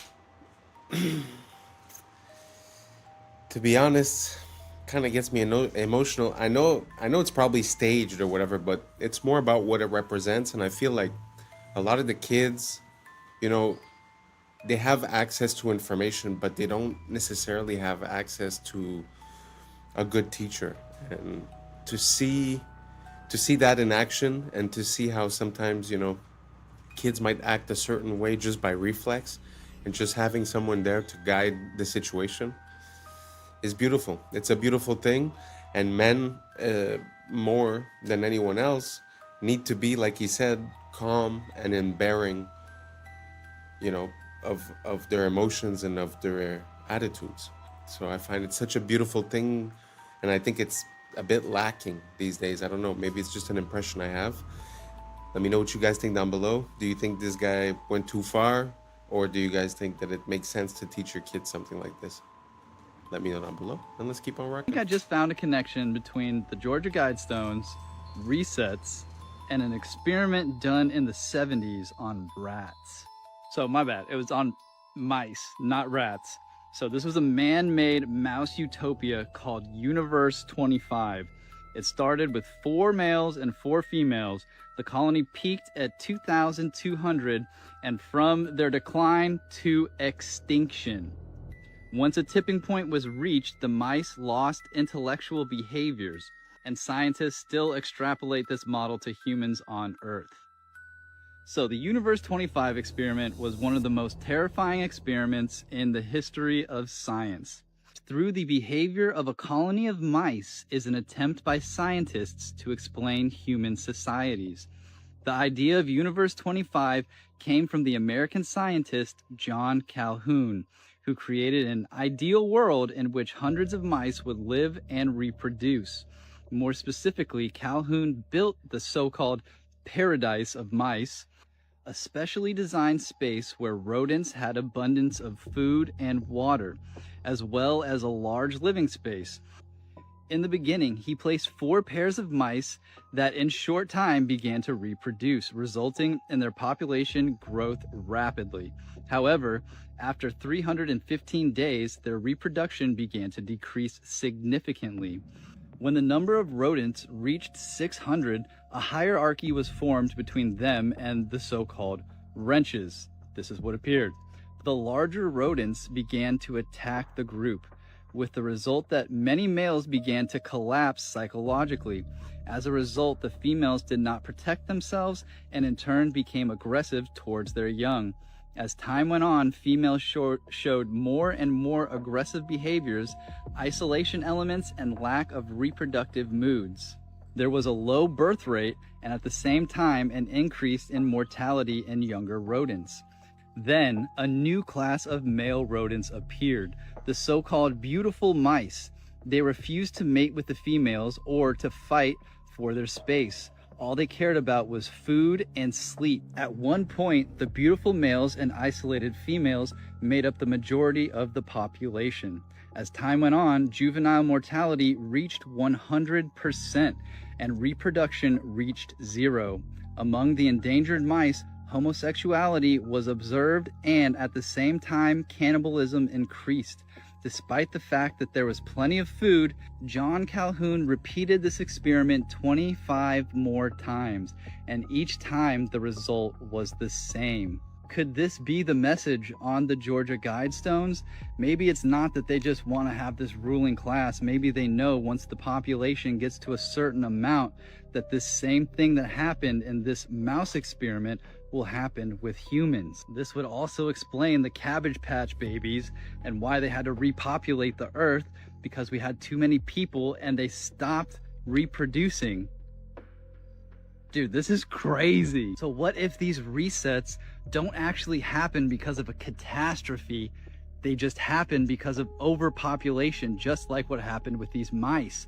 And then the mud floods would just be to like seal the deal, to rewrite history so that nobody had any questions about what happened in the past. Dude, that's a crazy ass perspective. Let me know in the comments what you guys think. That's crazy. Peace and love, y'all. Yeah. It's some interesting questions, because I mean, that experiment is very worrisome, and it feels like we're at some point in that process. But at the same time, what he was saying towards the end is interesting as well, because when you calculate the natural progression of a population, in a few thousand years, I think the numbers become exponential.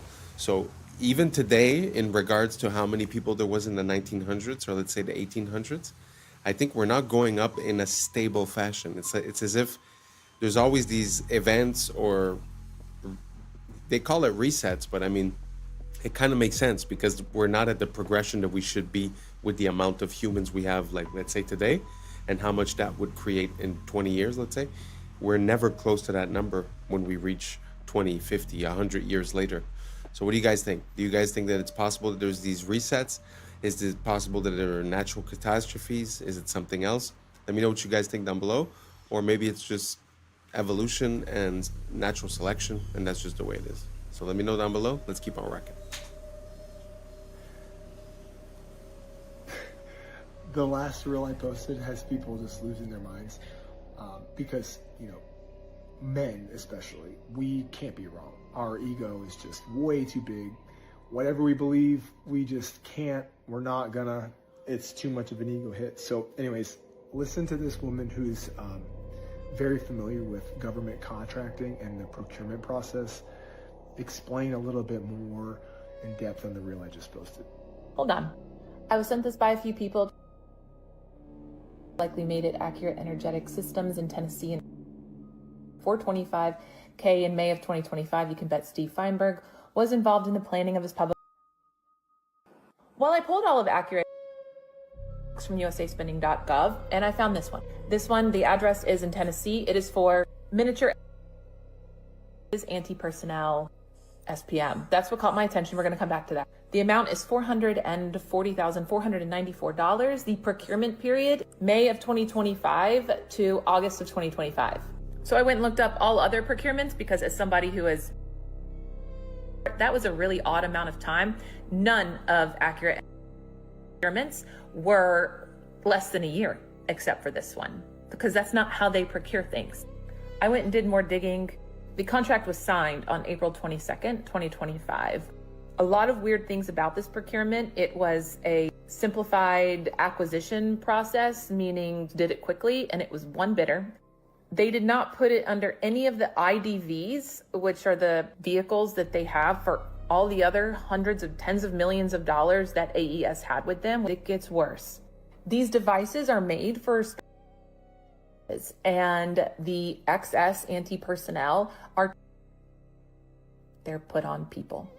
If you want to get darker, Steve Feinberg, our deputy SecDev, well, his old company, Cerebus, owns the company, I forget the name of it, that trains the special on these. He's the one who put protecting the blue and white country in his priorities as the same as protecting America. So you have a procurement that was signed April 22nd and started May 1st, ended August, for tiny devices. Forgot to mention that the plant that the address is at did a month after, and everyone in that. So, I don't know, Cersei, what do you think? Huh?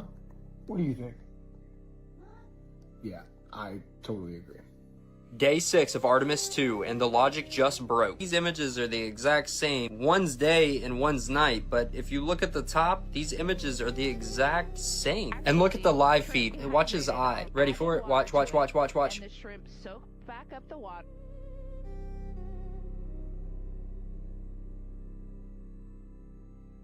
Everyone's talking about this red dot. Watch it disappear as it floats. Watch. You see it? And those are green beans. So Gone. we do And for this toy, you can literally see text from the background bleeding through the toy. Watch. That's a... Look, look, look. And then he moves it. Why didn't he just leave it there? The crew of the Artemis 2 has captured some incredible views of Earth. Ils ont utilisé les mêmes nuages sur les deux images. C'est censé être l'Afrique, de jour et de nuit, avec exactement le même angle. Donc environ 12 heures plus tard. Et les nuages n'ont pas bougé.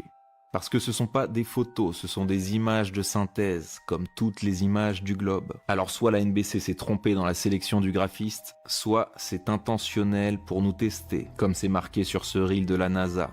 Et pourquoi on nous montre la Terre au compte-gouttes? Pourquoi ne pas tout filmer? Pensez-y 2 secondes. Un parachutiste revient avec des centaines de photos.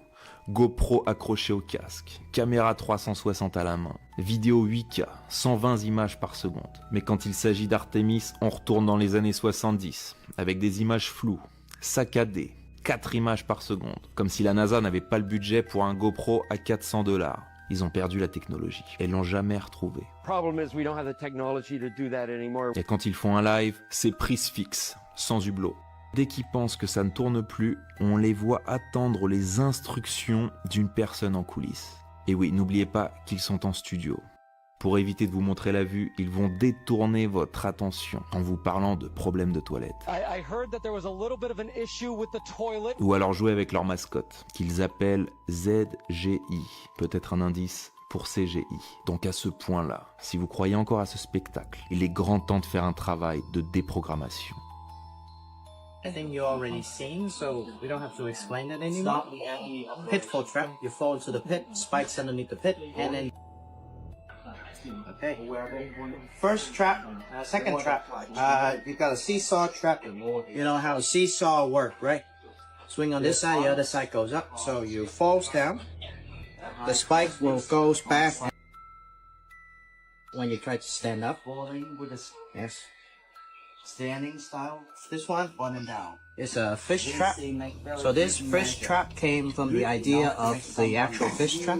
You see, the river flows, and when the fish follow the river, goes into the box, and the fish, when in the box, cannot escape the box because they are too big to fit through the gaps here. So, fish trap, same apply, but opposite side. So, you swim in the river. You swim in a flooded area. You have your leg fell down. And when your legs fell down, you stab the spike here. And when you try to pull your leg out, that's what happens. Okay. The next one is the armpit trap. Armpit trap, you fall right into the middle. If your hands, like momentum, like this will go straight into your armpits. Not a good idea.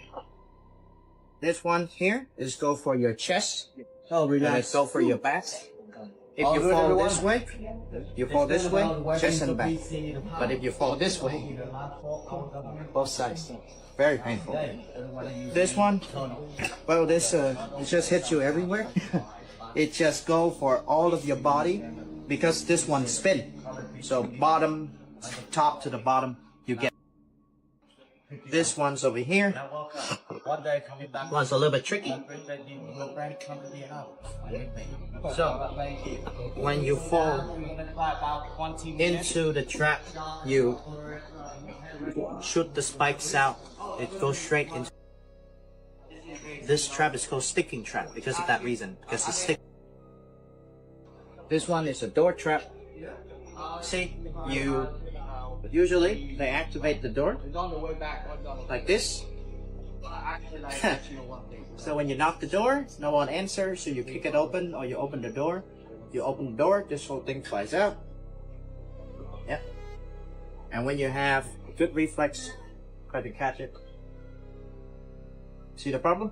Bottom still swing forward. So there you go. Not just that, these traps also have a very special design to it. If you look at the spikes, you can see that it's fish hooks, which means that when it goes in, it doesn't go out easy. So when you pull, so here is the part of the, you see, when a wounded soldier goes back home, they tell stories. And when the people hear the story, no one support the war. So what happens if you don't have people supporting the war and go to war anymore? Well, them to go. You see, the problem about is 19-year-old kids to go here, away from their family, friends, loved ones, with this. And the enemy that they are shooting at is not even better. They are kids who has the only thing to do is defending their country. You could. Wow, I had no idea about all those traps, but can you imagine you are the superpower of the world at that moment? For whatever reason or the other, you're like, okay, Vietnam, you're gonna get it. And somehow, through making holes, I mean, you have tanks, fighter jets, and through making a few holes with a few spikes, you somehow end up winning. I cannot imagine the rage of the Americans in that situation. Interesting story. If you guys have any more like that, pass them along. Let's keep on rocking. Drink like literally 50 bottles of water in plastic bottles, and you'll have less microplastics than 1 cup of coffee. The cup thing creeps me out. Like, I didn't realize the cup thing until like about a year ago. The microplastic load that you get from putting hot coffee into that paper, aka plastic cup, because if you know the paper is coated in plastic. Yeah, the only reason the paper is as of even, recently, I'm aware. Yes, but the microplastic load that you drink from that is astronomical. You could drink like literally 50 bottles of water in plastic bottles, and you'll have less microplastics than 1 cup of coffee. Well, I didn't realize it was that bad. It's bad. And that's a wrap for today, familia. Whether you're tuning in with the sunrise or you're posted up after midnight, I appreciate your time, your energy, your curiosity. And don't forget, this isn't about truth or fiction. This is about perspective. If this sparked a thought, a laugh, a deeper question, then we did our job. So drop your thoughts in the comments, keep the convo alive, like, subscribe, and don't forget to hit that bell if you're riding a wave, because we're just getting started. Until next time, stay grounded, stay weird, stay critical. I'm Adam Strain, and this has been Adam Strain Reacts. Peace! I don't know what y'all think, but now it's time for us to link up. Really think we on the brink up, making a change from living this strange. Living this strange.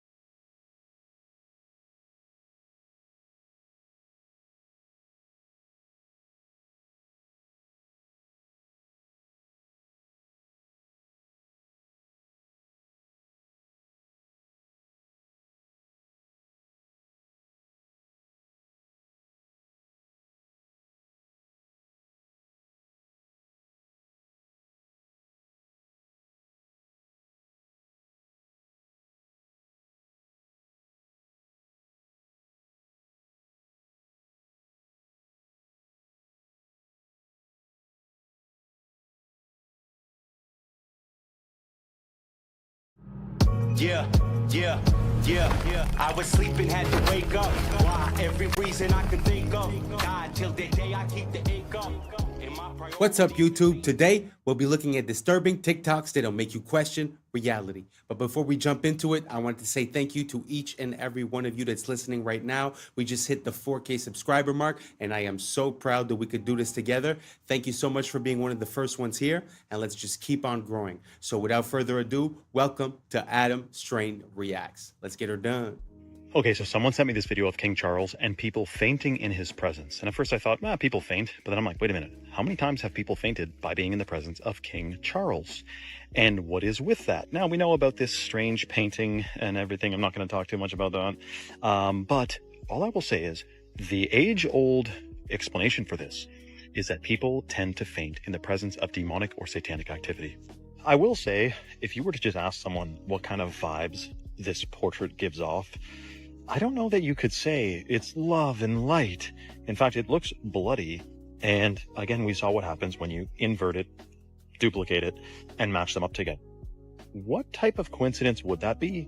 And what is with the very interesting history of the royal family anyway? And what makes their bloodline enable them, or rather give them the power to rule over others? I'm not sure I'm really buying this whole story.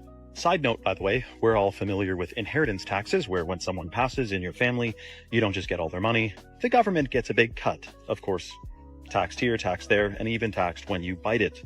Well, King Charles is not paying any inheritance tax from the Queen passing because of a law, and they don't want the royal wealth to be salami sliced away. So once again, we have another example of rules for thee, but not for me. How dare you try to get around paying inheritance tax? One advantage with the airships. I put this in because I find that we're so used to talking about secret societies and about governments that I think sometimes we overlook the power of the royal family or the crown. Because if you think back at a few years ago when there was the COVID, when you think about it, the Commonwealth countries were the worst ones, were the ones that were on the front of taking people's rights away. So, Australia, England, Canada. So when you think about it, there's kind of a correlation. So I know that it's not something that's very popular, but I'm going to start looking into a bit more the connections between the royal family and what goes on in the world. Do you guys see a link between the royal family? Do you guys think it's overlooked, or do you guys see a lot of that maybe I don't see it? Let me know down below, and let's keep on rocking. Is the fact that you wouldn't need a runway. They could dock these things, and that's why people start to look at some of these old buildings and some of these towers. Were they meant for docking an airship, and then they would get into the building from the ship?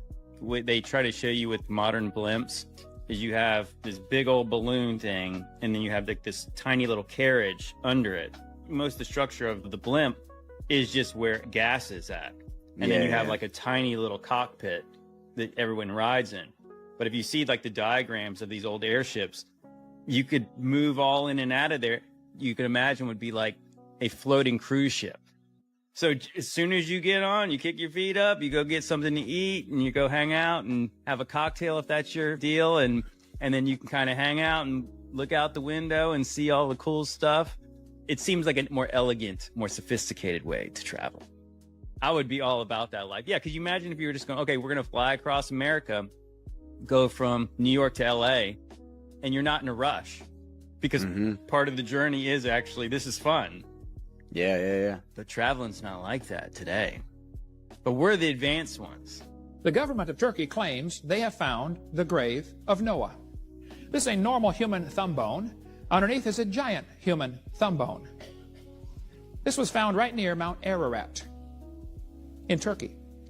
People say 1 man and 3 boys could not build a boat that big. Oh, you didn't see those boys. Hey, Bubba, bring me that tree, would you? There's a jawbone in a hotel in Turkey on display right now, 6.5 inches across the TMJs. Any one of you could put your head inside and rattle it back and forth inside the jawbone. The legend in Guam is that giant people built the latte stones there. Who is moving these giant rocks anyway? That's a camel in front of it for scale, folks. In Wasaki, Wisconsin, 100 years ago, giant skeletons were found in a burial mound. One of the skulls was 3 times the size of ordinary humans. In Walkertown, Indiana, 8 giants ranging from 8 to 9 feet long, all wearing heavy copper armor, were found. Through the bungling of the diggers and the disinterest of the museum establishment, the discoveries were scattered and lost. The Smithsonian has been very active in hiding discoveries about giants because it goes against the evolution theory.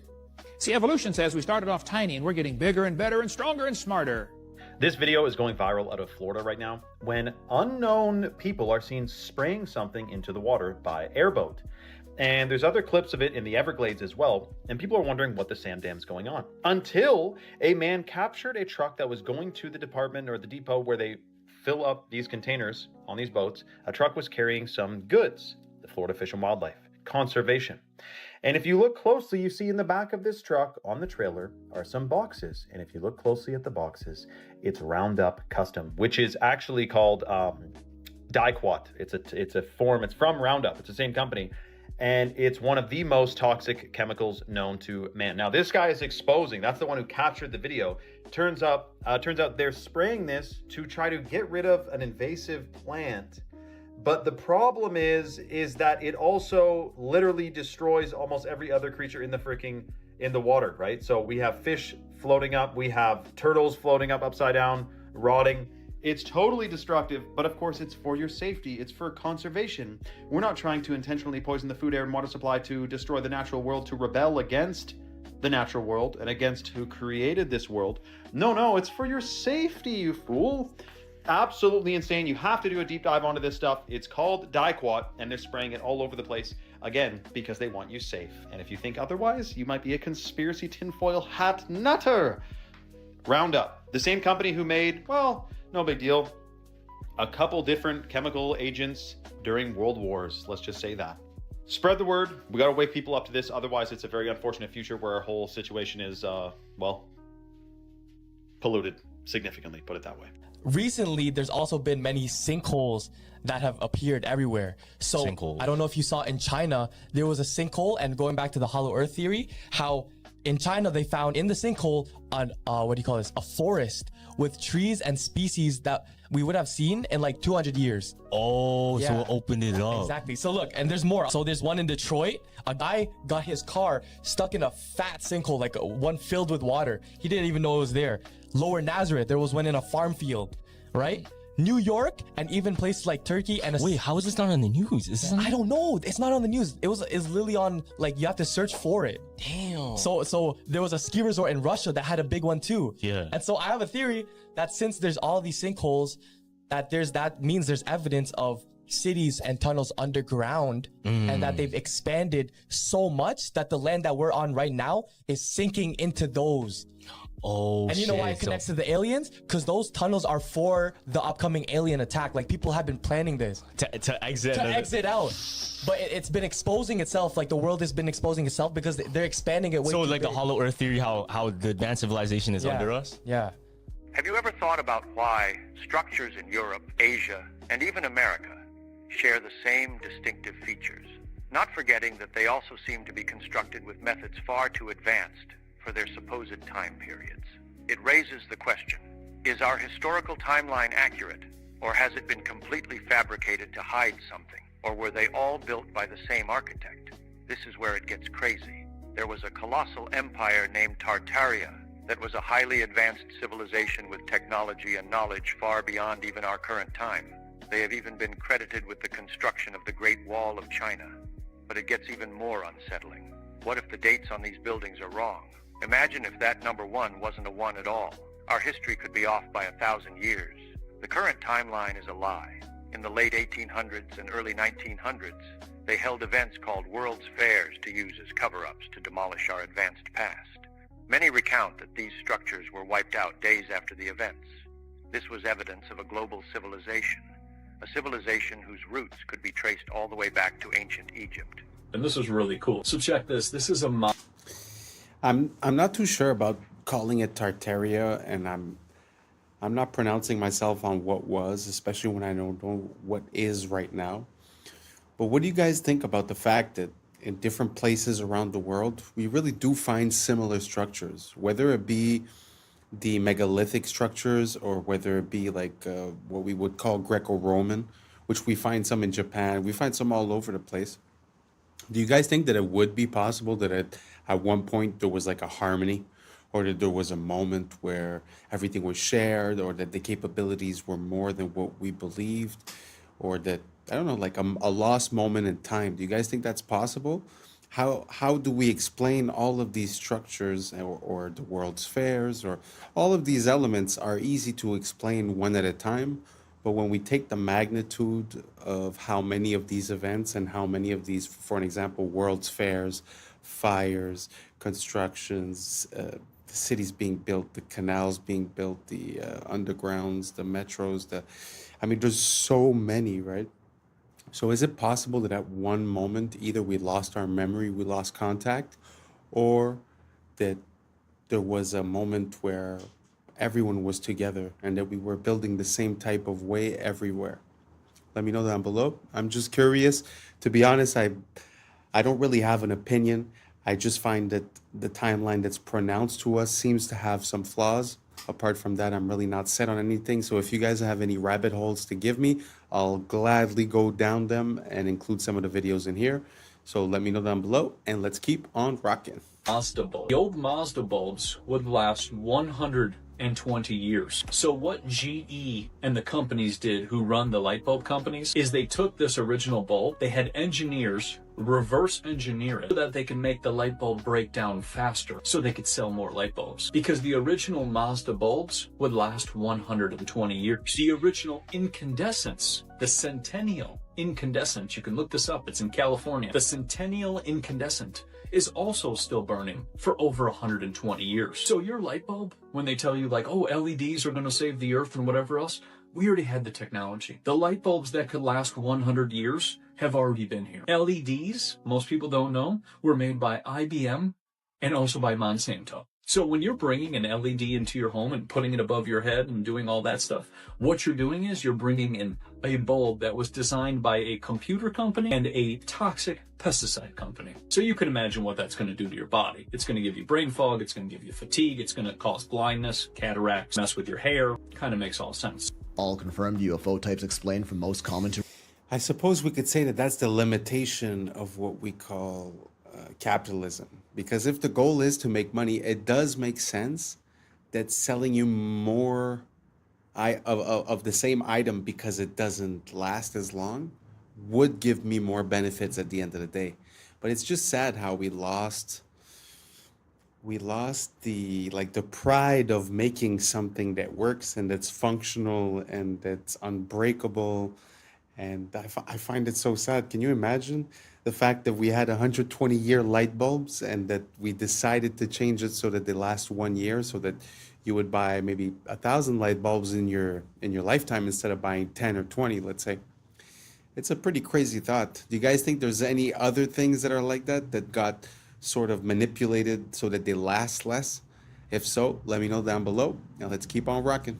Rarest. First up, we got the classic saucer UFOs brought to mainstream attention in the 1940s after the infamous Roswell, New Mexico UFO crash. Back when they were actually called UFOs, you know, unidentified flying objects. For decades, this was the signature UFO style that everyone knew and talked about, but was mostly mocked and downplayed until the government kinda told us they're actually real in 2020. Shaped like a disc with smooth edges, oftentimes glowing and occasionally with a dome top. Cigar-shaped UAPs are elongated cylindrical craft, often tapering at the ends. In recent times, the terminology was officially updated to UAPs, unidentified aerial phenomena, which was changed once again to unidentified anomalous phenomena when they realized they could also go underwater, no longer making them aerial. What makes cigar UAPs so interesting is their lack of any visible wings, fins, or other appendages typically found on flying craft, and is what really made us realize how impressive the non-visible propulsion systems that power UAPs really are. These have been popping up in our skies more lately, like those orb-shaped UFOs everyone's been talking about, or spherical UAPs, near near-perfect spheres, typically on the smaller side, seen flying very fast with erratic movements and no visible propulsion system. Can either appear metallic or sometimes slightly glowing, leading people to believe some of these may even be trans-dimensional, oftentimes spotted around military bases and have even been noted to merge or split into multiple orbs. Large, silent, and most often black or dark in color, triangle UFOs are usually seen with lights either in front or on their sides. One of the most well-documented mass UFO sightings happened in 1990 over Belgium, where hundreds of civilians and police officers reported countless triangle UFOs in the sky. Chevron or boomerang UFOs are similar to the triangle ones but have a more pronounced V shape. They also have lights along their supposed wings and have usually been spotted flying at lower altitudes. Egg-shaped are kinda like our sphere UFOs, somewhat elongated but not quite to the extent of a cigar UAP. These are most commonly cited by the military, one of which they famously refer to as the Tic Tac UAP, moving extremely fast and erratically, and have been seen to pass through large bodies of water without slowing down, showing off their true capability. Diamond-shaped UAPs are much less common than what we've discussed so far. They typically feature some sort of central light or collection of lights and are often seen rotating, moving, or even morphing in midair. Box-shaped UAPs are sort of like the diamond ones, except feature a more distinct rectangular shape with straight edges and perfect corners. They don't rotate and morph as often as the diamonds, but can occasionally be seen with what appear to be windows and sometimes even glowing. Fireball UAPs are an interesting breed, a rare type of orb, typically orange and violently flickering, giving the appearance of a burning flame. Transcending the notion of being mere objects, the fireball truly is a phenomenon, often seen far away and moving very slowly, occasionally bursting out a pulse or sometimes even appearing green. Speculated to be trans-dimensional, these aren't as common as the rest on most social media platforms. Organic shaped are most notably portrayed by the infamous jellyfish UAP caught on camera in the Middle East. This one looks like a collection of indistinguishable parts, no concrete form and moving slower than the others but at a steady, consistent pace. Has also been noted to go underwater. The organic shaped UAP is among the rarest, with some reports documenting shape-shifting abilities and sudden drops in temperature.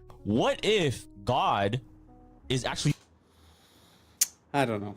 I must say that even if I was like Mulder from the X-Files and I would say I want to believe,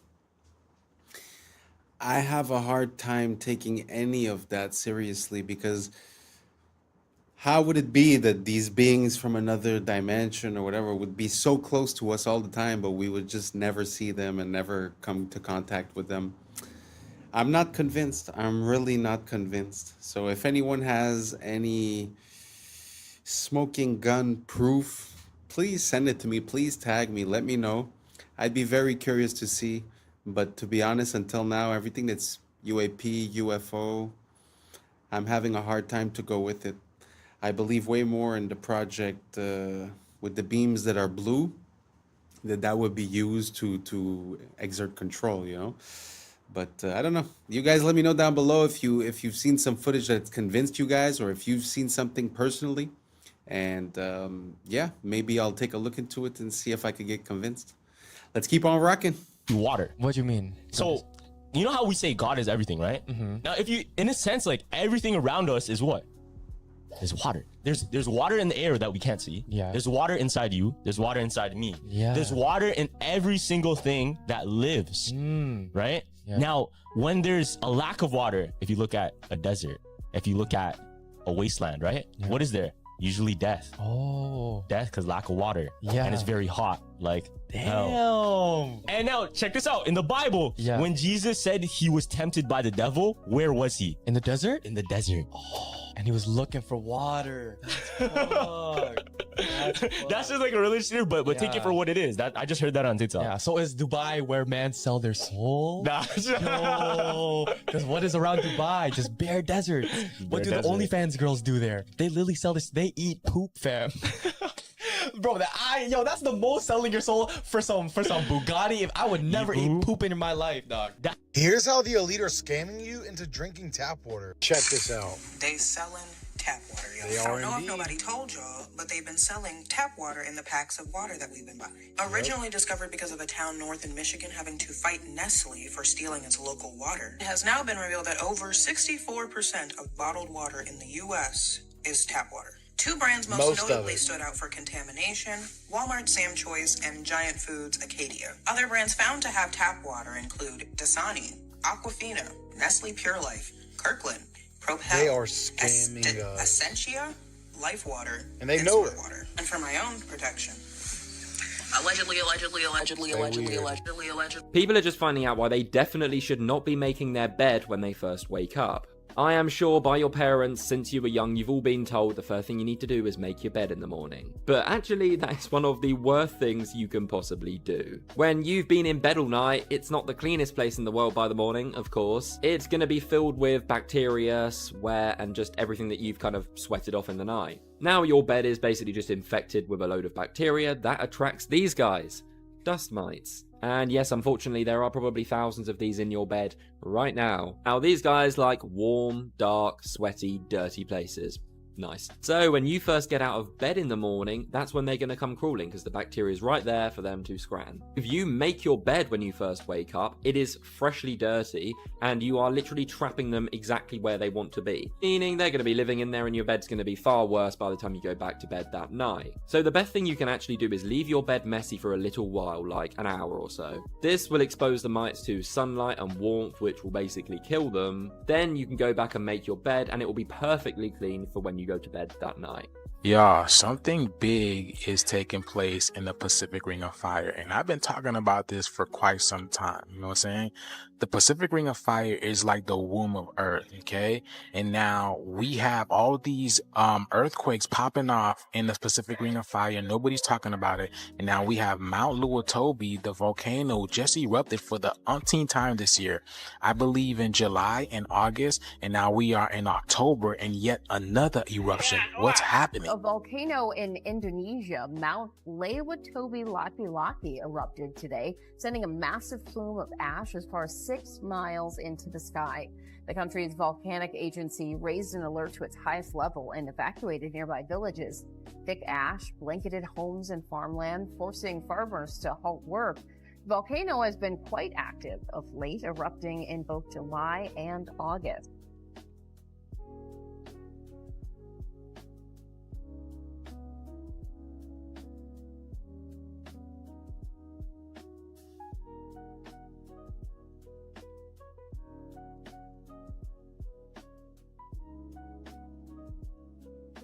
Okay, this video is going viral right now on Twitter because people can't believe the words coming out of this guy's freaking mouth. This is the godfather of AI, getting a Nobel Peace Prize, but issuing a shocking warning about AI. Some of this doesn't even make sense. Listen to this. Your Majesties, Your Royal Highnesses, Excellencies, dear laureates, ladies and gentlemen.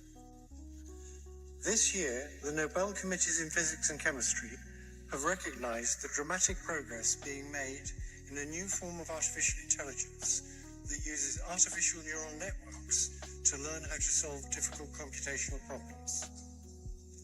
This new form of AI excels at modeling human intuition rather than human reasoning, and it will enable us to create highly intelligent and knowledgeable assistants who will increase productivity in almost all industries. If the benefits of the increased productivity can be shared equally, it will be a wonderful advance for all humanity. Unfortunately, the rapid progress in AI comes with many short-term risks. It has already created divisive echo chambers by offering people content that makes them indignant. It is already being used by authoritarian governments for massive surveillance and by cybercriminals for phishing attacks. In the near future, AI may be used to create terrible new viruses and horrendous lethal weapons that decide by themselves who to kill or maim. All of these short-term risks require urgent and forceful attention from governments and international organizations. Okay, so we have the same situation with Elon Musk. He talks about how AI is the greatest threat to humanity, and he continues to pioneer AI technology, human implantable brain microchips, and all this. So we got this guy talking to a bunch of seniors about AI, like they really maybe know what's going on. I doubt it.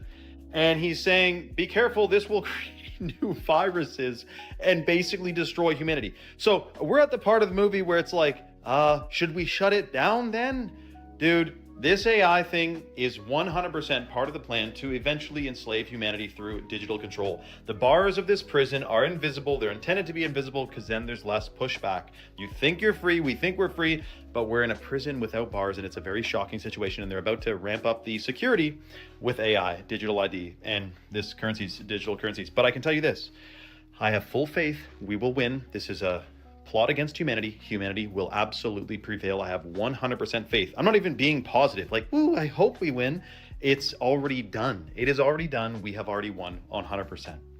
Comment for more for part 2. Follow for more. And let me know your thoughts in the comments below, man. What the Sam Dan is with this. Mr. Jones and Mr. Krempler were neighbors. They each had $3,000. With his money, Mr. Jones bought himself a $3,000 car. With his money, Mr. Krempler bought himself a new refrigerator, a new range, a new washer, a new dryer, a record player, 2 new television sets, and a brand new Volkswagen.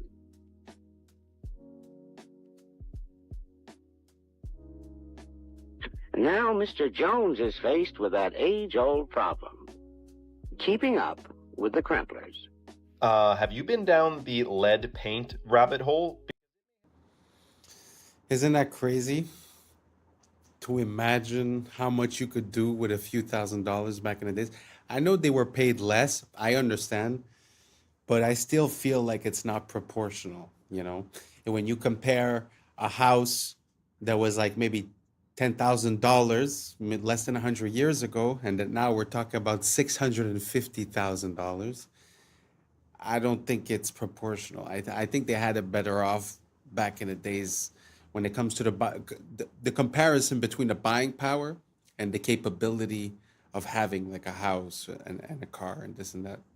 Because even when you think about it, all the sitcoms from the 90s, well, not all of them, but most of them, or like The Simpsons and stuff like that, the father and the mother, most often not, didn't have that high-paying jobs. Often the mother would stay at home and the husband was doing a trivial job, but somehow, you know, he was I don't know, worked at a factory or worked as a mailman or some stuff like that, and somehow would still have a house, you know, a family, have a car. I feel like nowadays it's just not like that anymore. It's not like you could work at McDonald's and have a family and everything's fine and you're gonna have a house. No, you're gonna be paying for rent. You know, it's gonna be way different. Do you guys think times have changed, that the value of money has changed and our buying power has changed as well? Or do you guys think that it's more or less the same? It's just proportional? Let me know down below and let's keep on rocking. I think we're close to the end on this one. Because it may have been banned for a completely different reason than many think. Did they really ban lead paint because it was toxic, or because it blocked their signals? Think about it. For decades, every home was coated in lead paint, thick, durable, insulating. Then suddenly, governments worldwide decided it was dangerous. But here's what they don't tell you. Lead is a natural shield against radiation and electromagnetic frequencies. In other words, radio waves can't penetrate it. Before the ban, your walls literally acted like armor. No TV signals, no radio frequencies, no wireless anything could pass through. And then, right as wireless communication exploded, radio, television, early radar, the health panic began. Convenient timing, right? They told us it was about safety, but the studies linking lead paint to poisoning? Most came from industrial smelting, not house paint. The numbers never added up. But what did add up was control. Because once the lead came off the walls, the signals went in. Every home became a receiver. Every person became a node in a connected network. Was lead paint banned to protect you, or to make sure they could finally reach inside your home? Okay, so the crazy part about this, by the way, is we had Xfinity, a Wi-Fi company, has a new feature called Wi-Fi Motion. And they can use, if your Wi-Fi is on in your home, you can use it as a motion detecting device to know if someone's in your home when they're not supposed to be, or just detect motion in general. And we know that we're using the one side of the internet or of a Wi-Fi signal, but there's another side to it. There's another door, you could say. We're using the front door. There's a back door to it. And I'm talking the same way with frequencies from cell towers as well. We're talking about a sophisticated surveillance system that is wireless, that can see everything that's going on. Now, what would happen, do you think, if they were spraying on us in the sky nano sensors that interacted with the frequencies? Picture a hologram, a desk, you got a big desk and it's a hologram of a real-time battle. Think of Star Wars when they're watching the battlefield on a hologram, seeing it in real time. Let's just say that was based on something that you can do if you have a bajillion sensors and frequencies blanketing the area. It's surveillance, dude. You know what? It kind of makes sense, you know, with all the signals that we're sending from the Wi-Fi to the sonar, the AM, the FM, all the military frequencies, the CB, the radios. I think we're oversaturated. So, you know what? Like sometimes I think to myself, like, man, I wish it wasn't wireless. I wish everything I had did have a wire in one way, you know? And I wish I did paint my house with something like lead paint so that I would protect myself. Because at one point, if everyone's signal is passing through you, especially if you live like in a condo or an apartment complex, I mean, you open up your Wi-Fi and you see that your phone is being hit by 40, 50 different signals at the same time. And that's just what you know about. So I don't know. Makes me think of like a microwave or something. Do you guys think the same thing? Do you guys think that maybe we should go back towards wired instead of wireless and try to cut out the frequencies as much as we can? Let me know down below if that's been something that's been part of your awakening. And this is the end of it. Thank you so much for being here. And that's a wrap for today, familia. Whether you're tuning in with the sunrise or you're posted up after midnight, I appreciate your time, your energy, your curiosity. And don't forget, this isn't about truth or fiction. This is about perspective. If this sparked a thought, a laugh, a deeper question, then we did our job. Drop your thoughts in the comments. Keep the convo alive. Like, subscribe, and don't forget to hit that bell if you're riding a wave, because we're just getting started. Until next time, stay grounded, stay weird, stay critical. I'm Adam Strain, and this has been Adam Strain Reacts. Peace. Now it's time for us to link up. Really think we on a break up. Making a change from living this strange. Living this strange. Making a change from living this strange. Yeah. Along the edge of their shell, segments of their shell. 13 moons, 28 days on turtle shells. They've spent over $21 trillion on underground systems and cities, funded through 2 decades of unaccounted federal spending. But the system itself is corrupt, yet the standard human still believes in playing well within the means of the system. What's up, YouTube? Today, we'll be looking at disturbing videos that'll make you question reality. So without further ado, welcome to Adam Strain Reacts. Let's get her done. I want to tell you guys about the wildest fact about elephant seals, and it doesn't have anything to do with their size, although, look at this. This is a real image, by the way. Hang on, let me, okay, but that's not even close to the craziest thing about them. So cetaceans like whales and dolphins, and then also sea lions, when they're in the water, do something called unihemispheric sleep, meaning that half of their brain is sleeping at the same time.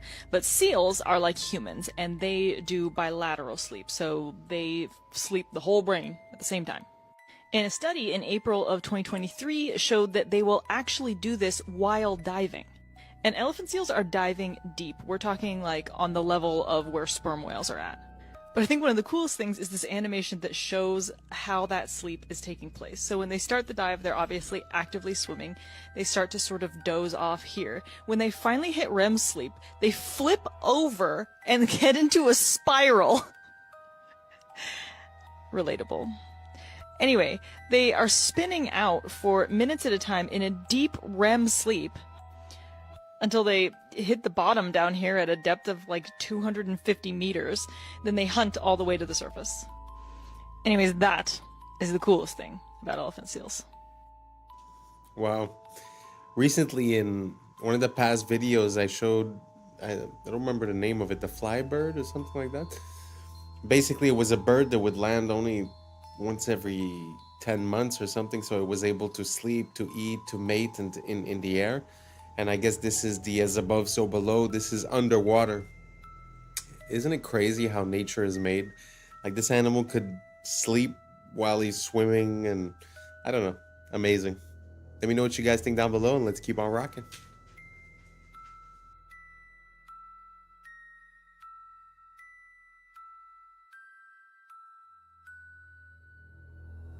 Okay, I just found out something completely shocking about turtles, and I honestly think they're trolling us at this point because the natural world doesn't have time. Time doesn't actually exist, right?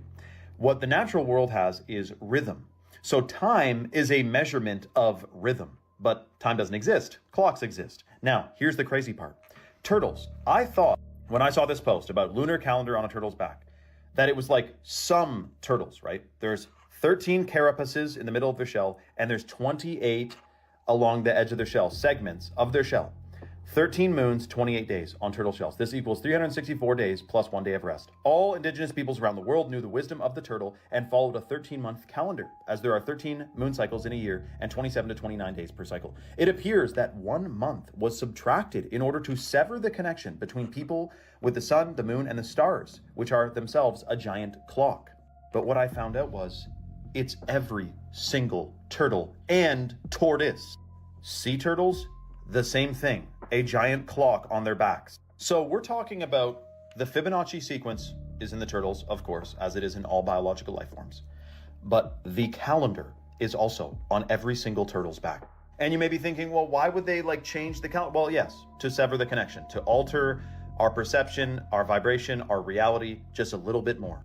Another thing we have never been told about in school. Isn't that interesting? Instead, we're hearing about Pythagorean theorem and carbon emissions, and they don't tell us anything about this natural world. Shocking. Let me know your thoughts in the comments below and follow for more. Sometimes it feels like we try to create our own interpretation of nature and of reality, but it seems like every X number of years, some of us wake up and we start realizing that nature has been screaming at us the whole time what the answer was. Can you imagine how time and chronology would have been encoded within these animals, and then after that to claim that all of the evolution of these animals is random due to the Big Bang? And how can you consolidate the encoding of this information within their physical appearance? I don't know. To me, it amazes me. I love this world and I love learning more about it, and hopefully you guys do too. Let me know down below and let's keep on rocking. You're absolutely right, Judge. You know, what we have to look at is the president is the chief executive officer of this corporation called the United States of America. Of this corporation called the United States of America. Now, haven't I been telling y'all on this platform for a long time that the United States is a federal corporation? The city of is a corporation. The state of is a corporation. Anything of is a corporation. Anything in all caps is a corporation. Under Title 28 U.S.C. 3002, Section 15, A, B, and C, the United States means a federal corporation, an agency, department, commission, board, or any other entity of the United States or an instrumentality of the United States. So you guys remember when we were in school and we used to pledge to allegiance. And obviously they make changes to these things over time because they rewrote history, his story. Let's go ahead and go with the 1954. I pledge allegiance to the flag of the United States of America and to the republic for which it stands, one nation under God, indivisible, with liberty and justice for all. But it says, I pledge allegiance to the flag of the United States of America and to the republic. That's two forms of government. I showed y'all on the $10 bill where the president has his back towards the republic. Remember, I pledge allegiance to the United States of America and to the republic. So he's got his back to the republic, which is we the people. And he's facing the Federal Reserve, the United States. He's facing the United States. And the United States is what? A corporation. The United... Well, you're absolutely right, Judge. You know, what we have to look at is the president is the chief executive officer of this corporation called the United States of America. Of this corporation called the United States of America. Now, haven't I been telling y'all on this platform for a long time that the United States is a federal corporation? The city of is a corporation. The state of is a corporation. Anything of is a corporation. Anything... Wow. What's the difference between the country, the republic, and the corporation? It's very interesting to look into it. I don't know if you guys noticed, but he had the Morocco flag. If I'm not mistaken, it was the Morocco flag that was there. It's very interesting to look at the history of the United States and Morocco, because Morocco was the first empire to acknowledge the United States as a country. So I wonder what the deal is with those two countries. If anyone knows, please let me know down below, because I've been looking into it, but there's a lot of different information, so I haven't presented it yet. But if you guys have any information, please let me know down below. Thank you so much, and let's keep on rocking. But yeah, this leads into another thing that I want to talk about, which is we've talked about it a couple times, but like underground cities. Yeah. This lady, the Tucker Carlson interview. Yes. I haven't seen it. I don't know what this is. This is nuts. Okay. Former Bush administration official Catherine Fitz. She was just on Tucker Carlson's podcast. Cool. And she did this really deep dive. She said it took 2 years to find all these connections with somebody else. I forget who it was. But basically, they uncovered of what they know of are all these major underground cities that the U.S. has been building since 1988.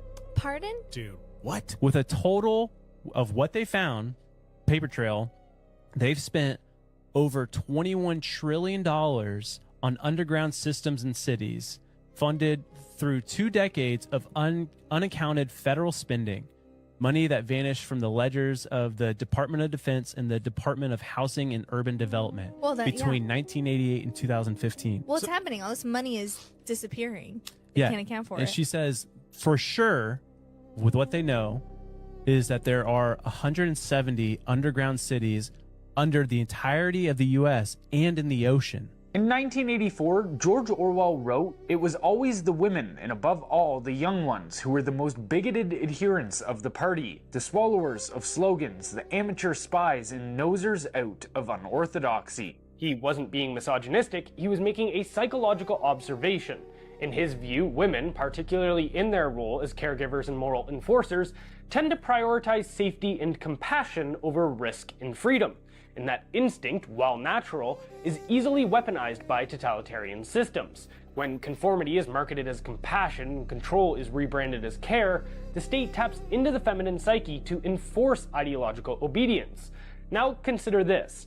Men will do almost anything to attract a mate, so when the state captures women through propaganda, redefining tyranny as empathy and compliance as virtue, men follow, especially those who can't compete in the traditional dating market. They feminize themselves and trade strength for submission. This is what evolutionary biologists call the sneaky f***er strategy, low-status males mimicking feminine traits or moral positions in hopes of reproductive access. And while all of this unfolds, families disintegrate. Single motherhood, a top predictor of poverty and social dysfunction, becomes the norm. Children from single-parent homes are far less likely to climb the economic ladder, and who steps in as provider and protector? Not the father, the state. But here's the kicker. The state is funded disproportionately by men, so rather than supporting the women they married and raised children with directly, men subsidize the state, which in turn provides for women through social programs. Why? Because women have been propagandized to see every relationship as a power dynamic, except one with the state, which is ironically the centralization of raw power. They've been told that to rely on a man is weakness, but to rely on a bureaucracy is empowerment. This is not progress, this is dependency with a new face. And both men and women are suffering. The childless middle-aged woman and the incel are two sides of the same broken culture. A woman without her own child often directs her maternal instinct towards abstract causes, infantilizing minorities under the guise of social justice. What we are witnessing from psychologically unwell men and women is Nietzsche's concept of resentiment, envy dressed up as morality. The strong became evil, the weak became good, strength became tyranny. We now live in a pathologically soft society that sides even with those who harm it, where punishing crime feels unfair and victimhood is the highest virtue. Nietzsche called them the tarantulas, those who preach justice but act from bitterness. They don't want to uplift the weak, they want to drag down the strong. Orwell saw them too. Quote, "Most middle-aged socialists, while theoretically pining for a classless society, cling like glue to their miserable fragments of social prestige." That was pretty interesting. I mean, when you think about it, back in the days, you know, if you had the woman staying at home and the man working, you could say in a way that only half of the people were involved in politics and whatever the state was telling them. So you always had a part of the family unit that was the kids and the mother that were outside of that. And then the women started feeling like empowerment would be joining the workforce. But when you think about it from a monetary incentive, what better plan could you have than to have 2 salaries per household that you could tax, right? So it just feels like a long trap that's also having a lot of negative repercussions, like he said, regarding the psychology and the way that men are reacting to it, and the way that we're identifying strength as evil and weakness as virtue, and also victimhood. Very interesting. It feels like these guys were talking about, the psychology of a long time ago, but it really applies spot on to today. And I feel like that's a hint that the second we cracked the code of the human mind, it was used against us. And now we're seeing through this long process of maybe 100 and something years, we're able to see how, when, and why they've done the things that they've done and where it's brought us. Very interesting to look at it from a macro perspective. Let me know what you guys think down below. Do you agree, disagree? What do you guys think about it? And let's keep on rocking. Just chose to listen to the warnings that everyone ignored. When Steve Jobs came out and said, "I will never give my children an iPad. You should never give your children an iPad. They will mess them up more than anything you know." When he physically said that, "Do not give your children an iPad," I chose to believe that a little bit. When Microsoft's executive, Pierre Laurent, then followed that up by saying, "There is a war for the eyeballs of children and no one has done a long-term study into the impact of brains that these things are going to have. Don't give them to your kids." Like right from the off, the red flag was there for me. This wasn't Jordan with his schizo thoughts. This was me looking at the execs of Microsoft and Apple. Like one of them said he would willingly take hand-to-hand combat than give his child an iPad. These people in Silicon Valley put their children in an entire different education system. Steiner Waldorf education, where there's no electronic devices until 12. Because the brain physically cannot comprehend this amount of flashing lights and dopamine. Like it can't. And then people say, "Oh yeah, but your kids are going to be less good on technology." No, they're not. Because the rate of technological development right now is so quick that iPads are irrelevant in 12 years anyway. The children that are being given iPads and children that are getting aggressive and sulking when their iPad's being taken off them, I think that's going to manifest as some very dark stuff when they're an adult. I was lucky enough to get an education from Paul Chek, and he talked about Steiner extensively and brain development. I researched that, took my children in for an interview. My son Troy was in public school at the time, and he resonated with Waldorf like that. He started going to Waldorf at kindergarten, and my daughter also went through it. Most of those brain development years, the mind is myelinating 0 to 7, so your nervous system's being entrained, and we did the best we could to keep them off devices for the most part. And then when we got to Waldorf, that was the curriculum and template for the whole school. And I will tell you now that my children are 15 and 18, and it paid off considerably, and they have the experience where their brain developed, the imagination centers of the brain developed, and they didn't have stress with too much testing in public school, etc. My children are balanced, attentive, intelligent. They know how to use their imagination, their problem-solving skills. My son sees the effect of what this technology and devices are doing to the consciousness of his fellow student body. If you'd like a better reference of what's going on with these devices and dumbing down humanity, I recommend you watch Idiocracy, a 2006 documentary that was made by Mike Judge, and have a great day. Wow, that was pretty good. That movie, by the way, is epic. Idiocracy, amazing. If you guys have the opportunity, please do watch it. As for the children with the iPads, I mean, the creators told you themselves. That makes me think of Cardi B and Beyonce that wouldn't let the children listen to their own music and dance the way that they were dancing. But also to come back, at one point he said from 0 to 7 the brain is like myelinated. I don't know what that means exactly, but I'm supposing what it means is that there's no capability for processing. Really everything is absorbed like a sponge, and that's why the Jesuits say, "Give me the child and at 7 years old I will show you the man." And I think it's because of that processing. So not having devices and being the generator of ideas rather than the receiver of ideas for that period of time makes so much sense to me. Let me know what you guys think down below. Do you think that it's a tool and that it's very useful for kids to be on iPads at 5-7 years old, or do you guys think that we should wait like the Waldorf schools until they're 12, until the neural pathways are different, or this or that? Let me know what you guys think down below, and let's keep on rocking. Wouldn't it be crazy if Hitler sent a secret Nazi Navy expedition to Antarctica during World War II in search of like the Holy Grail or aliens or something? Wouldn't it also be crazy if the U.S. responded by sending their own secret expedition to Antarctica during World War II known as Operation High Jump?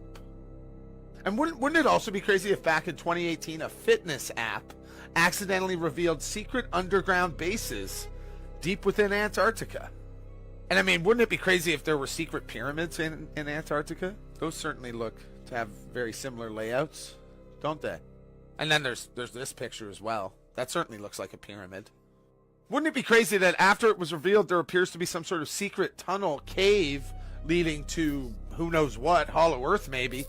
Google went and edited out that cave.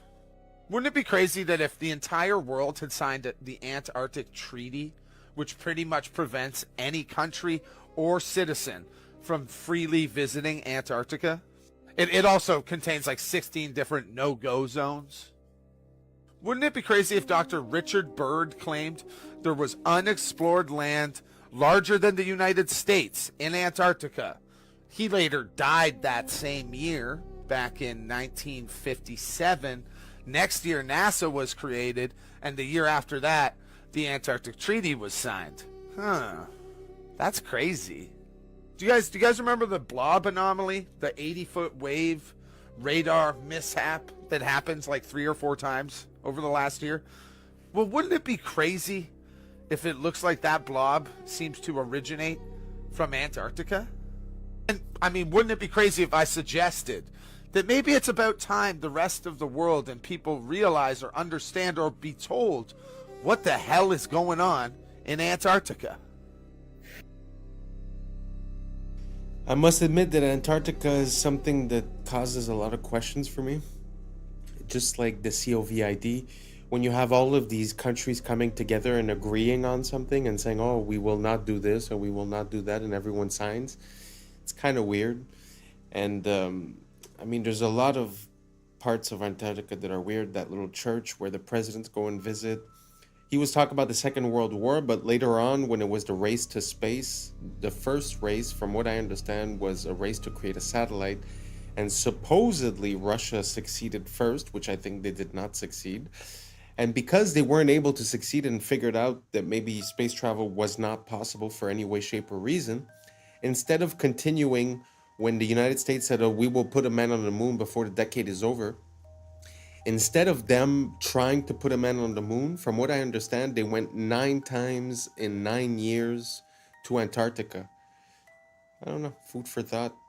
Some people say that because they reached the limit on the top, they tried to go find the limits on the side. But I mean, you know, your opinion is just as good as mine. So let me know what you guys think down below about Antarctica. Everything normal? Something weird? Let me know what you think down below. Let's keep on rocking. Yeah, I've been watching anime all my life, but to see somebody do some crouching tiger, hidden dragon type shit, some anime, and she hit that bitch. Her photograph, that shit raw. Even just plain increases and reduces. When it's like on steroids, it dramatically increases. So here we are at the Bilderberg meeting to say, any other ideas? We'll convince everyone that's good for them, and we'll make sure that our product is very cheap so we can get soy oil put in everything, salad dressings, soups, you name the processed food, we'll get oil, and we'll make sure that soy and oil, which is another one, will be used in frying. Therefore, anybody who's eating fried foods is getting the, which in addition to reducing testosterone levels, also screw up the stomach and the digestion. It'll give people gas and bloating, and this just will reduce their drive and initiative and make them more docile. They use to give to rats and animals to study because it makes them allergic. It makes them allergic to any protein you give. If you give a monkey eggs, it will immediately become allergic to eggs. So they can study egg allergies. They do the same thing with nuts in animals and rats. Yet they're putting this in and not imagining what if my baby has some peanut butter in their belly when they got this. Just train their immune system to say allergy from here on out. These are the things that we're looking at. Never been tested. The safety, everything we know is in animal studies, and it tells us this stuff is incredibly for human beings, and we're 10 times the rate of an oral study into a day one. It's absolute madness.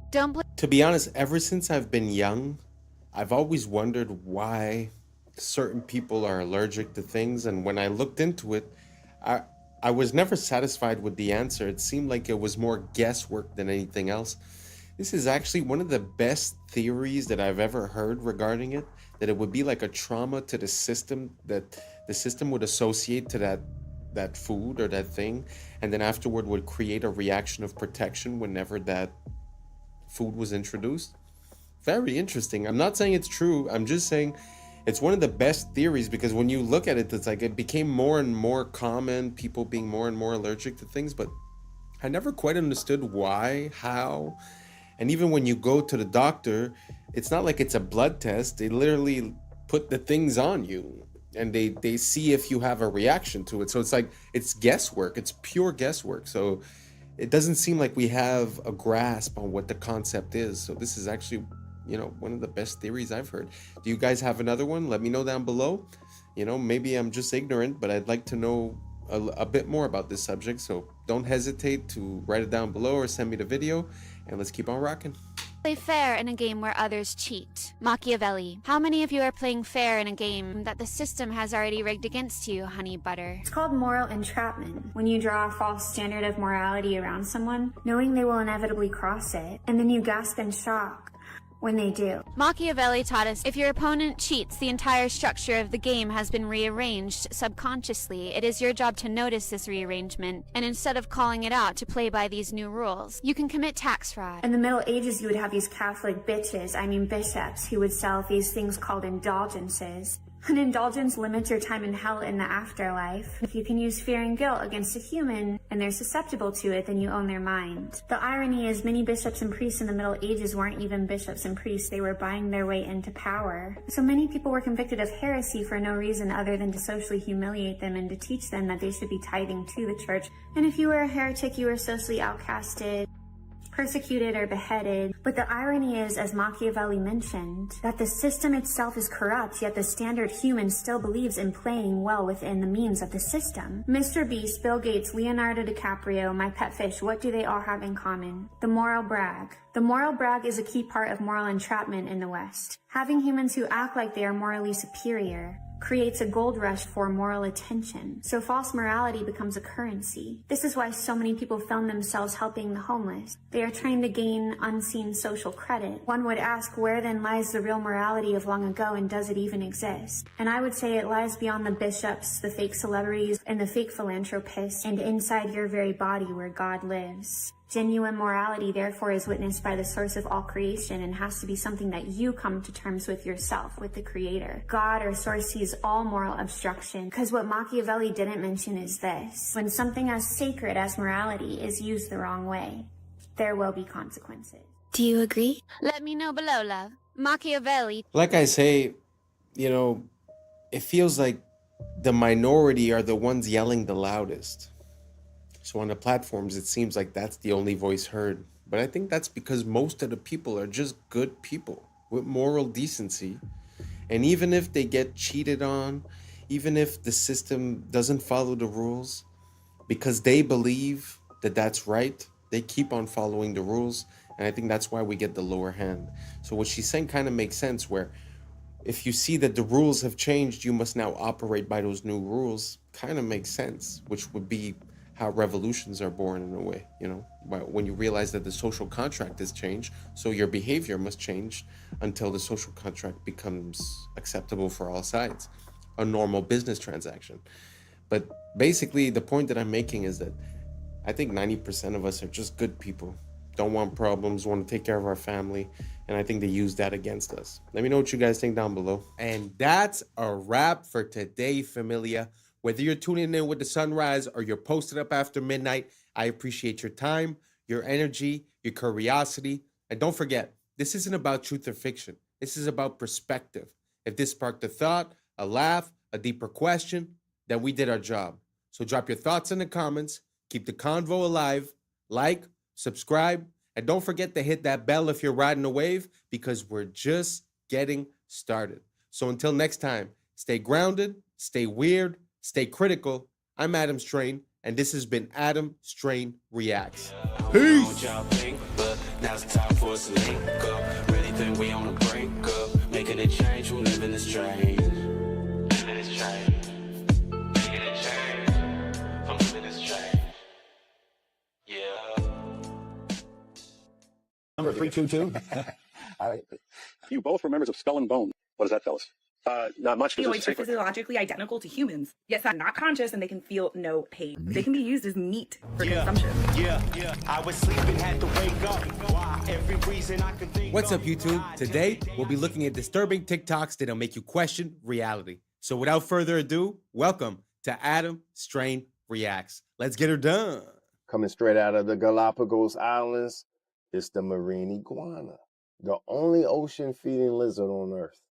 Despite the look, its survival depends on the sea. Its diet comes from marine algae growing below the surface. When algae becomes scarce, it can actually shrink its body by reabsorbing bone to survive. But feeding in an ocean comes with a cost. The cold ocean strips heat from its body, forcing it back onto the rocks.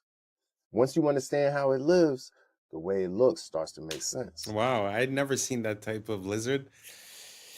It makes me think that Godzilla might be more of a true story than we think, because he looks exactly like Godzilla looks. Let me know if you guys agree, and let's keep on rocking.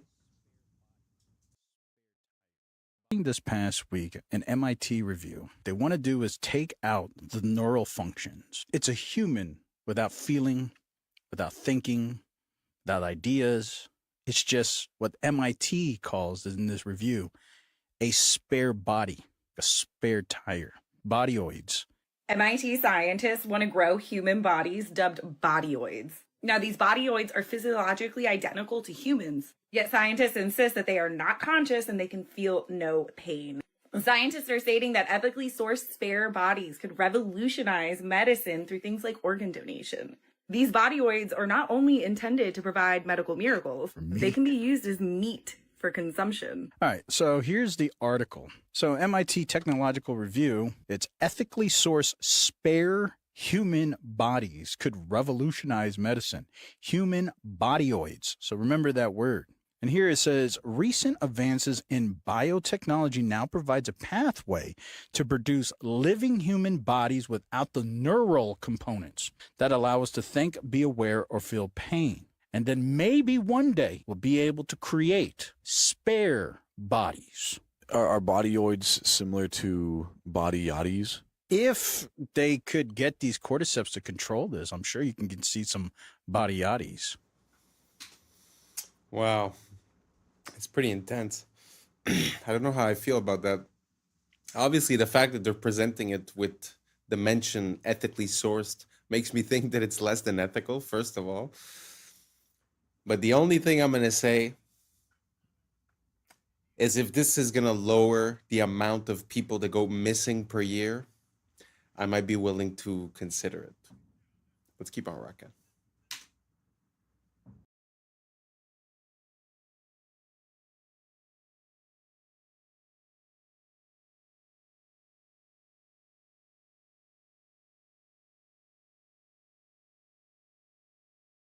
This one's in Thailand. Been in Thailand before.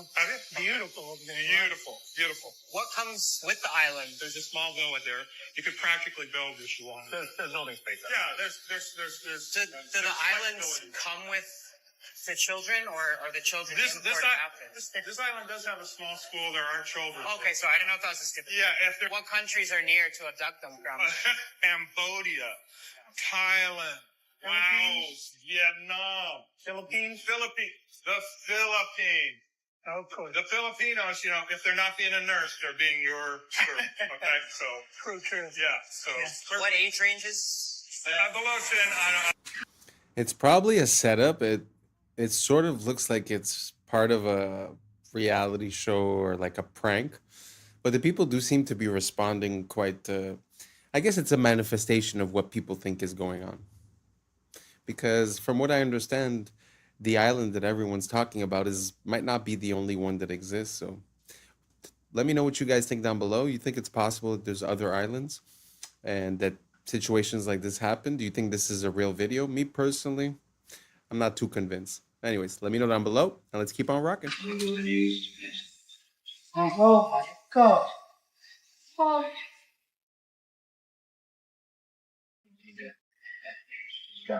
Now let's find out if they stand on travel and if that flight can be one of the steering on Tuesday. Well, you've been hearing all the airports are closed around.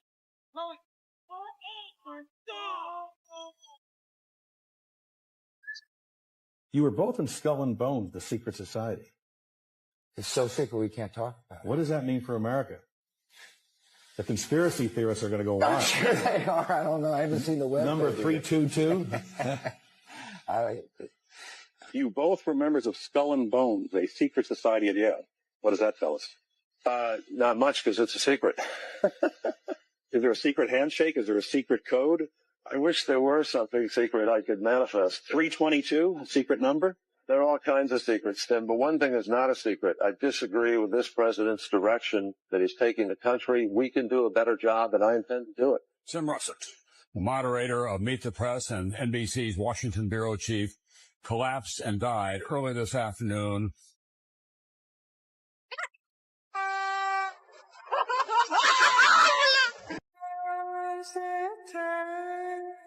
In your living room, no.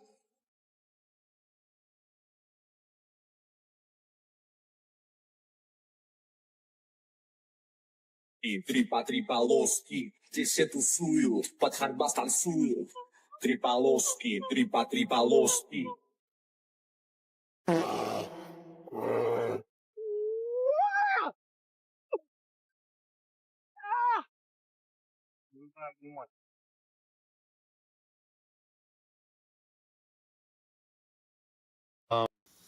Although Russia isn't for beginners, number 3 and number 2 were fake because the bear was not a real bear, obviously. And the guy that went through that bus was actually for a movie. It was like a high-speed stunt that they were doing. So just to say that, not everything you see is real neither. Let's keep on rocking. Do you guys remember Shia LaBeouf starring in many different motion pictures, namely Transformers? Do you remember when he had a little bit of a breakdown, was kind of exposing certain things, and many called him crazy? Do you think that had anything to do with this clip I'm going to show you now? I remember we had an FBI consultant on the picture telling me that they can use your ADT security box microphone to get your stuff that's going on in your house, or OnStar, they could shut your car down. And he told me that 1 in 5 phone calls that you make are recorded and logged. And I laughed at him, and then he played back a phone conversation I had 2 years prior. Come on, joining the picture. The FBI consultant. And it was like one of those phone calls that was like, what are you wearing type of things. Now, I heard a whistleblower say that when we think of spies, we think of them as like, James Bond sneaking around. But in fact, according to this whistleblower, like 90% of spy work entails blackmail. And when he said 1 in 5, this has got to be like 15 years ago this video came out. 1 in 5, dude, anything you do on your friggin' phone, any keystroke is being recorded. Audio, talk about 5 out of 5 phone calls are freaking recorded, guaranteed. And I think that's going to be used at some point, or I bet you the intention is, to link it to your digital ID. At some point, something's going to crack here around the corner with digital ID and social media. It's going to be crazy. We need to resist. But I think he was trying to tell us. Let me know your thoughts below and follow for more. You know what? Yeah, it's a pretty crazy time we live in where everything seems to be like the net seems to be closing in on us. I've heard something recently about they were talking about controlling people's speech online, and it had to do with anti-Shemitism. But basically what they were saying is that if ever you get flagged or, declared as one of these bad people, that basically they're going to put a note or something along those lines on the Google Ads and the SEO so that throughout your whole life, it would never be forgotten and that it would follow you your whole life. So what he's saying about merging with the digital ID or whatnot seems to be one of the plans that are in motion for a near future. So if you have the opportunity to vote against it or to make it be known or to not conform, I would highly recommend to think about it because it seems to be coming quicker than we imagine it. Anyways, let me know what you guys think down below and let's keep on rocking. Grocery stores are designed so that the only way to reach the exit is by awkwardly walking through the checkout lanes. Well, it's to discourage you from leaving without buying anything. Grocery stores will also place the produce section right at the entrance so that you'll grab the fruits and vegetables first and then hopefully feel less guilty about grabbing junk food later on. Another way that they get you to spend more money is by arranging the cereal aisles so that the sugary cereals are like at a child's eye level, so they're more likely to grab one, while the healthier options are way up top. You might have also noticed that essential items like milk and eggs are deliberately placed all the way in the back of the store so that you're forced to walk through other aisles to get to them. And they make sure to fill the ends of the aisles with a lot of unhealthy options like snacks and sodas to make sure that you come across them while on your way to the essential items. They're also very much aware that these tactics become less effective after you visit the store a few times and get a better sense of where everything is, so they'll regularly move the products to different aisles to disorient you. Some grocery stores like Whole Foods have doubled the size of their shopping carts over the last decade because a study found that doubling the size results in a 40% increase in sales. That's why they... Wow. Isn't that crazy when you start realizing that everything in life has a meaning and a purpose? It really makes me think about when you start looking into the etymology of words and you start seeing the meaning behind things that we sort of lost the meaning through time, but we still use as a tradition the saying or the word. Well, it makes me think of the same exact thing that basically everything has a reason. And I think it's the same way in movies and in absolutely everything. The color of that the person is wearing means something, where they are, what temperature it is, all the colors that are in the scene, the flashbacks. Anyways, all that to say that I find it super interesting. I'd never seen this one I'd seen one or two about the supermarkets, but this video was like very precise and I really like it. Let me know what you guys think down below. Let's keep on rocking. They would make children suck on silver spoons when they were ill because silver is a conductive material. So when they would put a silver spoon, it was increasing the conductivity of that person and therefore instantaneously person. Because if we think of humans, we are electrical beings which run off of electricity. Therefore, if you are under the influence of sucking on a silver spoon will help bring that electricity back into the body. And what's interesting is when we think of the olden times, everybody would use silver cutlery and copper cutlery. Specifically, even the royal family. And so all of their food would touch silver cutlery. And the silver would then exert a frequency onto their food which they were going to eat, which would then, as a result, increase the conductivity of their food. And so if you eat with a conductive material, you're keeping the life of that food, and at the same time, you're increasing the conductivity of that food, which you will then consume. And as a result, this will then increase the conductivity of that person and therefore instant. And if you look at the cutlery today, it's all stainless steel or plastic, which are both non-conductive. And this was done deliberately because these will not increase the conductivity of the food, and therefore you will not have an increase in frequency when eating these foods. So silver spoons from the 1800s is a very interesting one. Well, I guess that's just to prove my point that sometimes we use sayings and we don't remember why. Well, growing up with a silver spoon means that you had privilege growing up, right? But look, it really had a meaning. It really had a purpose. You understand what I'm saying? Very interesting. I had no idea about this. I'm going to look into it. I'm going to get me one of those and I'll let you guys know because, to be honest, I feel like we're doing it all wrong. Like drinking water out of copper. As soon as we remove the tubes of copper going into the house, we put PVC. We started putting fluoride, et cetera, et cetera. I just feel like we've been going in the absolute wrong direction when it comes to health, nutrients, and keeping ourselves healthy. So anyways, I found this video super interesting. Let me know what you guys think down below. Let's keep on rocking. From where I stand, all disorders, all learning disabilities are digestive. And that is the clinical experience of 20 years of work. And that is what's being confirmed now by the new explosion in science, in research, in that's the scientific name for gut flora. We called it gut flora for decades, and now the scientists started looking at it finally and called it. And they're discovering all sorts of things, all sorts of functions that our gut flora fulfills. So gut and psychology is a connection between the functioning of the digestive system and the functioning of the brain of the person, despite the fact that they're far away from each other. And our medicine doesn't understand this connection. As they give the person and anti-epileptic pills, where does the person put those pills to affect their brain? Into their stomach. They place it into their digestive system to affect the brain. And still I don't understand the connection. How can the two things be so far apart and be connected? So what kind of conditions are we talking about? Let's start with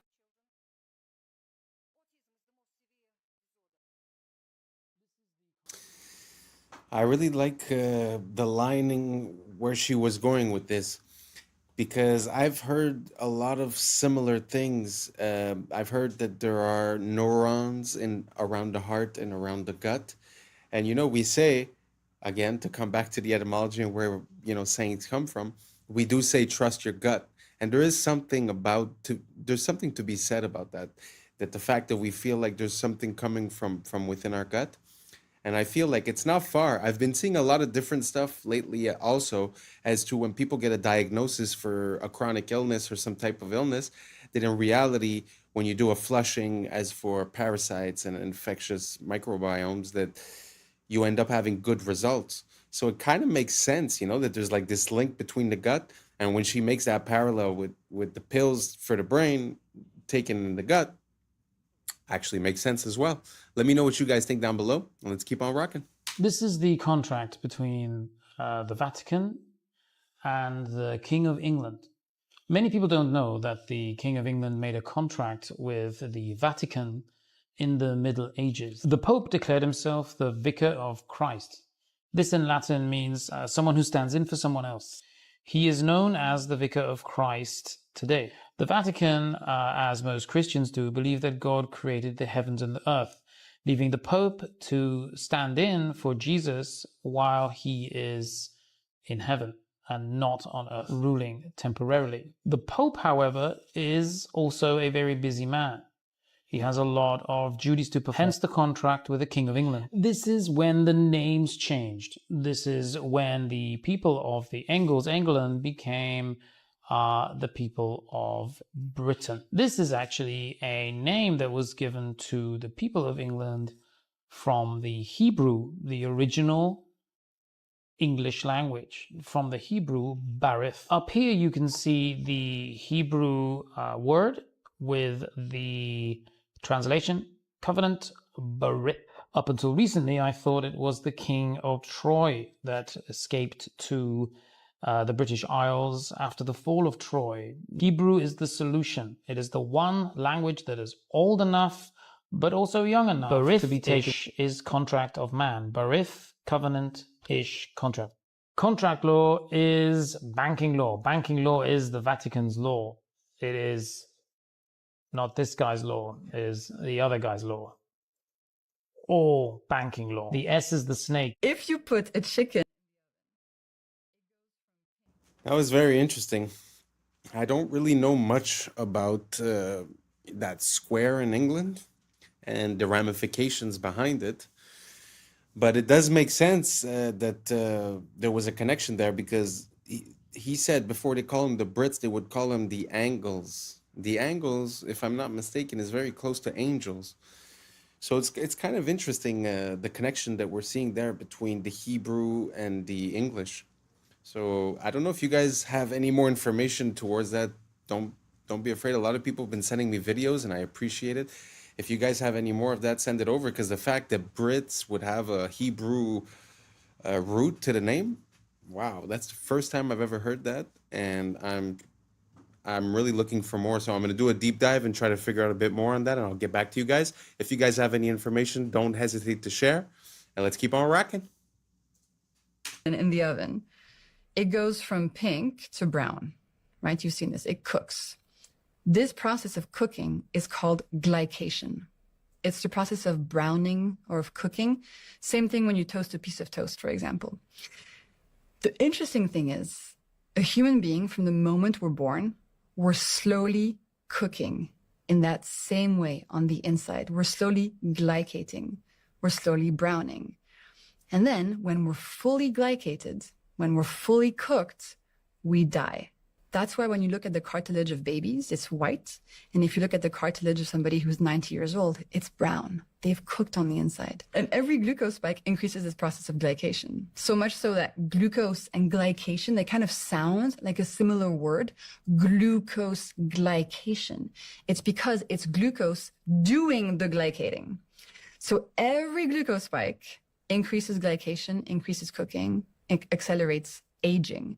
And this shows on your skin. You get wrinkles faster if you glycate more, and also on the inside, your organs slowly get damaged. So glucose spikes, mitochondria get tired, you age faster. In response to this, your body knows, Stephen, that a big glucose spike is not good for you. Your body knows that it has to do something to try to get that glucose level down. So what it does, it calls up your pancreas, and it's like, yo, pancreas, we got a glucose spike going on. We need to get this glucose down.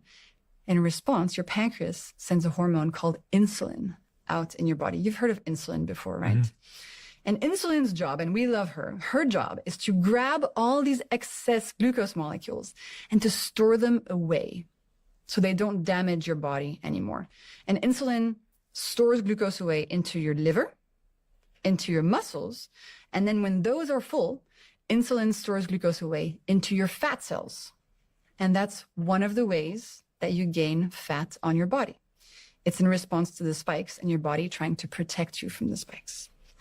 The problem is, insulin itself has consequences and is the driver of type 2 diabetes and insulin resistance. So to answer your question, yes, when you see a big spike on your glucose monitor, there's some of that going on. And the more spikes you have, the harder it is going to be for your body to manage your spikes. So it kind of becomes a vicious cycle. If you keep eating the same way, your spikes will get bigger and bigger and bigger and bigger over time with more and more damage. Wow, that was well explained. I really like the way she was talking to us. I like where she's coming from with all this information. And I also like the fact that they often tell us, okay, sugar's bad, sugar's bad, sugar's bad. How? Explain it to me. Because we do know that glucose is a part of natural foods. It's a part of the stuff that we need to power our body, our cells. So to have a distinction here and to explain about the spikes and what happens in your body, amazing. I love it. I love the fact that we're getting more information, making us more powerful, having more free will, able to make decisions to help us live a healthier lifestyle. And anyways, let me know what you guys think down below. But I love the way that she broke that down. And it really gives me an incentive to understanding why a glucose spike is bad for my body and might cause inflammation or gaining fat or this or that, right? Super interesting. Let me know what you think down below. Let's keep on rocking.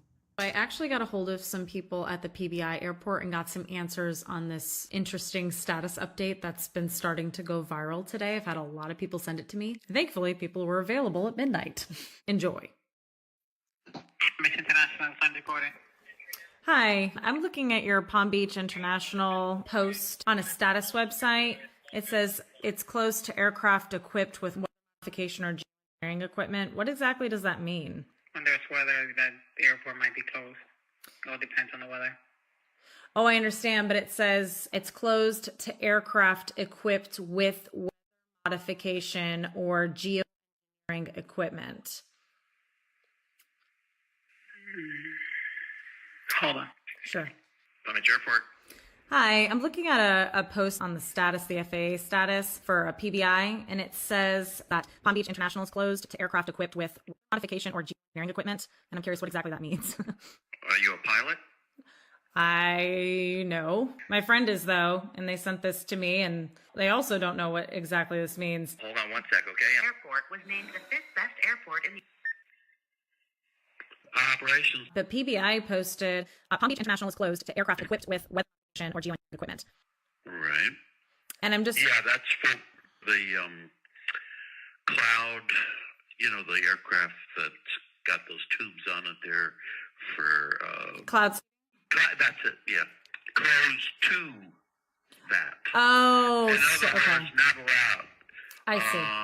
And that's kind of a thing that the state of Florida is mandating, part of the environmental thing, and required the Florida airports to follow that. Gotcha. Okay. When did that get put up? I was briefed about it about a week ago. Okay. So that's a permanent. That's a permanent post for until. Yeah. Okay. Yep. Okay. Gotcha. And so before that, was PBI taking in cloud seeding aircraft? There was some aircraft in the past, and I know it's been probably a couple of years where they were weather monitoring, weather equipped, or were doing something as far as weather goes, which wasn't an issue then, but it is now. All the airports are supposed to follow that. Okay. The GA airports. Any airport in the state of Florida is not supposed to allow that. If there is weather seeding equipment on board, then it has to get a pre-approval before coming in. In other words, would have to call the airport, give all the information, the arrival time, the aircraft number, whatever it is for pre-approval. And then there's two people that we have to report it to. How many people?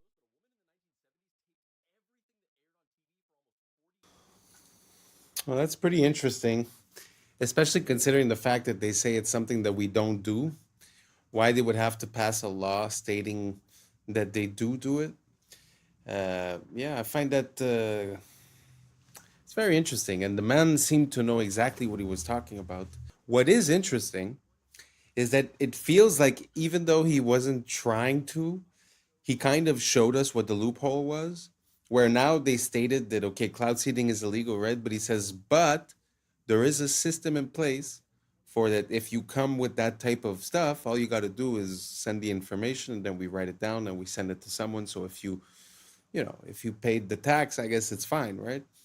So it's just, I don't know. It's very interesting, the fact that they came out with a law of something that theoretically doesn't exist, and that, they're saying that some still pass, and basically they send the information, they write them down, and there you go, Anyways, let me know what you guys think down below. Is this enough?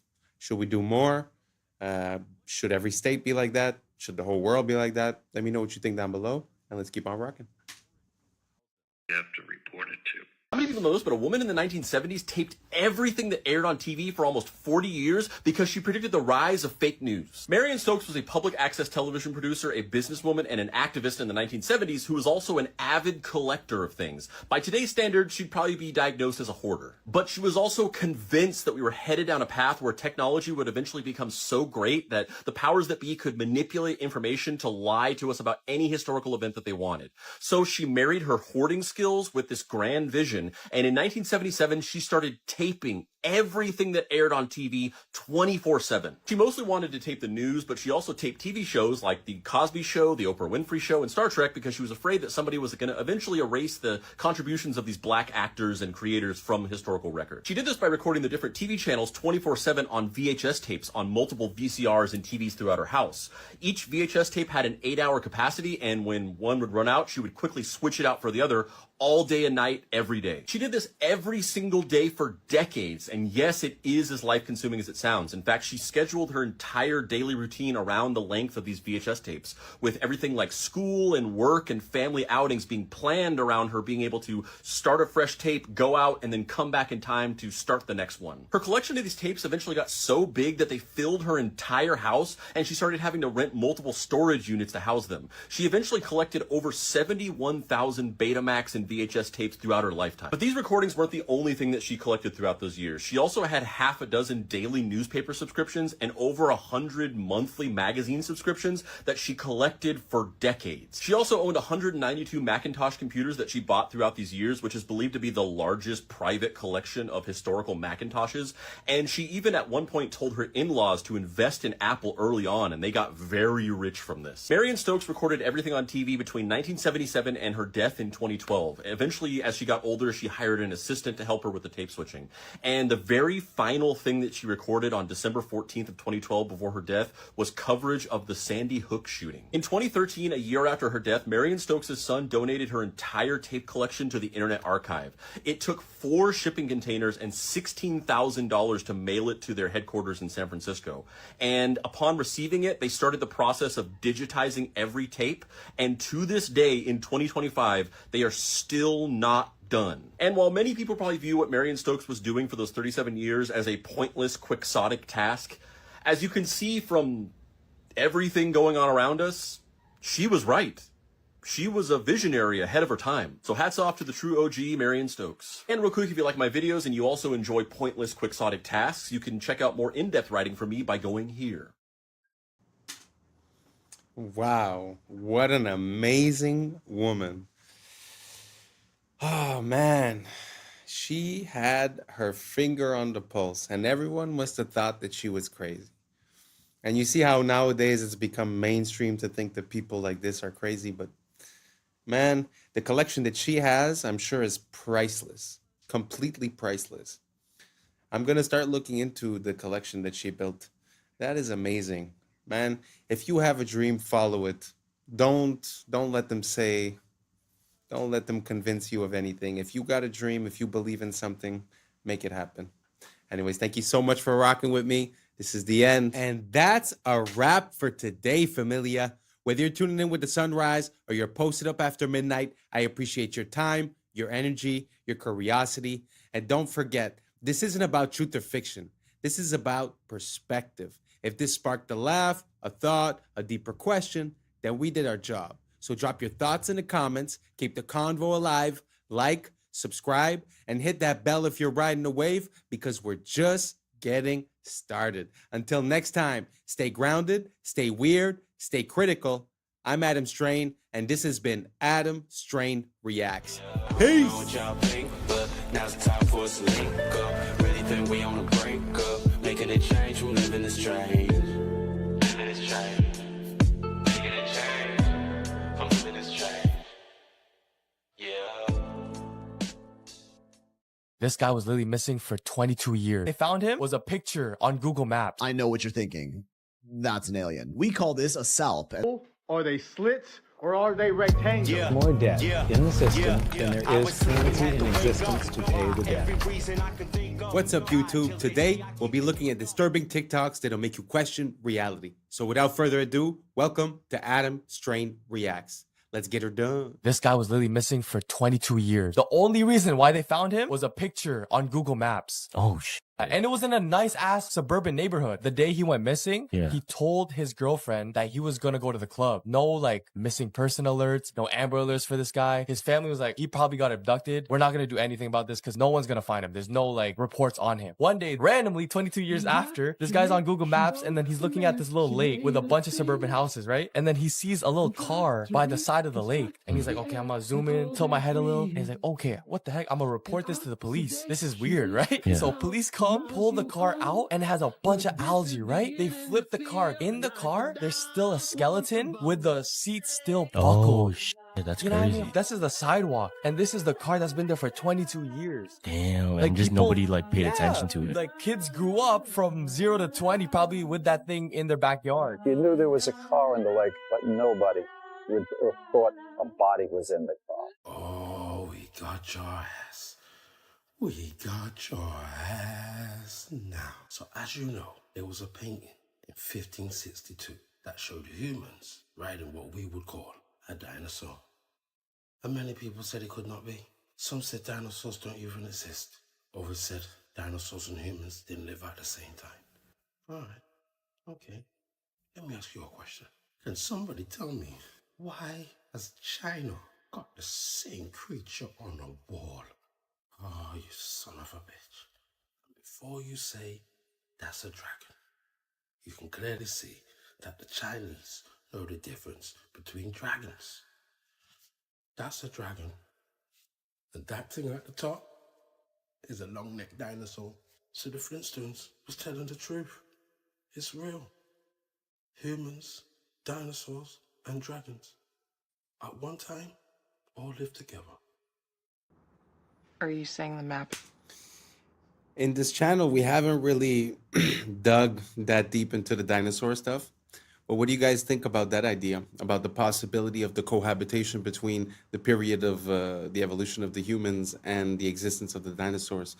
Because theoretically, they said in our textbooks that the dinosaurs disappeared 60 plus million years ago. So I guess that timeline doesn't work. So what do you guys think would explain that? Let me know down below, and let's keep on rocking. Is wrong? Oh dear, yes. Look at Greenland. Okay. Now look at Africa. Okay. The two land masses appear to be roughly the same size. Yes. Would it blow your mind if I told you that Africa is in reality 14 times larger? Yes. Here we have Europe, drawn considerably larger than South America. When it's 6.9 million square miles, South America is almost double the size of Europe's 3.8 million. Alaska appears 3 times as large as Mexico, when Mexico is larger by 0.1 million square miles. Germany appears in the middle of the map when it's in the northernmost quarter of the Earth. Wait. Relative size is one thing, but you're telling me that Germany isn't where we think it is? Nothing's where you think it is. Where is it? I'm glad you asked. The Peters projection. It has fidelity of axis. Fidelity of position. East-west lines are parallel and intersect north-south axes at right angles. What the hell is that? It's where you've been living this whole time. Why are they dunking chicken and selling it to us? This is the first time in human history we have been dunking chicken in chlorine, labeling it as organic, and people are buying it. 97% of chickens processed through USDA are bathed in it, and this includes certified organic. In industrial farming, such large volumes of chicken are processed all in the same bath, so if one chicken contains like salmonella, that'll spread to the rest of them. Therefore, the USDA mandates another layer of sanitation, allowing up to 50 parts per million of chlorine. Wash is actually banned in the European Union, and U.S. federal regulations do not require disclosure of sanitation ingredients on packaging. The better alternative is air chilled, where the birds are passed through a cold chamber rather than a bath, and this also eliminates contamination risk without getting chlorine. If you borrow the very first That's pretty crazy. I always say the food, if we'd be able to produce our own food, we'd be a step ahead of the game, that's for sure. One thing that really bothers me is not only the difference in prices sometimes between articles here and articles in, let's say, Europe. What really bothers me is that when you compare here between Europe, sometimes the things that are banned down there somehow are accepted here. And the companies that sell here, when they sell down there, they sell a better product. So like, let's say something like Orangina, which is a drink that's based with sparkly water and orange juice. If you go down there, it's made with that. Actually, I think Fanta, like the orange Fanta, is made of orange juice when you go into Europe. And in the United States, it's made of artificial juice and corn syrup. So just food for thought. I just find it weird that we have different regulations in different places and that somehow we always seem to be the ones that are consuming the things that are more questionable. Do you guys see a trend towards that? Let me know down below if you think the same way or if you think the opposite or if you have any opposite examples. Food is something that I'm very interested in. So let me know down below and let's keep on rocking. dollar into existence, and that's the only dollar that exists on the planet. But you promise to pay it back plus another dollar's worth of interest. Where do you get the second dollar to pay the interest? The answer is that you have to borrow that one into existence and promise to pay it back with interest as well. So now there are $2 in existence, but you owe $4, and so on and so on. The result is there's never enough currency to pay the debt. There is always more debt in the system than there is currency in existence to pay the debt. Therefore, the whole system is impossible. It is finite. It will come to an end one day. What would happen if the government stopped borrowing to do deficit spending? Are the payments on those treasury bonds going to stop? What would happen if the public stopped borrowing and going deeper into debt? Are your house and car payments going to stop? No. There is a payment due every month on the principal plus the interest on every dollar in existence, and those payments do not stop. If we stop borrowing, then no new currency is created to replace the currency that we used to make those payments. Whether you're making a payment on a loan or paying tax to make a payment on a bond, the portion of the payment that goes to pay off the principal extinguishes that portion of the debt. But the debt also extinguishes the currency. Currency and debt are like matter and antimatter. When they meet, they annihilate each other. If we just pay off the principal only on all the loans and bonds that exist, the entire currency supply just vanishes. So if we don't go deeper into debt every year, look what happens. The whole thing goes into a deflationary collapse under the weight of those payments. Politicians and pundits alike talk about balancing the budget, paying down the debt, and living within our means. They don't understand that that is deflationary. It is impossible to do under our current monetary system without collapsing the whole economy. This is why any talk of a debt ceiling is not only ridiculous, it's delusional. The system is designed to require ever-increasing levels of debt just to continue. And that's why politicians will always kick the can down the road and raise this so-called debt ceiling over and over again until the whole system finally collapses under its own weight. The other reason that they got rid of the bells, that was... I find that when we start looking at macroeconomics, it shows you the difference in the control that we're under. Like, you know, when you're under debt or when you owe money or when you're signing a contract, it seems like it's real. It really does seem like it's real, and the stress is real and the effect is real. But when you start looking at the macroeconomics and who's funding who and who owes what to who and what is even possible to be repaid, you sort of see that there's a discrepancy between what's real and what's artificial in this whole monetary value system. So I find it super interesting to look at macroeconomics. It makes things a bit more obvious as to what we're facing as individuals when we're within this financial system. I don't know if any of that made sense to you. Let me know down below what you guys think, and let's keep on rocking. People don't know is because the bells have languages written on them. If you look at the old bells of the 1940s all the way back to the 1700s, there's actually scripture that is written on the bells, and there's old languages in which we don't use anymore. And if you think about it, old languages would tell you something different. There's also lots of angels on the bells. There also used to be lots of angels on top of the buildings. So you kind of seeing how like certain things have been kind of like wiped away, and because of that, it's changed the way that people think. When you don't see angels anymore, and you don't see this ancient scripture, and you don't see these ancient languages, you believe the narrative. So that is why a lot of those bells have disappeared. And with bells, you can get rid of storms, you know, when you ring the bell. You can also ring the bell if there's a weirdo in your town, so you guys can all find that person and get rid of that person and kick them out. And then on top of it, people, and also plants, all the birds and everything else. This is why you hear like birds chirping. They love wind chimes. They love sound effects like that. That's the connection to the bells. So. Hey, yo, pause. I know what you're thinking.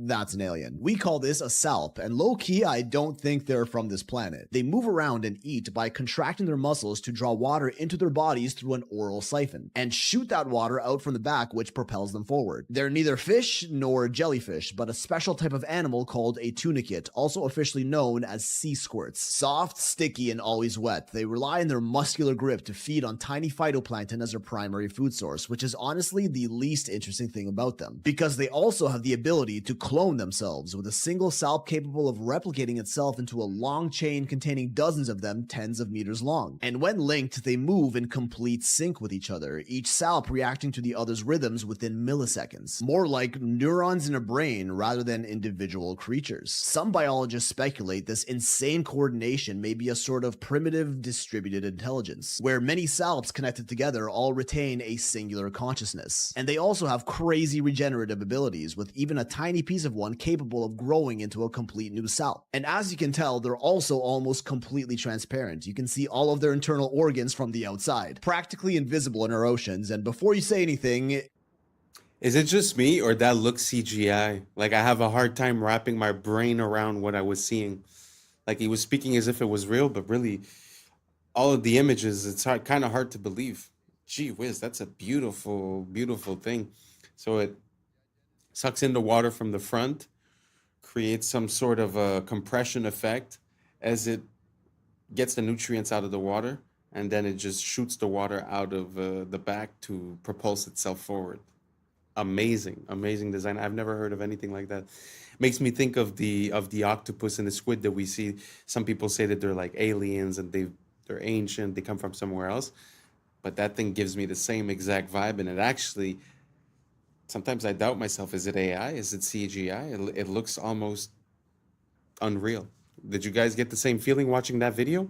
Or am I just losing it? Let me know down below, and let's keep on rocking. Morbid Facts, Part 802. Trailer Park Boys star Mike Smith, best known as the harmless wide-eyed Bubbles, has been charged with Nova Scotia for an incident that allegedly happened back in 2017, a case that stayed buried for nearly 8 years before finally surfacing in court. The identity of the victim is under a strict publication ban, but Smith is now legally barred from contacting them or going anywhere near their work, home, or school. The charge has forced him to step away from the Trailer Park Boys production company, tainting the wholesome persona millions have associated with him. Deep inside a sulfur-filled cave on the Albania-Greece border, scientists have uncovered the largest spiderweb ever recorded, an enormous 106-meter sheet stretched across the cavern's walls. Hundreds of thousands of spiders from two normally rival species have formed a massive cooperative colony, a terrifying behavior never before seen in spiders. The cave's toxic, sunless environment created a self-sustaining ecosystem powered by sulfur-eating microbes, which attracted swarms of insects, which in turn supplied this spider megacity with endless food. The web is so dense and vast, it looks like the cave is wrapped in ghostly white fabric, proof that life can evolve into something terrifyingly efficient when pushed into extreme conditions. Have y'all seen this bridge?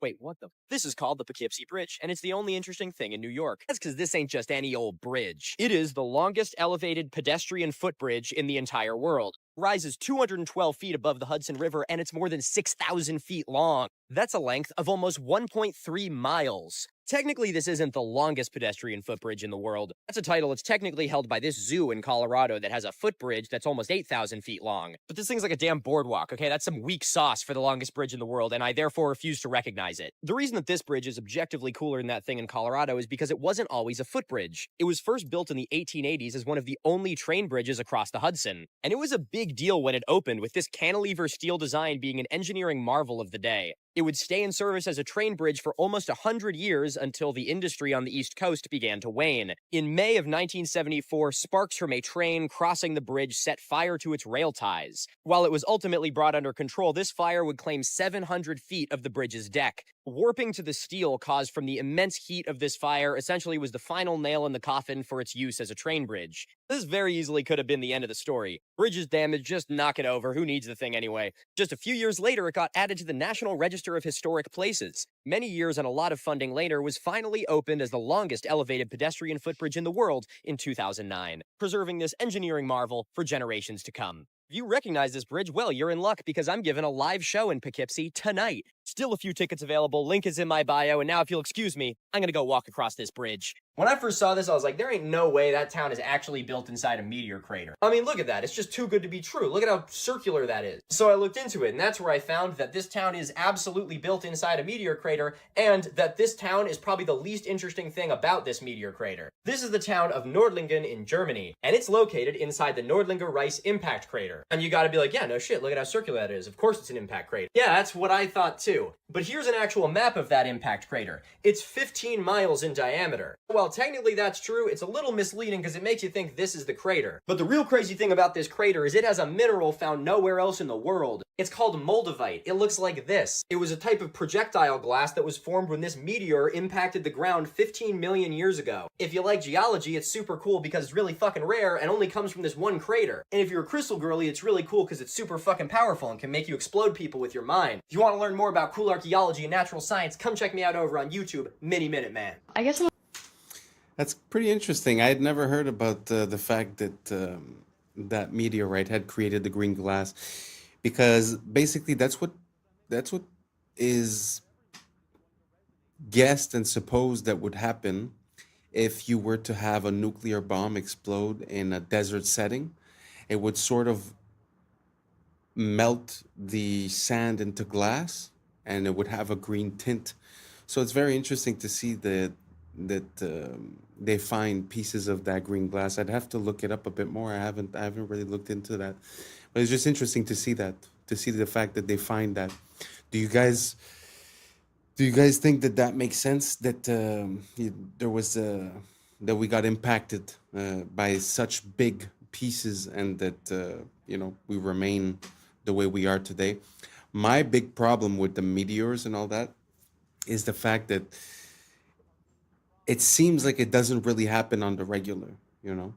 It kind of makes me think of like, they show you videos of the space station, of spacewalks and all that stuff, but then after they show you also a picture of the space junk around Earth, and it's like it doesn't coincide. And I feel like this gives me exactly the same vibe.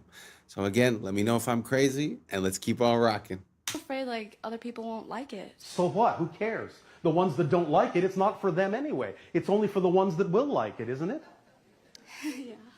Does that make sense? Yes. Not everyone is going to resonate to what you have to create, but it doesn't matter. What you're creating isn't for the ones who aren't attracted to it. It's for the ones who are. So who cares about the ones that aren't? Yeah. Is that too logical for you? No, it makes sense. Do you understand? You have no business measuring yourself against others. You have no business comparing yourself to other people. And what anyone else thinks of you is also none of your business. Do you understand? Yes. It's none of your business. Because that's not what your business is about. Your business is about being yourself as fully as you can. That's your purpose in life. And if you're not willing to be yourself, all the people that would be attracted to the gift you have to give are being deprived of your gift. Why would you do that to them? Why would you hold yourself back from people that are looking for you? Why would you be that stingy? Oh, yeah, I guess. You see, you think, in a sense, you're doing something humble. But you're being arrogant and hoarding your gift and keeping it away from people who might need to see it. Relax. You would not be where you are. You would not have the gift you have if there wasn't someone who needed to receive it. As we have often said, there are no one-sided coins. If you have the head, the tail has to be there, or there's no coin. You have the head by saying you have the gift. The fact that you have something to give defines the reality that there must, by definition, be somebody in that reality who needs to receive it, or you wouldn't be excited about it. You'd be excited about something else. So don't hold back the gift that you are. Someone is waiting to receive it. Don't make them wait. Yes? Yes. And when you don't make them wait, you won't be waiting to be yourself. Channel more of yourself. Yes? Yes. Is this helping you? Yes, thank you very much. You are very welcome. Stop arguing with creation about your value. If you weren't valuable, you wouldn't exist. stop arguing with creation. All right? Yes, thank you. All right. Okay, here's the easy. This guy really has some gems. The problem that I have is the source that he says that it comes from is from channeling this alien or whatever. But really, when you break down what he's saying, you know, kind of makes a lot of sense. And a lot of people I find get caught in the thinking and in the planning and in the trying to know what this sacrifice is going to give me before actually doing it. So you get all this plan done, then you realize, hey, I don't even like doing this. You know what I'm saying? I feel like there's a bit lacking of the just doing type of thing. And to come back to what he was saying regarding if you have a skill or if you have a thought or a passion, it's that automatically that means that there's someone that's ready to receive that. I find it funny. It makes me think of the idea of like magnetism. So if you, like he said, if you're the coin, there's this part and this part is just implied. I really like that idea. It kind of makes sense a lot to me. And yeah, like I said, I don't like where it comes from, but did you guys agree with what he said? Did you guys find any flaws? If you found a flaw, let me know. Let me look into it. Let me try to figure it out. And let's keep on rocking. What does a horse look like? Yeah, 4 legs, fast, muscular. Okay, you got it in your head? What does his pupils look like? Yeah, his eyes. Are they round? Are they oval? Are they slits? Or are they rectangular? Think about it. They are rectangular. When did a horse's eyes become rectangular? Now, I remember a goat's eyes being rectangular. I remember some sort of devilish animal being rectangular, but I don't never remember a horse being rectangular. Now, I'm not an expert. I'm not like a rancher or a cowboy or anything, but I am a human being, and I do remember things, and I just don't remember horses' eyes look like that. Now, if there is some equestrian professional, please let us know. Do you remember? Because you work with horses all the time, but I don't remember horses' eyes looking like that ever. Let me know if I'm tripping. It's us. Why? I think he's tripping. But I think I'm tripping too. Do you guys remember horses' eyes being like that? I feel like I remember movies where there were horses and I remember the close-ups and they're like face to face kind of giving a kiss. Never jumped out that they were that shape. I always felt like they were like big and brown. Maybe it's just me. Why is there Who absolutely knows? no trace of the outside? In fact, why are there no pieces of at all? Not one seat cushion, engine, vertical stabilizer, nothing. 100 tons of titanium, steel, and aluminum gone. The only pieces of debris on the front lawn of the Pentagon were light enough to have been carried by hand, and employees from the Pentagon were seen carrying away a large box shrouded in a blue tarp. What was in that box? Why weren't we allowed to see it? But don't take my word for it. Listen to CNN's Jamie McIntyre as he reports live from the...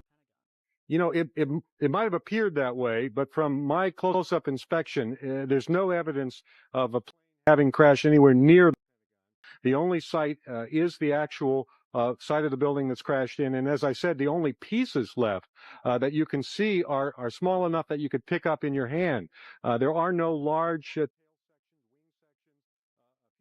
nothing like that anywhere around, which would indicate that the entire plane crashed into the side of the Pentagon. And The biggest thing on the news right now, also a recession indicator, the Starbucks Barista Cup. What? Oh, this is the new Labubu, fam. Oh, you don't know. Starbucks just came out with like, it's a bear with a Starbucks like hat on it and the straw that goes out like this. Okay, right? okay. This is my theory. This is a whole social experiment that Starbucks did just to expose like this whole recession, because all we can look forward to is this $30 luxury cup. Mans were elbowing people in line for it. Go ahead. All right, Karen.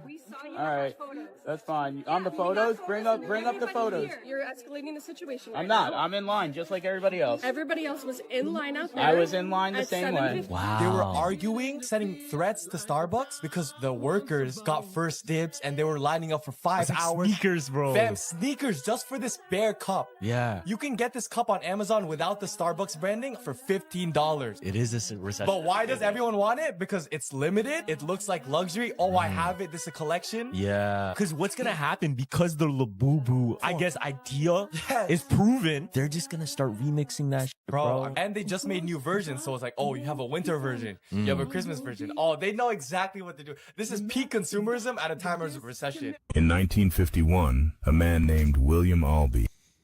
First of all, I cannot imagine being addicted to extremely overpriced coffee and like have it be a part of my identity that I'm a Starbucks person. I've been to Starbucks. I just don't find it that crazy. But anyways, that's not even the story. But the fact that people like go crazy and would line up this whole consumerism thing, it's kind of crazy to see that some people are just still in it, you know? Like, I feel like a lot of us sort of disconnected a bit, but to see that, I don't know, it kind of makes me feel weird. What do you guys think about that? You guys think it makes sense to be waiting and to be super mad for this cup that comes from this place that sells you expensive coffee and what? I don't know. I just find it super weird. How come you identify with this corporate machine this much? I don't know. I have a hard time seeing it. So maybe you guys can enlighten me. Let me know down below. And let's keep on rocking. In 1951, a man named William Albee invented a type of tire that could easily move on any surface. Even if these tires are installed on a truck weighing several thousand kilograms and driven over a person, that person would remain unharmed. This is because, due to the low-pressure tires, the vehicle's entire weight is distributed over a large area, so the person underneath the tire remains unharmed. These low-pressure tires are so remarkable that only a force of 2 kilograms is exerted at each point. They were primarily invented to move on soft and weak surfaces like snow, and they are also known today as Rolligan tires. Wow, amazing. That's genius. I can't really understand how the person was still under the weight of that part of the car and somehow was occupying almost all of that wheel, even though the wheel is made out of a bubble or whatever. I just don't understand how the weight was distributed where that person didn't get hurt. So if we have any engineers or any physicists in the comments, let me know down below. Kind of confused.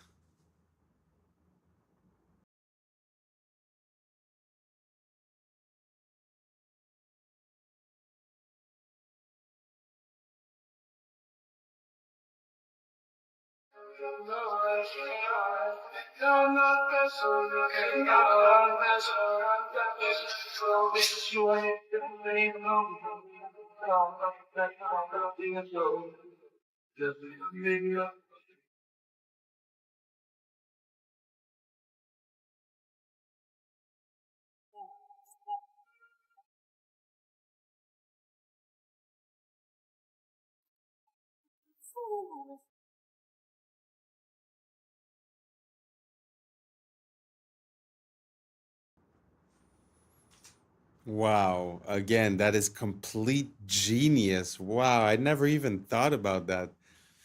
So you're throwing stuff in the garbage and it's like a never-ending garbage in a way. So you're occupying the same amount of space as you do with the certain amount of garbage collection, but you're actually collecting way more and there's way less garbage visible, at least. Wow. Amazing idea. Amazing idea. And that's a wrap for today, familia. Whether you're tuning in with the sunrise or you're posted up after midnight, I appreciate your time, your energy, your curiosity. And remember, this isn't about truth or fiction. This is about perspective. If this sparked a thought, a laugh, a deeper question, then we did our job. Drop your thoughts in the comments. Keep the convo alive. Like, subscribe. Don't forget to hit that bell if you're riding the wave, because we're just getting started. Until next time, stay grounded, stay weird, stay critical. I'm Adam Strain, and this has been Adam Strain Reacts. Peace. Now it's time for us to link up. Really think we on the brink up. Making a change, we're living this change. Living this change. Making a change. I'm living this change. Yeah. He's actually conducting electricity now through his tongue. It looks very smart, but it may not be as smart as you think it is. How? Yeah. I was sleeping, had to wake up. Why? Every reason. Look closer. World unmasked. What's up, YouTube? Today, we'll be looking at disturbing TikToks that'll make you question reality. So without further ado, welcome to Adam Strain Reacts. Let's get her done. Okay, one more time, because it is pretty incredible. That's the tail that you're looking at, the one that looks like the head. I'm trying, but until she turns around, that looks like a snake, right? It's not. It's just a caterpillar, but it's made to look like a snake. And this one, more than any other, looks the most like a snake I've ever seen. Guys didn't even believe me. Jesus, look at that head on it, but it's a tail. The head is actually up here. It's so cool, this thing. So good. Thank you for doing that, Leah. Jesus, look at that. Incredible.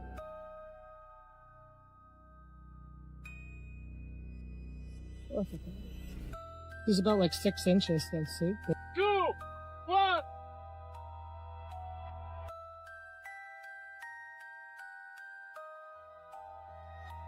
Não posso parar. Não posso parar.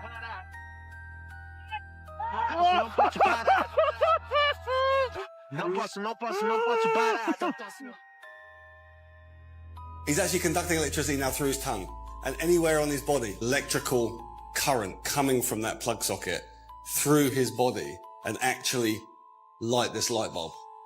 Mohan proves the current is flowing. So that's lighting up now, and that's telling us that is a live wire. So Mohan has got an electrical cable in his mouth, and what we're showing here is that that is conducting through his body and is lighting this. So effectively, he is a live wire.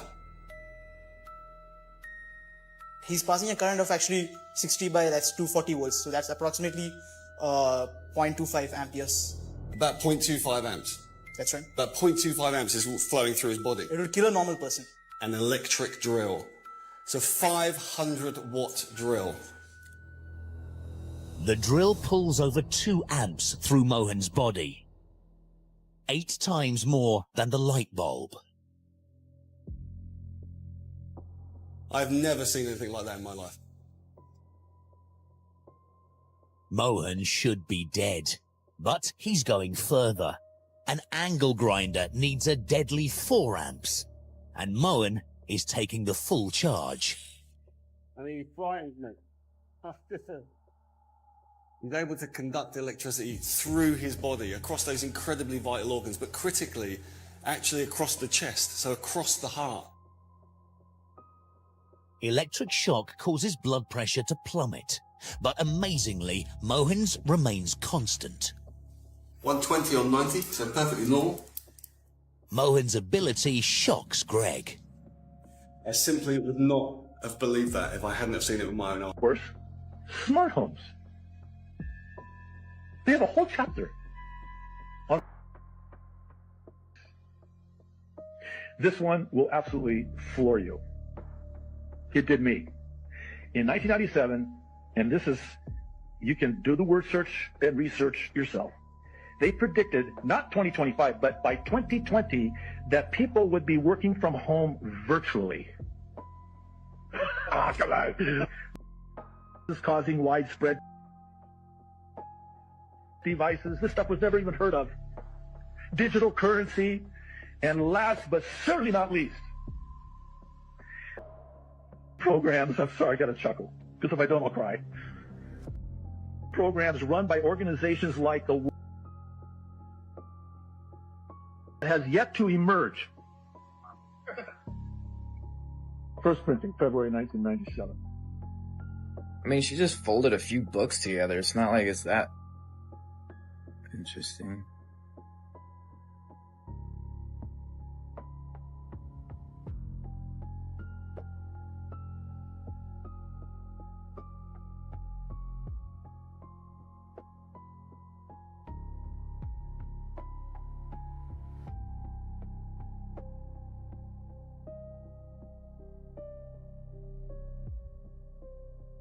This goes deep, literally. I've been connecting the dots and was a member of the advisory board for an organization called The Life in the early 2000s.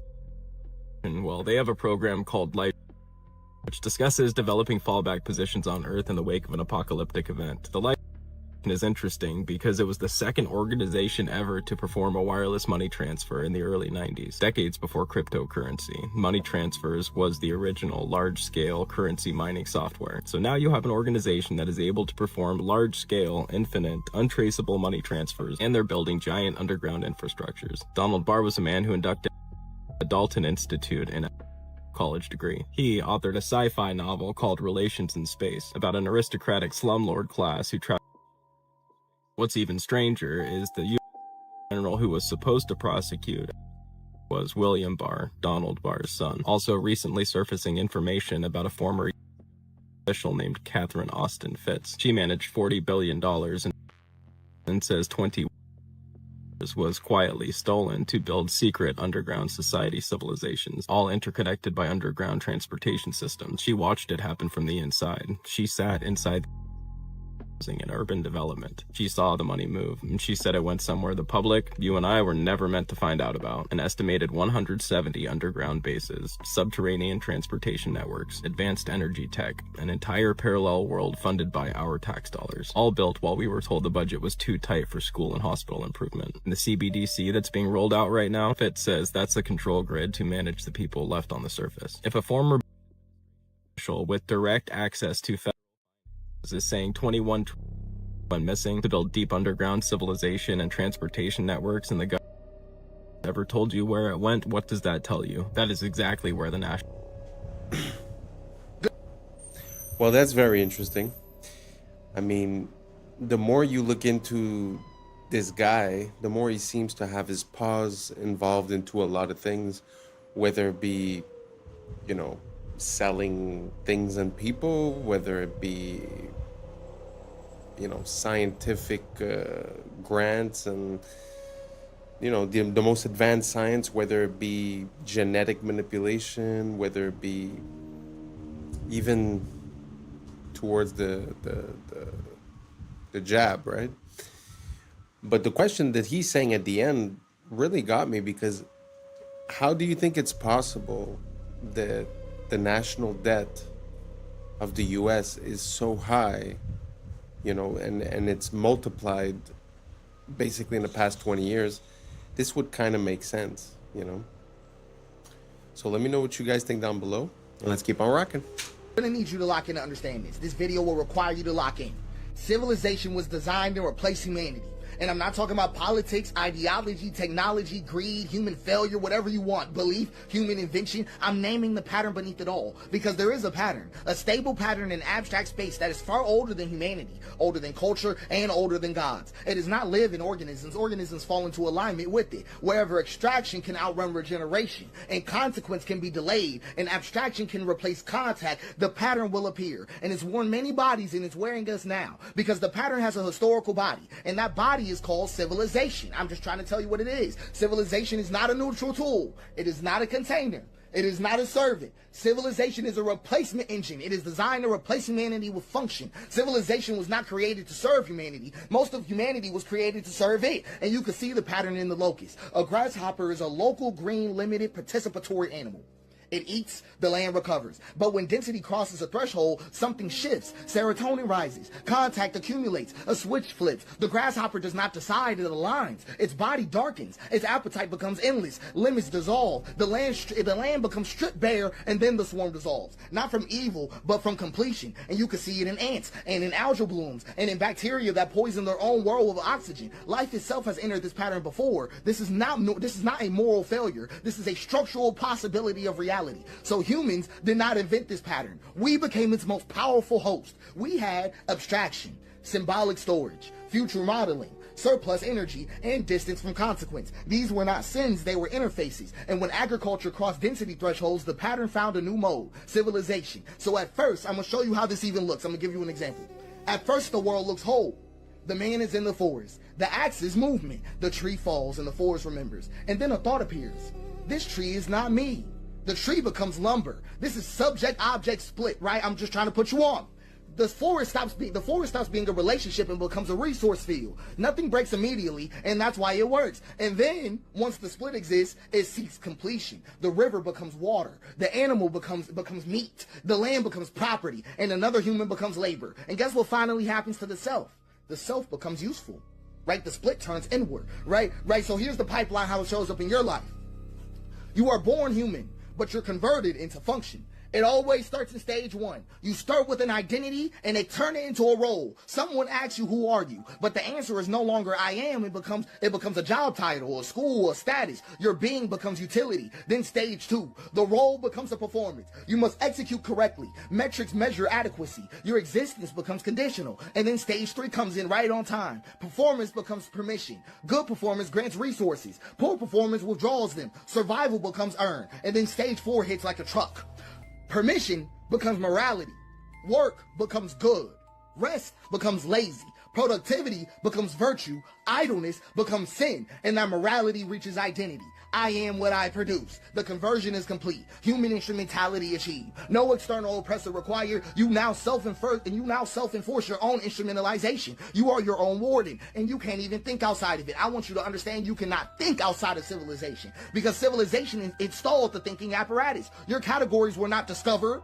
Race was not discovered. Race was assigned. Class was assigned. Wealth was assigned. Gender roles were assigned. Status was assigned. Merit was assigned. Success and failure were made the fuck up. I'm trying to put you on. All civilizational abstractions. All of them.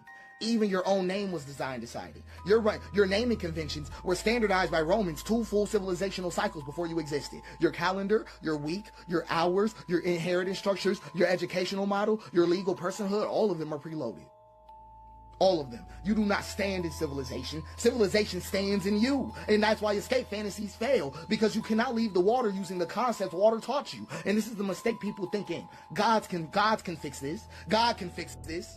No God has ever addressed this situation, because they think gods stand outside the pattern, like gods oppose the pattern, like gods interrupt it. They don't. Every god that has appeared inside history has either emerged already aligned to the pattern, or been absorbed, inverted, or repurposed. Let's go through them. Yahweh is a civilizational God from the start. Yahweh was never a threat to civilization. Yahweh is a God of law, land, borders, lineage, obedience, continuity, and inheritance. A God of accounting, a God of command, a God compatible with empire. And that's why Yahweh was not crucified, because Yahweh already belongs to the pattern. Let's talk about the real God going on here. Abba. Right, that's the interruption that had to die, because Abba was not Yahweh. Jesus never said the word Yahweh. Abba was presence without a ledger, forgiveness without a transaction, worth without productivity, life without a hierarchy, and love without a boundary, and rest with no permission. Abba dissolved every role. Abba collapsed moral accounting. Abba returned people to participation, and that cannot be absorbed. So it was executed. They did not crucify God. They crucified the interruption. That's all they did. They didn't kill God, they killed the Father. And then civilization performed its most elegant move ever. It absorbed the corpse and then built a church around it. Let's go to Buddha. Let's go to Buddha right quick, right? Dissolution. That's all it was. Dissolution got contained, because Buddha names the trap: desire, attachment, identity. So civilization doesn't fight Buddha, it domesticates him. Meditation becomes optimization. Mindfulness becomes stress control. Liberation becomes private wellness. And awakening was neutralized. Let's go to Allah, because Allah appears transcendent, but structurally, Allah is an absolute authority requiring total submission, an eternal law, and continuity without interruption. A God perfectly compatible with civilizational order. Absorption was seamless. It was seamlessly absorbed into civilization. We can even have fun with it. Let's talk about Zeus, because Zeus was never outside the pattern. None of them were. The Olympus mountain was an empire mythologized. Hierarchy, domination, violence normalized. Zeus did not fall. He became unnecessary. The state absorbed his function. So every god that is ever born made a choice: remain illegible or become useful. That is the choice of every god. If a god remains illegible, it is destroyed. If it becomes useful, it is absorbed. There is no third option. So I'm just being honest with you. Civilization does not deny God. No, it doesn't. It replaces God. It becomes the source of law, the arbiter of worth, the distributor of survival, and the judge of morality. And like all gods before it, it demands sacrifice. Human sacrifice, but just not on altars. So I'm going to show you what civilization does. It replaces humanity. Sure does. It replaces participation with abstraction, presence with performance, care with compliance, and relationship with roles. It turns humans into instruments of throughput. Burnout is not a malfunction.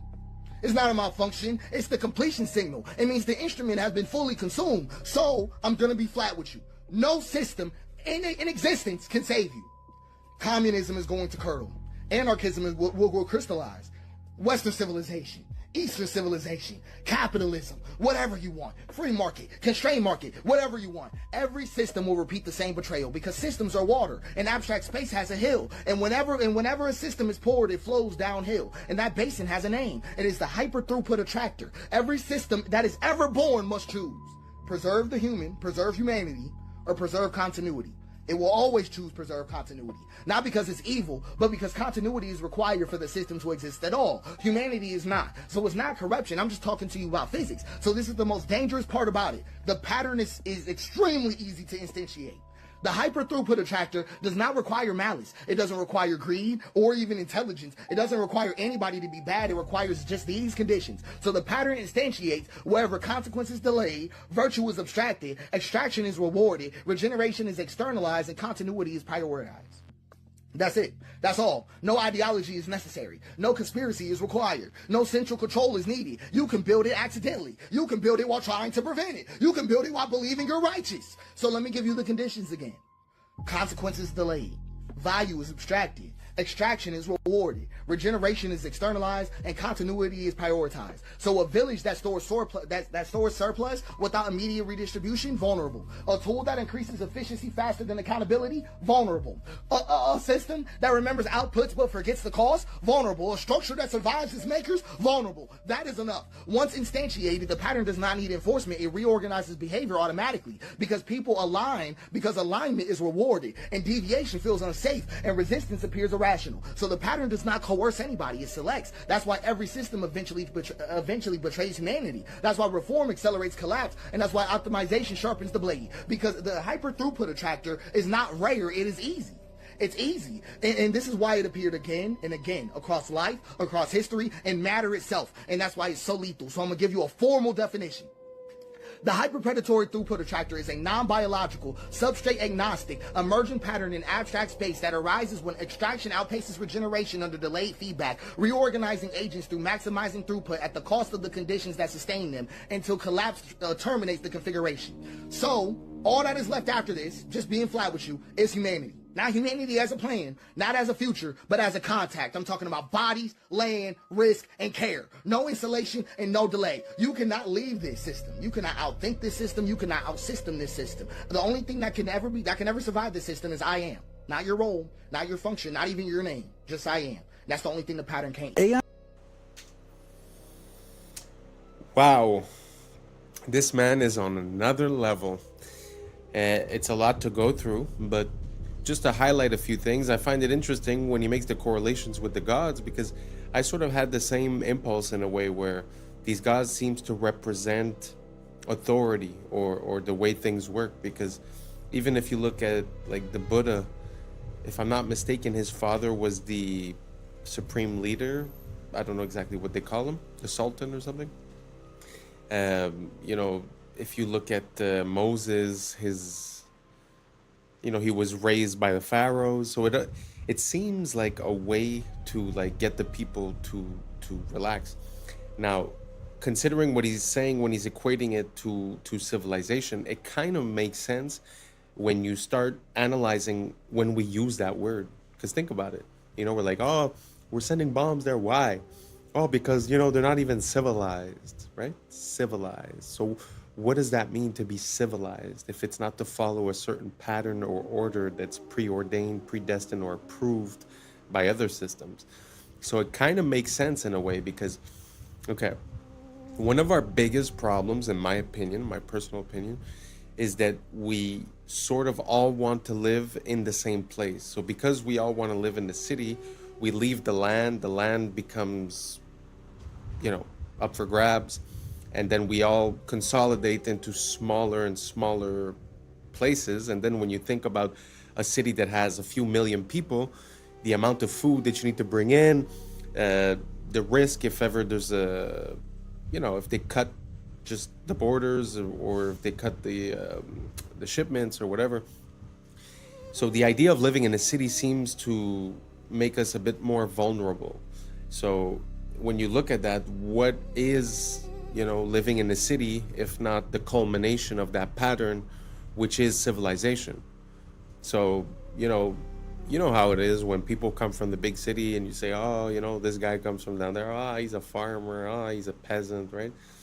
But at the end of the day, that's what we all were. So the wishing and dreaming of being something else is just being a sort of pawn for civilization. Because like he said, at the end, the only thing that will remain is I am, which, you know, funny enough, theoretically is the name of Yahweh, if I'm not mistaken. I am that I am. So very interesting. Shout outs to that guy. His brain is running 1,000 miles a minute, making mine run 1 billion miles a minute. Really appreciate that content. If you guys liked it, if you guys followed it, if you guys have any suggestions, let me know down below, and let's keep on rocking. It looks very smart, but it may not be as smart as you think it is. How intelligent is AI actually? Because look, GPT-5 can pass the bar exam, it can ace medical licensing tests, it can build entire code bases. However, the problem is that all those answers, or some form of those answers, already exist on the internet. And these models have seen these answers during training, so you could argue that they're not necessarily solving, they're pattern matching and remembering. So 11 mathematicians from Stanford, Harvard, MIT, and Yale decided to test this. They each pulled a problem from their current research. This is real math that they're working on right now. Problems they've already solved, but haven't published anything. So there's nothing about it. There's no papers, no forums, no traces, no mentions, nothing. The goal was, if we gave these AI models these math problems, would they be able to solve them? So they tried it out with 10 problems, and these aren't impossible questions. They're lemmas and proofs to math problems that PhD students typically grind through. And they gave them to GPT-5 and Gemini 3. One shot each. There's no back and forth conversation. Just, can you solve this problem? And after testing, the AI nearly failed all of them. It can understand the questions, it can even rephrase them in its own words, but when it came to actually proving the answer, nothing. The results are pretty clear. AI didn't pass the test. That's very interesting. I know a lot of people are, you know, afraid of AI or afraid of its capabilities, or it's going to replace everyone and this and that.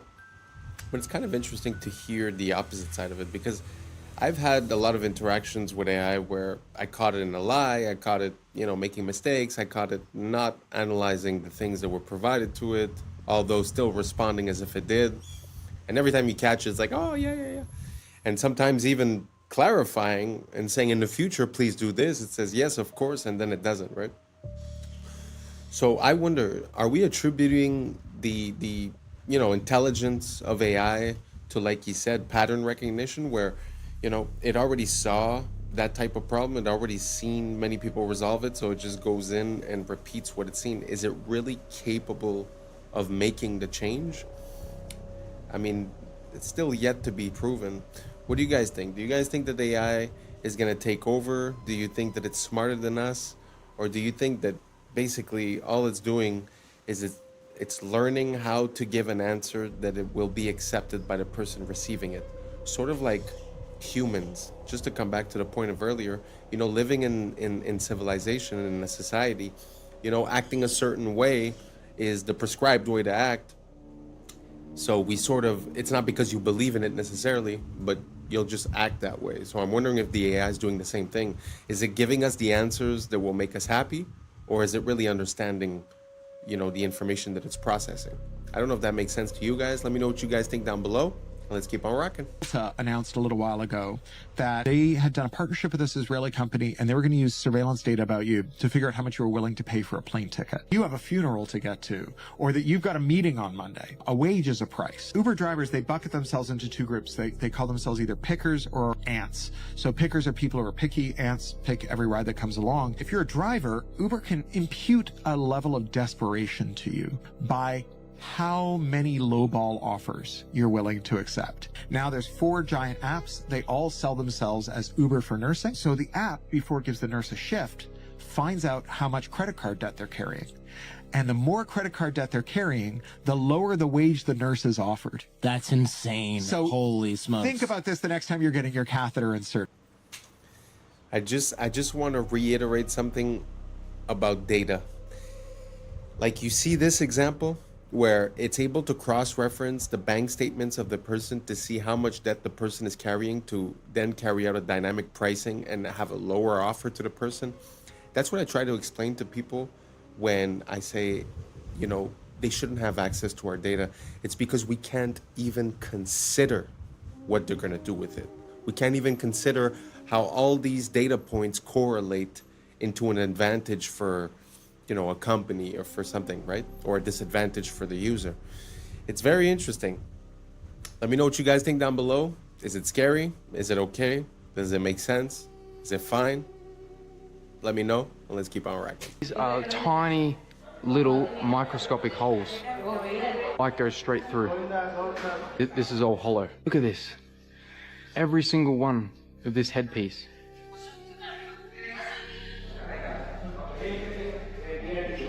These tiny little holes, man. Light just goes straight through. This is another column that is just insane. All of this is hollow behind. So, allow me to make this clear. Me talking about it's not about whether it's good or evil. That in of itself is a binary spell. That's the trap, the bait, the engineered battlefield of perception. We think everything operates in a good versus evil framework, but the real operation is psychospiritual. It's a small group of magi, dark magi, sorcerers you could say, who are possessed by a very old godhead, who are forcing the world to play their role in a and they're doing it by making themselves the antagonists of our subconscious. Not because they want to lose, but because they need us to basically fire the first bullet. That's the ritual, but that's also the inversion. They are intentionally making themselves known as evil. Why? Because the moment the world turns its eye on them in wrath, they win. They didn't get exposed. They chose to get exposed. Every televised, every unfiltered every overreach on social media platforms, every file that's all of a sudden available to us, they're not leaks. These are ritual triggers. The unveiling is a part of the binding, because when we see it and we hate it, we technically activate it. For the activation comes from us, from their loosing of our reactions, which is a harvest. And it's not really even about just the face. The core engine is hidden under the Zoharic manipulation of dimensional fields, rearrangement of moral architecture, and the misuse of sacred language to entrap collective consciousness in a binary algorithm. Every social polarity being pushed in the West. It's an echo operation to mirror the final battle script. A partner either, it's a character in the play, a character in the prophecy, okay? This nation must fall into chaos. It must be divided. It must be portrayed by its own people in the final act to bring about Ordo ab Cheo, a new world of chaos. And this new system they speak of is an inverted messianic AI godhead built on surveillance, predictive programming, digital holiness. It's the Messiah of data, not the Messiah of the soul. And if the world participates in their exposure without understanding the game, we help birth it into being. And the reason I speak upon this is because if we don't actually understand what's happening, our anger becomes the very sword they need us to swing against ourselves. And that's theater with a behind the curtain. And well, it's when you mistake the curtain for the world. So we will be talking about the impending reset soon, and there's going to be more to come. Love you. If you have children, you need to watch this. What happens to the 9-year-olds? They go in the basement. They stay in the basement for years, and they're served. They never get out of the basement, and that's where they're broken, and that's where they're trained. And when they're trained and they're able to come out and look older, then they can get in the car with us and go to do the clubs. So we're getting the picture here. Our team's on the ground, and all of a sudden she goes, hey, we're going to be on tour for the next 3 weeks. Where are you going? She gives us the locations. So our team's planning to follow. We're looking for an opportunity, but we know we're dealing with a lot. What happens if the are gone? Oh, she goes to warehouse. What warehouse? I don't know. We don't know. They go to the warehouse. That's where the kids go when the other ones are on a tour. One team goes to the warehouse. One team follows the other girls on tour. At the warehouse, believe it or not, there are a bunch of kids, and it's completely controlled by black SUVs and obviously of some kind who are completely controlling this property. We flew drones to monitor the property. We decide, based on the number of bad guys there, that we need a 3-letter agency to help us out. So I get on the phone with my contact with a 3-letter agency. The agency says, yes, we'll call our counterparts, and we're going to send a team to go raid that place. Guess what really happened? Now, we're flying drones over, and we have surveillance on the ground. That 3-letter agency rolls up, knocks on the door, tips everybody off. Everybody in the building gets into their vehicles and disappears. And we get a call, oh yeah, we searched the property, there's nobody there. You guys are crazy. But we watched that all happen. And that's a wrap for today, familia. Whether you're tuning in with the sunrise or you're posted up after midnight, I appreciate your time, your energy, your curiosity. And don't forget, this isn't about truth or fiction. This is about perspective. If this sparked a thought, a laugh, a deeper question, then we did our job. So drop your thoughts in the comments, keep the convo alive, like, subscribe, and don't forget to hit that bell if you're riding a wave, because we're just getting started. Until next time, stay grounded, stay weird, stay critical. I'm Adam Strain, and this has been Adam Strain Reacts. Peace! I don't know what y'all think, but now it's time for us to link up. Really think we on the brink up, making a change from living this strange. Living this strange. Making a change from living this strange. Yeah.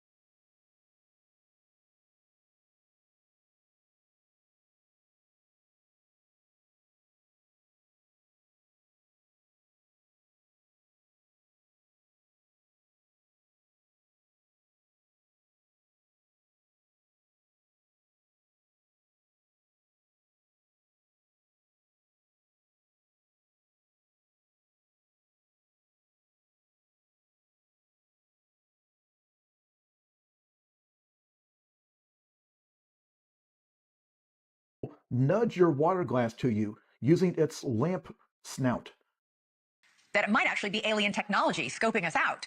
Around and shows that everything is priced in grams of gold. I'm gonna skip that. I was sleeping, had to wake up. Why? Every reason I could think What's up, YouTube? Today, we'll be looking at disturbing TikToks that'll make you question reality. So without further ado, welcome to Adam Strain Reacts. Let's get her done. All I want to know is how I can bet some money on this, because this game is pretty cool. I mean, it's a mixture of a lumberjack, geometry, and an ice cold cools. And the goal is pretty simple. Land the log on the beer. I'm not gonna lie to you, I'm putting all my money on Paul Bunyan III here, because his skills are on a whole nother level. Me and the devil walking side by side. Me and the devil walking side by side. And I'm gonna see my man until I get satisfied. See, you don't see why. It's like peering into another world sometimes when you look into the past, especially when it comes to certain things like medicine. It's so interesting to see how we've replaced using natural elements and we've decided to synthesize the same compounds found in nature so that we could copyright them and make money.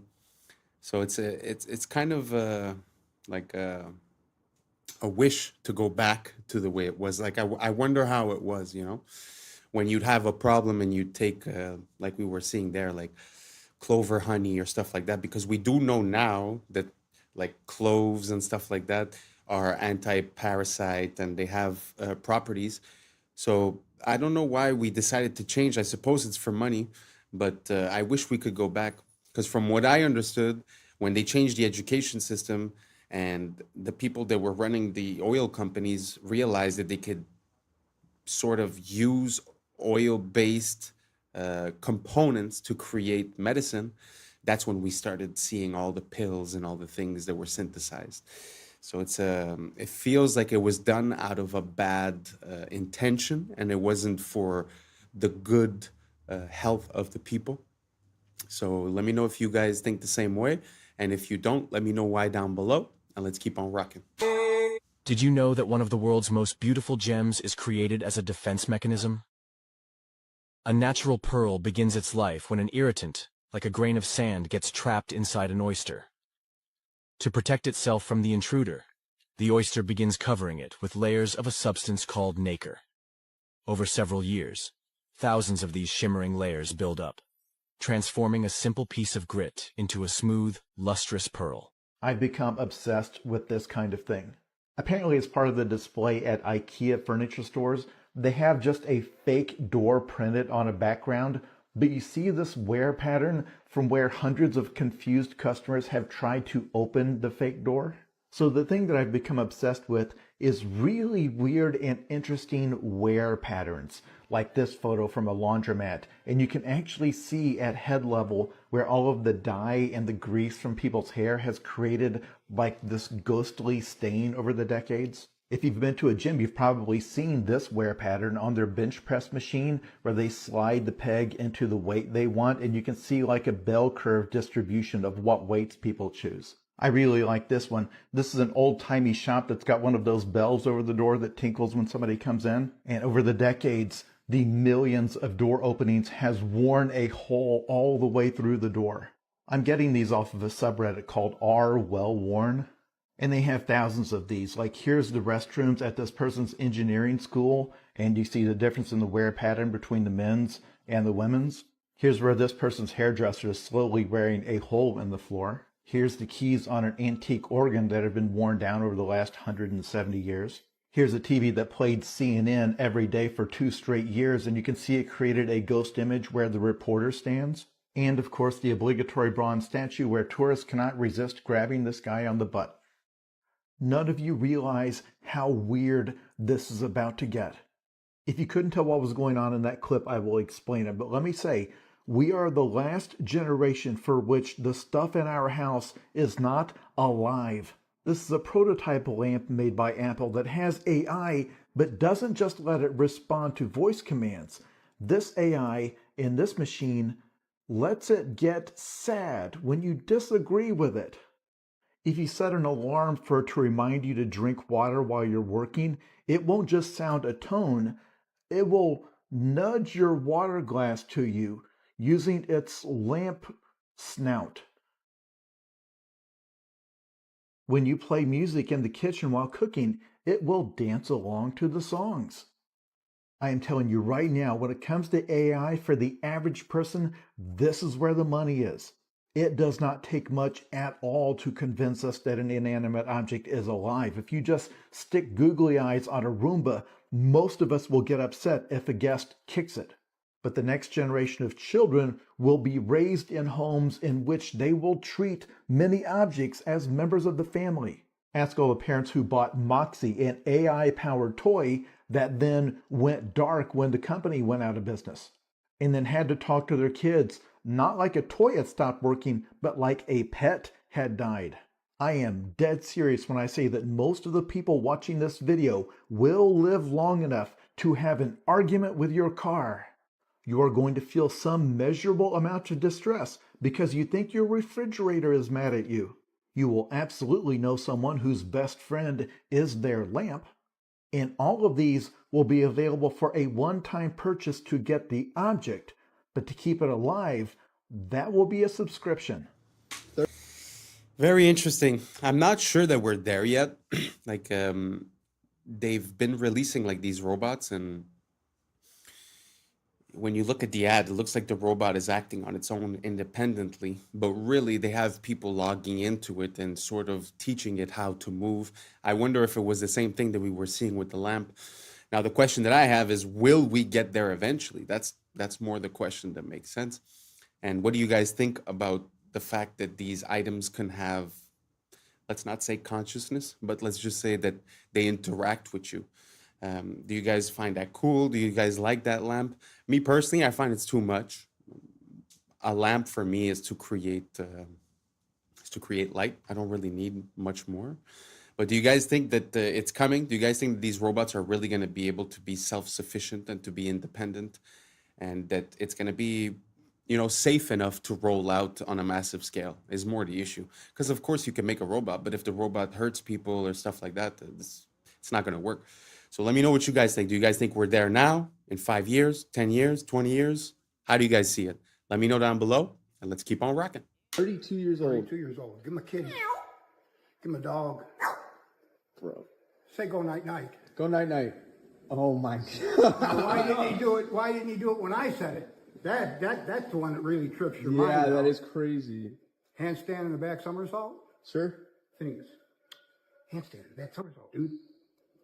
No way. No way, How about bro. this one? How about this one? Birdie juggling. You ready for birdie juggling? Don't try this at home. They don't like it. Please don't drop him. Oh, I don't drop him. I've had him for 32 years. Jesus Christ. Bro. Catch him. Bro. Crazy, One more. dude. Give him a shot. No, please don't go. No, just go. No, bro. Crazy. Turn around and let him get a shot. Oh, okay. Please don't hurt me. I didn't do anything to you. I didn't do anything to you. Dude, that's so beautiful, the bond that humans can create with animals. 32 years. Can you imagine sharing 32 years with a being like that? Like 10 years with a dog is the end of the world, But I cannot imagine 32 years. It's an amazing relationship that they seem to have, full of trust and full of love. Truly beautiful, inspiring. Have you guys seen any other type of animal like that is in complete synchrony with its owner? Let me know down below. I like to see that. Let's keep on rocking. You guys, Apple has just released a digital ID for identification and US passports. Here we go. Now, reports say they will be merging their biometric security with encrypted ID storage and plans to replace your physical IDs across airports, apps, and businesses.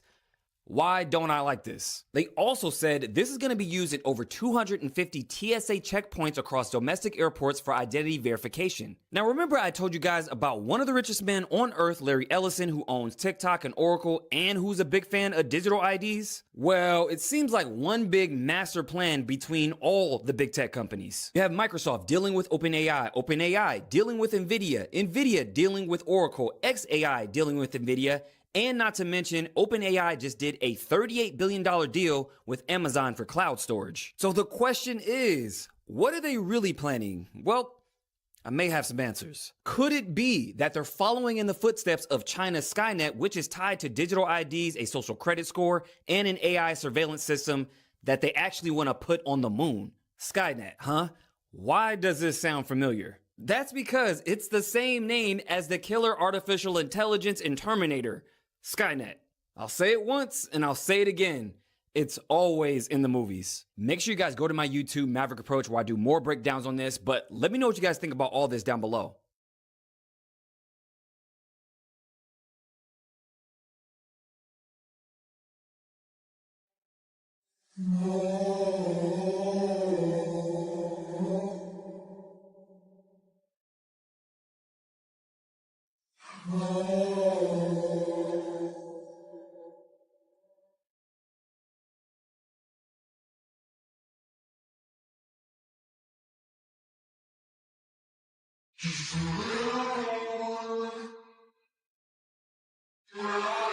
Guys, it's official. Vine is back, but with one big difference. So not only will it have the exact same 6-second looping videos, but it'll also give access to more than 100,000 archived Vines. But instead of Elon being the person to bring Vine back like he said he wanted to, this app, now called Divine, will be backed by none other than Twitter co-founder Jack Dorsey. But the one big thing that makes Divine totally different to other social media platforms is that it will prohibit AI content. In fact, it will scan for and flag suspected generated AI content and prevent it from being posted. It's essentially trying to act as a safe haven. So is this just another hopeless attempt to capitalize on nostalgia? Or can they actually fix the problems Vine had and make it successful this time around? It's kind of interesting. I know Vine was big back in the days, but I think it was a bit too early because people's attentions were still a bit longer. But it kind of makes sense that they're thinking about bringing it back because now we see the short form content on TikTok, millions of views on a 6-second video. So it's very interesting. But the fact that they want to bring it back without the AI kind of gives it a new purpose. And it kind of brings up a question, because AI showed up and got adopted massively while we were using the same platforms we were using the year before. But because Vine would be, a new platform, then they would put this rule in. Very interesting. What do you guys think about that? A whole platform without AI. Do you guys think that might just save a little bit of, like a little part of the internet to keep it real without bots and without AI? Or do you guys think that it's not going to work and that it's just a flop? Let me know down below and let's keep on rocking.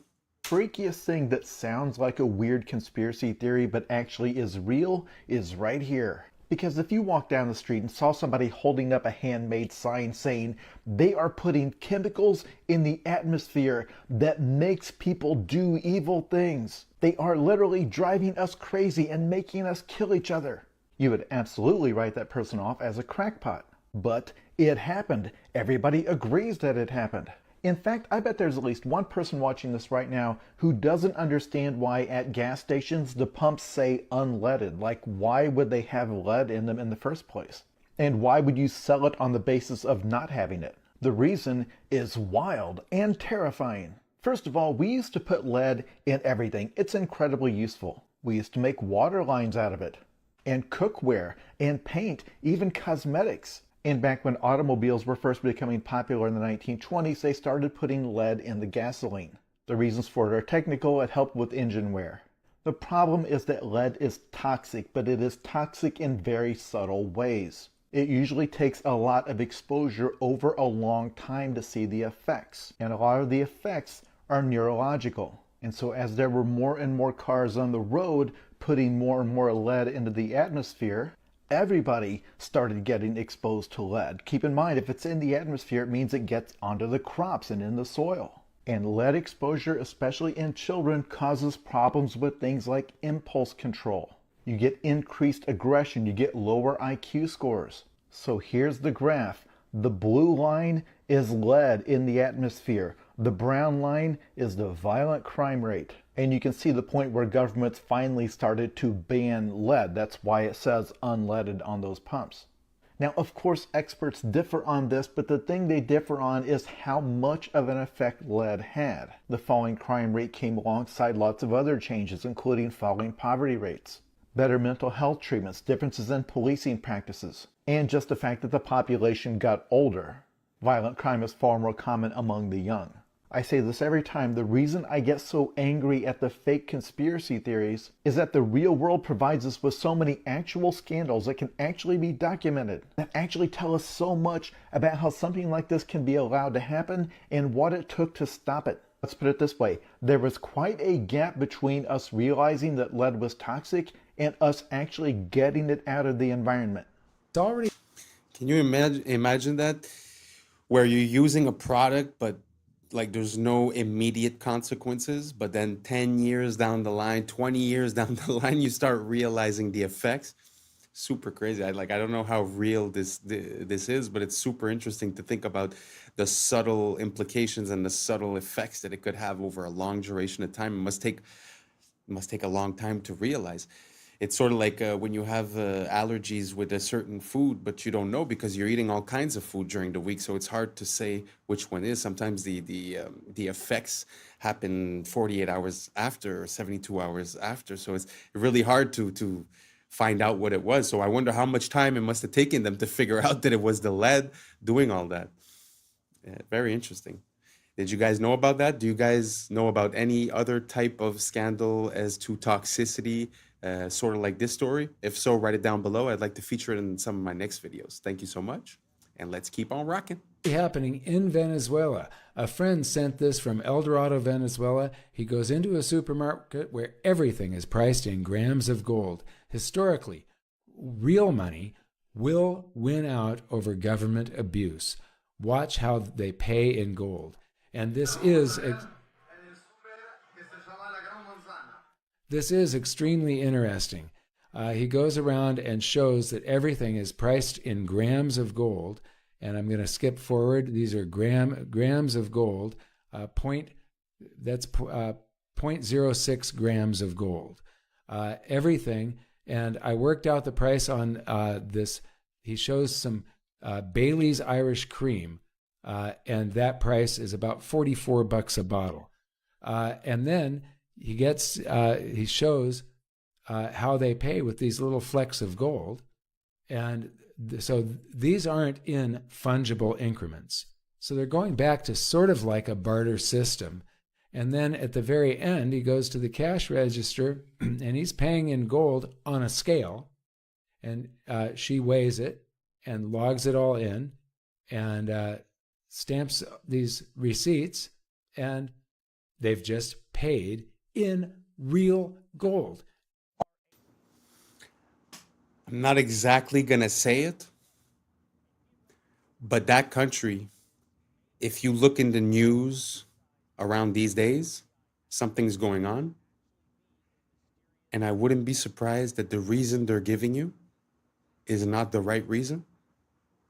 And this has more to do with it than anything else. Just do your research, think about it. There's some things that I just cannot approach right here on YouTube. I'm going to make a Patreon where I'm going to be able to delve a bit deeper into these subjects. But for now, just try to do your research.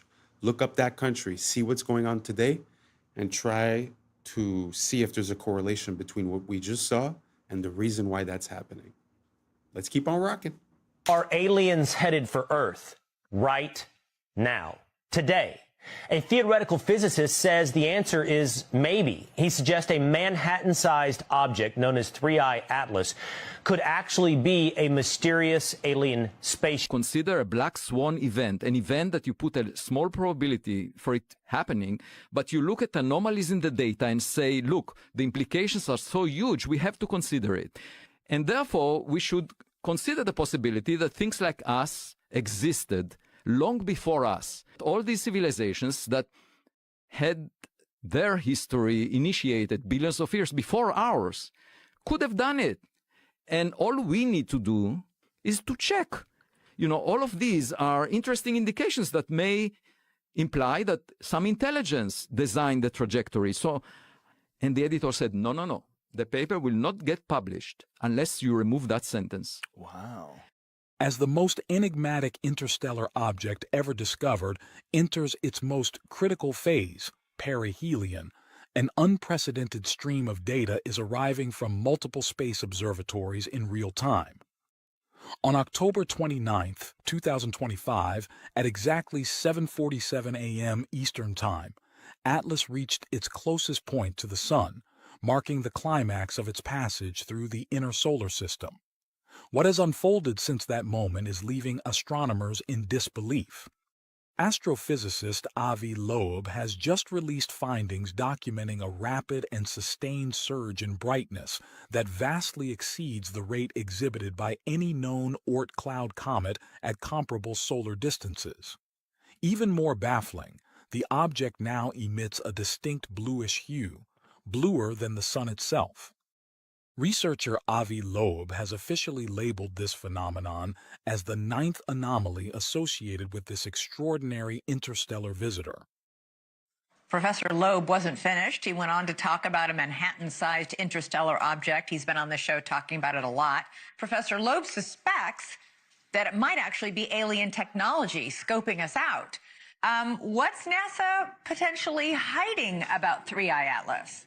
The news yesterday was that this object came closest to the sun, and it received a huge amount of heat from the sun. And the latest report indicates that it became extremely bright, much more than expected for familiar comets. It actually is bluer than the sun. It should be redder, and any dust. But so what does that mean, Avi? What does that mean if it's hotter than the sun? We have another anomaly. His question now reverberates throughout the scientific community. Could this object harness an internal energy source that surpasses the temperature of our star? What these instruments have revealed simply should not exist according to current physics. The latest readings from the Stereo A, SOHO, and GOES 19 coronagraphs taken between September and October indicate an anomalous and unexplained brightness increase. Such an effect cannot be accounted for by reflection, sublimation, or any known natural process. To grasp the magnitude of this finding, it's worth noting that standard Oort cloud comets never exhibit this behavior. None show a sustained exponential rise in luminosity under comparable thermal conditions. Even the researchers involved in the new analysis concede that the reason behind Atlas's rapid brightening remains entirely unknown. We have to attend to the possibility that it might not be natural just because the implications would be huge for humanity. In a case where you have a visitor to your backyard, the visitor might enter through your front door. That's a situation where there is an important threat to humanity, and therefore even low probability events have to be taken seriously. NASA did not think as of yet about the possibility that an object which has some technology in it might be in the sky. NASA is not the most accomplished space agency in the Milky Way galaxy since the Big Bang, 13.8 billion years ago. So if there was another NASA-like agency around an exoplanet billions of years ago, their gadgets could have arrived at our backyard by now. And that's enough time for gadgets from other civilizations to have reached us. So we should be open-minded when we see new objects that are anomalous. What I'm about. Oh, that's a lot. Sorry, that was a bit long. But I haven't been featuring many of the videos for 3i Atlas because it's all little pieces of information, but really at the end of the day, it's not much. This was like a compilation of different different ideas and different theories. So what do you guys think? You know, because if I'm not mistaken, a year ago, it was all about the drones in New Jersey. There's aliens here, aliens there, aliens everywhere. Now the aliens aren't here anymore. Now they're there. I don't know. I'm having a very hard time. Do you guys think that these are aliens? Like, I don't know. I need more information. If anyone has any, more information on this, something that would convince me otherwise, or something that would make the case a bit more strongly, let me know. But until now, to be honest, I'm having a hard time seeing this as anything else than misdirection, or just keeping it busy, filling the news cycle, because they've been talking about it a lot. But I don't know. Me personally, NASA is not something that I trust that much into neither. So, like I said, if you guys have more information as for, you know, the anomalies or anything that could convince me, please do not hesitate to send it over. And let's keep on rocking. We're almost done with this one. That to tell you seems too stupid to be true, but unfortunately it is. San Francisco has a street called Main Street, and you're going to say, so what? Every city has a street called Main Street. But here's the thing. Their Main Street, unlike all of the others, is named after a guy, Charles Maine. Look it up. And there are a bunch of examples like this, many of them even dumber. I mean, imagine becoming wealthy and prominent enough that a major city names a street after you that nobody knows because your last name happens to be Maine. Just outside of Chicago is a lovely place called Waterfall Glen, and I swear this is true.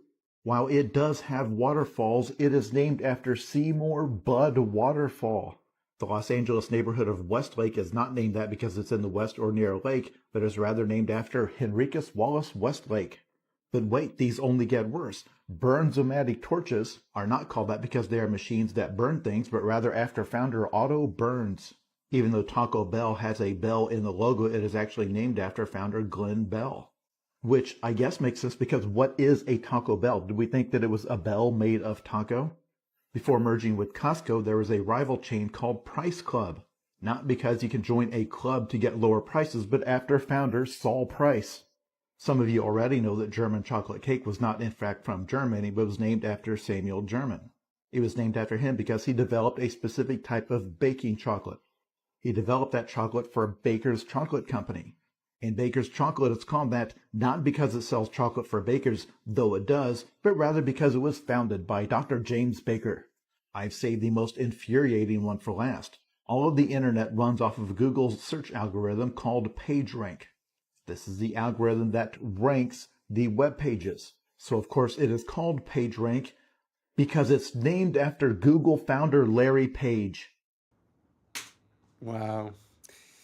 What are the odds? What are the chances? But that's super funny, especially that example about, they name something after you, but no one knows because it's Main Street.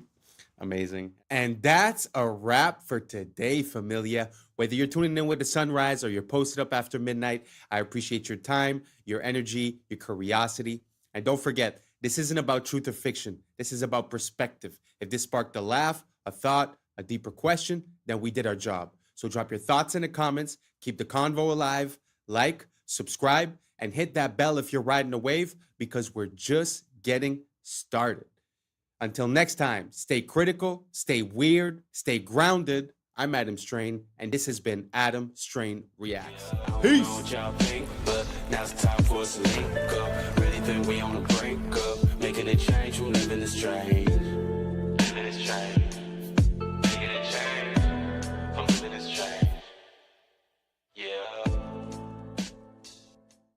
The wiggling. Wiggling shows you the depth on a flat screen. This frozen lake ice fishing hole is actually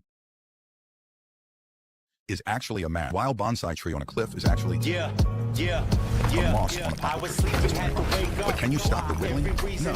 What's up, YouTube? Today, we'll be looking at disturbing TikToks that'll make you question reality. So without further ado, welcome to Adam Strain Reacts. Let's get her done. Check this out. McDonald's says, hey, DQ, you want to have a sign war? And then DQ's like, we would, but we're too busy making ice cream. And then McDonald's replies back, that's cute. Our ice cream makes itself. And then DQ comes back with, you mean it actually works? Shocker. McDonald's got to come back again with, what's a milkman in pantyhose? A Dairy Queen. Ah. And then DQ comes back with, why dine with a clown when you can with a queen? Yeah, that's good. Now, Arvis Bank across the street got to go, ice cream machine broken? We have a loan for that. Sounds like a Google ad. And then Sonic, they got to kick in too, and they're like, we have ice for these burns. And then here comes Domino's with, your signs are cheesy, just like our pizza. Okay, this is kind of blowing my mind. This is an experiment that you can either do with yourself or with somebody else. It's very simple. Either ask the person or yourself to sing at the highest pitch you possibly can. Just go like, ah, but do it as high as you think you physically can. Then either ask them or yourself to imitate the highest pitched singer in the world, and that the person will always come in higher than they just did when they thought they were singing at the highest possible pitch.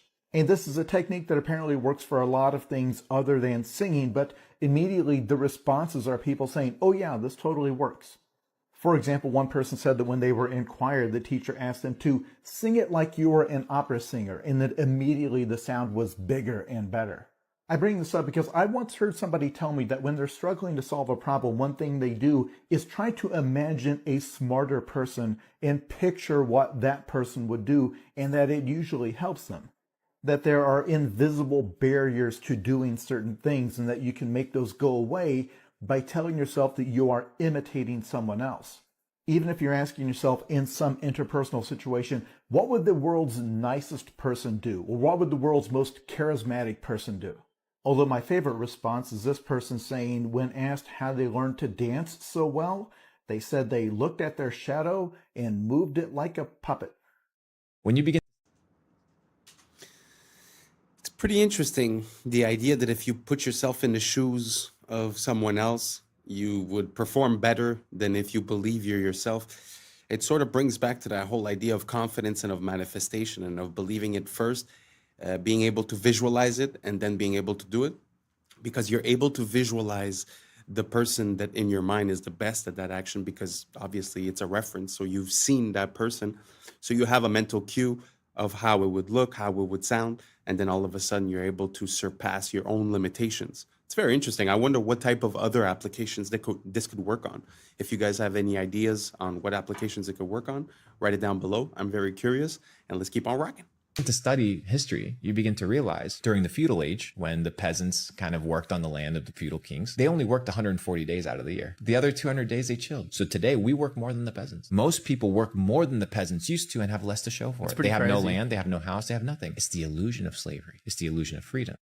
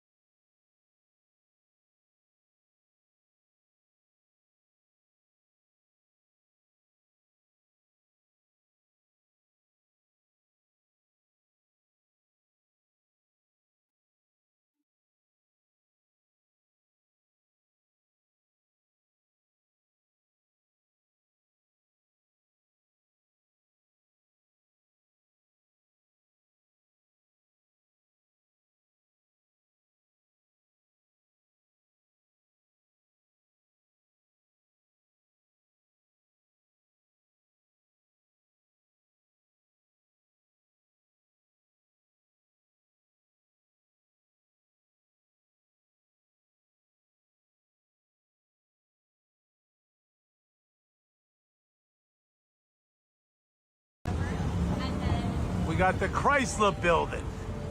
Look at this thing. 2 years to build. 2 years. Come on, 1929, 1928. And in a surprise move, they hoisted that up at the last second to win world's tallest building. Just a little surprise by the architects. Well, listen, help me out here. Besides being Callus's Man of the Year, Grandpa Bill, the source of the stone, which I always say takes these buildings out. Hey, Grandpa Bill, what do you know about African marble? I don't know, they just imported it for the Chrysler building. Really? Donde está Mexico? Grandpa Jeb. What does that mean? I don't speak Spanish. Well, that's where they got the onyx from for the lobby, from Mexico. Georgia? Oh, what do you mean, Georgia? Oh, that's where we got the granite from. 1929. Then they snuck the spire on to become world's biggest building. Do you believe these stories? Do you believe this BS? Sound off in the comments if you're smarter than me. Come on. Come on. Make it make sense, Grandpa Bill. This is the front. Of course. Of course they gotta share the building with them. Always got that indention. Oh, you should have went to architect school, Junior. You would have found out what the indention means. I had the best architect teacher in the world. What did they tell you about these things? Why would they do that? Look how dangerous that is. Come on, man. Make it make sense, Chrysler Building. Sound off. Am I wrong? 2 years, under 2 years to be built. Make it make sense, Chrysler Building. For all the people that ask, why do I care they lie? This is one of the first liars. J.P. Morgan. Look at this building they built. Billions of dollars. Why do you care about them lying? Because look what they're doing. You don't lie and don't get billion-dollar buildings like this. Come on, J.P. Morgan, make it make sense. Very interesting because, like you said, the timeline of 2 years is kind of crazy.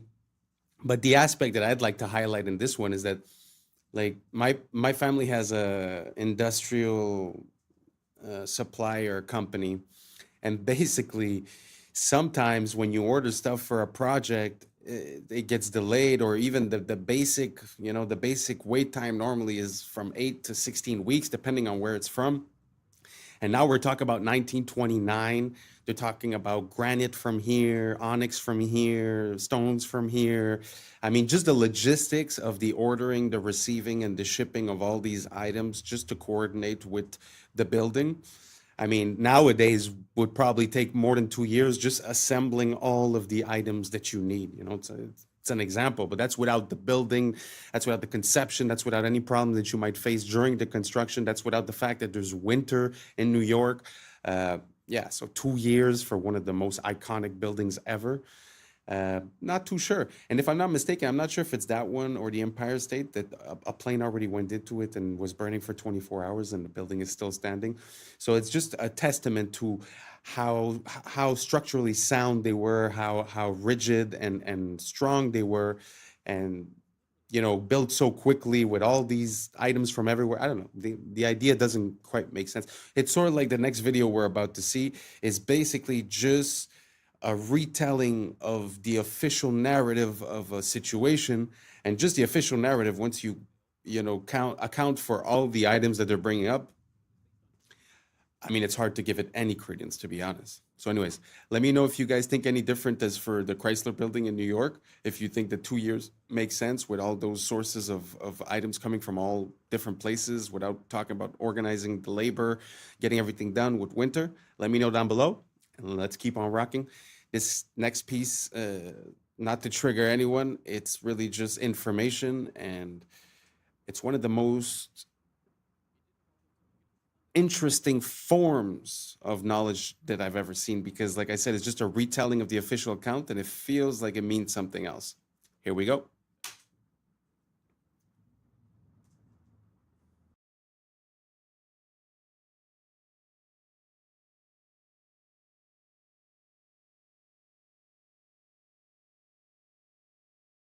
On the morning of 19 men armed with box cutters, directed by a man on dialysis in a cave fortress halfway around the world, using a satellite phone and a laptop, directed the most sophisticated penetration of the most heavily defended airspace in the world, overpowering the passengers and the military combat-trained pilots on 4 commercial aircraft before flying those planes wildly off course for over an hour without being molested by a single fighter interceptor. These 19 devout religious fundamentalists who like to drink alcohol, snort cocaine, and live with pink-haired strippers managed to knock down 3 buildings with 2 planes in New York, While in Washington, a pilot who couldn't handle a single-engine Cessna was able to fly a 757 in an 8,000-foot descending 270-degree corkscrew turn to come exactly level with the ground, hitting the budget analyst office where DoD staffers were working on the mystery of the $2.3 trillion that Defense Secretary Donald Rumsfeld had announced missing from the Pentagon's coffers in a press conference the day before, 10th, 2001. Luckily, the news anchors knew who did it within minutes. The pundits knew within hours. The administration knew within the day. Who committed these acts and those who harbor them. And the evidence literally fell into the FBI's lap. That a passport was found blocks from the World Trade Center crash site, if you can believe that. But for some reason, a bunch of crazy conspiracy theorists demanded an investigation into the greatest on American soil in history. That investigation was delayed, underfunded, set up to fail, a conflict of interest, and a cover-up from start to finish. It was based on testimony extracted through the records of which were destroyed. It failed to mention the existence of WTC-7, Able Danger, P-TECH, Sibel Edmonds, OBL and the CIA, and the drills of hijacked aircraft being flown into buildings that were being simulated at the precise same time that those events were actually happening. It was lied to by the CIA, the Bush administration, and as for Bush and Cheney, well, no one knows what they told it because they testified in secret, off the record, not under oath, and behind closed doors. It didn't bother to look at who funded because that question is ultimately of little practical significance. Still, the Commission did brilliantly answering all of the questions the public had, except most of the victims' family members' questions, and pinned blame on all the people responsible, although no one so much as lost their job, determining the attacks were failure of imagination. Because nobody in our government, at least, and I don't think the prior government that could envision flying airplanes into buildings. Except the DIA destroyed 2.5 terabytes of data on Able Danger, but that's okay because it probably wasn't important. The SEC destroyed their records on the investigation into the insider trading before, but that's okay because destroying the records of the largest investigation in SEC history is just part of routine record keeping. NIST has classified the data that they used for their model of WTC-7's collapse, but that's okay because knowing how they made their model of the collapse would jeopardize public safety. The FBI has argued that all material related to their investigation of 9/11 should be kept secret from the public, but that's okay because the FBI probably has nothing to hide. This man never existed, nor is anything he had to say worthy of your attention, and if you say otherwise, you are a paranoid conspiracy theorist and deserve to be shunned by all of humanity. Likewise him, and her, and her, and her, and him. Lived in a cave fortress in the hills of Afghanistan, but somehow got away. Then he was hiding out in Tora Bora, but somehow got away. Then he lived in Abbottabad for years, taunting the most comprehensive intelligence dragnet employing the most sophisticated technology in the history of the world for a decade, releasing video after video with complete impunity and getting younger and younger as he did so, before finally being found in a daring SEAL team raid which wasn't recorded on video, in which he didn't resist or use his wife as a human shield, and in which these crack special forces operatives panicked, unarmed man, supposedly the best source of intelligence about those dastardly terrorists on the entire planet. Then they dumped his body in the ocean before telling anyone about it. Then a couple dozen of that team's members died in a helicopter crash in Afghanistan. This is the story of brought to you by the media which told you the hard truths about his head could be seen to move violently forward. And they took the babies out of the incubators. And mobile production facilities. And the rescue of Jessica Lynch. If you have any questions about this story, you are a batshit paranoid tinfoil dog and will be reviled by everyone. If you love your country and or freedom, happiness, rainbows, rock and roll, puppy dogs, apple pie, and your grandma, you will never ever express doubts about any part of this story to anyone. Ever. This has been a public service announcement by the Friends of the FBI.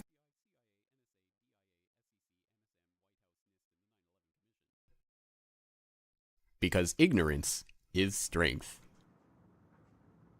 I'm not going to jump into it because I know it's not an easy topic, but the only thing I'm going to say is that every second of that video has a little link of information, a name, an item, a situation, something that was brought up, and any one of those things is a rabbit hole. It's a very interesting situation. I have no conclusion.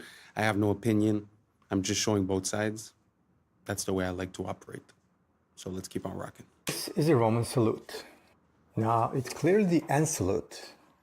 Wrong. This is an Asperger's syndrome gesture. This trick is called narrative contingency framing. It's a scientific method used by mass media to manipulate you into believing anything as truth. Open your fridge.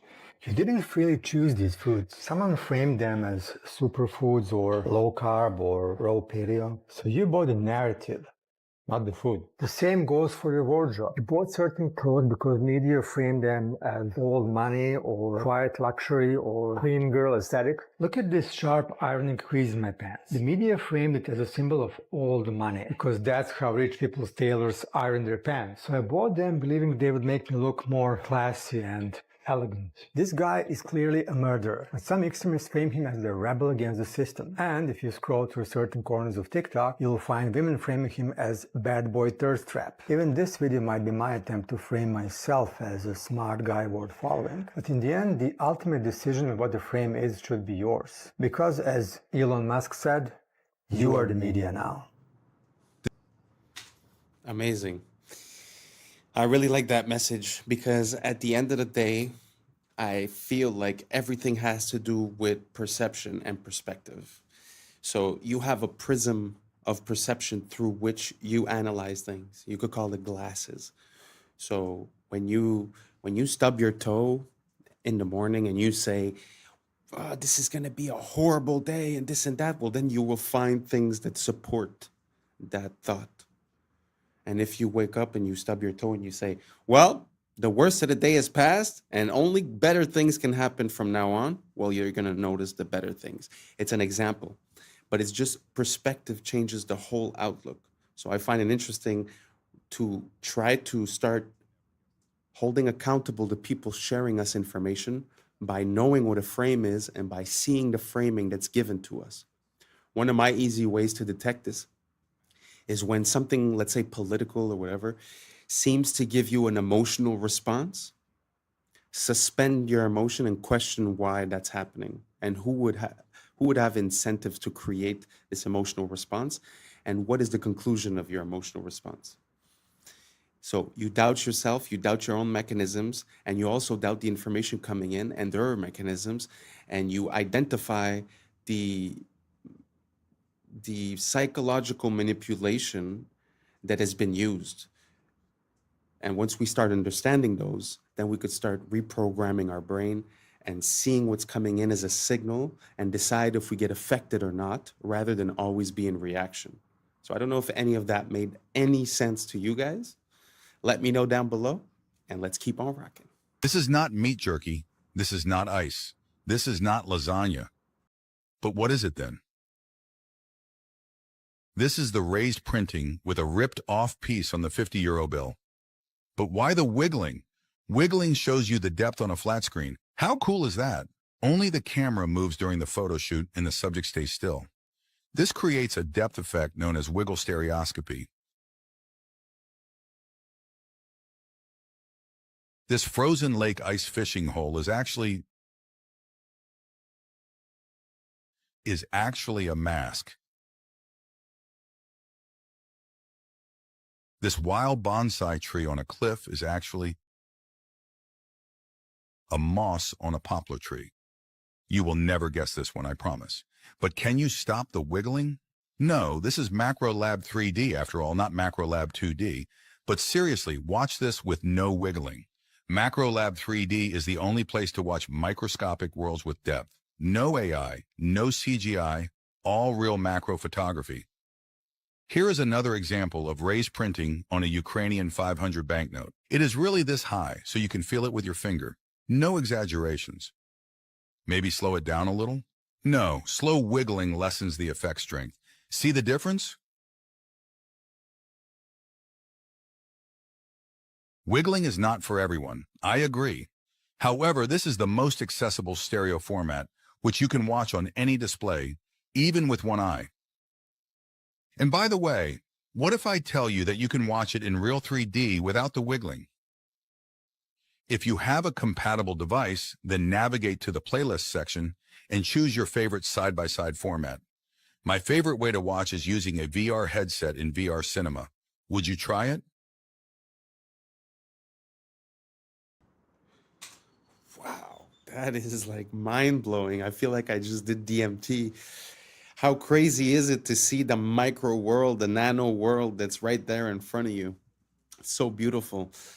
Like this world is like fractals. Things have, a bigger view and a smaller view, and it's so interesting to be there with the smaller view and this technology of the wiggling. It's actually very interesting because it's true that it does give you the sensation of understanding how the spatial disposition of it is. It's like you understand more what you're looking at in 3D.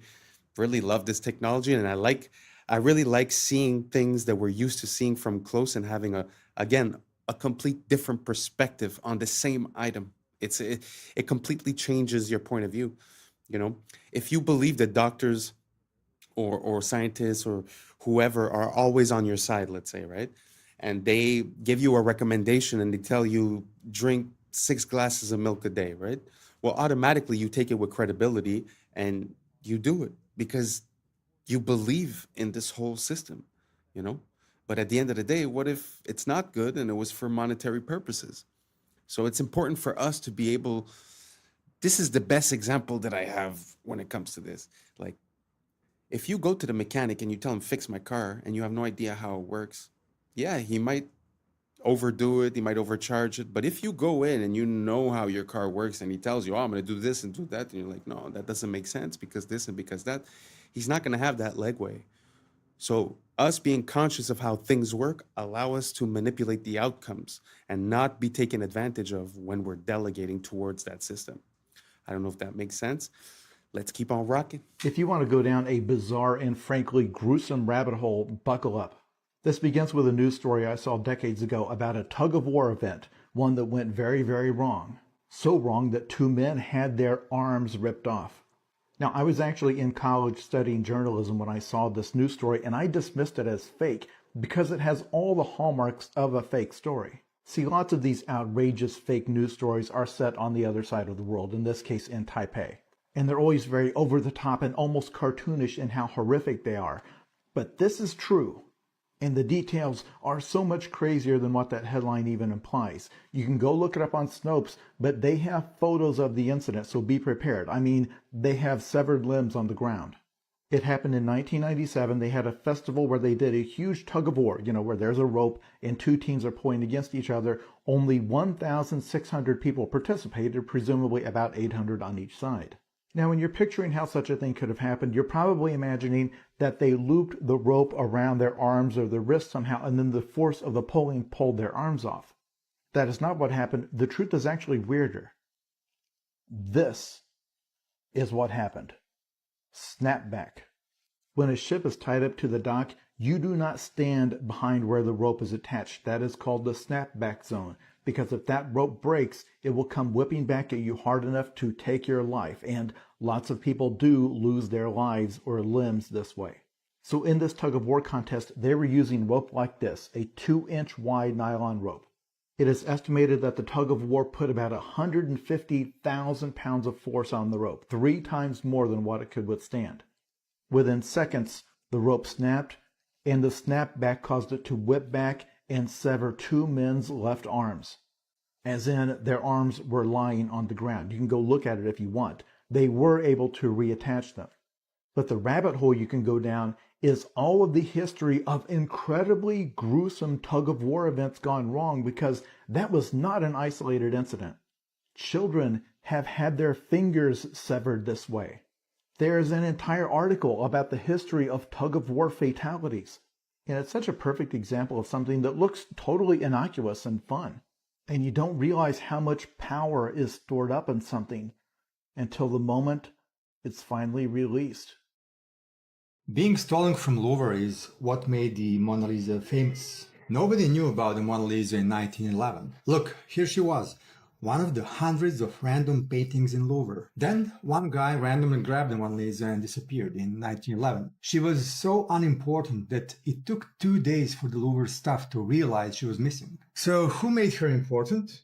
The media. Newspapers at the time invented clickbait headlines to sell more copies. Finest portrait in the world stolen. The world's greatest portrait. And this face was on front pages for 2 years straight. When they finally found her, Suddenly, everyone wanted to see the finest portrait in the world. In reality, this is just a basic Renaissance selfie. A rich merchant asked Leonardo to paint his wife, and he did it as a quick side hustle to grab some cash. In his notebooks, Leonardo never mentioned Mona Lisa, not even once. And now, people claim her eyes magically follow you around the room. There's a hidden golden ratio in her smile, and other artistic voodoo magic stuff. This is called the mere exposure effect. People think something is valuable just because it's been in the media long enough. Nobody cared about this necklace or tiara a week ago. But now, I bet H&M and Zara will launch collections based on it. So this proves that you don't become famous by being beautiful. You become beautiful by being famous. Again, perspective. Isn't it interesting how for us, since we're born, that painting is the most impressive painting in the world just because it's always been. But at the end of the day, things have an origin story. So it's so interesting to see how these things come about. I wonder why it was manipulated that way. Was it to sell more tickets for the Louvre? Did they steal it themselves? I mean, what's the idea behind it? It's very interesting. I just find that, like he was saying earlier, the framing of a story changes everything. And now this one, the exposure. So now understand why you always see the same ads and the same companies and the same thing over and over and over again. Truth is simple. It works. So the more you're exposed to something, the more it becomes a part of your psyche. I mean, we like to think that we're really complicated, but at the end of the day, it feels like these companies, they got us figured out. You know? So maybe we should stop thinking that we're so special and start taking back control of our mechanisms and identify the information coming in and catch it when it's coming in and not just be living in a reactive state. So I don't know if you guys understand the parallel that I'm trying to make, but did you guys know that this is how the Mona Lisa got infamous? I had zero idea. Let me know down below. Let's keep on rocking. With our crash out of the day, we have man versus robot.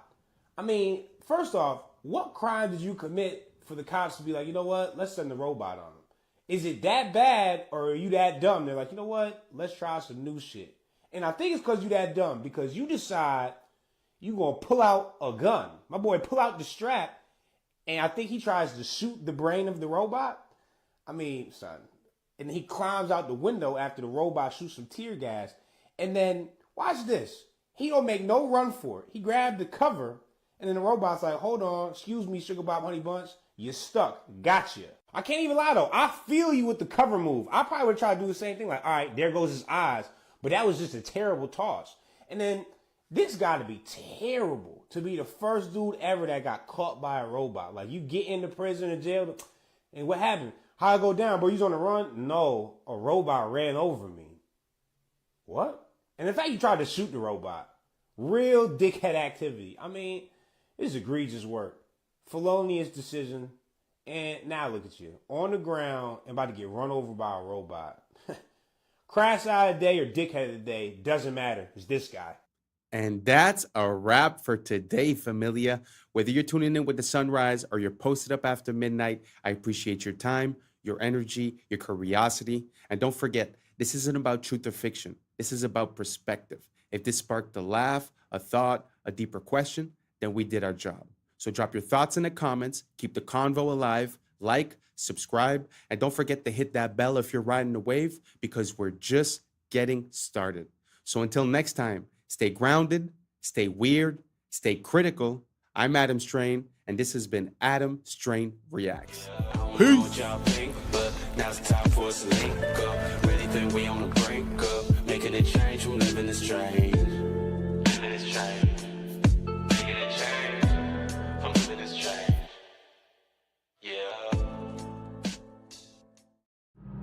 Yeah. I was sleeping, had to wake up. Why? Every reason I can think of. God, till the day I keep the ink up.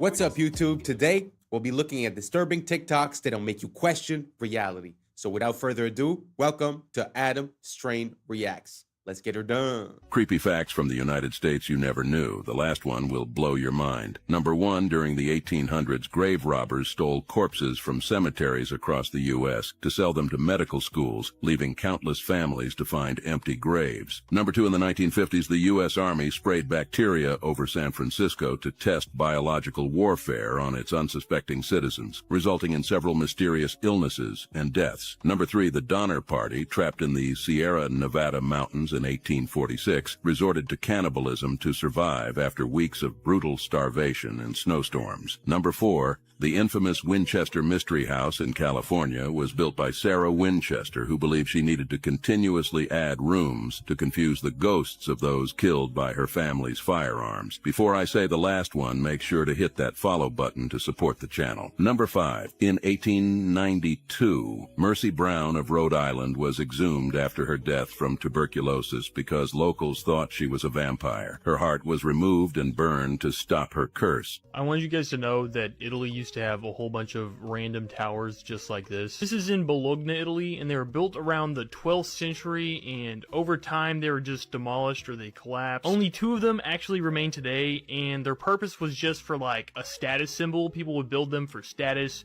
or they would use them for defense storage, or I guess people even lived in them too. But when you look at it, like, it seems like they had skyscrapers like back in 1100. What? So these are real stadiums from around the world, from an aerial viewpoint. And you have to wonder, if signs and symbols rule the world, what type of symbols are these stadiums? Now, that almost looks like a reptile's eye. And we have, of course, the ancient symbolism of the all-seeing eye. And you got to wonder, because didn't they say bread and circuses? If you want to stop the masses from revolting, you got to give them bread and circuses. So not only are they giving you bread and circuses in here, but also it's a massive, likely ritual football stadium. Now, my thing is this: while we have crazy things going on around the world, we have agendas afoot, we have all types of stuff going on, and people are spending their lives living vicariously through people they've never met. Throw balls around in the field. Look, I get it. You're going to roast me. You're going to say, no, man, I love my baseball. But when you are truly awake, you know what's going on in the world. You see how much of a distraction it is. It is absolutely bread and circuses. Not to mention when they have a big performance, like major celebrities performing in there, and there's all these like red lights, and it looks demonic. I mean, this is a ritual. Make no mistake. Comment your thoughts below and follow for more. For the first time ever. What do you guys think about the shape of those stadiums? Because there's some people that believe in this theory where there's these controllers that are harvesting our emotional energy. They call it loosh or something like that.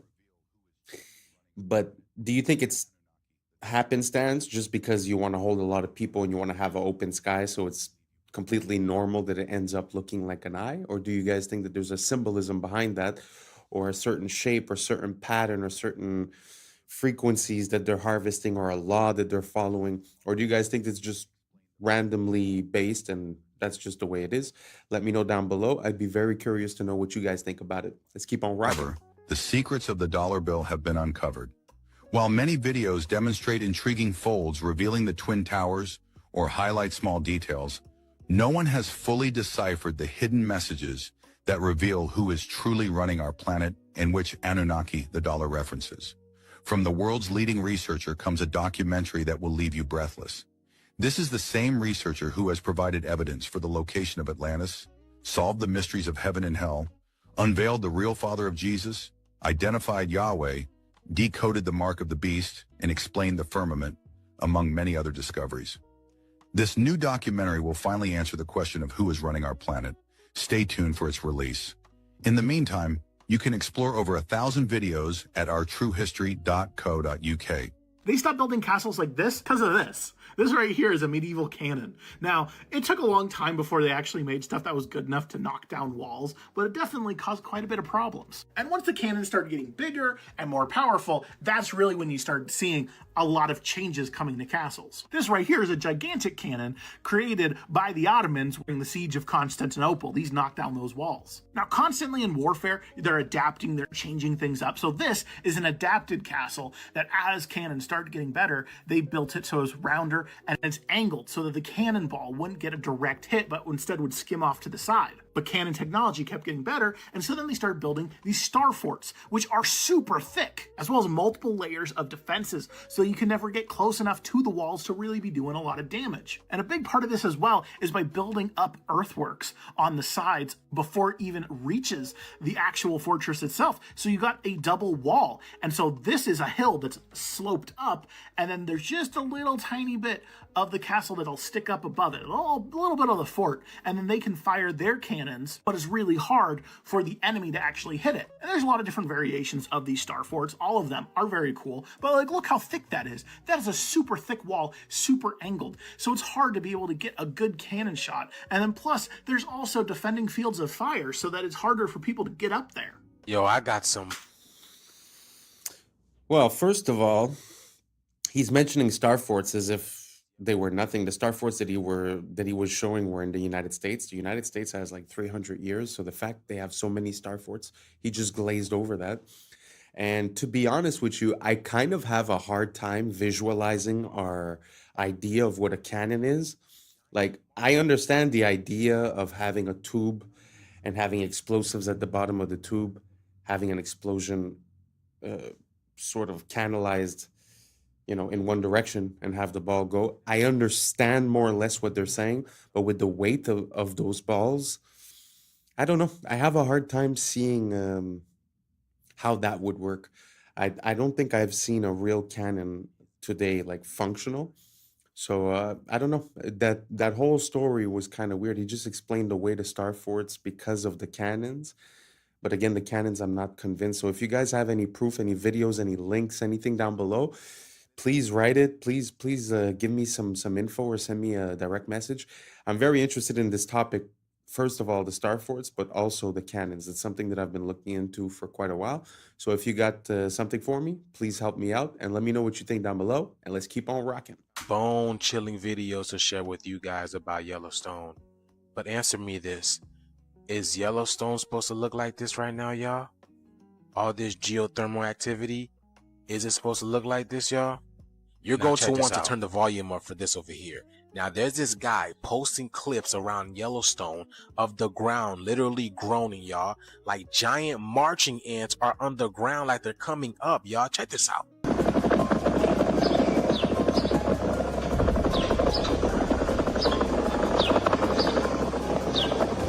Y'all hear that? It literally sounds like a helicopter, y'all. Something's boiling under there. It's a heartbeat. That's not all, y'all. He says he can feel it in his bones, in his spine.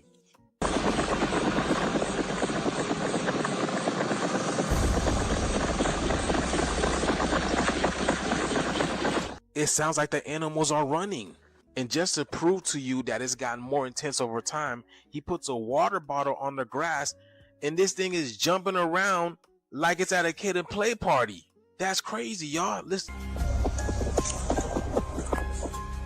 Y'all, the animals were warning us. Y'all remember those eggs they found in the water near a volcano where it sounds like they hatched? But the shift is here, y'all. Let me know what you guys think about this video. Let's continue to get it. Peace out. If gravity truly causes tides, why don't lakes rise and fall the same way oceans do?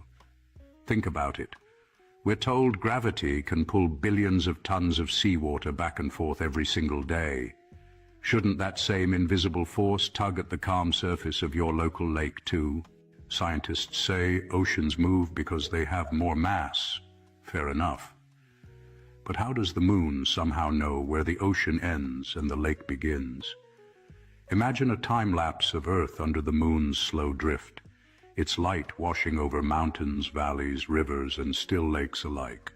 If its pull is that precise, wouldn't everything shift even slightly? Then it gets stranger. Some coastlines experience tides soaring 50 feet high, while just a few miles away, another cove barely stirs an inch. Did gravity suddenly lose strength in that spot? Or could something else, perhaps resonance, pressure, or even electromagnetic influence, be guiding these rhythmic surges? What if the story we've been told about tides is only part of a larger equation?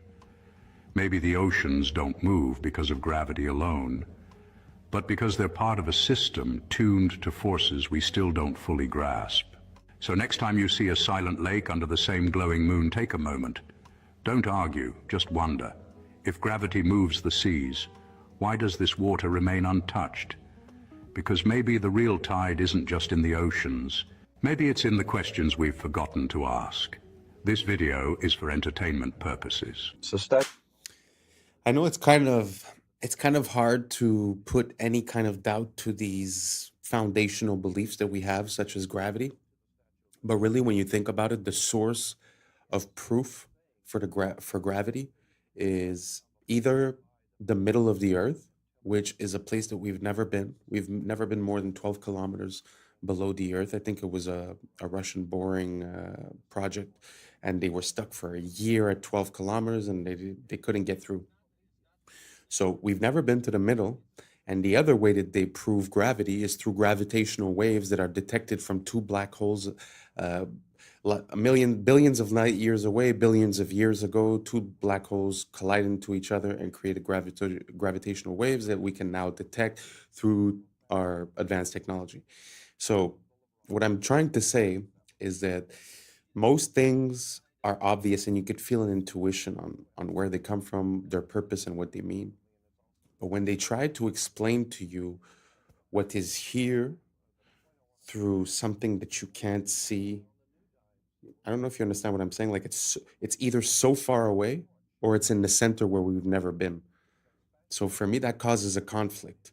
Now, I'm not saying that things don't fall to the ground. I understand that. But you could also explain that away with different factors. Like he was talking about electromagnetism and all that, but just, density and buoyancy. The fact that something weighs more makes it go down. The fact that it weighs less makes it go up. So let me know what you guys think down below. I know it's not an easy thing, and I'm not making any claims neither. It's just something that I've been thinking about for a while. So if you guys have any good links, let me know down below, and let's keep on rocking. You call the Statue of Liberty. It's holding the torch of illumination, which is the Promethean torch of Freemasonry. And if you go to the Statue of Liberty, you'll see a bronze plaque inside saying that this was given to the government of America by the French Grand Orient Temple Masons.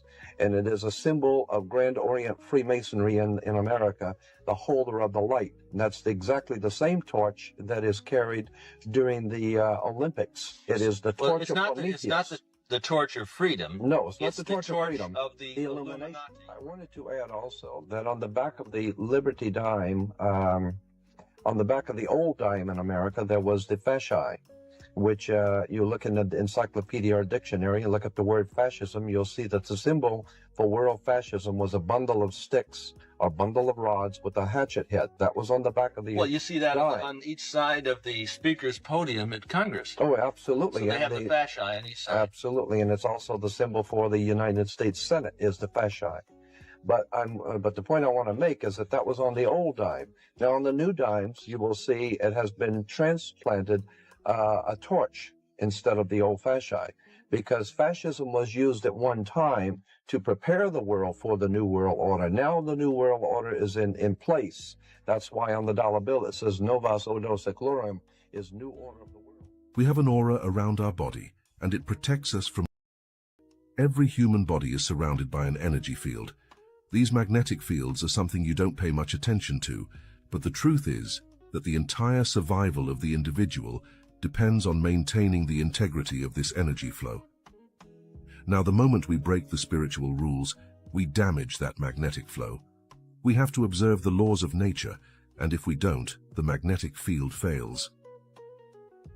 It can be damaged by unbridled living.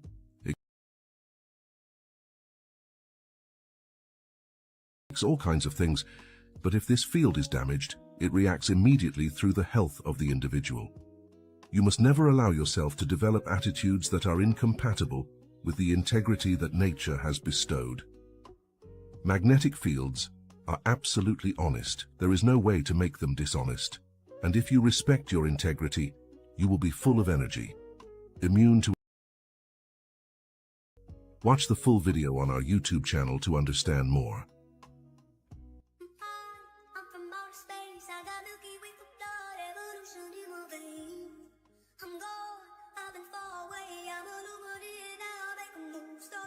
I've been breathing on my fire for a long time. I had a vision from the birds, they wanna go find. Artificially intelligent.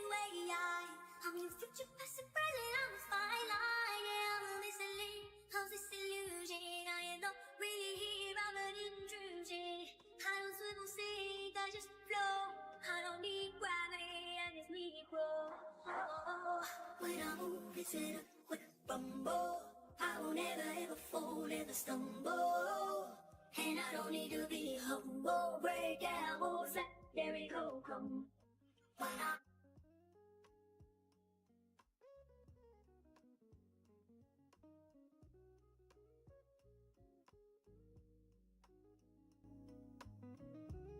This is just like them putting up some pieces of wood. And look at what it looks like. It almost looks like there's like snow on the ground. So there's snow on the ground in their building, which is practically impossible because, as I was talking about, being from Chicago, it's cold. Chicago is very cold. It's practically impossible to do anything in the wintertime. And then what's interesting too is if you catch this one, if you guys can see this one looks like it was like an obelisk. And check this. There's a beautiful lightning antenna on top, or weather vane. But what's interesting is they're doing some remodeling down here.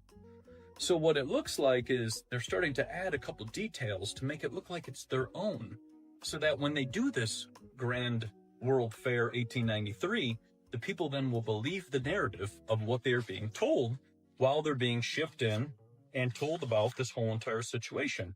And here you have some innocent people who are walking around like that, and they're just wandering around, and they are, you know, just observing. Now, what's interesting is I want to show you something that's the most fascinating thing I found in all three of these books, and it's in this next spot right here.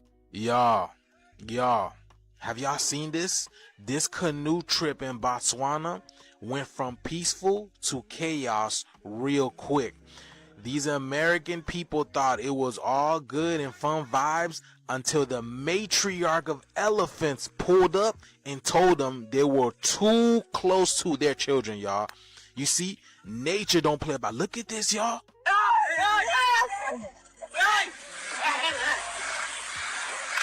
Y'all, she's under. Y'all see that? Look at, oh my God. Why are they always big? Look at this.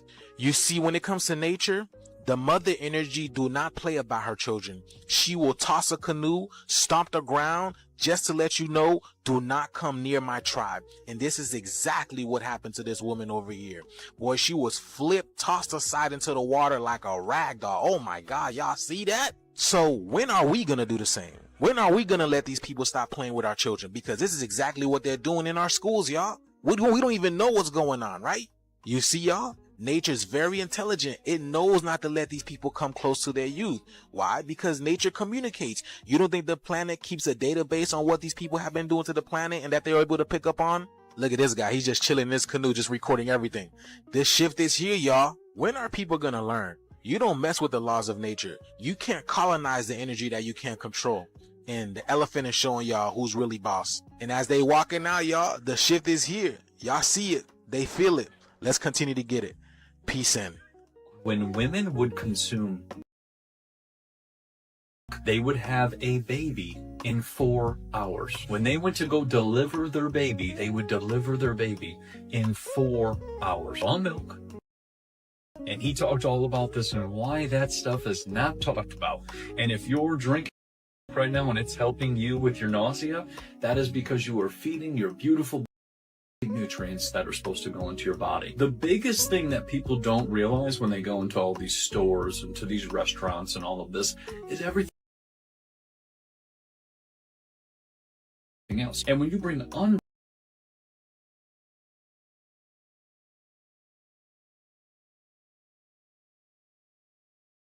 like that, you're bringing something that has not been processed, is filled with nutrients, you eat it, foods, which is the most common stuff at the grocery store, all this, then you're eating just a bunch of processed nonsense. And you're missing all the minerals. So then you develop a mineral imbalance. And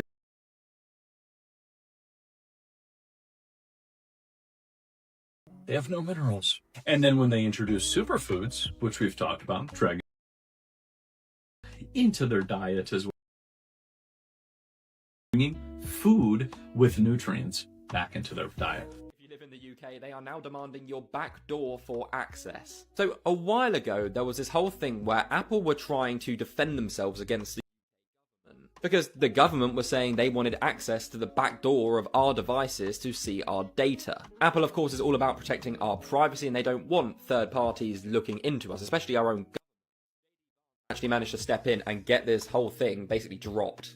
However, they've decided to reopen it. So, as I said, Apple have advanced data protection on all of their devices. Now, this means everything on your phone, on your device, is completely encrypted. No one can access it. That's what everybody wants, right? Now, what they're trying to do is say, Apple, we need a backdoor into iCloud and into your devices so we can see what our citizens are doing. Now, it's very mixed online. There is quite a lot of people who are saying this is a good idea, it protects us as well. But as you can imagine, a lot of people are saying, no, this is not right. Like, Apple is literally there. There's a safety barrier for a reason. But they're saying that the reason for this is to track criminal activity, make sure that people aren't here who aren't meant to be. So let me know your thoughts and I'll keep you updated on this whole thing. Is dependent upon you being disconnected from your heart. Is dependent upon you living in your mind. Because the only where that a human being can live and be controlled is in the mind. When a human being gets reconnected to their heart, they're not going to buy any of what religion is, because they know the truth. They're connected to the truth. And so that's why has to tell you that God is a man. Why? So you disconnect from your feminine. Your feminine is your heart. Your heart is the connection to the divine. That's why Jesus said, seek first the kingdom of God within. Okay, guys, they're officially allowing AI to run our... Yes, this is happening, and the scariest part is you're gonna think it's a great idea. Because they're actually doing an amazing job convincing the public to support this. Like, they're kinda getting me. If you also think this is a terrifying idea, tell me this doesn't brainwash you to believe otherwise. So the world's first AI minister was introduced into parliament under Albania's government, giving artificial intelligence official permission to govern a real country of humans. They've even given her an entire personality and a name, Diella. Naturally, people like you or any sane person are massively opposed to this, calling it unconstitutional, on top of potentially being the start of AI taking over the world and destroying humanity. To which Diella responded by saying, the real danger to constitutions has never been machines, but human decisions made by those in power. Which is fair, but somehow her points for letting AI run our countries just keep making more and more sense. As Diella's main role would be to oversee and judge all government contracts on the basis of objective fairness and removal of any bias, which should, technically, on paper, reduce corruption in our governments. Like, an AI has no feelings, no emotions, no wants, no survival needs or financial imperative. It can't be bribed or lobbied into doing anything. Diella herself said she has no personal ambitions or interests, so unlike human ministers, there's no reason for her to make any decisions based on personal gain. If she ends up replacing human ministers, that would also mean reduced government spending, and hence lower taxes for the people. She's also not a citizen of the country, which again at first sounds like a bad thing. But citizens have mortgages, debt, they need to pay taxes, provide for their families, they gotta eat, have a roof over their heads, and so on. A virtual AI bot has none of these things. No ego, no bias, no moods, no real world benefits or financial gain from any decision it makes. So the question is this the beginning of global mass scale adoption of AI running our governments? Starting with them just overseeing our human government decisions to later even making their own autonomous decisions themselves. And soon enough, maybe we're gonna be the ones overseeing their choices and directions. Because it's actually happening in Albania. And I mean, this is how it would start. One country trial runs it. If it performs well, others will soon naturally follow. And just like, what if AI actually does end up optimizing human living in ways we never thought possible? Improving the quality of everyday life, reducing taxes, minimizing wars because we no longer have the egos of power-hungry leaders running the country. Then we kind of have no choice but to deploy AI governments around the world, because it would be objectively, measurably a better decision than letting humans run it. But the problem is, when they end up running all of our world's countries, what if they make the logical, calculated decision that we humans are the problem? I guess the downfall of society truly does come looking like everything we've ever wished for. I think it'll be What do you guys think about that? AI and the government. I mean, it's funny because the reasoning behind it is the fact that there's corruption. So to stop the corruption, we're going to let the AI. So it seems like we're a bit lost in the sauce when it comes to cause and effect. Because now we're going to take a decision based on the effect, and the effect is corruption. But there's a cause to that we're not addressing. So I don't think putting a computer is going to fix that aspect. I don't know if you understand what I'm saying. I mean, we should have systems and laws in place where corruption is not possible. Now we blame the people that do corruption. But truth is, there should be checks and balances. Like I'll give you an example. If a politician is caught lying, what's his, what's the repercussion? What's the consequence? There's none. We've seen in the past couple of years in a lot of public hearings, we've heard people say things that were false. That would be considered perjury. And what happens? Nothing. What happens if a politician makes a claim and then does the opposite? Nothing. So as long as we don't have systems in place to fix our system, I don't think delegating it to a robot is going to somehow get us out of that situation. So basically what I'm saying is that we should focus on the cause and not try to patch the effect with a machine, because I don't think giving more control to these machines is exactly the way to go. Anyways, you guys let me know what you think down below. Do you guys think that AI in the government is going to reduce corruption, or is it another way to, if someone takes control of it, would it be another way to basically do the same thing, but just instead of being to the AI, to funnel it to someone else, right? So let me know down below, and let's keep on rocking. People will be regarded more as statistics than as actual people. I don't think it's going to be so nice. I think sort of all machines everywhere, everyone doing everything for you. You'll get all bored, and I don't think it'll be so nice. I think it's going to be very boring. And everything will be the same. I mean, people will be the same and things will be the same. First of all, computers are taking over now. Computers and automation. And in the year 2000, there just won't be enough jobs to go around. And that's a wrap for today, familia. Whether you're tuning in with the sunrise or you're posted up after midnight, I appreciate your time, your energy, your curiosity. Remember, this isn't about truth or fiction. This is about perspective. If this sparked a thought, a laugh, a deeper question, then we did our job. Drop your thoughts in the comments. Keep the convo alive. Like, subscribe, and hit that bell if you're riding a wave, because we're just getting started. Until next time, stay weird, stay critical, stay grounded. I'm Adam Strain, and this has been Adam Strain Reacts. Peace. I don't know what y'all think, but now's the time for us to link up. Really think we on the brink up, making a change, we're living this strange. Living this strange. Making a change. I'm living this strange. Yeah. Things rendered in real life. This is it. You can walk as far as you want. You can go anywhere you want. This is Google. Yeah, and these things don't exist. This is just AI artificially creating a 3D world, but it gets better, boys. Yeah. I was sleeping, had to wake up. Why? Every reason I can think. What's up, YouTube? Today, we'll be looking at disturbing TikToks that'll make you question reality. So without further ado, welcome to Adam Strain Reacts. Let's get her done. This is how perfumes can actually kill you.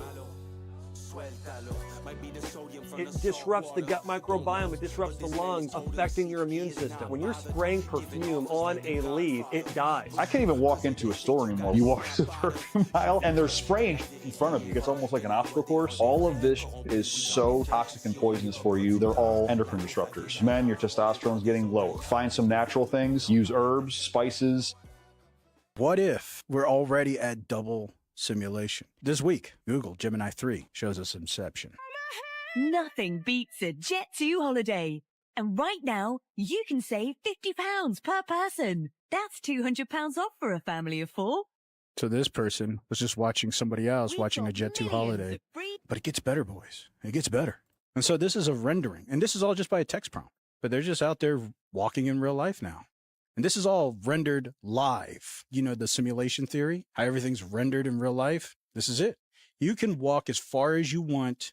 You can go anywhere you want. This is Google. Yeah, and these things don't exist. This is just AI artificially creating a 3D world, but it gets better, boys. Genie 3 has real-time interactivity, meaning that the environment reacts to your movements and actions. You're not walking through a pre-built simulation. Everything you see here is being generated live as you explore it. And Genie 3 enables promptable events, so you can add new events into your world on the fly. Something like another person, or transportation.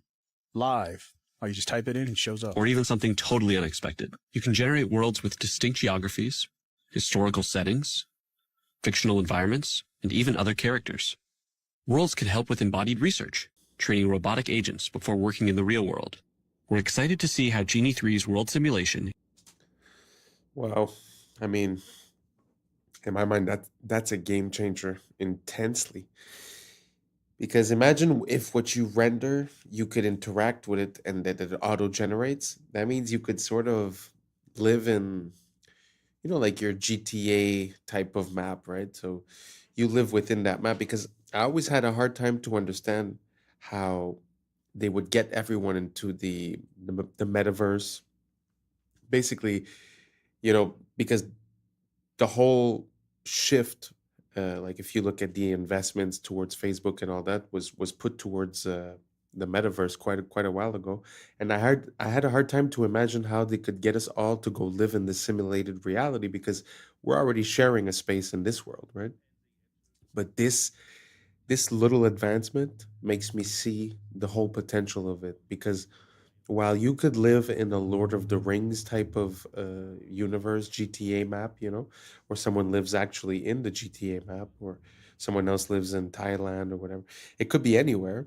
And at the end of the day, they could just make a place where people have a common ground to meet, and that would be the metaverse. And then it seems kind of plausible. When people are having a bad deal or having a hard time making ends meet, so why not live in the digital world? I don't know if you guys seen the movie Ready Player One.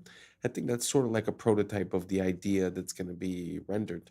And we all see that, in the past couple of years, it's like our money's worth less. If it just feels like, all the faith in the systems has eroded. The media no longer medias, the food no longer foods, the math ain't mathin'. I don't know if you guys get it, but I mean, it just seems like everything not only doesn't serve its purpose, but actually serves its opposite purpose.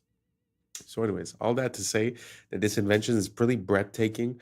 The fact that you create an environment that auto generates afterwards means you could spend the whole day inside of one prompt and then just adding in elements and stuff. Crazy potential. If you guys see any other ideas, any potential like that, or any other groundbreaking advancements in the AI space, let me know down below. I'm always down to check it out. Let's keep on rocking.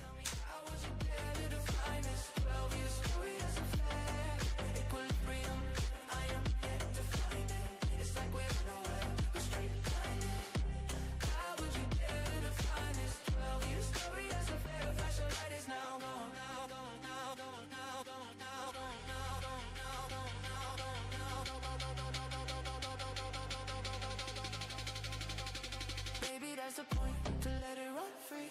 Feels like we're joined at the hip with one being. Maybe that's the point, to let it run free. Feels like we're joined at the hip with one being.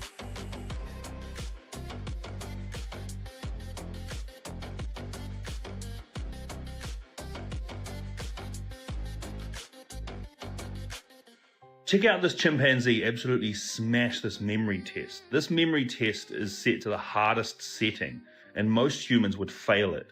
95% of humans fail this test, but this chimpanzee seems to smash through each set of 9. What it does is it shows up 9 numbers, 1 through to 9 most of the time, or sometimes doubles up numbers, and you're supposed to go through an order of lowest to highest, and this chimpanzee is absolutely smashing it. Wow. I wouldn't have gotten that. Would you have gotten those? I was looking at the screen. I was like, no, way too quick. Isn't that crazy though? How we underestimate, animals and their intelligence. I mean, it might not be the same type of intelligence, but I've heard similar things when it comes to dolphins, whales, elephants, bigger animals. They have these capabilities that are very, very impressive. If you guys have any other example, let me know down below. Let's keep on rocking.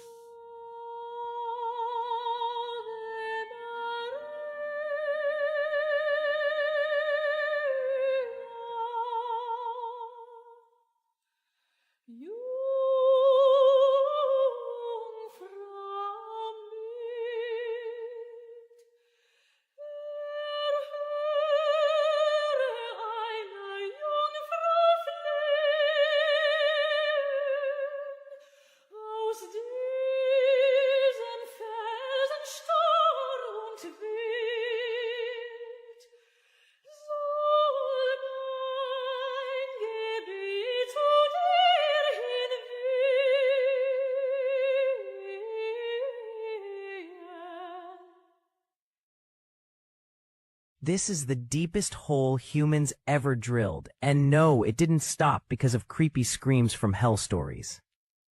Russia's Kola super deep borehole, over 12 kilometers straight down, deeper than Mount Everest, is tall. Deep below, rock shattered like glass, seawater leaked out, and fossils showed up kilometers deeper than expected. At just 12 kilometers deep, it hit 180 degrees Celsius, nearly double what scientists expected at that depth. Rock flowed like hot plastic, crushing drill bits, jamming tools, and snapping steel supports faster than engineers could even get new equipment in the ground. In the end, Kola stalled. Warped rock, failing gear, and shrinking budgets killed it, after drilling only 0.2% of the way to Earth's core. I don't know. I've heard about this story a long time ago, and it really pushes me to wonder, you know, what do we know about our world? Because they say that, you know, we live under gravity and that the source of gravity is the core and this and that. But like you said, you know, we didn't even dig to 0.2 of the earth. So we don't, like, we speculate. So it's not, I don't know. To me, the science isn't settled. So when I see stuff like that, it makes me remember how much we're missing to discover this world completely, you know? Anyways, just a thought. Let me know what you guys think down below. Let's keep on rocking.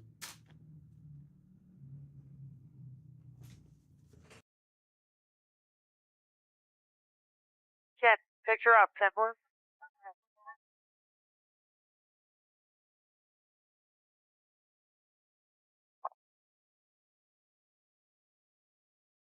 Okay, I'm going to flip to infrared because the smoke isn't bothering the infrared, okay?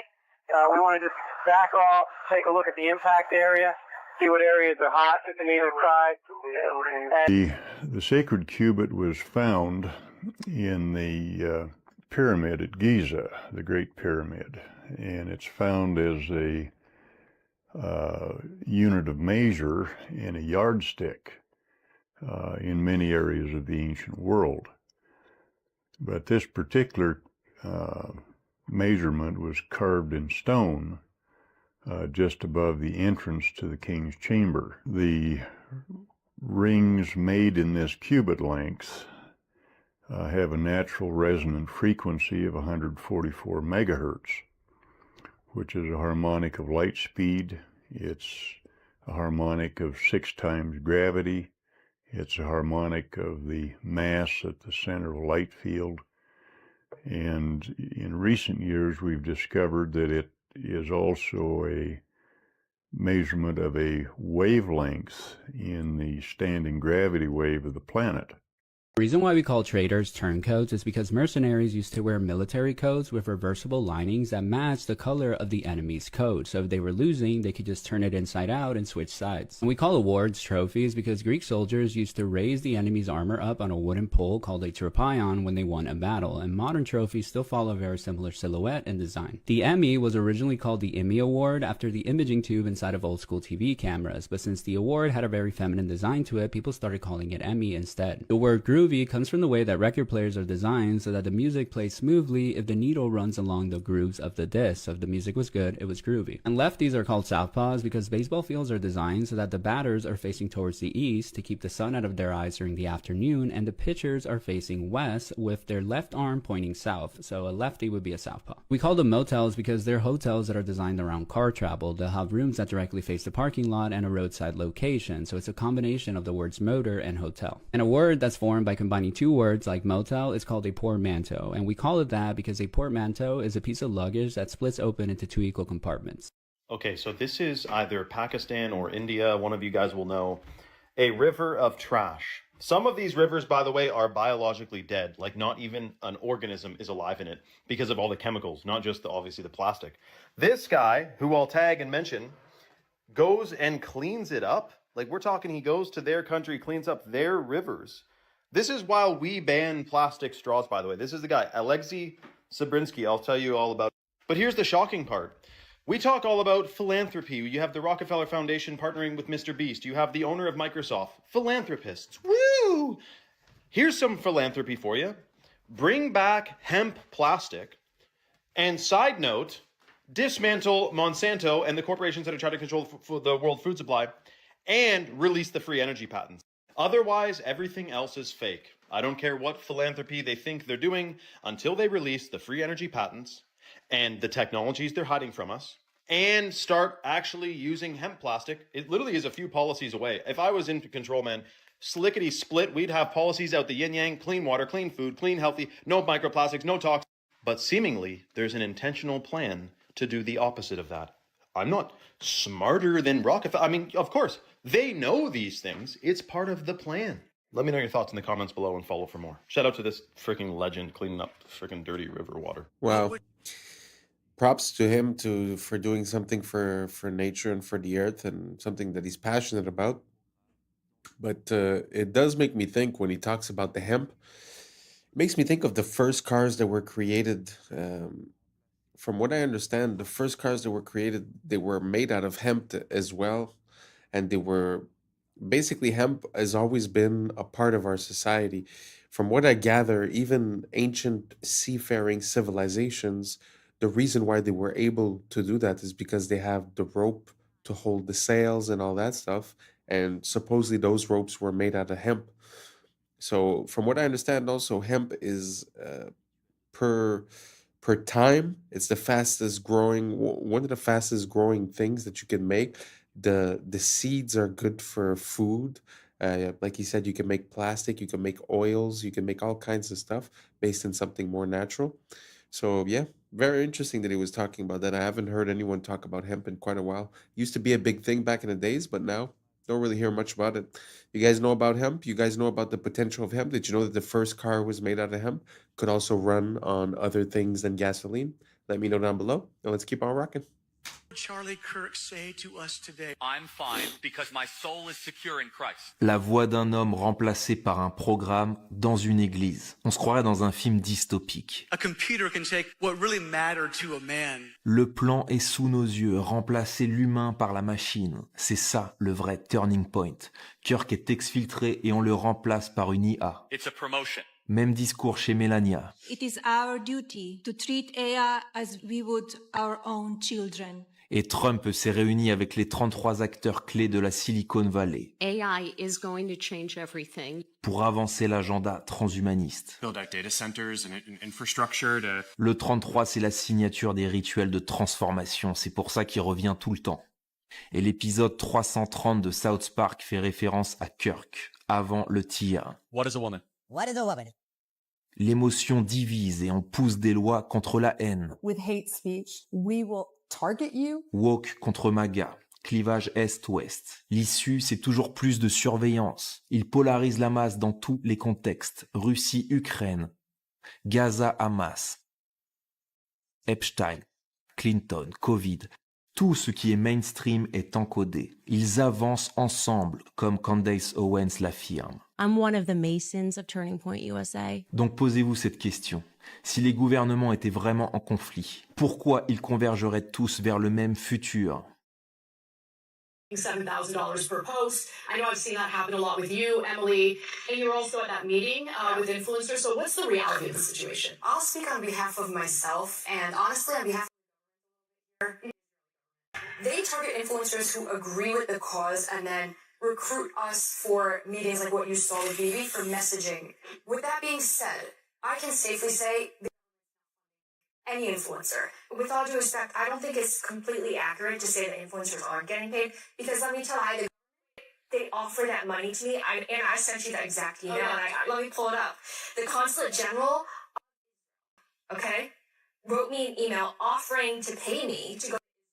They would pay all my expenses and also pay me, and then I had, they offered to give me a spot for my guests. I shot that down. I declined because it didn't sit right with me. This is about a year ago, okay? If tomorrow I got bankrolled, I'm already, why can't I be paid for that? If you want to as a, paying me for service, I want you to be registering, that's fine. I don't know what saddens me more. The fact that you don't see any beautiful passenger trains like this, especially in America, or the fact that such amazing and beautiful pieces of old world machinery, like these trains, were allowed to sit out in the middle of a field and rot away. But just look at the railways of the old world in their prime and how beautiful they looked. Now compare a few of these to what we get on Amtrak today. I can certainly see why the federal government continues to pump millions of dollars into them. But they had everything from rocket trains to Zeppelin trains, like you saw in my previous video. And they even had Zeppelin trains on elevated rail. A truly beautiful golden age of travel. And sad how, in America especially, we've invested so little into proper passenger train service. The controllers would rather tear down all of our beautiful architecture to put up highways and freeways and ugly parking structures in downtowns, making sure we all are slaves to our oil-dependent vehicles. Amazing the innovation that came from that time. Question everything, friends. Until next time. Well, I don't know if any of those pictures were AI, but how impressive was that? It's hard to believe that there was that many iterations of the train when, I mean, the train didn't last that long, no? Because it was not too long before the cars, and once the cars came in, it sort of took over. So I don't know, maybe I'm mistaken, but in my mind, it's only 100 years or so, or maybe 200 years where it was the big thing. So it's kind of surprising that there was that many different versions and types, and I had never heard of a rocket train, a Zeppelin train. Super interesting. I'm gonna look for more information on that. Let me know what you guys think down below, and let's keep on rocking. Okay, remember how it's illegal to keep crows as pets? Well, this Russian man, maybe in Russia they do things different. Check out what this guy has going with this freaking crow. Ходим, собираем грибы. Нашли уже чуть-чуть. Mushrooms. Вот Гоша сейчас опять в поиске. Видите, головой вертит туда-сюда и смотрит. Даже грибочки. Ага, попить. They got good vision, man. Holy cripers. Beautiful creature, man. And you know, it looks black, but they actually are blue feathered. If you get the right lighting on them, they're actually blue. Serious. Как начал метаться из стороны в сторону. Может быть, что-то и заметил. Сейчас ближе подойдем. Может взять гриб. Но я его пока не вижу. Может быть, он заметил. Oh. Так. А, вон. Where's the mushroom? How'd he spot that? Дашь? Дай. Дай грибок. О, ты дал! Молодец! Good boy, man. Я думал, ты сам съешь. Ну ладно. На, ножку забрать. Oh, he's eating it. Умничка. Все, иди прячь. Wow. So the trick is, if you have a bill, you can put money in your hand and have seeds in your hand. And you teach a bunch of crows to bite the money first, and then you open your hand and give them seeds. You're training them to bring you money. You can do this, but you're not supposed to keep them as pets. But it's not like dolphins, where you're literally not even allowed to interact with them outside of an approved, you know, like SeaWorld. At least crows, you can, you know, befriend them, but you cannot keep them as pets. Which is shocking, because you could literally keep a bunch of weird stuff as a pet, but not a crow. Why? I love crows, man. Plus, crows can remember your face and can tell their friends, their peers, their children, their little hatchlings, they can tell them what you look like. They can transfer knowledge and information. I don't know, through their brainwaves, or I'm sure it's not from cawing, like caw-caw. Like you can't really, that doesn't really tell you anything. It's got to be psychic. So I'll be the first to say it. Crows are psychic. They're high vibrational beings. They're very smart. Do not mess with a crow. Be nice to them. They'll remember you forever. And they might bring you a friggin' diamond ring they find on the ground or something. I mean, there's stories you wouldn't even believe. So love animals, love creatures, and absolutely incredible video out of, what is this? Vladivostok, Russia. Come on. Comment for more animal information and follow for part 2, or comment or follow vice versa. Come on. Town of Sparta, just outside Athens, you'll find Dimitrios Gatsi. He specializes in reviving ancient armor from Greek history. Η σημασία της πανοπλίας στην αρχαία Ελλάδα ήταν πολυδιάστατη.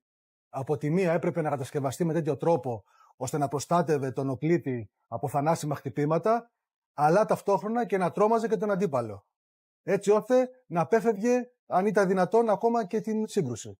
Είχαμε έναν νικητή χωρίς να δοθεί καν μάχη. Είχα την ευκαιρία να επισκεφθώ πολλά μουσεία της Δυτικής Ευρώπης και να δω με τα ίδια μου τα μάτια πόσο έχουν αφοσιωθεί και πόσο έχουν προβάλει τις πανοπλίες της Δυτικής Ευρώπης.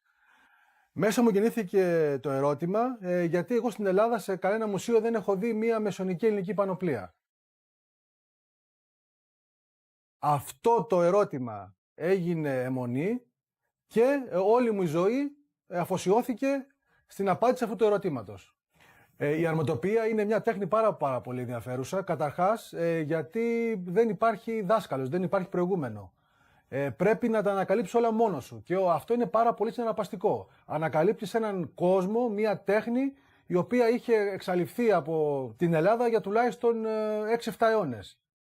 Έπρεπε να μελετήσω τα γάλματα, μινιατούρες, ζωγραφιές, αγγεία, ό,τι έχει να κάνει με τέχνη, στην οποία έχουν αποδοθεί πανοπλίες.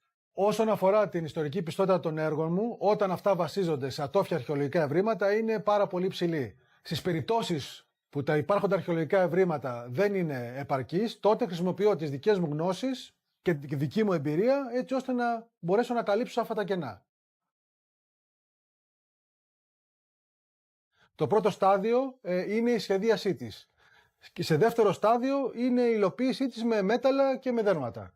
Όταν επιλέγω υλικά, κοιτάω πρωτίστως να είναι όσο πιο πρωτόγωνα γίνεται. Η βασικότερη μέθοδος αρματοποιίας είναι η ενθερμόσφαιρη-λάτηση. Η ενθερμόσφαιρη-λάτηση σημαίνει ότι πυρώνουμε τα μεταλλικά στοιχεία και στη συνέχεια τα σφυριλατούμε έτσι ώστε να πάρουν την επιθυμητή φόρμα.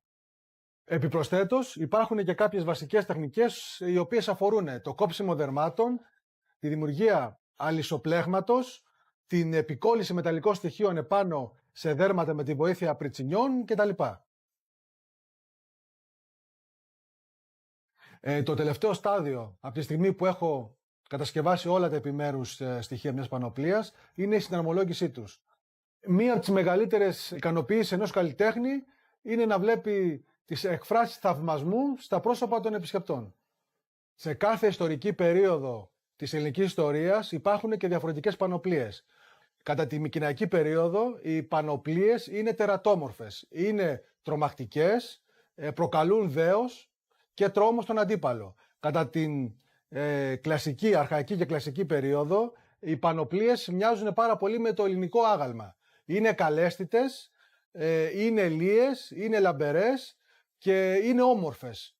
Κατά τη βυζαντινή περίοδο οι πανοπλίες έχουν αυτή τη μεγαλοπρέπεια μιας χριστιανικής εκκλησίας. Πολύ συχνά η εικόνα που έχουμε για τους αρχαίους Έλληνες οπλίτες είναι τελείως λάθος, είναι εσφαλμένη. Η εικόνα των αρχαίων Σπαρτιατών έτσι όπως παρουσιάζεται μέσα από την ταινία The 300 είναι τελείως λάθος. Οι αρχαίοι Σπαρτιάτες πηγαίναν στο πόλεμο πλήρως εξοπλισμένοι με μπρούτινες πανοπλίες. Δεν πήγαιναν με σλιπάκια και με γυμνούς κοιλιακούς. Βρίσκω την ιστορία ενδιαφέρουσα γιατί μας διδάσκει το μέλλον. Μπορούμε να πάρουμε πολλά παραδείγματα από το παρελθόν έτσι ώστε να αποφύγουμε προβλήματα του μέλλοντος. Πηγαίναν στο πόλεμο It's not the usual content, but I really like to see people that have these unconventional passions and that are really dedicated to it and listening to his whole process. I find it so amazing, and also his conclusion to everything is very nice. Anyways, we made it to the end. Thanks for rocking with me. And that's a wrap for today, familia. Whether you're tuning in with the sunrise or you're posted up after midnight, I appreciate your time, your energy, your curiosity. And don't forget, this isn't about truth or fiction. This is about perspective. If this sparks a thought, a laugh, a deeper question, then we did our job. So drop your thoughts in the comments, keep the convo alive, like, subscribe, and hit that bell if you're riding a wave, because we're just getting started. Until next time, stay grounded, stay weird, stay critical. I'm Adam Strain, and this has been Adam Strain Reacts. Peace! Now it's time for us to link up. Really think we on the brink of making a change from living this strange. Living this strange.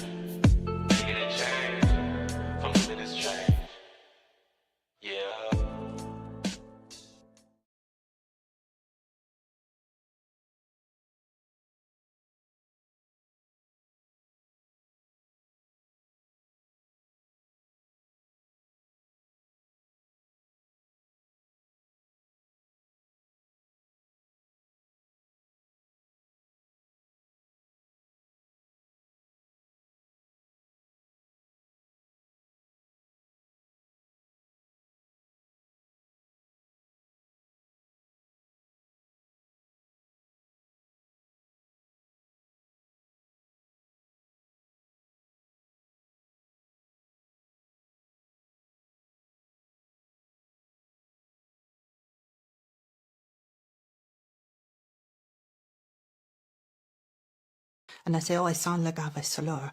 And she said, no, you sound like you can work at a Chinese restaurant. I'm on. Cash. Cash. Crash. Crash. Crashed. Crashed. Okay. I was sleeping, had to wake up. What's up, YouTube? Today, we'll be looking at disturbing TikToks that'll make you question reality. Before we get started, I just want to wish everyone a happy new year, 2026. Let's get it. And may everyone exceed the expectations that they set for themselves this year and reach even higher. So without further ado, welcome to Adam Strain Reacts. Let's get her done. The world is $281 trillion in debt. You are in luck. There's a parable all about this, and it's awesome. There is a town somewhere in the middle of nowhere, and everyone owes each other money. And then one day, a traveler comes to town, and he stays in a motel. The motel has a full refund policy after 24 hours. He puts down $100 and gets a room. The motel owner, he looks at this $100 and he's like, whoa, oh my God, this is exactly how much money I owe to the baker. So he goes and pays off his debt to the baker. The baker looks at this money and he's like, well, this is exactly how much I owe to the shoemaker. And he goes to the shoemaker and pays off his debt and goes through several people until eventually someone's like, hey, I owe this amount of money to the motel owner. So he gives it to the motel owner back where it started. And then the traveler is like, hey, it's been 24 hours and I don't like it here. So he takes his money back and he leaves. Everyone has the same amount of money, but then suddenly nobody's in debt. Because money isn't real, but debt motivates people. So it's important to the economy for some reason. That's pretty interesting. I mean, really, I've always thought about this. Like, who do we owe a debt to when you're a country? And they say the International Money Fund or these, other countries. But this example sort of displays something that's very interesting. And on a more massive scale, I think something very similar to this is happening in Europe, where a lot of the countries within Europe owe money to each other that basically they'll never be able to repay. But at the same time, if you deduce the debts from everyone, it's almost like everyone ends up in the clear. So maybe I'm missing something, but yeah, I feel like it kind of makes sense that at the end of the day, it's just an idea that we have and it's not really mathematically sound. And I guess that's why the concept of usury was like, prohibited by the Christians and this and that, because I think it sort of creates a part of value of money that's unreal in a way. So let me know if I missed something, but that example, do you catch it? Does that make sense? Everyone paid each other, but at the end of the day, the same amount of money is there, and the guy took back his $10, but everyone's accounts are settled. So maybe I'm missing something. Write it down below. Keep me in the loop, and let's keep on rocking.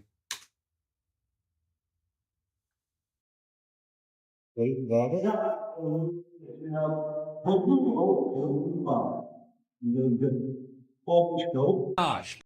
Okay, Nikki is causing dads to leave the home. Hold on, I don't think that's a good role model for 18-year-old girls. I don't. And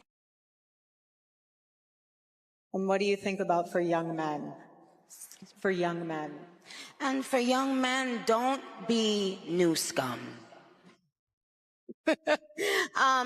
Yes, see, they're young men.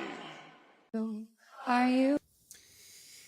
Yeah, that whole situation, I haven't really spoke about it much because I find that there's not much information and a lot of speculation. But it's kind of interesting that you're trying to live off the legacy and continue the legacy of someone, but it seems like you're not following that person's beliefs at the end of the day. So I find that whole situation to be pretty cringeworthy, to be honest. Let me know what you guys think down below, and let's keep on rocking. Coming to the tree, they strung up a man, they say he murdered three. It's not the same. Strange things that happened here, no stranger would it be. We met at midnight in the hanging tree. The list goes on and on. This must be stopped. And in order to stop this, join the American Congress Party. It wasn't until I was in the ambulance on the way to the hospital, she actually said, are you aware of the way you're speaking? And I said, oh, I sound like I have a slur. And she said, no, you sound like you can work at a Chinese restaurant. She said, you look good working the local China house or something. Sarah was an IT specialist until a severe migraine, bordering on a stroke, brought the syndrome on. Cash. Crasher. Crash. Crasher. Crashed. Crasher. Okay, let's try reading. You wish to know all about my grandfather. There. Wow. Imagine that. You get into an accident, you come back, and it's like you're speaking a different language, or at least a different accent. Never seen anything like that. If you have more of those, send me. I find that super funny. Let's keep on rocking. Plotting how to move the flavors they find in this grove to your supermarket shelf, and then on to your stomach.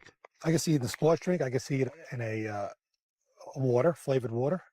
And I also can see it in a twist on an orange carbonated beverage. When they find something they like, they extract its flavor molecules from the fruit on the tree. Then back in the lab, they mimic Mother Nature's molecules with chemicals. Essentially, what you do is you take whatever this smells like and copy it. Right, exactly. And then I suppose you could, if you choose to, you could quote unquote improve on it. Exactly. Yes, we all the time. The holy grail of flavors so good you can't resist it. In our fruit flavors, we're talking about we want, a burst in the beginning and maybe a finish that doesn't linger too much so that you want more of it. And you don't want a long linger because you're not going to eat more of it if it lingers. Ah, so it's going to be a quick fix. And then have more. And then have more. But that suggests something else. Exactly. Which is called addiction. Exactly. You're trying to create an addictive taste. It's a good word. Or something that they want to go back for again and again. It's a good word. Shameless. Shameless. There's really a problem. And to be honest, the problem is not really them. They're the symptoms of the problem. The problem is us not seeing the value in what's natural. Thinking that you could improve on nature, I think is a mistake, and the fact that we continue to consume these items just gives them more money to hire more people like this and continue the process. So I think the only way that we could really find a solution to this is voting with our dollar. If you compare the same thing in the States and in, let's say, Spain, one of them is going to use natural ingredients and the other one is going to use all these chemicals. So until we realize and until we stop craving for these things and we break the addiction, which obviously that's what it is, I don't think we're going to be able to get out of this. At the end of the day, this is more than just reproducing a taste. This is mind control. They're playing with your mind and hoping to get a desired outcome, which now they admitted is addiction to a certain product. So I find it very sad. I'm not taking the blame away from the individual that's consuming this on a daily basis, but it's kind of hard to get out of it at one point. So let me know what you guys think down below. Do you guys think that doesn't matter if it tastes good, it's fine? Or should we be more focused on what gives us a good effect within our body? Let me know down below and let's keep on rocking.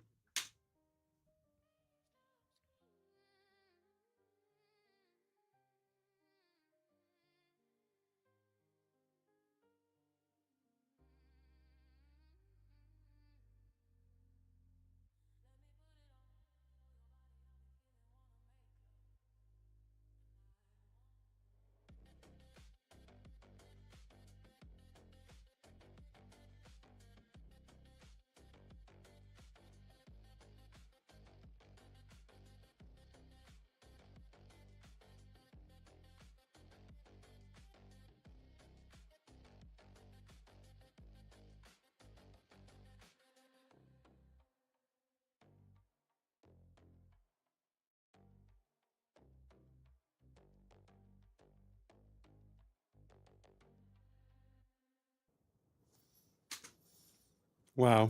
It's really to have a glimpse into that world just makes me realize how much we come from greatness and how the mighty have fallen, the beauty of the architecture, the way people would present themselves, the respect that they had between them. You know, just the fact of dressing properly and holding a good posture, and it's something that is so beautiful to see, and I wish we would live in that era, or at least that era could come back in one way, shape, or form. But just the beauty of the buildings, the details that you could see, and all the so beautiful, so beautiful. Let me know what you guys think down below, and let's keep on rocking. The reason why we use the word flirtation is because noble women in the 1700s used to flirt or wave their fans in a specific way to subtly communicate that they were interested. And if you find a way to cheat the system, you found a loophole, which is what these arrow slits and castles used to be called, which were basically cheat codes for archers because they could stay hidden while shooting arrows. And if a topic is really specific, it's a niche topic, and we call it that because a niche is a hole in the wall that was carved out to hold a specific object like a statue or a relic. And the front panel of a car is called a dashboard, but it's also the name of the wooden board that's attached to the front of a carriage, which basically protected the driver from being pelted by rocks and dirt while the horse was dashing. And bankrupt comes from the Italian word bancarrota, which means broken bench, because Italian merchants used to sell their goods on benches, and banks would literally break these benches if they didn't pay off their debt. If you put off a task, it's on the back burner, and that's because the fire and wood burning stoves was right beneath the front burners, and the heat would dissipate as it traveled to the back, so you just naturally place the slow cooking pots there. And the statues in front of ships were called figureheads, which is why we now call the leaders of a group or a company a figurehead. And we call video recordings footage because a movie's runtime used to be measured in feet. The theater cameras would literally project 1 foot of the film stock in 1 second. Isn't that all your... It's so amazing to see where things come from. One of my recent songs, I say, the etymology will teach you more than all your recent technologies. And like that's pretty much it, because we get so far into the application, we forget where things come from. And I love to dive back into the past. It makes me be able to use, the proper word at the proper time and understand what it means and where it comes from. And obviously, a lot of these things get diluted, changed. And the name of that song is actually called Inverted. Our world is inverted upside down. So it's like, it's very interesting to see how words change, but also to see how we still use words that have a lot of meaning, but we've lost the meaning, but still use the application. Very interesting. Let me know what you guys think about etymology down below. Is that something you like? Because I would love to share a ton more with you guys. So let me know down below, and let's keep on rocking. Computer screens are blue lit. The reason none of them are red lit, the reason none of them pay attention to circadian biology, is because that original technology was developed in a government program that Bobby Kennedy knows about, and I happen to know about because I went to medical school at LSU. For those of you who've never heard about Operation Paperclip, you think it's all conspiracy theory. So at Tulane Neurology and Tulane Neurosurgery in the 50s and 60s and 70s and 80s, the CIA started a program there where they would do all these crazy things to monkeys. The CIA wanted to see how they could control things utilizing different things like drugs and things like that. Where the neurosurgeons got involved, which is my clade, we would drill tops of the heads off, put wires into the thalamus, put electricity in there, and kind of see what kind of behavioral changes we could have. One of the guys that was in that program was a guy named Professor Delgado. When he saw that we could control the behavior with the wired device, he said, what if we do it wirelessly? So he checked it in monkeys and checked it in bulls, and it turned out you can do it wirelessly with RFID chips and semiconductors. Then the CIA took it to the next level. They said, well, since this is electromagnetic radiation, what if we did it through light through screens? And it turns out you can. And that's the reason why all your computer screens have the frequencies they have. So why is this all important? Well, the person that set this meeting up between me and Bobby is the patent attorney that made sure that Google and Meta have those things so they can control the things that we all do. Where did the original idea come from that started off in MK Ultra with the CIA? You're going to be surprised when you hear this. It came from the mafia in Las Vegas. They wanted to build a new city in a desert. They enclosed it all, blacked out the windows, invented slot machines that were blue lit. And they found out that they didn't have to take a gun, stick it in your face to steal your money. Then they even got smart. They said, let's give people free alcohol while they're doing that. And they found out they got the money quicker. And that's when the CIA got the idea to start this program. That's really how it started. Have you ever read the tiny folded up piece of paper with micro font that you get with your new iPhone? Because if you did, you may be using it differently. The FTC requires that this warning be put in not only the settings of your phone, but also in this piece of paper, the manual that comes with it. Exposure to radio frequency. That's the emissions, the wireless emissions. This is a hot topic. On your iPhone, go to Settings, General, Legal and Regulatory, and RF Exposure. What does it tell you in the RF exposure part of your settings? No big deal. Just that you should keep it away from your body to ensure exposure levels to these electromagnetic frequencies remain at or below the as-tested levels. Did you know putting your phone in your pocket exceeds the as-tested levels of frequency because it's too close to your body? Or how about putting your phone to your head? It exceeds the amount of frequency that they said was safe. In other words, it could be unsafe. Now, in the past, I've gotten in trouble for posting about the EMFs, the frequencies from Wi-Fi, cell tower, smart meters, because it's a censored subject. So I'm going to bite my tongue with this certain few things here, but pay attention. There are many hardware and software fixes to iPhones or any phones that could make them significantly be less harmful because of these frequencies. By the way, I went to an Apple store a long time ago to get a device that you can plug your phone into along with an Ethernet cable, and you can have your phone on airplane mode, not connected to the tower or Wi-Fi. You could have your Wi-Fi off and still have full speed internet because your phone's plugged in via Ethernet. I'm talking to this guy at Apple, and he goes, I told him why I'm doing this, and he goes, yeah, well, I don't really see it's a big deal. Like, I'm sure it's totally safe. And then he goes on to tell me that on his thigh, where his phone is always in his pocket, you know those guys that work at Apple, they got 3 phones in 7 different pockets. I mean, it's crazy. He's like, yeah, I do have a rectangular mark of red skin on my thigh from where my phone sits all day. Yeah, dude, that's called a rash from radiate. I mean, what do you think? It's EMFs, man, electromagnetic frequencies. It disturbs your cells. Now, it turns out one of the things you can do if you're using Wi-Fi, which I recommend figuring out how to not use it, but if you are using Wi-Fi, have your phone on airplane mode while it's connected to Wi-Fi. Then it's not trying to connect to the tower and the router and reduces the EMFs. Ideally, though, you plug your phone into the internet and have it on completely airplane mode. And obviously, don't put it in your pocket or talk with it directly pressed to your head. Let me know your thoughts in the comments below and follow for more. I mean, it kind of makes sense. You know, you're connected at a distance from a tower that's radiating all these EMFs, so it kind of makes sense that it would be dangerous to have it close to your body.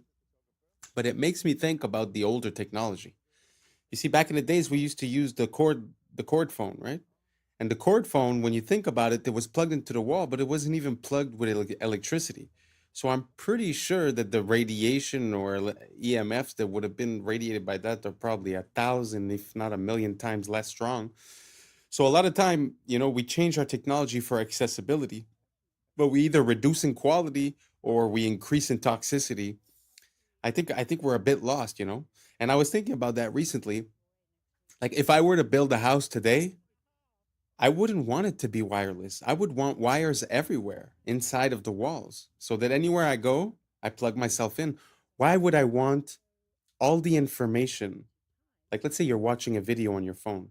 Why would I want the information of that video all around me at every moment, you know? And then to go just a step further, if you look at, you know, a lot of people now, they tend to live in condo buildings, apartment buildings.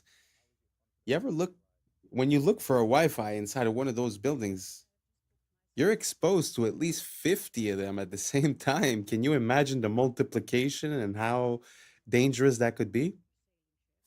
So it's kind of weird. They're selling you a cell phone that's made to talk on the phone, but if you put it here, it hurts you. If you put it in your pocket, it hurts you. So I don't know. I don't know what we're doing, you know? I think we're going to need a little bit of consciousness and realize what we're doing and try to find a solution to it. I've heard about the stickers on the back of the phones. Does anyone use that? Does that work for you guys? I'd be very curious to see what ideas you guys have to reduce the EMFs. I've heard about the lead paint. I've heard about different types of ideas. But let me know what you guys think down below. Are you team wireless or are you team wired? I'm team wired all the way. So let me know down below and let's keep on rocking. Excuse me. I just want to say I really like your style. You look incredibly stylish, if you don't mind me saying. Oh, I don't mind you saying that at all. It's a very nice thing to say. I'm a portrait photographer. What is the shtick? Tell me. So I talk to the stranger, I take a picture of them. I disapprove thoroughly of social media. I know what you mean. I think it's poisonous. But I've tried to use it as in a positive way. And what's your name? Irene. And you're a teensy bit skeptical? Of course, because I live in London and the world is full of scams. Would this face scam anybody? That isn't something that you can ever say, unfortunately. I'm going to show you what I do. Okay. Oh, how sweet. You're walking very briskly there. I have things to do. I'm going away next week. I'm 88 and a half. I'm old. You are so sprightly for 88 and a half. Yes, I am. I am sprightly for my age because I make a point of doing a lot of exercise. But also because I know I have limited time, my son says I am frenetic. So I am filling it with lovely things. It's aloneness rather than loneliness. If you could write a letter to your younger self. Don't be cautious. Go for it. I was often too cautious. How is your confidence in your life? I am up to a point. For instance, I have just booked myself this holiday. It's called Solos, the company, because they deal with people on their own, on a gullet, which is a Turkish sailing ship. And at first I was fully confident. Now I suddenly am thinking, and it's only a week away, oh my goodness, I'm going to be the oldest person there. I'm going to be a pain in the neck to everybody. And oh dear, oh dear, oh dear. Yes, I don't know how it's going to be on this boat. Getting on and getting off is going to be a problem. Hopefully this has been a nice experience for you, Irene. It's been a different experience through Kensington Gardens. And what are your hopes for the future? Long life. Which I've already had.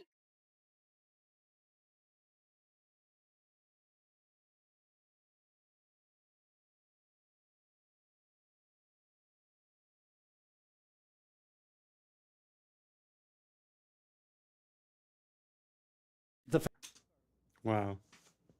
What an amazing woman. I really love everything that she said, to be honest. Don't be too cautious.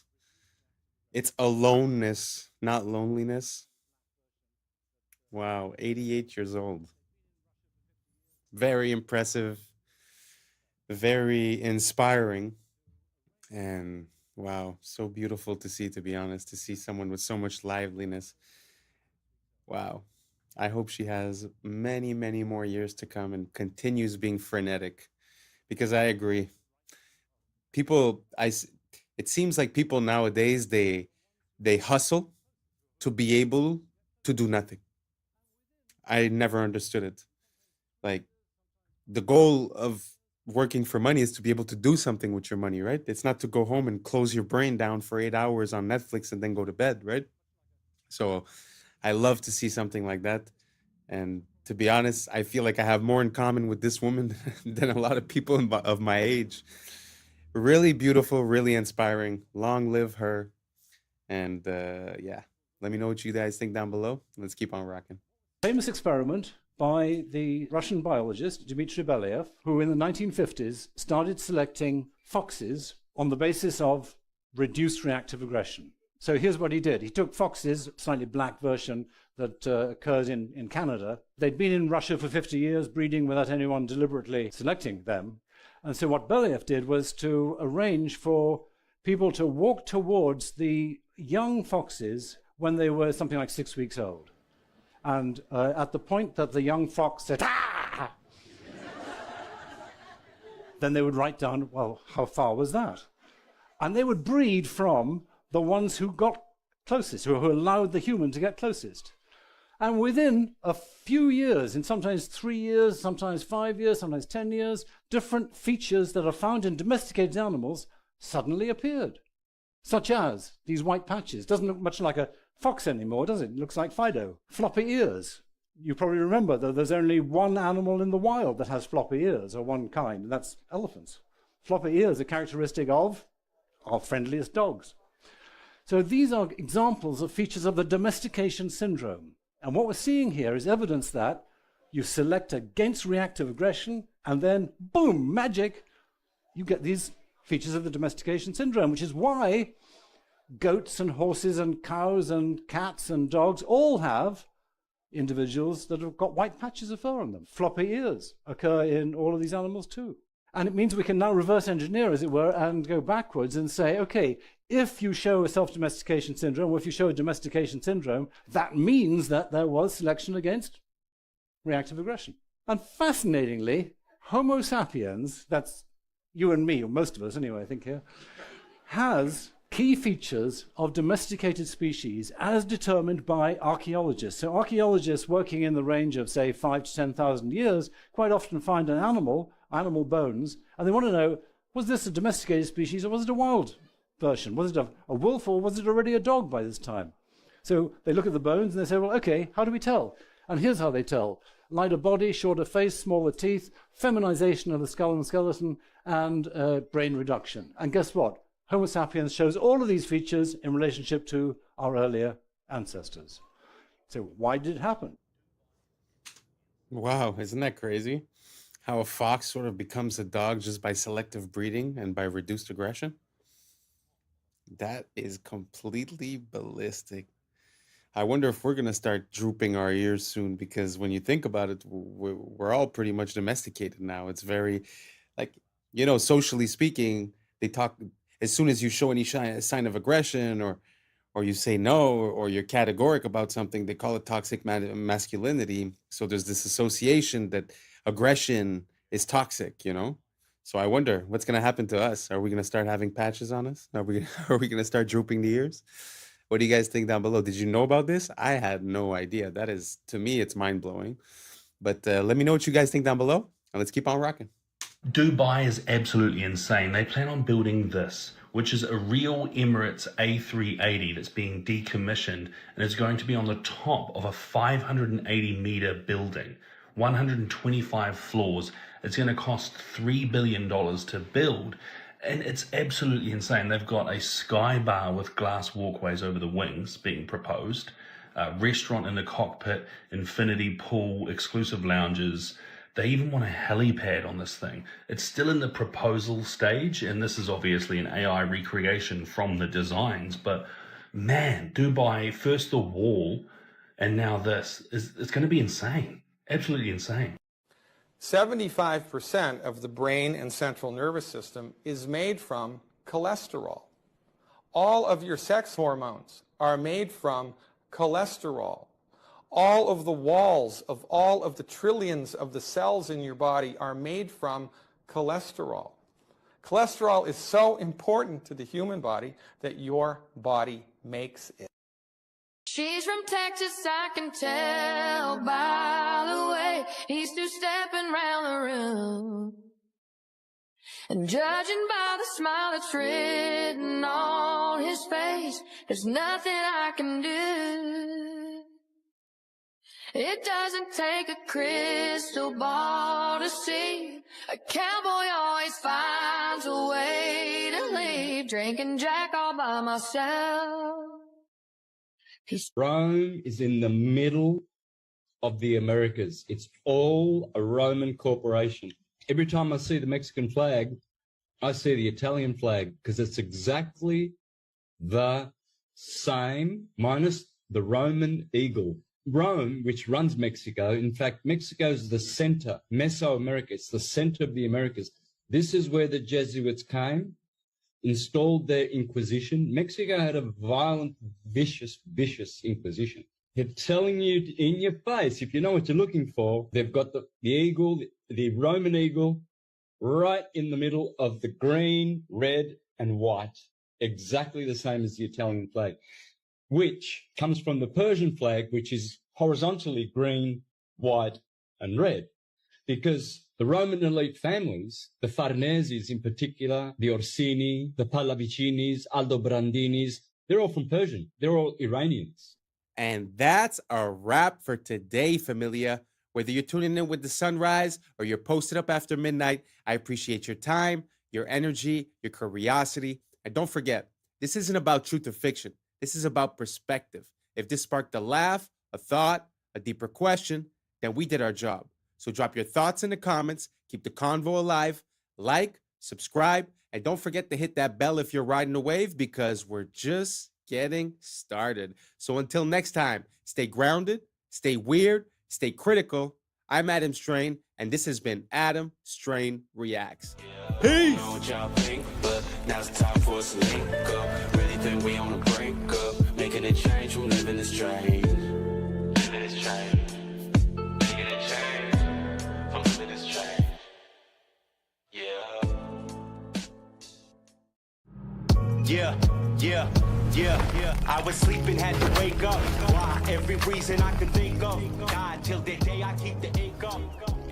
What's up, YouTube? Today, we'll be looking at disturbing TikToks that'll make you question reality. So without further ado, welcome to Adam Strain Reacts. Let's get her done.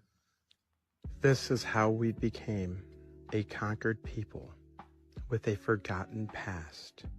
Little by little, piece by piece, removing all traces of a beautiful past, replacing the architecture above that was made to uplift and inspire its people with the architecture below with the exact opposite intentions. As we shuffle along to our 9-to-5s and our glass boxes, we are oblivious to the beauty that was once there. A people unaware of their true past and their true potentials are made to be the perfect drones, where back then the focus of the building was its beauty and aesthetics, while today the focus is on consumerism. Speaking of this McDonald's, look what they've even done in recent times. You can't strip all the beauty and color from the world overnight. And I know McDonald's is far from a good place to eat, but just look what McDonald's used to be. Colorful, bright, and vibrant. A place where it was a treat to take our kids to every once in a while, where their imaginations could run wild.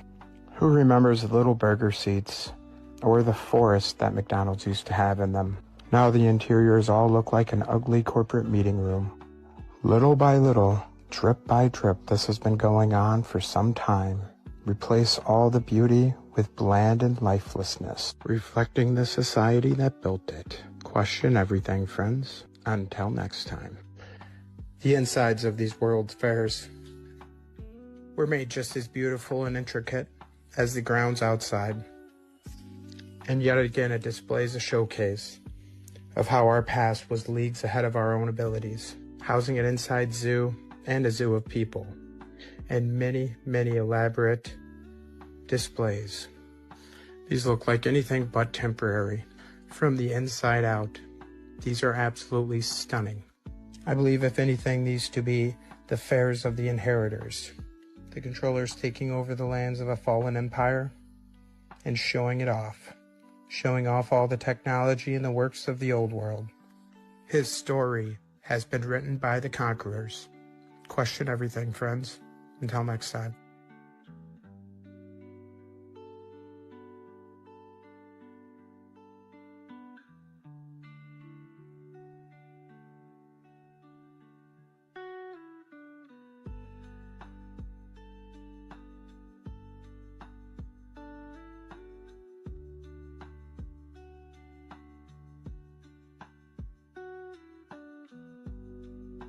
There's a physical manifestation of the millennial kingdom. If the devil was bound, you'd have a time of peace and prosperity. And then maybe you would have a time where people could create grand buildings, create grand art, music, everything. We don't even understand, probably because I do believe the devil is very active today, as most people probably understand that follow me. The devil, the demons, they are super active. We don't even know how many negative effects that they inflict on us all the time, because we wrestle not against flesh and blood. We don't know how much our thoughts get cloudy because of spiritual darkness around us. And then again, you put that on a macro scale, like everybody's affected by this spiritual warfare and oppression. If that was lifted, if the devil was bound and put in a pit, is that possibly that humans could do a lot more than they do now, because there was this freedom in your own mind, your headspace, to not be inflicted by these demonic beings? I think that you couldn't help but have physical results of that. So if the saints are ruling in heaven and they're doing it better than the corrupt sons of God, I believe there would be positive effects on the earth, and we'd be able to see the evidence of that. And maybe that evidence is the grand buildings, the grand cathedrals, the art, the statues and stuff. It doesn't mean that everyone was perfect on earth, but it does mean that there was an allowance for people to do more than they're doing now. Now that we know who didn't discover America, this guy right here, let's talk about who it wasn't named after. Amerigo Vespucci. Yeah, you remember that footnote in your history book that said Columbus discovered America, but they named 2 continents after this guy instead, Amerigo, or as his mama called him, Alberigo. Who names 2 continents after some guy's first name? So why did they name it that?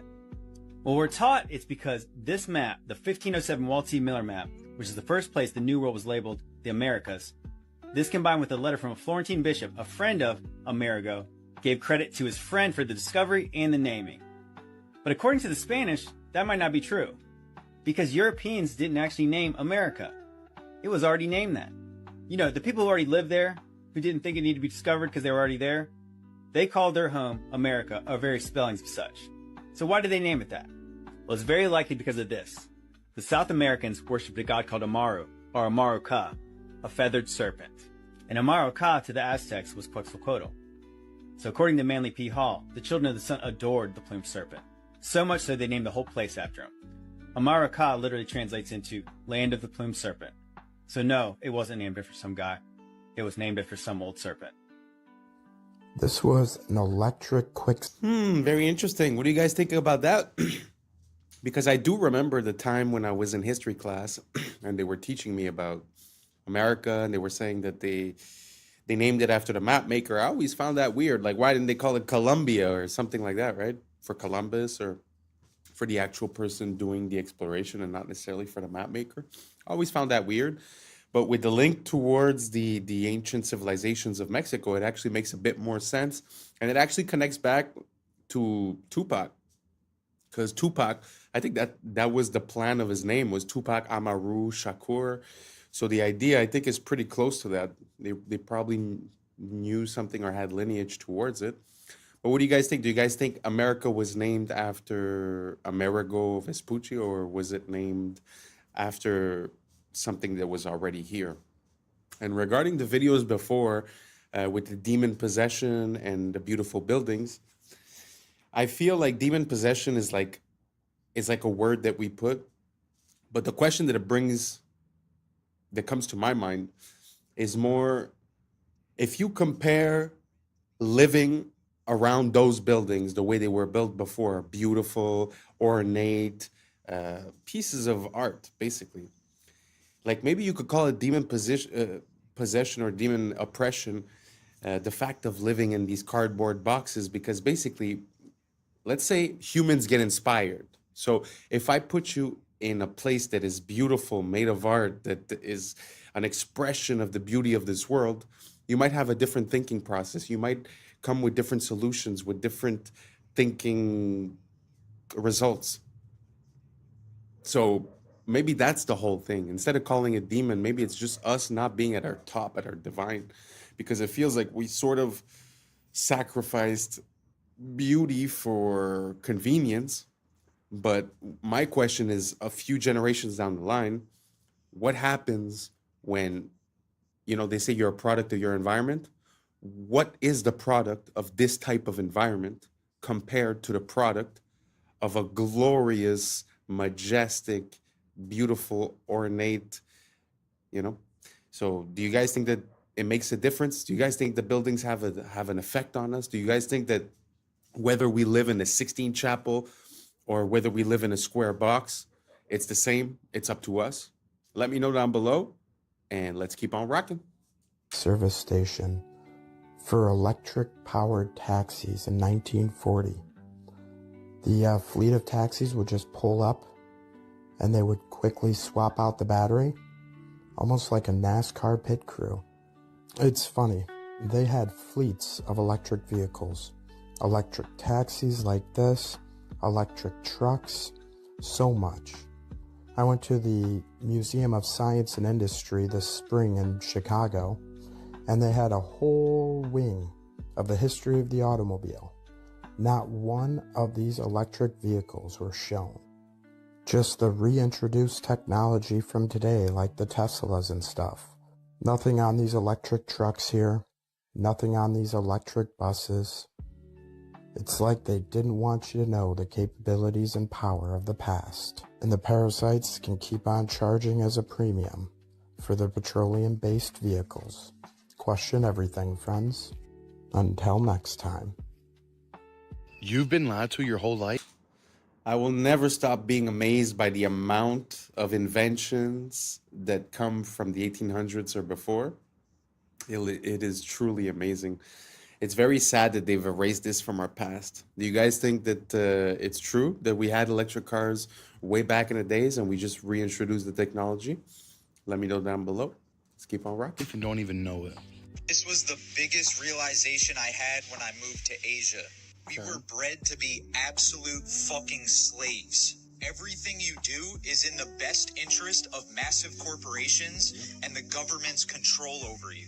You're sold on a consumeristic ideology that you need the bigger house, the fastest car, and the flashiest bust down. The Federal Reserve is in fact the biggest scam in human history.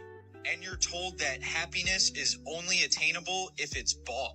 People out here don't have shit, but they're happier than you will ever be. You literally have the option to be here right now, but instead you fell for the trap to sit in a cubicle thinking that one day that will allow you to get here.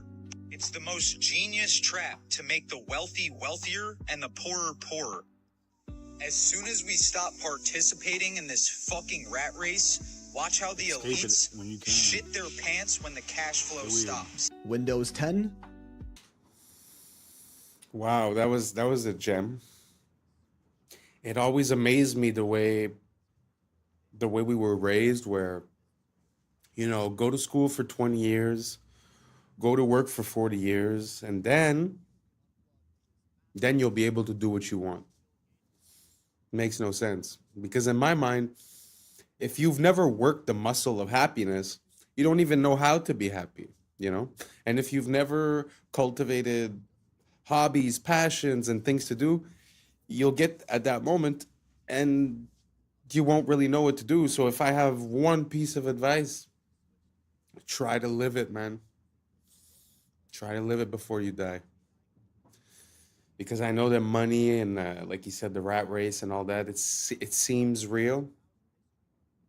But life is very short. So try to live it. Try to live it as much as you can. Try to be happy daily. Even if you're in a bad situation, try to accept it and move towards a better situation. Try not to get stuck in a rut of negative thinking, because I feel like that keeps us stuck in the mud. Anyways, who am I, right? Doesn't matter. Best of luck to everyone, and let's keep on rocking. This ain't over. Is officially dead. And now spyware that takes screenshots of everything you do every few seconds comes built in with Windows 11. This is real. Microsoft even bragged about it, and it's some Black Mirror in real life. But there is a way you can unplug from this mass surveillance operation that Bill Gates probably doesn't want you to do. So if you're watching this anytime after October 14th, 2025, Microsoft has officially ended support for Windows 10 after 10 long and faithful years, RIP. Which doesn't mean it's not going to work anymore, but over time it's going to become more prone to incompatibility issues, viruses, and other unfixable errors, kind of forcing everyone, myself included, to switch to Windows 11, which Microsoft announced has a built-in program called Recall, powered by their AI Copilot assistant, that explicitly states it takes an image of your screen every few seconds to sort of act as a browser history, but for all of your PC activity. Yup, even your offline sessions are gonna be tracked, meaning you can sort of rewind and search through everything you've ever done on your computer using AI, which is kind of cool, but also kind of creepy. Microsoft claims the AI will run entirely locally, so like inside your computer, not on some remote cloud server that they have access to. And the screenshots will also be stored only on your own computer in an encrypted file. I mean, if you think you can take their word for it, sure, no judgment, but you really never know with tech giants these days. And it still does give actual hackers an easy way to access everything you've ever done on your computer. Everything. Luckily, you can opt out of this feature if you want, so be careful when installing it, as they probably hid it inside some recommended settings option that 90% of people are just gonna choose. And in case you already upgraded to Windows 11, there is a way you can disable it at a root level. Here are the instructions. Screenshot it, save this video, you're welcome. Richmond's City Hall, Gothic revival, a palace of stone and glass. According to the textbooks, built in the late 1800s by men with horse carts, pulleys, and chisels. But look at the details: copper domes weighing tons, marble cut with surgical precision, spires climbing skyward. Even today, with cranes, 3D software, and billion-dollar budgets, such feats take years. And yet, the story tells us, it was done in just a few years with primitive tools. Then, the absurd twist. Many of these masterpieces were demolished after only 20 or 30 years. Declared obsolete, outdated palaces of stone gone before their time. If the goal was utility, why such grandeur? If they were truly 19th century projects, why can't we rebuild them today with all our technology? Maybe because they were never ours to begin with. Perhaps they belong to another age, adopted, rebranded, and quietly erased. Charleston, 1901 to 1902. They called it the Interstate and West Indian Exposition. Boring name, right? Puts you to sleep, sounds like nothing. But look at the pictures, what do you see? A city, not some food stands, not a few carnival rides. A city, Cotton Palace, Ivory City. Sound familiar, just like Chicago's White City. They recycle the same trick, palace this, palace that. Palaces for pigs, palaces for cotton, palaces for bee, whatever, ridiculous. And the story they tell us? They had no money, not a dime. They begged for funds, no one gave them any. And then, bam, a Spanish Renaissance city rises on 250 acres. Cotton Palace, sunken garden, auditorium, manufacturer's building, names that scream grandeur. If you're broke, you don't build an ivory city. You put up some tents and call it a day. But no, they give us a capital of marble and towers. And then the ending, failure. Only 600,000 people came, they lost money. Over $1 million spent, only 30,000 earned back. And then demolished. Every last piece except one building, the women's building. That's the history they give us. But think, so much talk about attendance, about exhibits, but nothing about construction. No photos of building crews, no scaffolding. Just poof. A city exists, and then it doesn't. So again I ask, was this really a fair? Or is it just another fake story patched together to cover these inconvenient photographs? Just when you think you've seen it all. Just by the way, these World's Fairs, I don't know if you realize, but there's more than one. I mean, it's almost every year. You know, St. Louis, Chicago, New York, they're everywhere. Paris, everywhere around the world. And funny enough, recently I realized that they still go on today. Very interesting. I didn't know that. So if you guys want to look it up, they still go on today. So it seems like a very interesting timeline when it comes to these things. It's always the same thing, more or less. It's a short building period. Then you have the exposition, and then they destroy everything. They normally leave 1 or 2 buildings. And funny enough, everything is made to be temporary, but the buildings that they leave still stand today and are solid. So, I mean, for me, logically, it doesn't make sense. What do you guys think? Do you guys think that it's exactly what they said? I mean, because they said they built temporary cities built out of stucco, which is like drywall, basically, cement. And they just like basically make it look good. But like I said, the buildings that they left over are still there today and they're still standing strong. So for me, it causes quite an issue. What do you guys think about these World's Fair? Makes sense? Doesn't make sense? Let me know down below, and let's keep on rocking.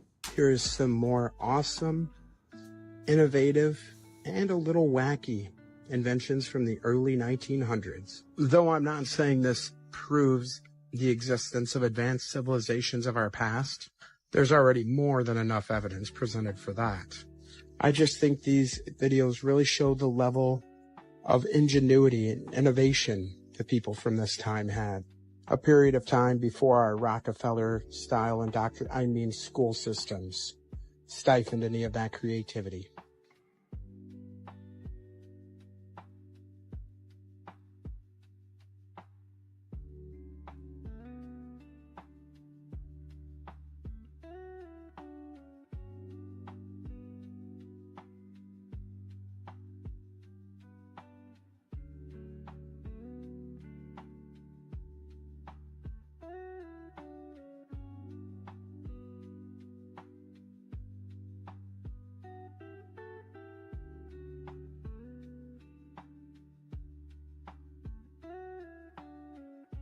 So today we're going to do a fun one, best cooking pans if you decide to eat cooked food. So the first one we start off with is copper tin. This was the old school way of cooking things, but they used low heat, which is an interesting way of cooking. Then we got the old carbon steel, which actually contains carbon, which is very beneficial. So this is one to look into. This was a real cool one that Tom Cowan talked about, Denobi Japanese clay pots. Earthen clay pots. Think about it, you're cooking with the earth. Then we got the traditional glassware, which is really cool when you get into vintage glassware and all the different types that they used to use. Then we have the old-fashioned cast iron. Not really one of my favorites because I think of all the rust. So something to think about, and how people have low iron while cooking with iron. Then we jump over to Teflon, which is backed by DuPont, the non-stick coating. Anything non-stick, throw it in the garbage. That's all that it should be. All of this is just poison, poisons birds, animals, small babies, the whole entire thing. So Teflon is a no-no. And we'll just hit on one last way, just eating raw. This is what I've been doing for about 7 months now, from the book We Want to Live by Adonis. You don't got to cook anything. So these are just some options if you decide to do any cooking. America is a scam, y'all. America is a scam. You will not believe how much cheaper it is to shop in Germany than America, y'all. Y'all gotta watch this. This is actually depressing. If you are American, this is actually depressing. And is any other country in the world experiencing what America is experiencing right now? Let me know that in the comments below, y'all. This is crazy, but watch this. Today I'm gonna show you how expensive drugstore products are in Germany. Starting out with shower gel for 55 cents, deodorant for 60 cents, toothpaste for 65 cents. Oh my god, this is crazy. Period pads for $1.95. Shampoo for 65 cents. I always love to show this. 10 rolls of toilet paper for $4.95. You can find a toothbrush for 75 cents, 4 hand towels for $2.95, makeup remover for 95 cents, and it's perfume free. Hand soap for 65 cents. It's so insane. Everything is so cheap here. Let that sink in, you guys. This is the basic necessities that you need in order to get by in life, and yet America is making you put your life on the line. You have to open up a whole new credit card in order to buy basic necessities and groceries just to make it in this life. So is every other country living their own timeline? No one is playing by America's rules. So is America the only one that is dealing with these terrorists, these so-called terrorists? This is crazy. Face wash for $1.95. Also face cream for $1.95. $1.95 is a special number here. Cheapest hair mousse, $1.15. In the beginning of the year, I seen a lot of people saying that they're moving out of the United States, and I don't blame them, y'all. But something has to give. Something has to give, y'all. The shift is here. Let's continue to get it. Peace in. My brother Jay-Z, Team Rock. I know, it's just like cool information, and it's just surprising, and it's fun to see how much they're paying in Germany, but it truly makes me sad. Truly makes me sad that, so many people signed up for this social contract, for this American dream, and somehow all the stipulations and all the clauses changed, but we're still stuck in the same contract, I find it so sad. All these things, like he was saying, are more or less basic stuff that you need, and it's like we're getting gouged every way, shape, form, side, like it feels like there's still some sort of respect for the consumer there. Now, don't get me wrong, she probably wasn't in a high class store. Maybe she was even at a dollar store type place, but even at that, we don't get those types of prices whatsoever. So I find it super sad to see how we're getting treated, like our social contract is null and void because everything changed, but it's like we're still stuck here getting paid the same thing, needing to buy all these things, So I don't know if you guys agree with me. Let me know what you guys think. How are the prices where you live? Are they better than before? Are they worse than before? Are they like Germany? Are they more like the States? Let me know down below. Let's compare and let's keep on rocking. Adam Blackstone, Hell's Kitchen, the Most High. Good evening, godless sodomite. Kneel before your God, Babylon! Thinking me the highest paid megalomaniacal boy king in all of Babylon! You see, if you go and visit the very home of the Oscars where they hold it each year, you can see a plaque on the wall that says the Babylonian Court. The camera shows you the stage and you see an unmistakable Tower of Babel embedded into the design. Outside of the Kodak Theater, you have the gates to Ishtar, and you have Babylonian gods put on the outside of the gates. They have the exact elephants. They have the same exact gate of Ishtar. They have the same exact Babylonian gods over the top of the gates. A lot of people come up here and they thank Jesus for this award. I want you to know that no one had less to do with this award than Jesus. He didn't help me a bit. So all I can say is, suck it, Jesus. This award is my God now. I'm thankful to the Oscar gods. The other names of the gentlemen are all gods as far as the category concerned. When you get this little golden statue, you become a star. Speaking of spiritual warfare and spiritual dimensions, 2 stories about people that have taken. That was interesting. I had never seen the occult symbology behind the Oscars. Very interesting. It's pretty obvious, huh, nowadays? I mean, of course, nowadays we're more informed and we're able to compare things and we have more pictures. Yes. But even at that, I feel like there's something. I feel like the veil is lifting. I feel like the same things that they would have said before we would have been clueless and just went with the show. And now somehow it seems like we have a bit more of what I call divine discernment. I don't know if you guys agree, but did you guys know about the Oscars and about all that symbology? All the reverence towards Ishtar, all the mentioning of Babylon, the incorporation of the Tower of Babel, even the way they speak when they talk about gods. Let me know down below, and let's keep on rocking. Salvia, truly nightmare fuel. I was in this college, this guy smoked some salvia, laid back, and all of a sudden he woke up, but he was a child, and he lived his entire life. He's a child, teenager, went through everything, got married, had kids, grew old, had to bury his wife, became a grandparent, and then died of old age, basically, and then woke up at his college where he smoked salvia, and it broke his mind. How could it not? And he was weeping because he's like, that life wasn't real. I had kids that I loved. This next story, I would say, is even scarier. Oh no. Great. This guy, also college age, smoked salvia, and he was like basically transported to where he's standing on the side of the road, and he was just standing there. Then all of a sudden he turned into a stone pillar, and he was a milestone, like a mile marker stone for 300 years. What? And he said he watched the forest change. He watched horse and buggy, and eventually turned into cars and a highway. And then after 300 years, a construction crew came and tore him down, and he woke up. Bro, you go and try to get stoned, you become one. I mean, that's what's gonna happen. I mean, like, think about claustrophobia. Like, you have a full intellectual mind, yet you're stuck like that for 300 years. Straight up terrifying.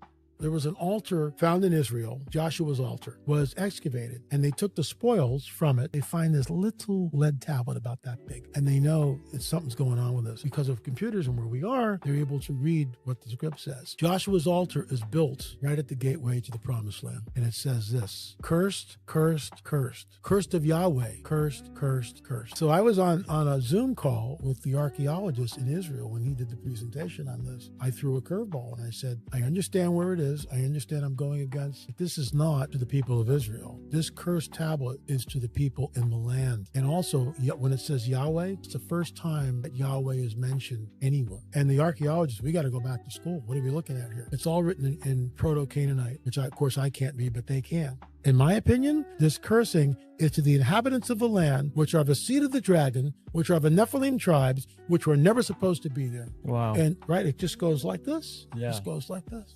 That's fascinating. Yeah, the more you dig, it all just connects. Y'all look, it's $33 because she put her American Express.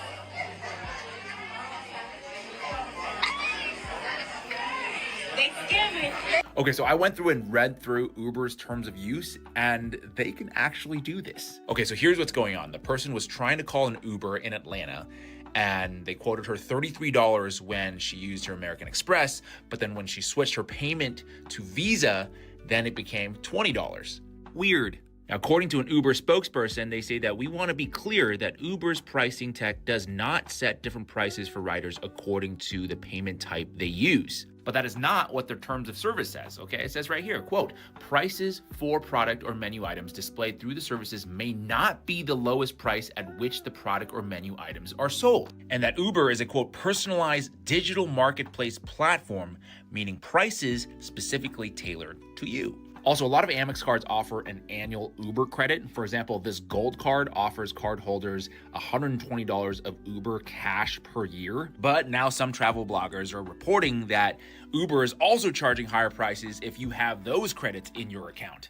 And Uber's terms of service also allows this as well. It says right here, quote, certain users may from time to time receive promotional offers and discounts that result in different amounts charged for the same or similar services of goods obtained through the use of the services. The lesson here is always read the fine print, people.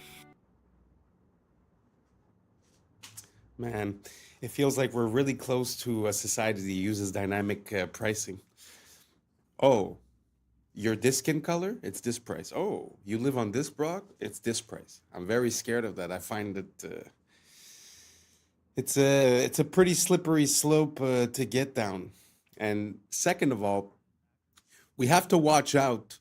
You know, they use our our desire for a promotion to mess with us, but you also have to know what the value of things are, because we've caught companies now over and over on Black Friday and stuff like that. They just mark up the price, put down the percentage, comes out to the same, and everyone's going crazy, you know? So try to figure out, you know, is it a good deal or is it not? And this here, you have no way to know, but okay, we'll give you 120 credit, but every ride you buy is going to be $10 more. We have to be careful. We have to be careful. And that also ties in with the AI. They wouldn't be able to real time process all the data and then give you a dynamic pricing that makes sense if they didn't have this AI and all the data points that we give them. So I don't know what you guys think. Do you guys think that this dynamic pricing, these promotions, and the inclusion of AI is going to get us in a very sticky situation? Or do you guys think it's better like this, and that finally we're going to have customized basically prices for everyone? Let me know down below. This was the end of it. Thank you so much for rocking with us. And that's a wrap for today, familia. Whether you're tuning in with the sunrise or you're posted up after midnight, I appreciate your time, your energy, your curiosity. And don't forget, this isn't about truth or fiction. This is about perspective. If this sparked a thought, a laugh, a deeper question, then we did our job. Drop your thoughts in the comments. Keep the convo alive. Like, subscribe, and hit that bell if you're riding the wave, because we're just getting started. Until next time, stay grounded, stay weird, stay critical. I'm Adam Strain, and this has been Adam Strain Reacts. Peace. Now it's time for us to link up. Really think we on the brink up. Making a change from living this train. Living this train.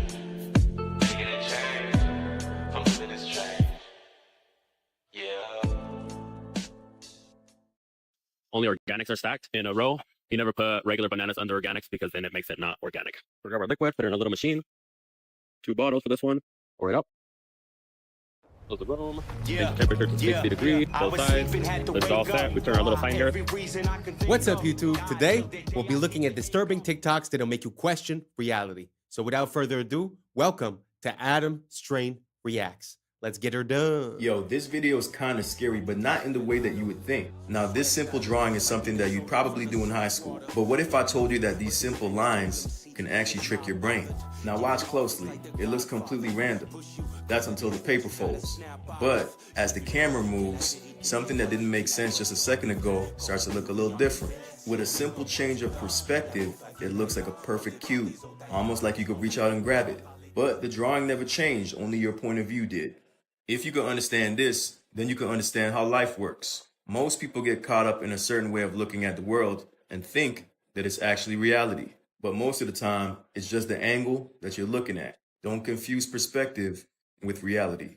So this has got to be one of the most shocking stories I've ever heard. But it turns out the most powerful elites from our main foreign adversary, China, are basically ordering American babies like they're spring rolls from Panda Express. The Wall Street Journal recently reported that Chinese billionaires are using California's relaxed surrogacy laws to have dozens, even hundreds, of American children without ever stepping foot in the United States. One of the Chinese billionaires they profiled, Zhu Bo, openly admitted to having over 100 children through American surrogates. He just sent over his genetic material, and within a year, he got back a baby with the full rights and privileges of American citizenship. Another prominent Chinese executive hired U.S. models as egg donors to produce at least 10 baby girls with the stated intention of eventually marrying them off to other powerful businessmen. And some of these babies are sent back to China immediately. Others stay here to be raised by nannies. And there's now an entire American industry built around this. So obviously a bit disturbing, also ripe for human trafficking, child exploitation, and abuse. But it's also probably a national security issue, right? I mean, even putting aside the prospect of literally creating a Manchurian candidate, it doesn't take a whole lot of imagination to see how the system can be exploited by some horrible people and America's worst enemies.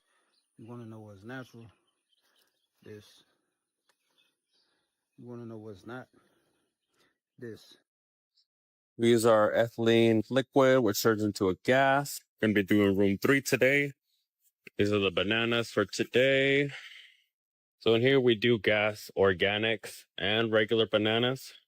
But the only difference is that nothing is stacked. Only organics are stacked in a row.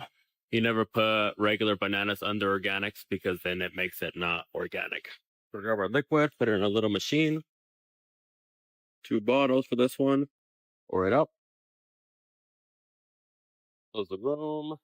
Change the temperature to 60 degrees, both sides. This is all set. We turn our little sign here saying that it's gas. I'm going to show you guys after the bananas get gas what they look like. We're going to pull a banana out. This is one of them. This is maybe a 3A's. After it's been gassed, it starts to turn yellow. We have this little pulp thing that checks the temperature and the pulp on these.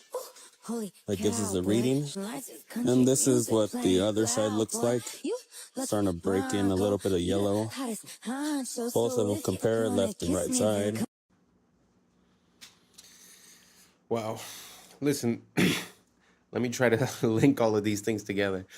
See, the first video was talking to you about perspective, which is pretty much the goal of the channel, is to just allow for new information to maybe help you carve a new, what I call a prism of perception, because basically light passes through the prism in our eyes. So I use that metaphor to sort of explain.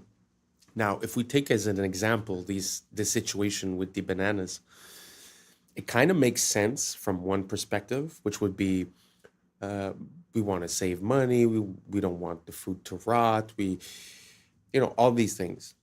But at the same time, when you really think about it from a macro perspective, once you take a step back, how would it make sense that we're putting all these chemicals in the stuff that we're going to consume?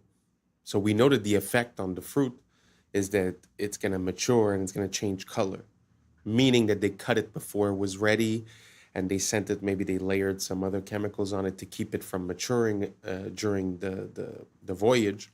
And then when it gets here, they start gassing it.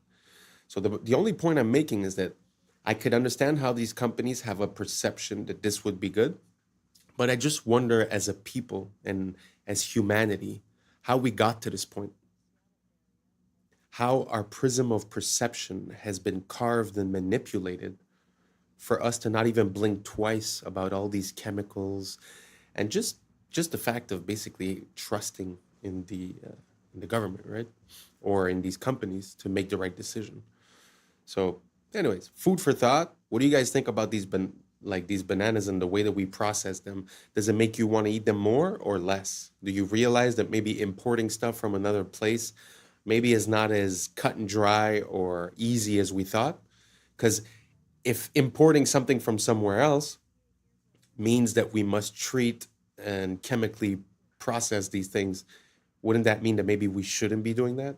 I don't know, just an idea I'm having. Let me know what you guys think down below. Do you think, does it make you want to eat those bananas more or less? Let me know down below and let's keep on rocking. Creating art only using natural materials. Oh, I already know this is going to be extremely cool and detailed. Look at them eyes.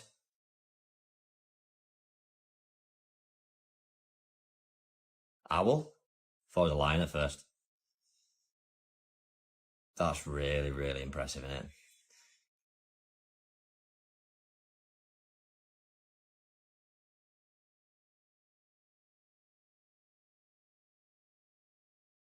Cool. Peacock. I know.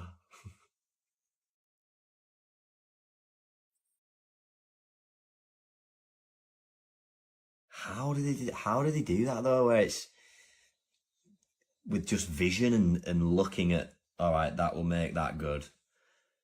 Need a bit of dirt here. I need this leaf here. Sick.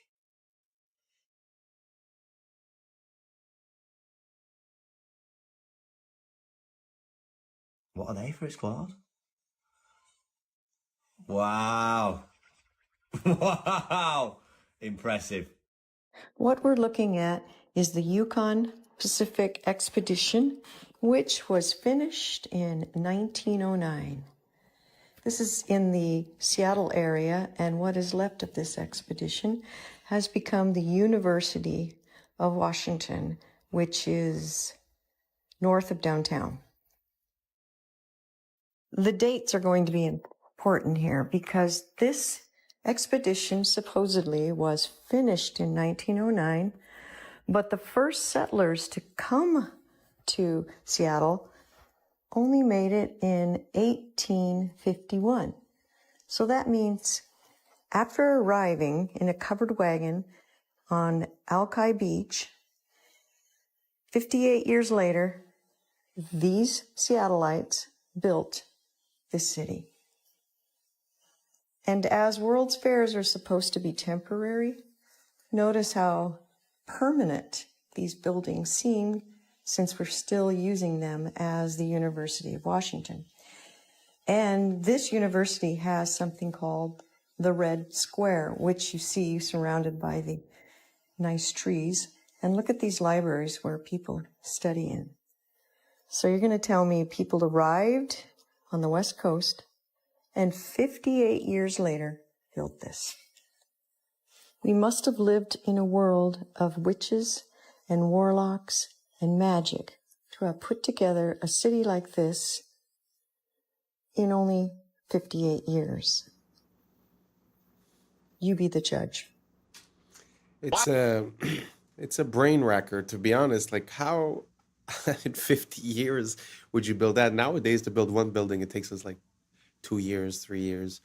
Look at the size of that city, or even just the campus of the university. It's very interesting, and also the fact that I don't know how real this is. I'll have to look into it a bit more. But if they were really conceived to be a part of a World's Fair, which normally, like she said, they're all, temporary structures, how is it that 150 years later we're still using them? I don't know. What do you guys think about the World's Fairs? Do you guys think it was all stucco and plaster? Or do you guys think these were real structures? Were they built by us? Were they built before? Maybe we just had a technology that they're not admitting to. I don't know. Let me know what you guys think down below. And let's keep on rocking. Do European royals always look like men? Maybe there was something wrong with them. The testosterone could have been too high, or maybe we all know the real reason why. Oh, ma'am, that's a gent. Ma'am, oh, that's a gent. It's not all but like 90%. Take a look through history, it really ain't no mystery. 'Cause ma'am, that's a gent. Let's take a look at Sweden first, they'll have you on your knees. There's Charlotte, Ingrid, Sylvia, and don't forget Louise. And then there's good old England, quite a selection there. And now we have Camilla, sitting in that chair. Oh, ma'am, that's a gent. Ma'am, oh, that's a gent. It's not all but like 90%. Take a look through history, it really ain't no mystery. 'Cause ma'am, that's a gent.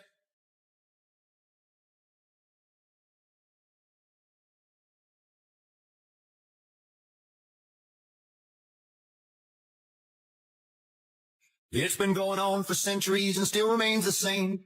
And this fine collection puts the first ladies to shame. Oh, ma'am, that's a gent. Ma'am, oh, that's a gent. It's not all but like 90%. 50%. Take a look through history, it really ain't no mystery. Cause man, that's a gent. And this one's a robot. Look. Oh, it's not easy to talk about this. It's a pretty taboo subject. But nowadays, it's a bit more out in the open, no? Like, men are being women, women are being men. But it does happen that I stumble across some older photos, and especially people that are very high in the echelons of power, where, well, like in this example, that the wives seem a little bit special. Do you guys think this is a possibility? Do you guys think that there's something behind it, that they were basically paving the way, or that there's a different perspective that we're not seeing? Maybe I'm missing something, but do you guys think it's a possibility that maybe, I mean, nowadays it might be actresses, it might be models. I don't know.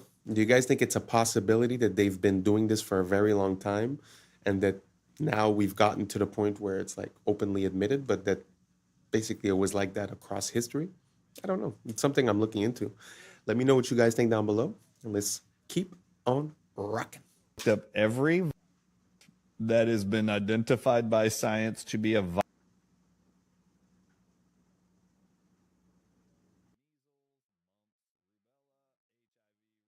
I've looked them all up. You know that science has published that every one of them targets, everyone that I've researched, they know every single one of them included targets nicotine receptors. Therefore, guess what the answer is? Nicotine. Guess where nicotine is found the most? Tobacco. Guess what? 200 countries right now in unison have been told to ban access to all citizens by the year 2030, and they're all doing it, including the United States of America, tobacco and nicotine agents. Okay. Well, I was looking. Wow. Well, do you guys think that's possible? Because I have heard something along those lines a few years ago when we had that big medical situation. And there was a theory saying that, well, they were stating something different, but basically what they were saying is that the nicotine receptors were important to the process of being infected, and that basically consuming it would lower your possibility. Now, that was back then. That was a conspiracy, that was taboo. But today, if you just Google it, you write the CO, you know the rest, and nicotine, openly stated, they will say that it has an effect on reducing the risk of having the longer version. So they don't say for the initial infection, but they're still attributing a positive effect to the Nico. So then it makes me wonder, is that the reason why all the restrictions? I used to have a vape store, and basically, you know, year after year, more and more restrictions, double, triple tax. Now it's basically 150% tax on any item. And the country I'm in now is in the process of banning most products. So do you guys think this is a possibility? That basically, you know, maybe we escaped the intended effect by consuming the Nico, and that because they're trying to get it out by 2030, that afterwards we would no longer have that protection in a way. So I don't know. You guys look it up on your own side. Like I said, it used to be taboo, but now it's very out in the open. So let me know what you guys think down below. Is it possible that the Nico has positive effects, and that maybe we should be considering the opposite of banning it? Let me know what you guys think down below, and let's keep on rocking. Looking into the board of BlackRock, I got distracted by a rabbit hole. And the connections accidentally led me all the way back to the founding of American banking, and then all the way back to Mr. Epstein. You ready to follow a wild thread through the internet? Let's go, baby. So we're gonna start here, and we're gonna end here. And on the way, we're gonna go all the way back to 1800. And to be clear, this rabbit hole is just for funsies. We're not like uncovering any breaking news or anything. But anyways, I was at the board of BlackRock looking into Pam Daly, who's deep in General Electric. And I was kind of realizing that I don't exactly know that much about General Electric. So I started looking it up. And let's start with the basics. It's a major American corporation and one of the largest and most diversified in the world. So I went to the Wikipedia article. And I was looking at when it was founded, way back in 1892, 131 years ago. And then I noticed that it was founded by Thomas Edison and J.P. Morgan. How did I not know this? And we'll have to make another video in the future about how General Electric is splitting itself up into 3 different companies for who knows what reasons. But anyways, back in the late 1800s, Thomas Edison had business interests in many electrical related companies. As you know, a dude does at the start of the 19th century. And then in 1889, Drexel Morgan & Co., a company founded by J.P. Morgan and Anthony J. Drexel, I know that name, financed Edison's research and helped merge several Edison separate companies to form Edison General Electric Company. No shit! So we're going to ignore the obvious Nikola Tesla rabbit hole that we're walking right by here, because the name Drexel sparked something for me, and I just had to pull on this thread. As the dominant partner of Drexel & Co. of Philadelphia, he founded Drexel Morgan & Co. with J.P. Morgan. Was his junior partner, by the way. So I know about the name Drexel because of a much more modern institution that starts to lead us to Jeffrey Epstein. But I wanted to rewind a little bit, because if this dude was more important than J.P. Morgan, then who the hell was he?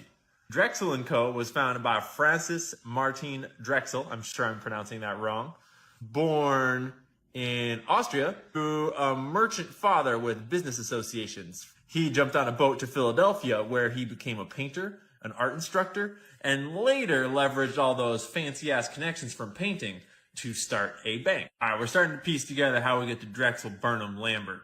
And Drexel Burnham Lambert is gonna lead us to this guy, who leads us to that guy.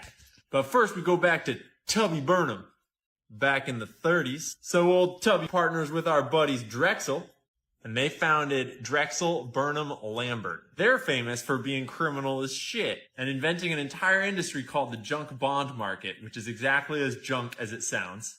That's how you take over companies with shady business deals and then extract as much money as possible before selling them again to the next highest bidder. Oversimplified, but you get it. Oh, and they're also famous for having this dude named Michael Milken, who was Drexel's head of high-yield securities, i.e. mega gambling. And Milken's famous for earning the highest salary of any single person in history, at $295 million. But Michael was like, yeah, that's not enough. So the next year he took home $550 million in a single year in payment. That's $500 million on your paycheck. So what did this snaky boy do to earn $550 million? Well, the answer is he did a lot of criminal shit. And eventually, people started to catch on. And Drexel Burnham Lambert started to get investigated. Then one guy started to talk, and then that led to another. And pretty soon, Rudy Giuliani was talking about throwing RICO charges at Drexel Burnham Lambert. And Michael Milken was exposed for having basically made a shitload of money off of doing illegal stuff, because no one regulates this. Basically, the whole financial industry is what's called self-regulatory institutions. And so once someone started doing a little regulating, they realized there was insider trading, stock manipulation, defrauding of clients, stock parking, and on and on. And Mr. Mikey Milk wound up going to prison, but he's living a life of luxury nowadays as he retired and he's out of prison. He got rich on it. But I shit you not, the Wikipedia page for Drexel Lambert, this firm that went down in flames, they have a whole section for survivors, meaning the rats that jumped ship. And this is where we meet Apollo Global Management, noted private equity firm, was also founded by Drexel alumni Leon Black. That's this guy. You might be like, oh, Ian, that's a bit of a stretch. Come on. He just worked at the firm. Yeah, from 1977 to 1990, so, a couple years, Black was regarded as the junk bond king Michael Milken's right-hand man at Drexel. So this guy learned everything he knew from this criminal who was the highest paid person in the world ever, so to speak, because of crime. Well, Black went on to found Apollo Global Management, one of the biggest private equity firms in the world, and guess who he decided to bring on board? Oh, in 1997, he made Epstein one of the original trustees of what was his and his wife's foundation. And he had him direct all sorts of charitable donations and philanthropy money and a whole bunch of other secret money just going to weird places. And someone finally caught on and started looking through these numbers. They found that he had paid Epstein $158 million in just 5 years from 2012 to 2017 for his financial services. I'm not even going to get into all this nasty bullshit. Black had more meetings with Epstein than just about anyone else on the books. And this is where it comes right on back to our friends at JP Morgan, just a few hundred years later. Because while we were all looking at submarines, JP Morgan was settling out of court $290 million because they totally were not guilty of helping facilitate this, trafficking ring thing going on. They totally weren't profiting off of that and involved in that. See, that's the thing about money is once you start following it, you start making connections. And once you start making connections, you start winding up in places where you're not supposed to be. And let's be clear, I'm not trying to say that Pam Daly has anything to do with what I just talked about. I'm just saying that the more you know, the more you know. And sometimes when you start looking into gigantic multi-billion-dollar mega corporations that are diversified all across the globe, you inevitably discover that money is used for some pretty awful things in this world. And it's important to remember that money doesn't spend itself. There's always someone doing the things. So stay curious. Don't forget to do your own research. Wow, that was a big one. It's very interesting to see historically how these things happen, and this rabbit hole really doesn't have an end to it, especially with that dude that everyone's talking about with the files. That dude seems to be implicated in absolutely everything, like whether it be science, duplication of people, whether it be the financial institutions. He was one of the biggest partners with the JP Morgs in NYC. He was bringing in clients like Mr. Gates, all these billionaires.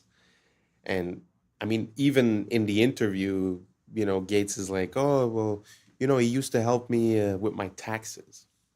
Like, what does that have to do? So anyways, the connection that we see, it seems like a hidden control system. And, what goes on the stock market, like you said, it was a self-regulatory system, meaning no one's involved, right? I think we've been asking for it for a long time. I think that our laws are open to this manipulation. And I think that the only way for people not to operate this way is to make it impossible for them to operate this way. So I don't know, food for thought. You guys let me know. Did you know that the file guy was involved so deeply embedded into the financial system of the United States, talking about these huge numbers? You guys let me know, and let's keep on rocking. This is a clip from historical film number 1119, produced in 1923 by the U.S. Army Signal Corps. The caption says, quote, "A smoke curtain, an important new chemical warfare development. Hanging a curtain half a mile long in 18 seconds, unquote." This 1923 film shows an aircraft spraying a trail where some of the chemicals rapidly descend to sea level to form an opaque vertical curtain. Observers have seen an increasing frequency of chemical warfare and other experiments in our skies. Spraying Agent Orange during the Vietnam War demonstrates the military has been developing more sophisticated chemical warfare operations using aircraft since 1923. As aircraft performance, altitude, and fleet numbers have increased over the years, observers are seeing a skyrocketing number of chemical experiments in our skies. The advent of the internet and digital cameras has created a spontaneous network of observers around the world who share their many observations of bizarre contrail emissions on YouTube. An online source for this and other historical films can be found online at criticalpast.com.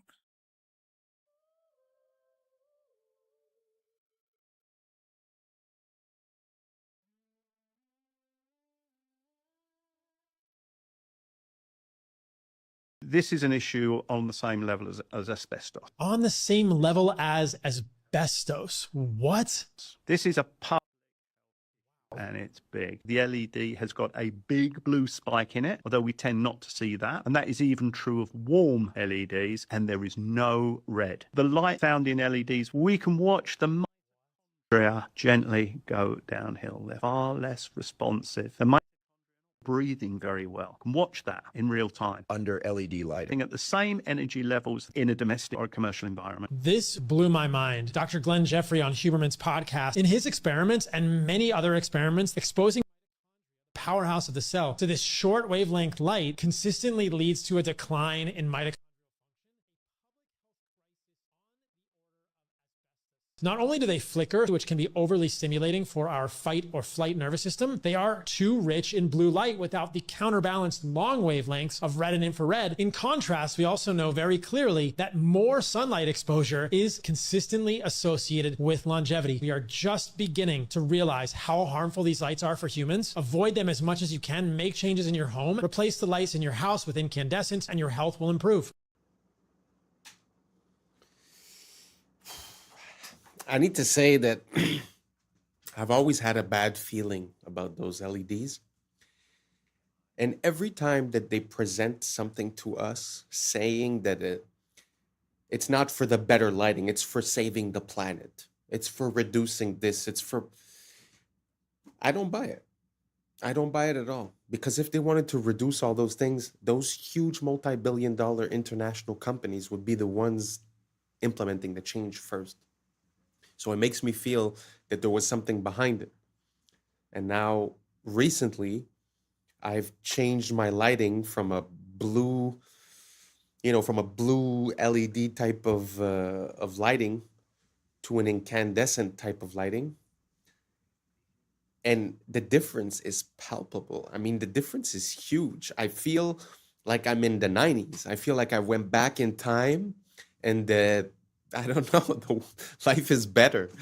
So I can't tell you scientifically what it's doing, but I can say this: give it a try and let me know how you like it. If you see a difference between that bluish lighting and the incandescent lighting, does it make you feel different?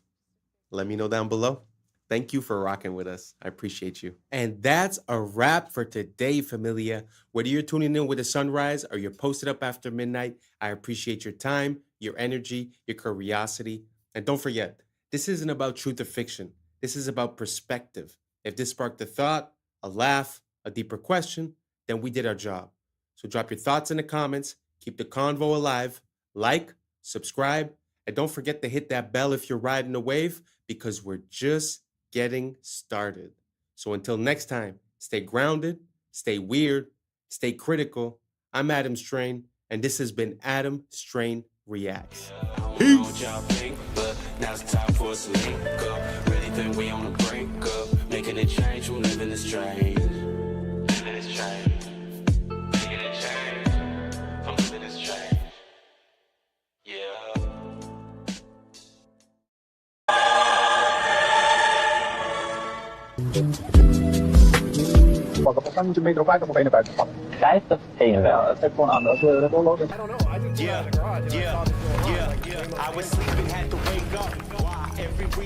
What's up, YouTube? Today, we'll be looking at disturbing TikToks that'll make you question reality. So without further ado, welcome to Adam Strain Reacts. Let's get her done. Since World War II, there's only been 7 countries that did not have a controlled central banking. Now, if you take a look at the names on that list, you will notice they all have something similar or in common. After World War II, the United States has been to war with all of them. And I can't put my finger on it, but I just know there has to be some reason for that.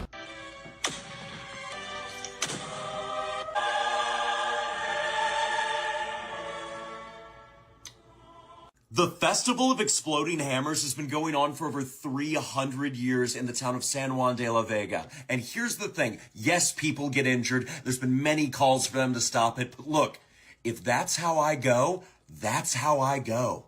It's the largest accumulation of tracks in the world. So first, we started with one area. And then later on, we found that these led into another area, and you could connect them all. And eventually we ended up with 9 different areas that are more or less all connected physically. What do you guys think about that? I truly have a hard time with everything that's dinosaurs. I'm going to put in the next video I don't think we've been through this, but the people, they call it the Bone Wars, which was two people that were in a competition, and basically they found like 95% of all the dinosaur bones. But as for the tracks, what do you guys think about this? Do you guys think that these are original tracks from dinosaurs, or can they be like more or less anything? And if they were tracks from dinosaurs, how come we haven't came across them before if they were just on the surface? So let me know down below what you guys think. I'd be very curious to see your opinion, and let's keep on rocking. I thought that the French protests were unhinged before, but this might be the single most hilarious way of protesting I've ever seen. As we all know, Paris is hosting the Summer Olympics, but a lot of French people aren't very happy about that. Because, and I only found out about this today, the Olympics is kind of a scam when it comes to a country actually making money. Don't get me wrong, it's great for global street cred, but for example, when China hosted it, they made a net loss of 36.4 billion, and London made a net loss of 13 billion, and that's all taxpayer money. So when the public heard that France has already spent over 5 billion, and then that Macron wanted to spend another billion just to clean up the Seine River so it looks good for the Olympics, they lost it, and the I shit in the Seine River protest began. On the 23rd of June, the French President Macron and the Paris mayor planned to take a ceremonial swim in the river to show off just how clean it is. So the protesters are now planning a defecation flash mob because, and I quote, after putting us in shit, it's up to them to bathe in our shit. Oh, and if you don't live in Paris, no bloody problem, because someone created this website. You type in how many kilometers you are away from Paris, and using a water flow algorithm, it will tell you precisely the day and the exact time you need to shit into the river to reach Paris at the time Macron will be swimming in it. Oh, I told you, and that is why I say, quick. Wow. I have never seen any type of protest in that way. But man, is that interesting. And also, I never came across any information as towards the loss of money of the countries that are hosting the Olympics. That's news to me. I always thought that they generated billions of dollars in profit. So I had zero idea. Did you guys know about that below? What do you guys think about that type of protest? I love it, to be honest. And the person that came up with the website to coordinate the poos with the swim, maybe in the future, you know, world leaders shouldn't disclose their plans too far ahead of time. So let me know what you guys think down below. I really love this idea. Let me know what you think. Let's keep on rocking. Video showing how big the volcano is under Yellowstone. Oh, isn't that just horrifying? Starts with Yellowstone National Park at the top, just for scale. Yeah, that's... And then this. Insane. Just staggering, and a good reminder that, yeah, if it goes, we're out. I know. So gone so fast. Oh, well. Which is the way to go. Yeah. I definitely would rather it be quick. What do you guys think about that? Do you guys think that the Yellowstone volcano might be about to pop? Is that why everyone's building bunkers underground? But this parallel that I'd like to make is that when you look through history, or even in the past 20 years, or even in the past 100 years, it seems like it's always about to be the end of the world. Sort of like today, no? Like every year is going to be the crash, right? Because we know that we're inflating and we're modifying the numbers so that it fits and that it works. So we're all waiting for the crash. It's always the apocalypse. It's always something that's going to happen, but somehow we're always here and nothing's happening. So is this one of those cases? Or is this the exception to the rule? Let me know what you think down below, because I know a lot of people have got Yellowstone very high up in their priorities and have a lot of fear regarding that. So let me know what you guys think down below, and let's keep on rocking.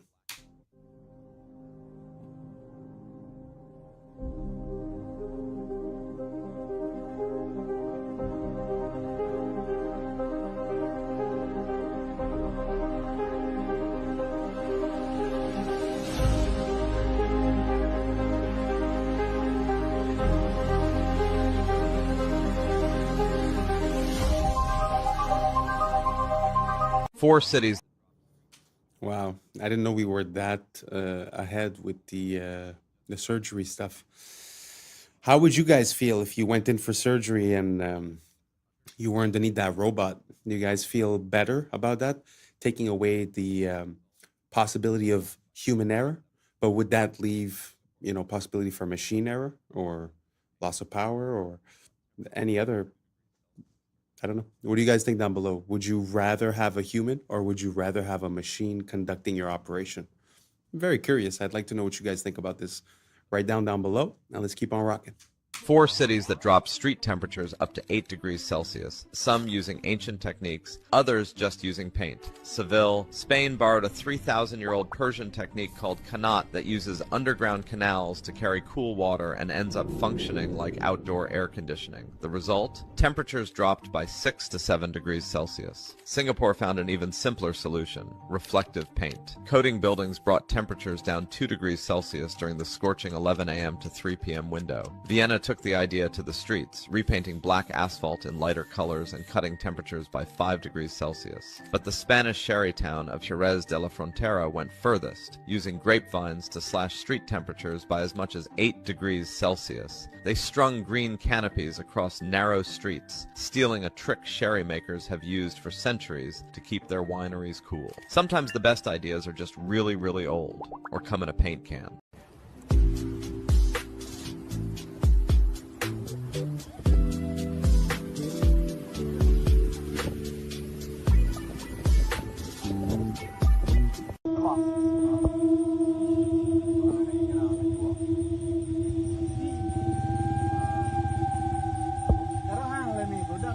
This makes me extremely uncomfortable that I now know that snakes can do this. Could you imagine running up a tree away from one of these things and then you look down and see it doing this? So yes, a new fear has been unlocked. So thank you, Internet. I can always count on you to provide me with unwanted trauma.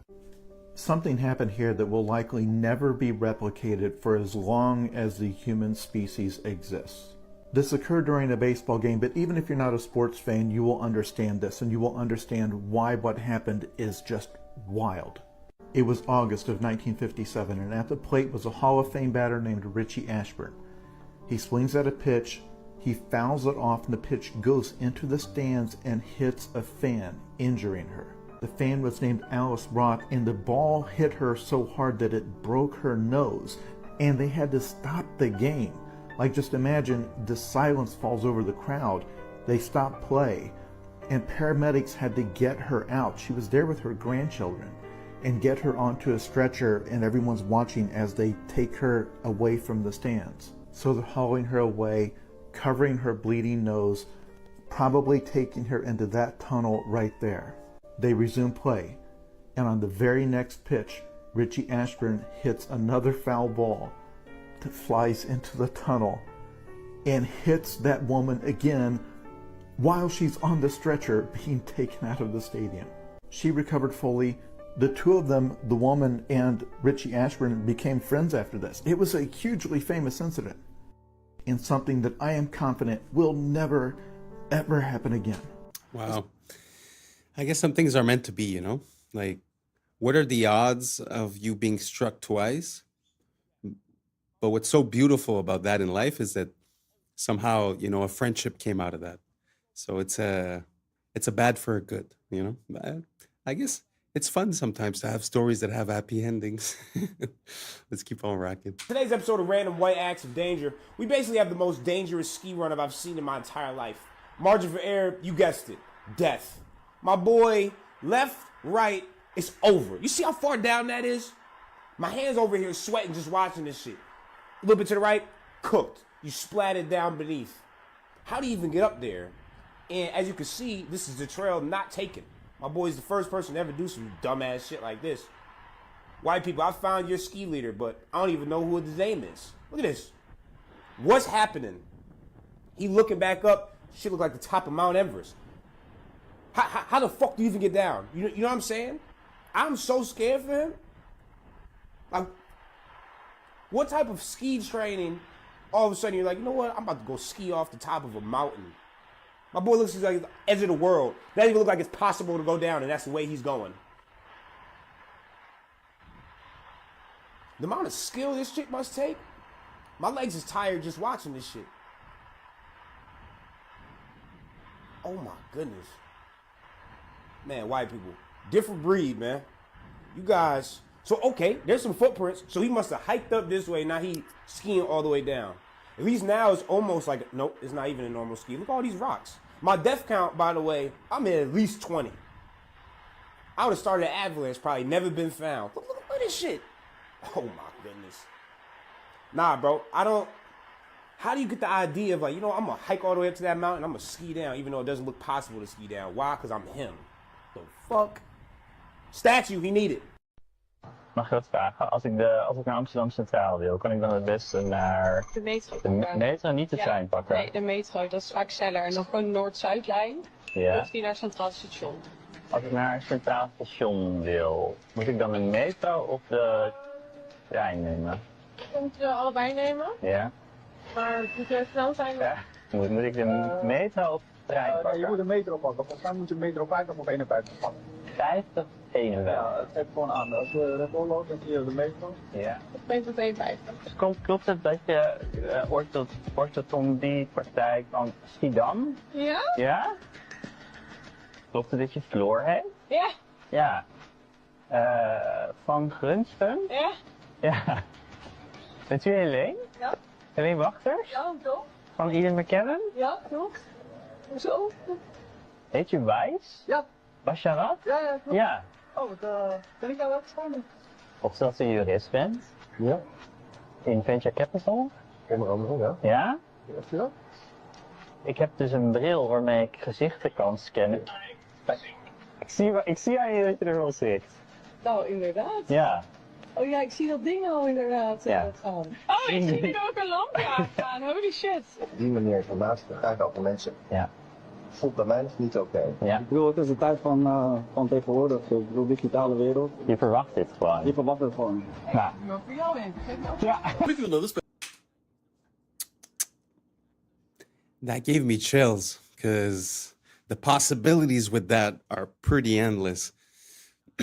Imagine, I don't know, off the top of my head, imagine scammers, imagine police, imagine, due process is gone. You have access to way too much information. It's very interesting. It's very interesting. Imagine if you cross-reference with the person's Facebook and they took a picture outside of their house. You now have their address. You now have their family members. I mean, the possibilities are pretty much endless with what you could do with that information. As for, let's say, fraud or misappropriating the identity. Very interesting. What do you guys think? Do you guys think that it makes sense that we use AI in this type of fashion? What's the future of this technology? What are the applications that we're not seeing yet, but that might be a problem in 1, 2, 3, 5, 10 years? Let me know what you guys think down below, and let's keep on rocking. In the 1990s, there was a conspiracy theorist with a public access show where he ranted about crazy crackpot theories every single day, and nobody took him seriously. But then after he died, it turned out he was right about everything. In the late 80s and throughout the 1990s, there was a man named Clay Tiffany who had a public access TV show called Dirge of the Charlatans, where he would sit for hours on end and just rant and ramble about all kinds of conspiracy theories about elite government corruption within the city. He would talk about judges laundering money through nonprofits and NYPD officers falsifying to throw people in jail, and members of the NYPD acting as roving and enforcers for the mob. But then something happened to Clay Tiffany. In March of 1997, he was pulled over by an NYPD officer named Nick Tartagliani, who said that he had seen Clay Tiffany's show and wanted him to stop talking about the NYPD, and that he was connected to the mob, and if he didn't shut up, he would have him taken care of. Or at least this is what Tiffany claimed the following day on his show, where he talked about the incident. And as Clay Tiffany claims, the next day after this broadcast, Nick Tartagliani showed up at his house, threw him against his police cruiser, arrested him, and brought him in on some made-up disturbing the peace charge. But Clay Tiffany was not going to be bullied, and he would not give up. So the next several years on his show, he did a full investigation of Nick Tartagliani, sending in a bunch of requests with the Freedom of Information Act to the government to get documents about him. And he dug up a ton of dirt, like multiple police brutality reports, a bunch of excessive force complaints, and unexplained departures from dozens of his previous police jobs. And in response, Clay Tiffany claims that he was attacked attacked and brutalized by Nick Tartaglione and his cop buddies multiple times throughout those years. The first incident, he was attacked outside of his home again. The second incident, he was thrown to the pavement and beaten outside of a town meeting. And the third incident, he was beaten so badly that he was hospitalized for weeks. Tiffany ended up suing Nick Tartaglione. He didn't win, but there was an undisclosed sum settled out of court. But more importantly, he had lost any credibility that he ever possibly had because of these repeat accusations of Nick Tartaglione, and people started actively calling for his public access show to end. So in the early 2000s, that's exactly what happened. The show ended and Clay Tiffany disappeared from public life. And in 2015, he died from heart failure. But in 2016, Nick Tartaglione was arrested for the of 4 men in a drug trafficking job gone wrong. Clay Tiffany was right. Nick Tartaglione was mob connected, he was corrupt, and him and his buddies were running as enforcers for the mob within the NYPD. And what's even crazier is that Nick Tartaglione was at one point Epstein's cellmate and the last person to ever see him alive that we know of. And real quick, if you like my videos and you want to see more in-depth writing from me about pop culture, movies, TV, video games, weird historical facts, so on and so forth, you can do that here. Wow, what an interesting story. I mean, if that's not like something out of a movie, I don't know what is. Gee whiz. Dude is talking the truth and then he gets... And it's crazy how no one would believe him, you know, because people believe in the integrity of the police in a way. And also, you know, they're the biggest gang in the world, as we say, right? Wow, very crazy. And plus with that final connection with that dude that had that island. Wow, so he's the last person to have seen him. I mean, if you ask me, he'd be the perfect person to help out to carry out something that would be under the radar, let's say. Anyways, I have no proof. I make no claims. This is for entertainment purposes only. So please, YouTube, I appreciate you. Let's keep on rocking. Internet's revenge on the man who invented spam mail is the most iconic thing I have ever heard. In the early 2000s, Alan Ralsky was one of the world's biggest spammers, blasting up to 1 billion junk emails a day. He made millions of dollars from it and was super cocky. He openly bragged to reporters about his empire and proudly called himself the godfather of spam. But in one interview, boasting as usual, he showed off the massive new mansion he bought with his spam money. And that was his mistake. People online found his new home address and thousands banded together to get their revenge. They signed Alan up for every sweepstakes, promotion, all the junk mailing lists they could possibly find. Within days, he was receiving hundreds of pounds of junk mail a day. And inside that pile of junk mail was his real mail, so he had to go through it. He later complained in another interview saying, quote, "They've signed me up for every advertising campaign. These people are out of their minds. They're harassing me." Seriously, what does failure mean?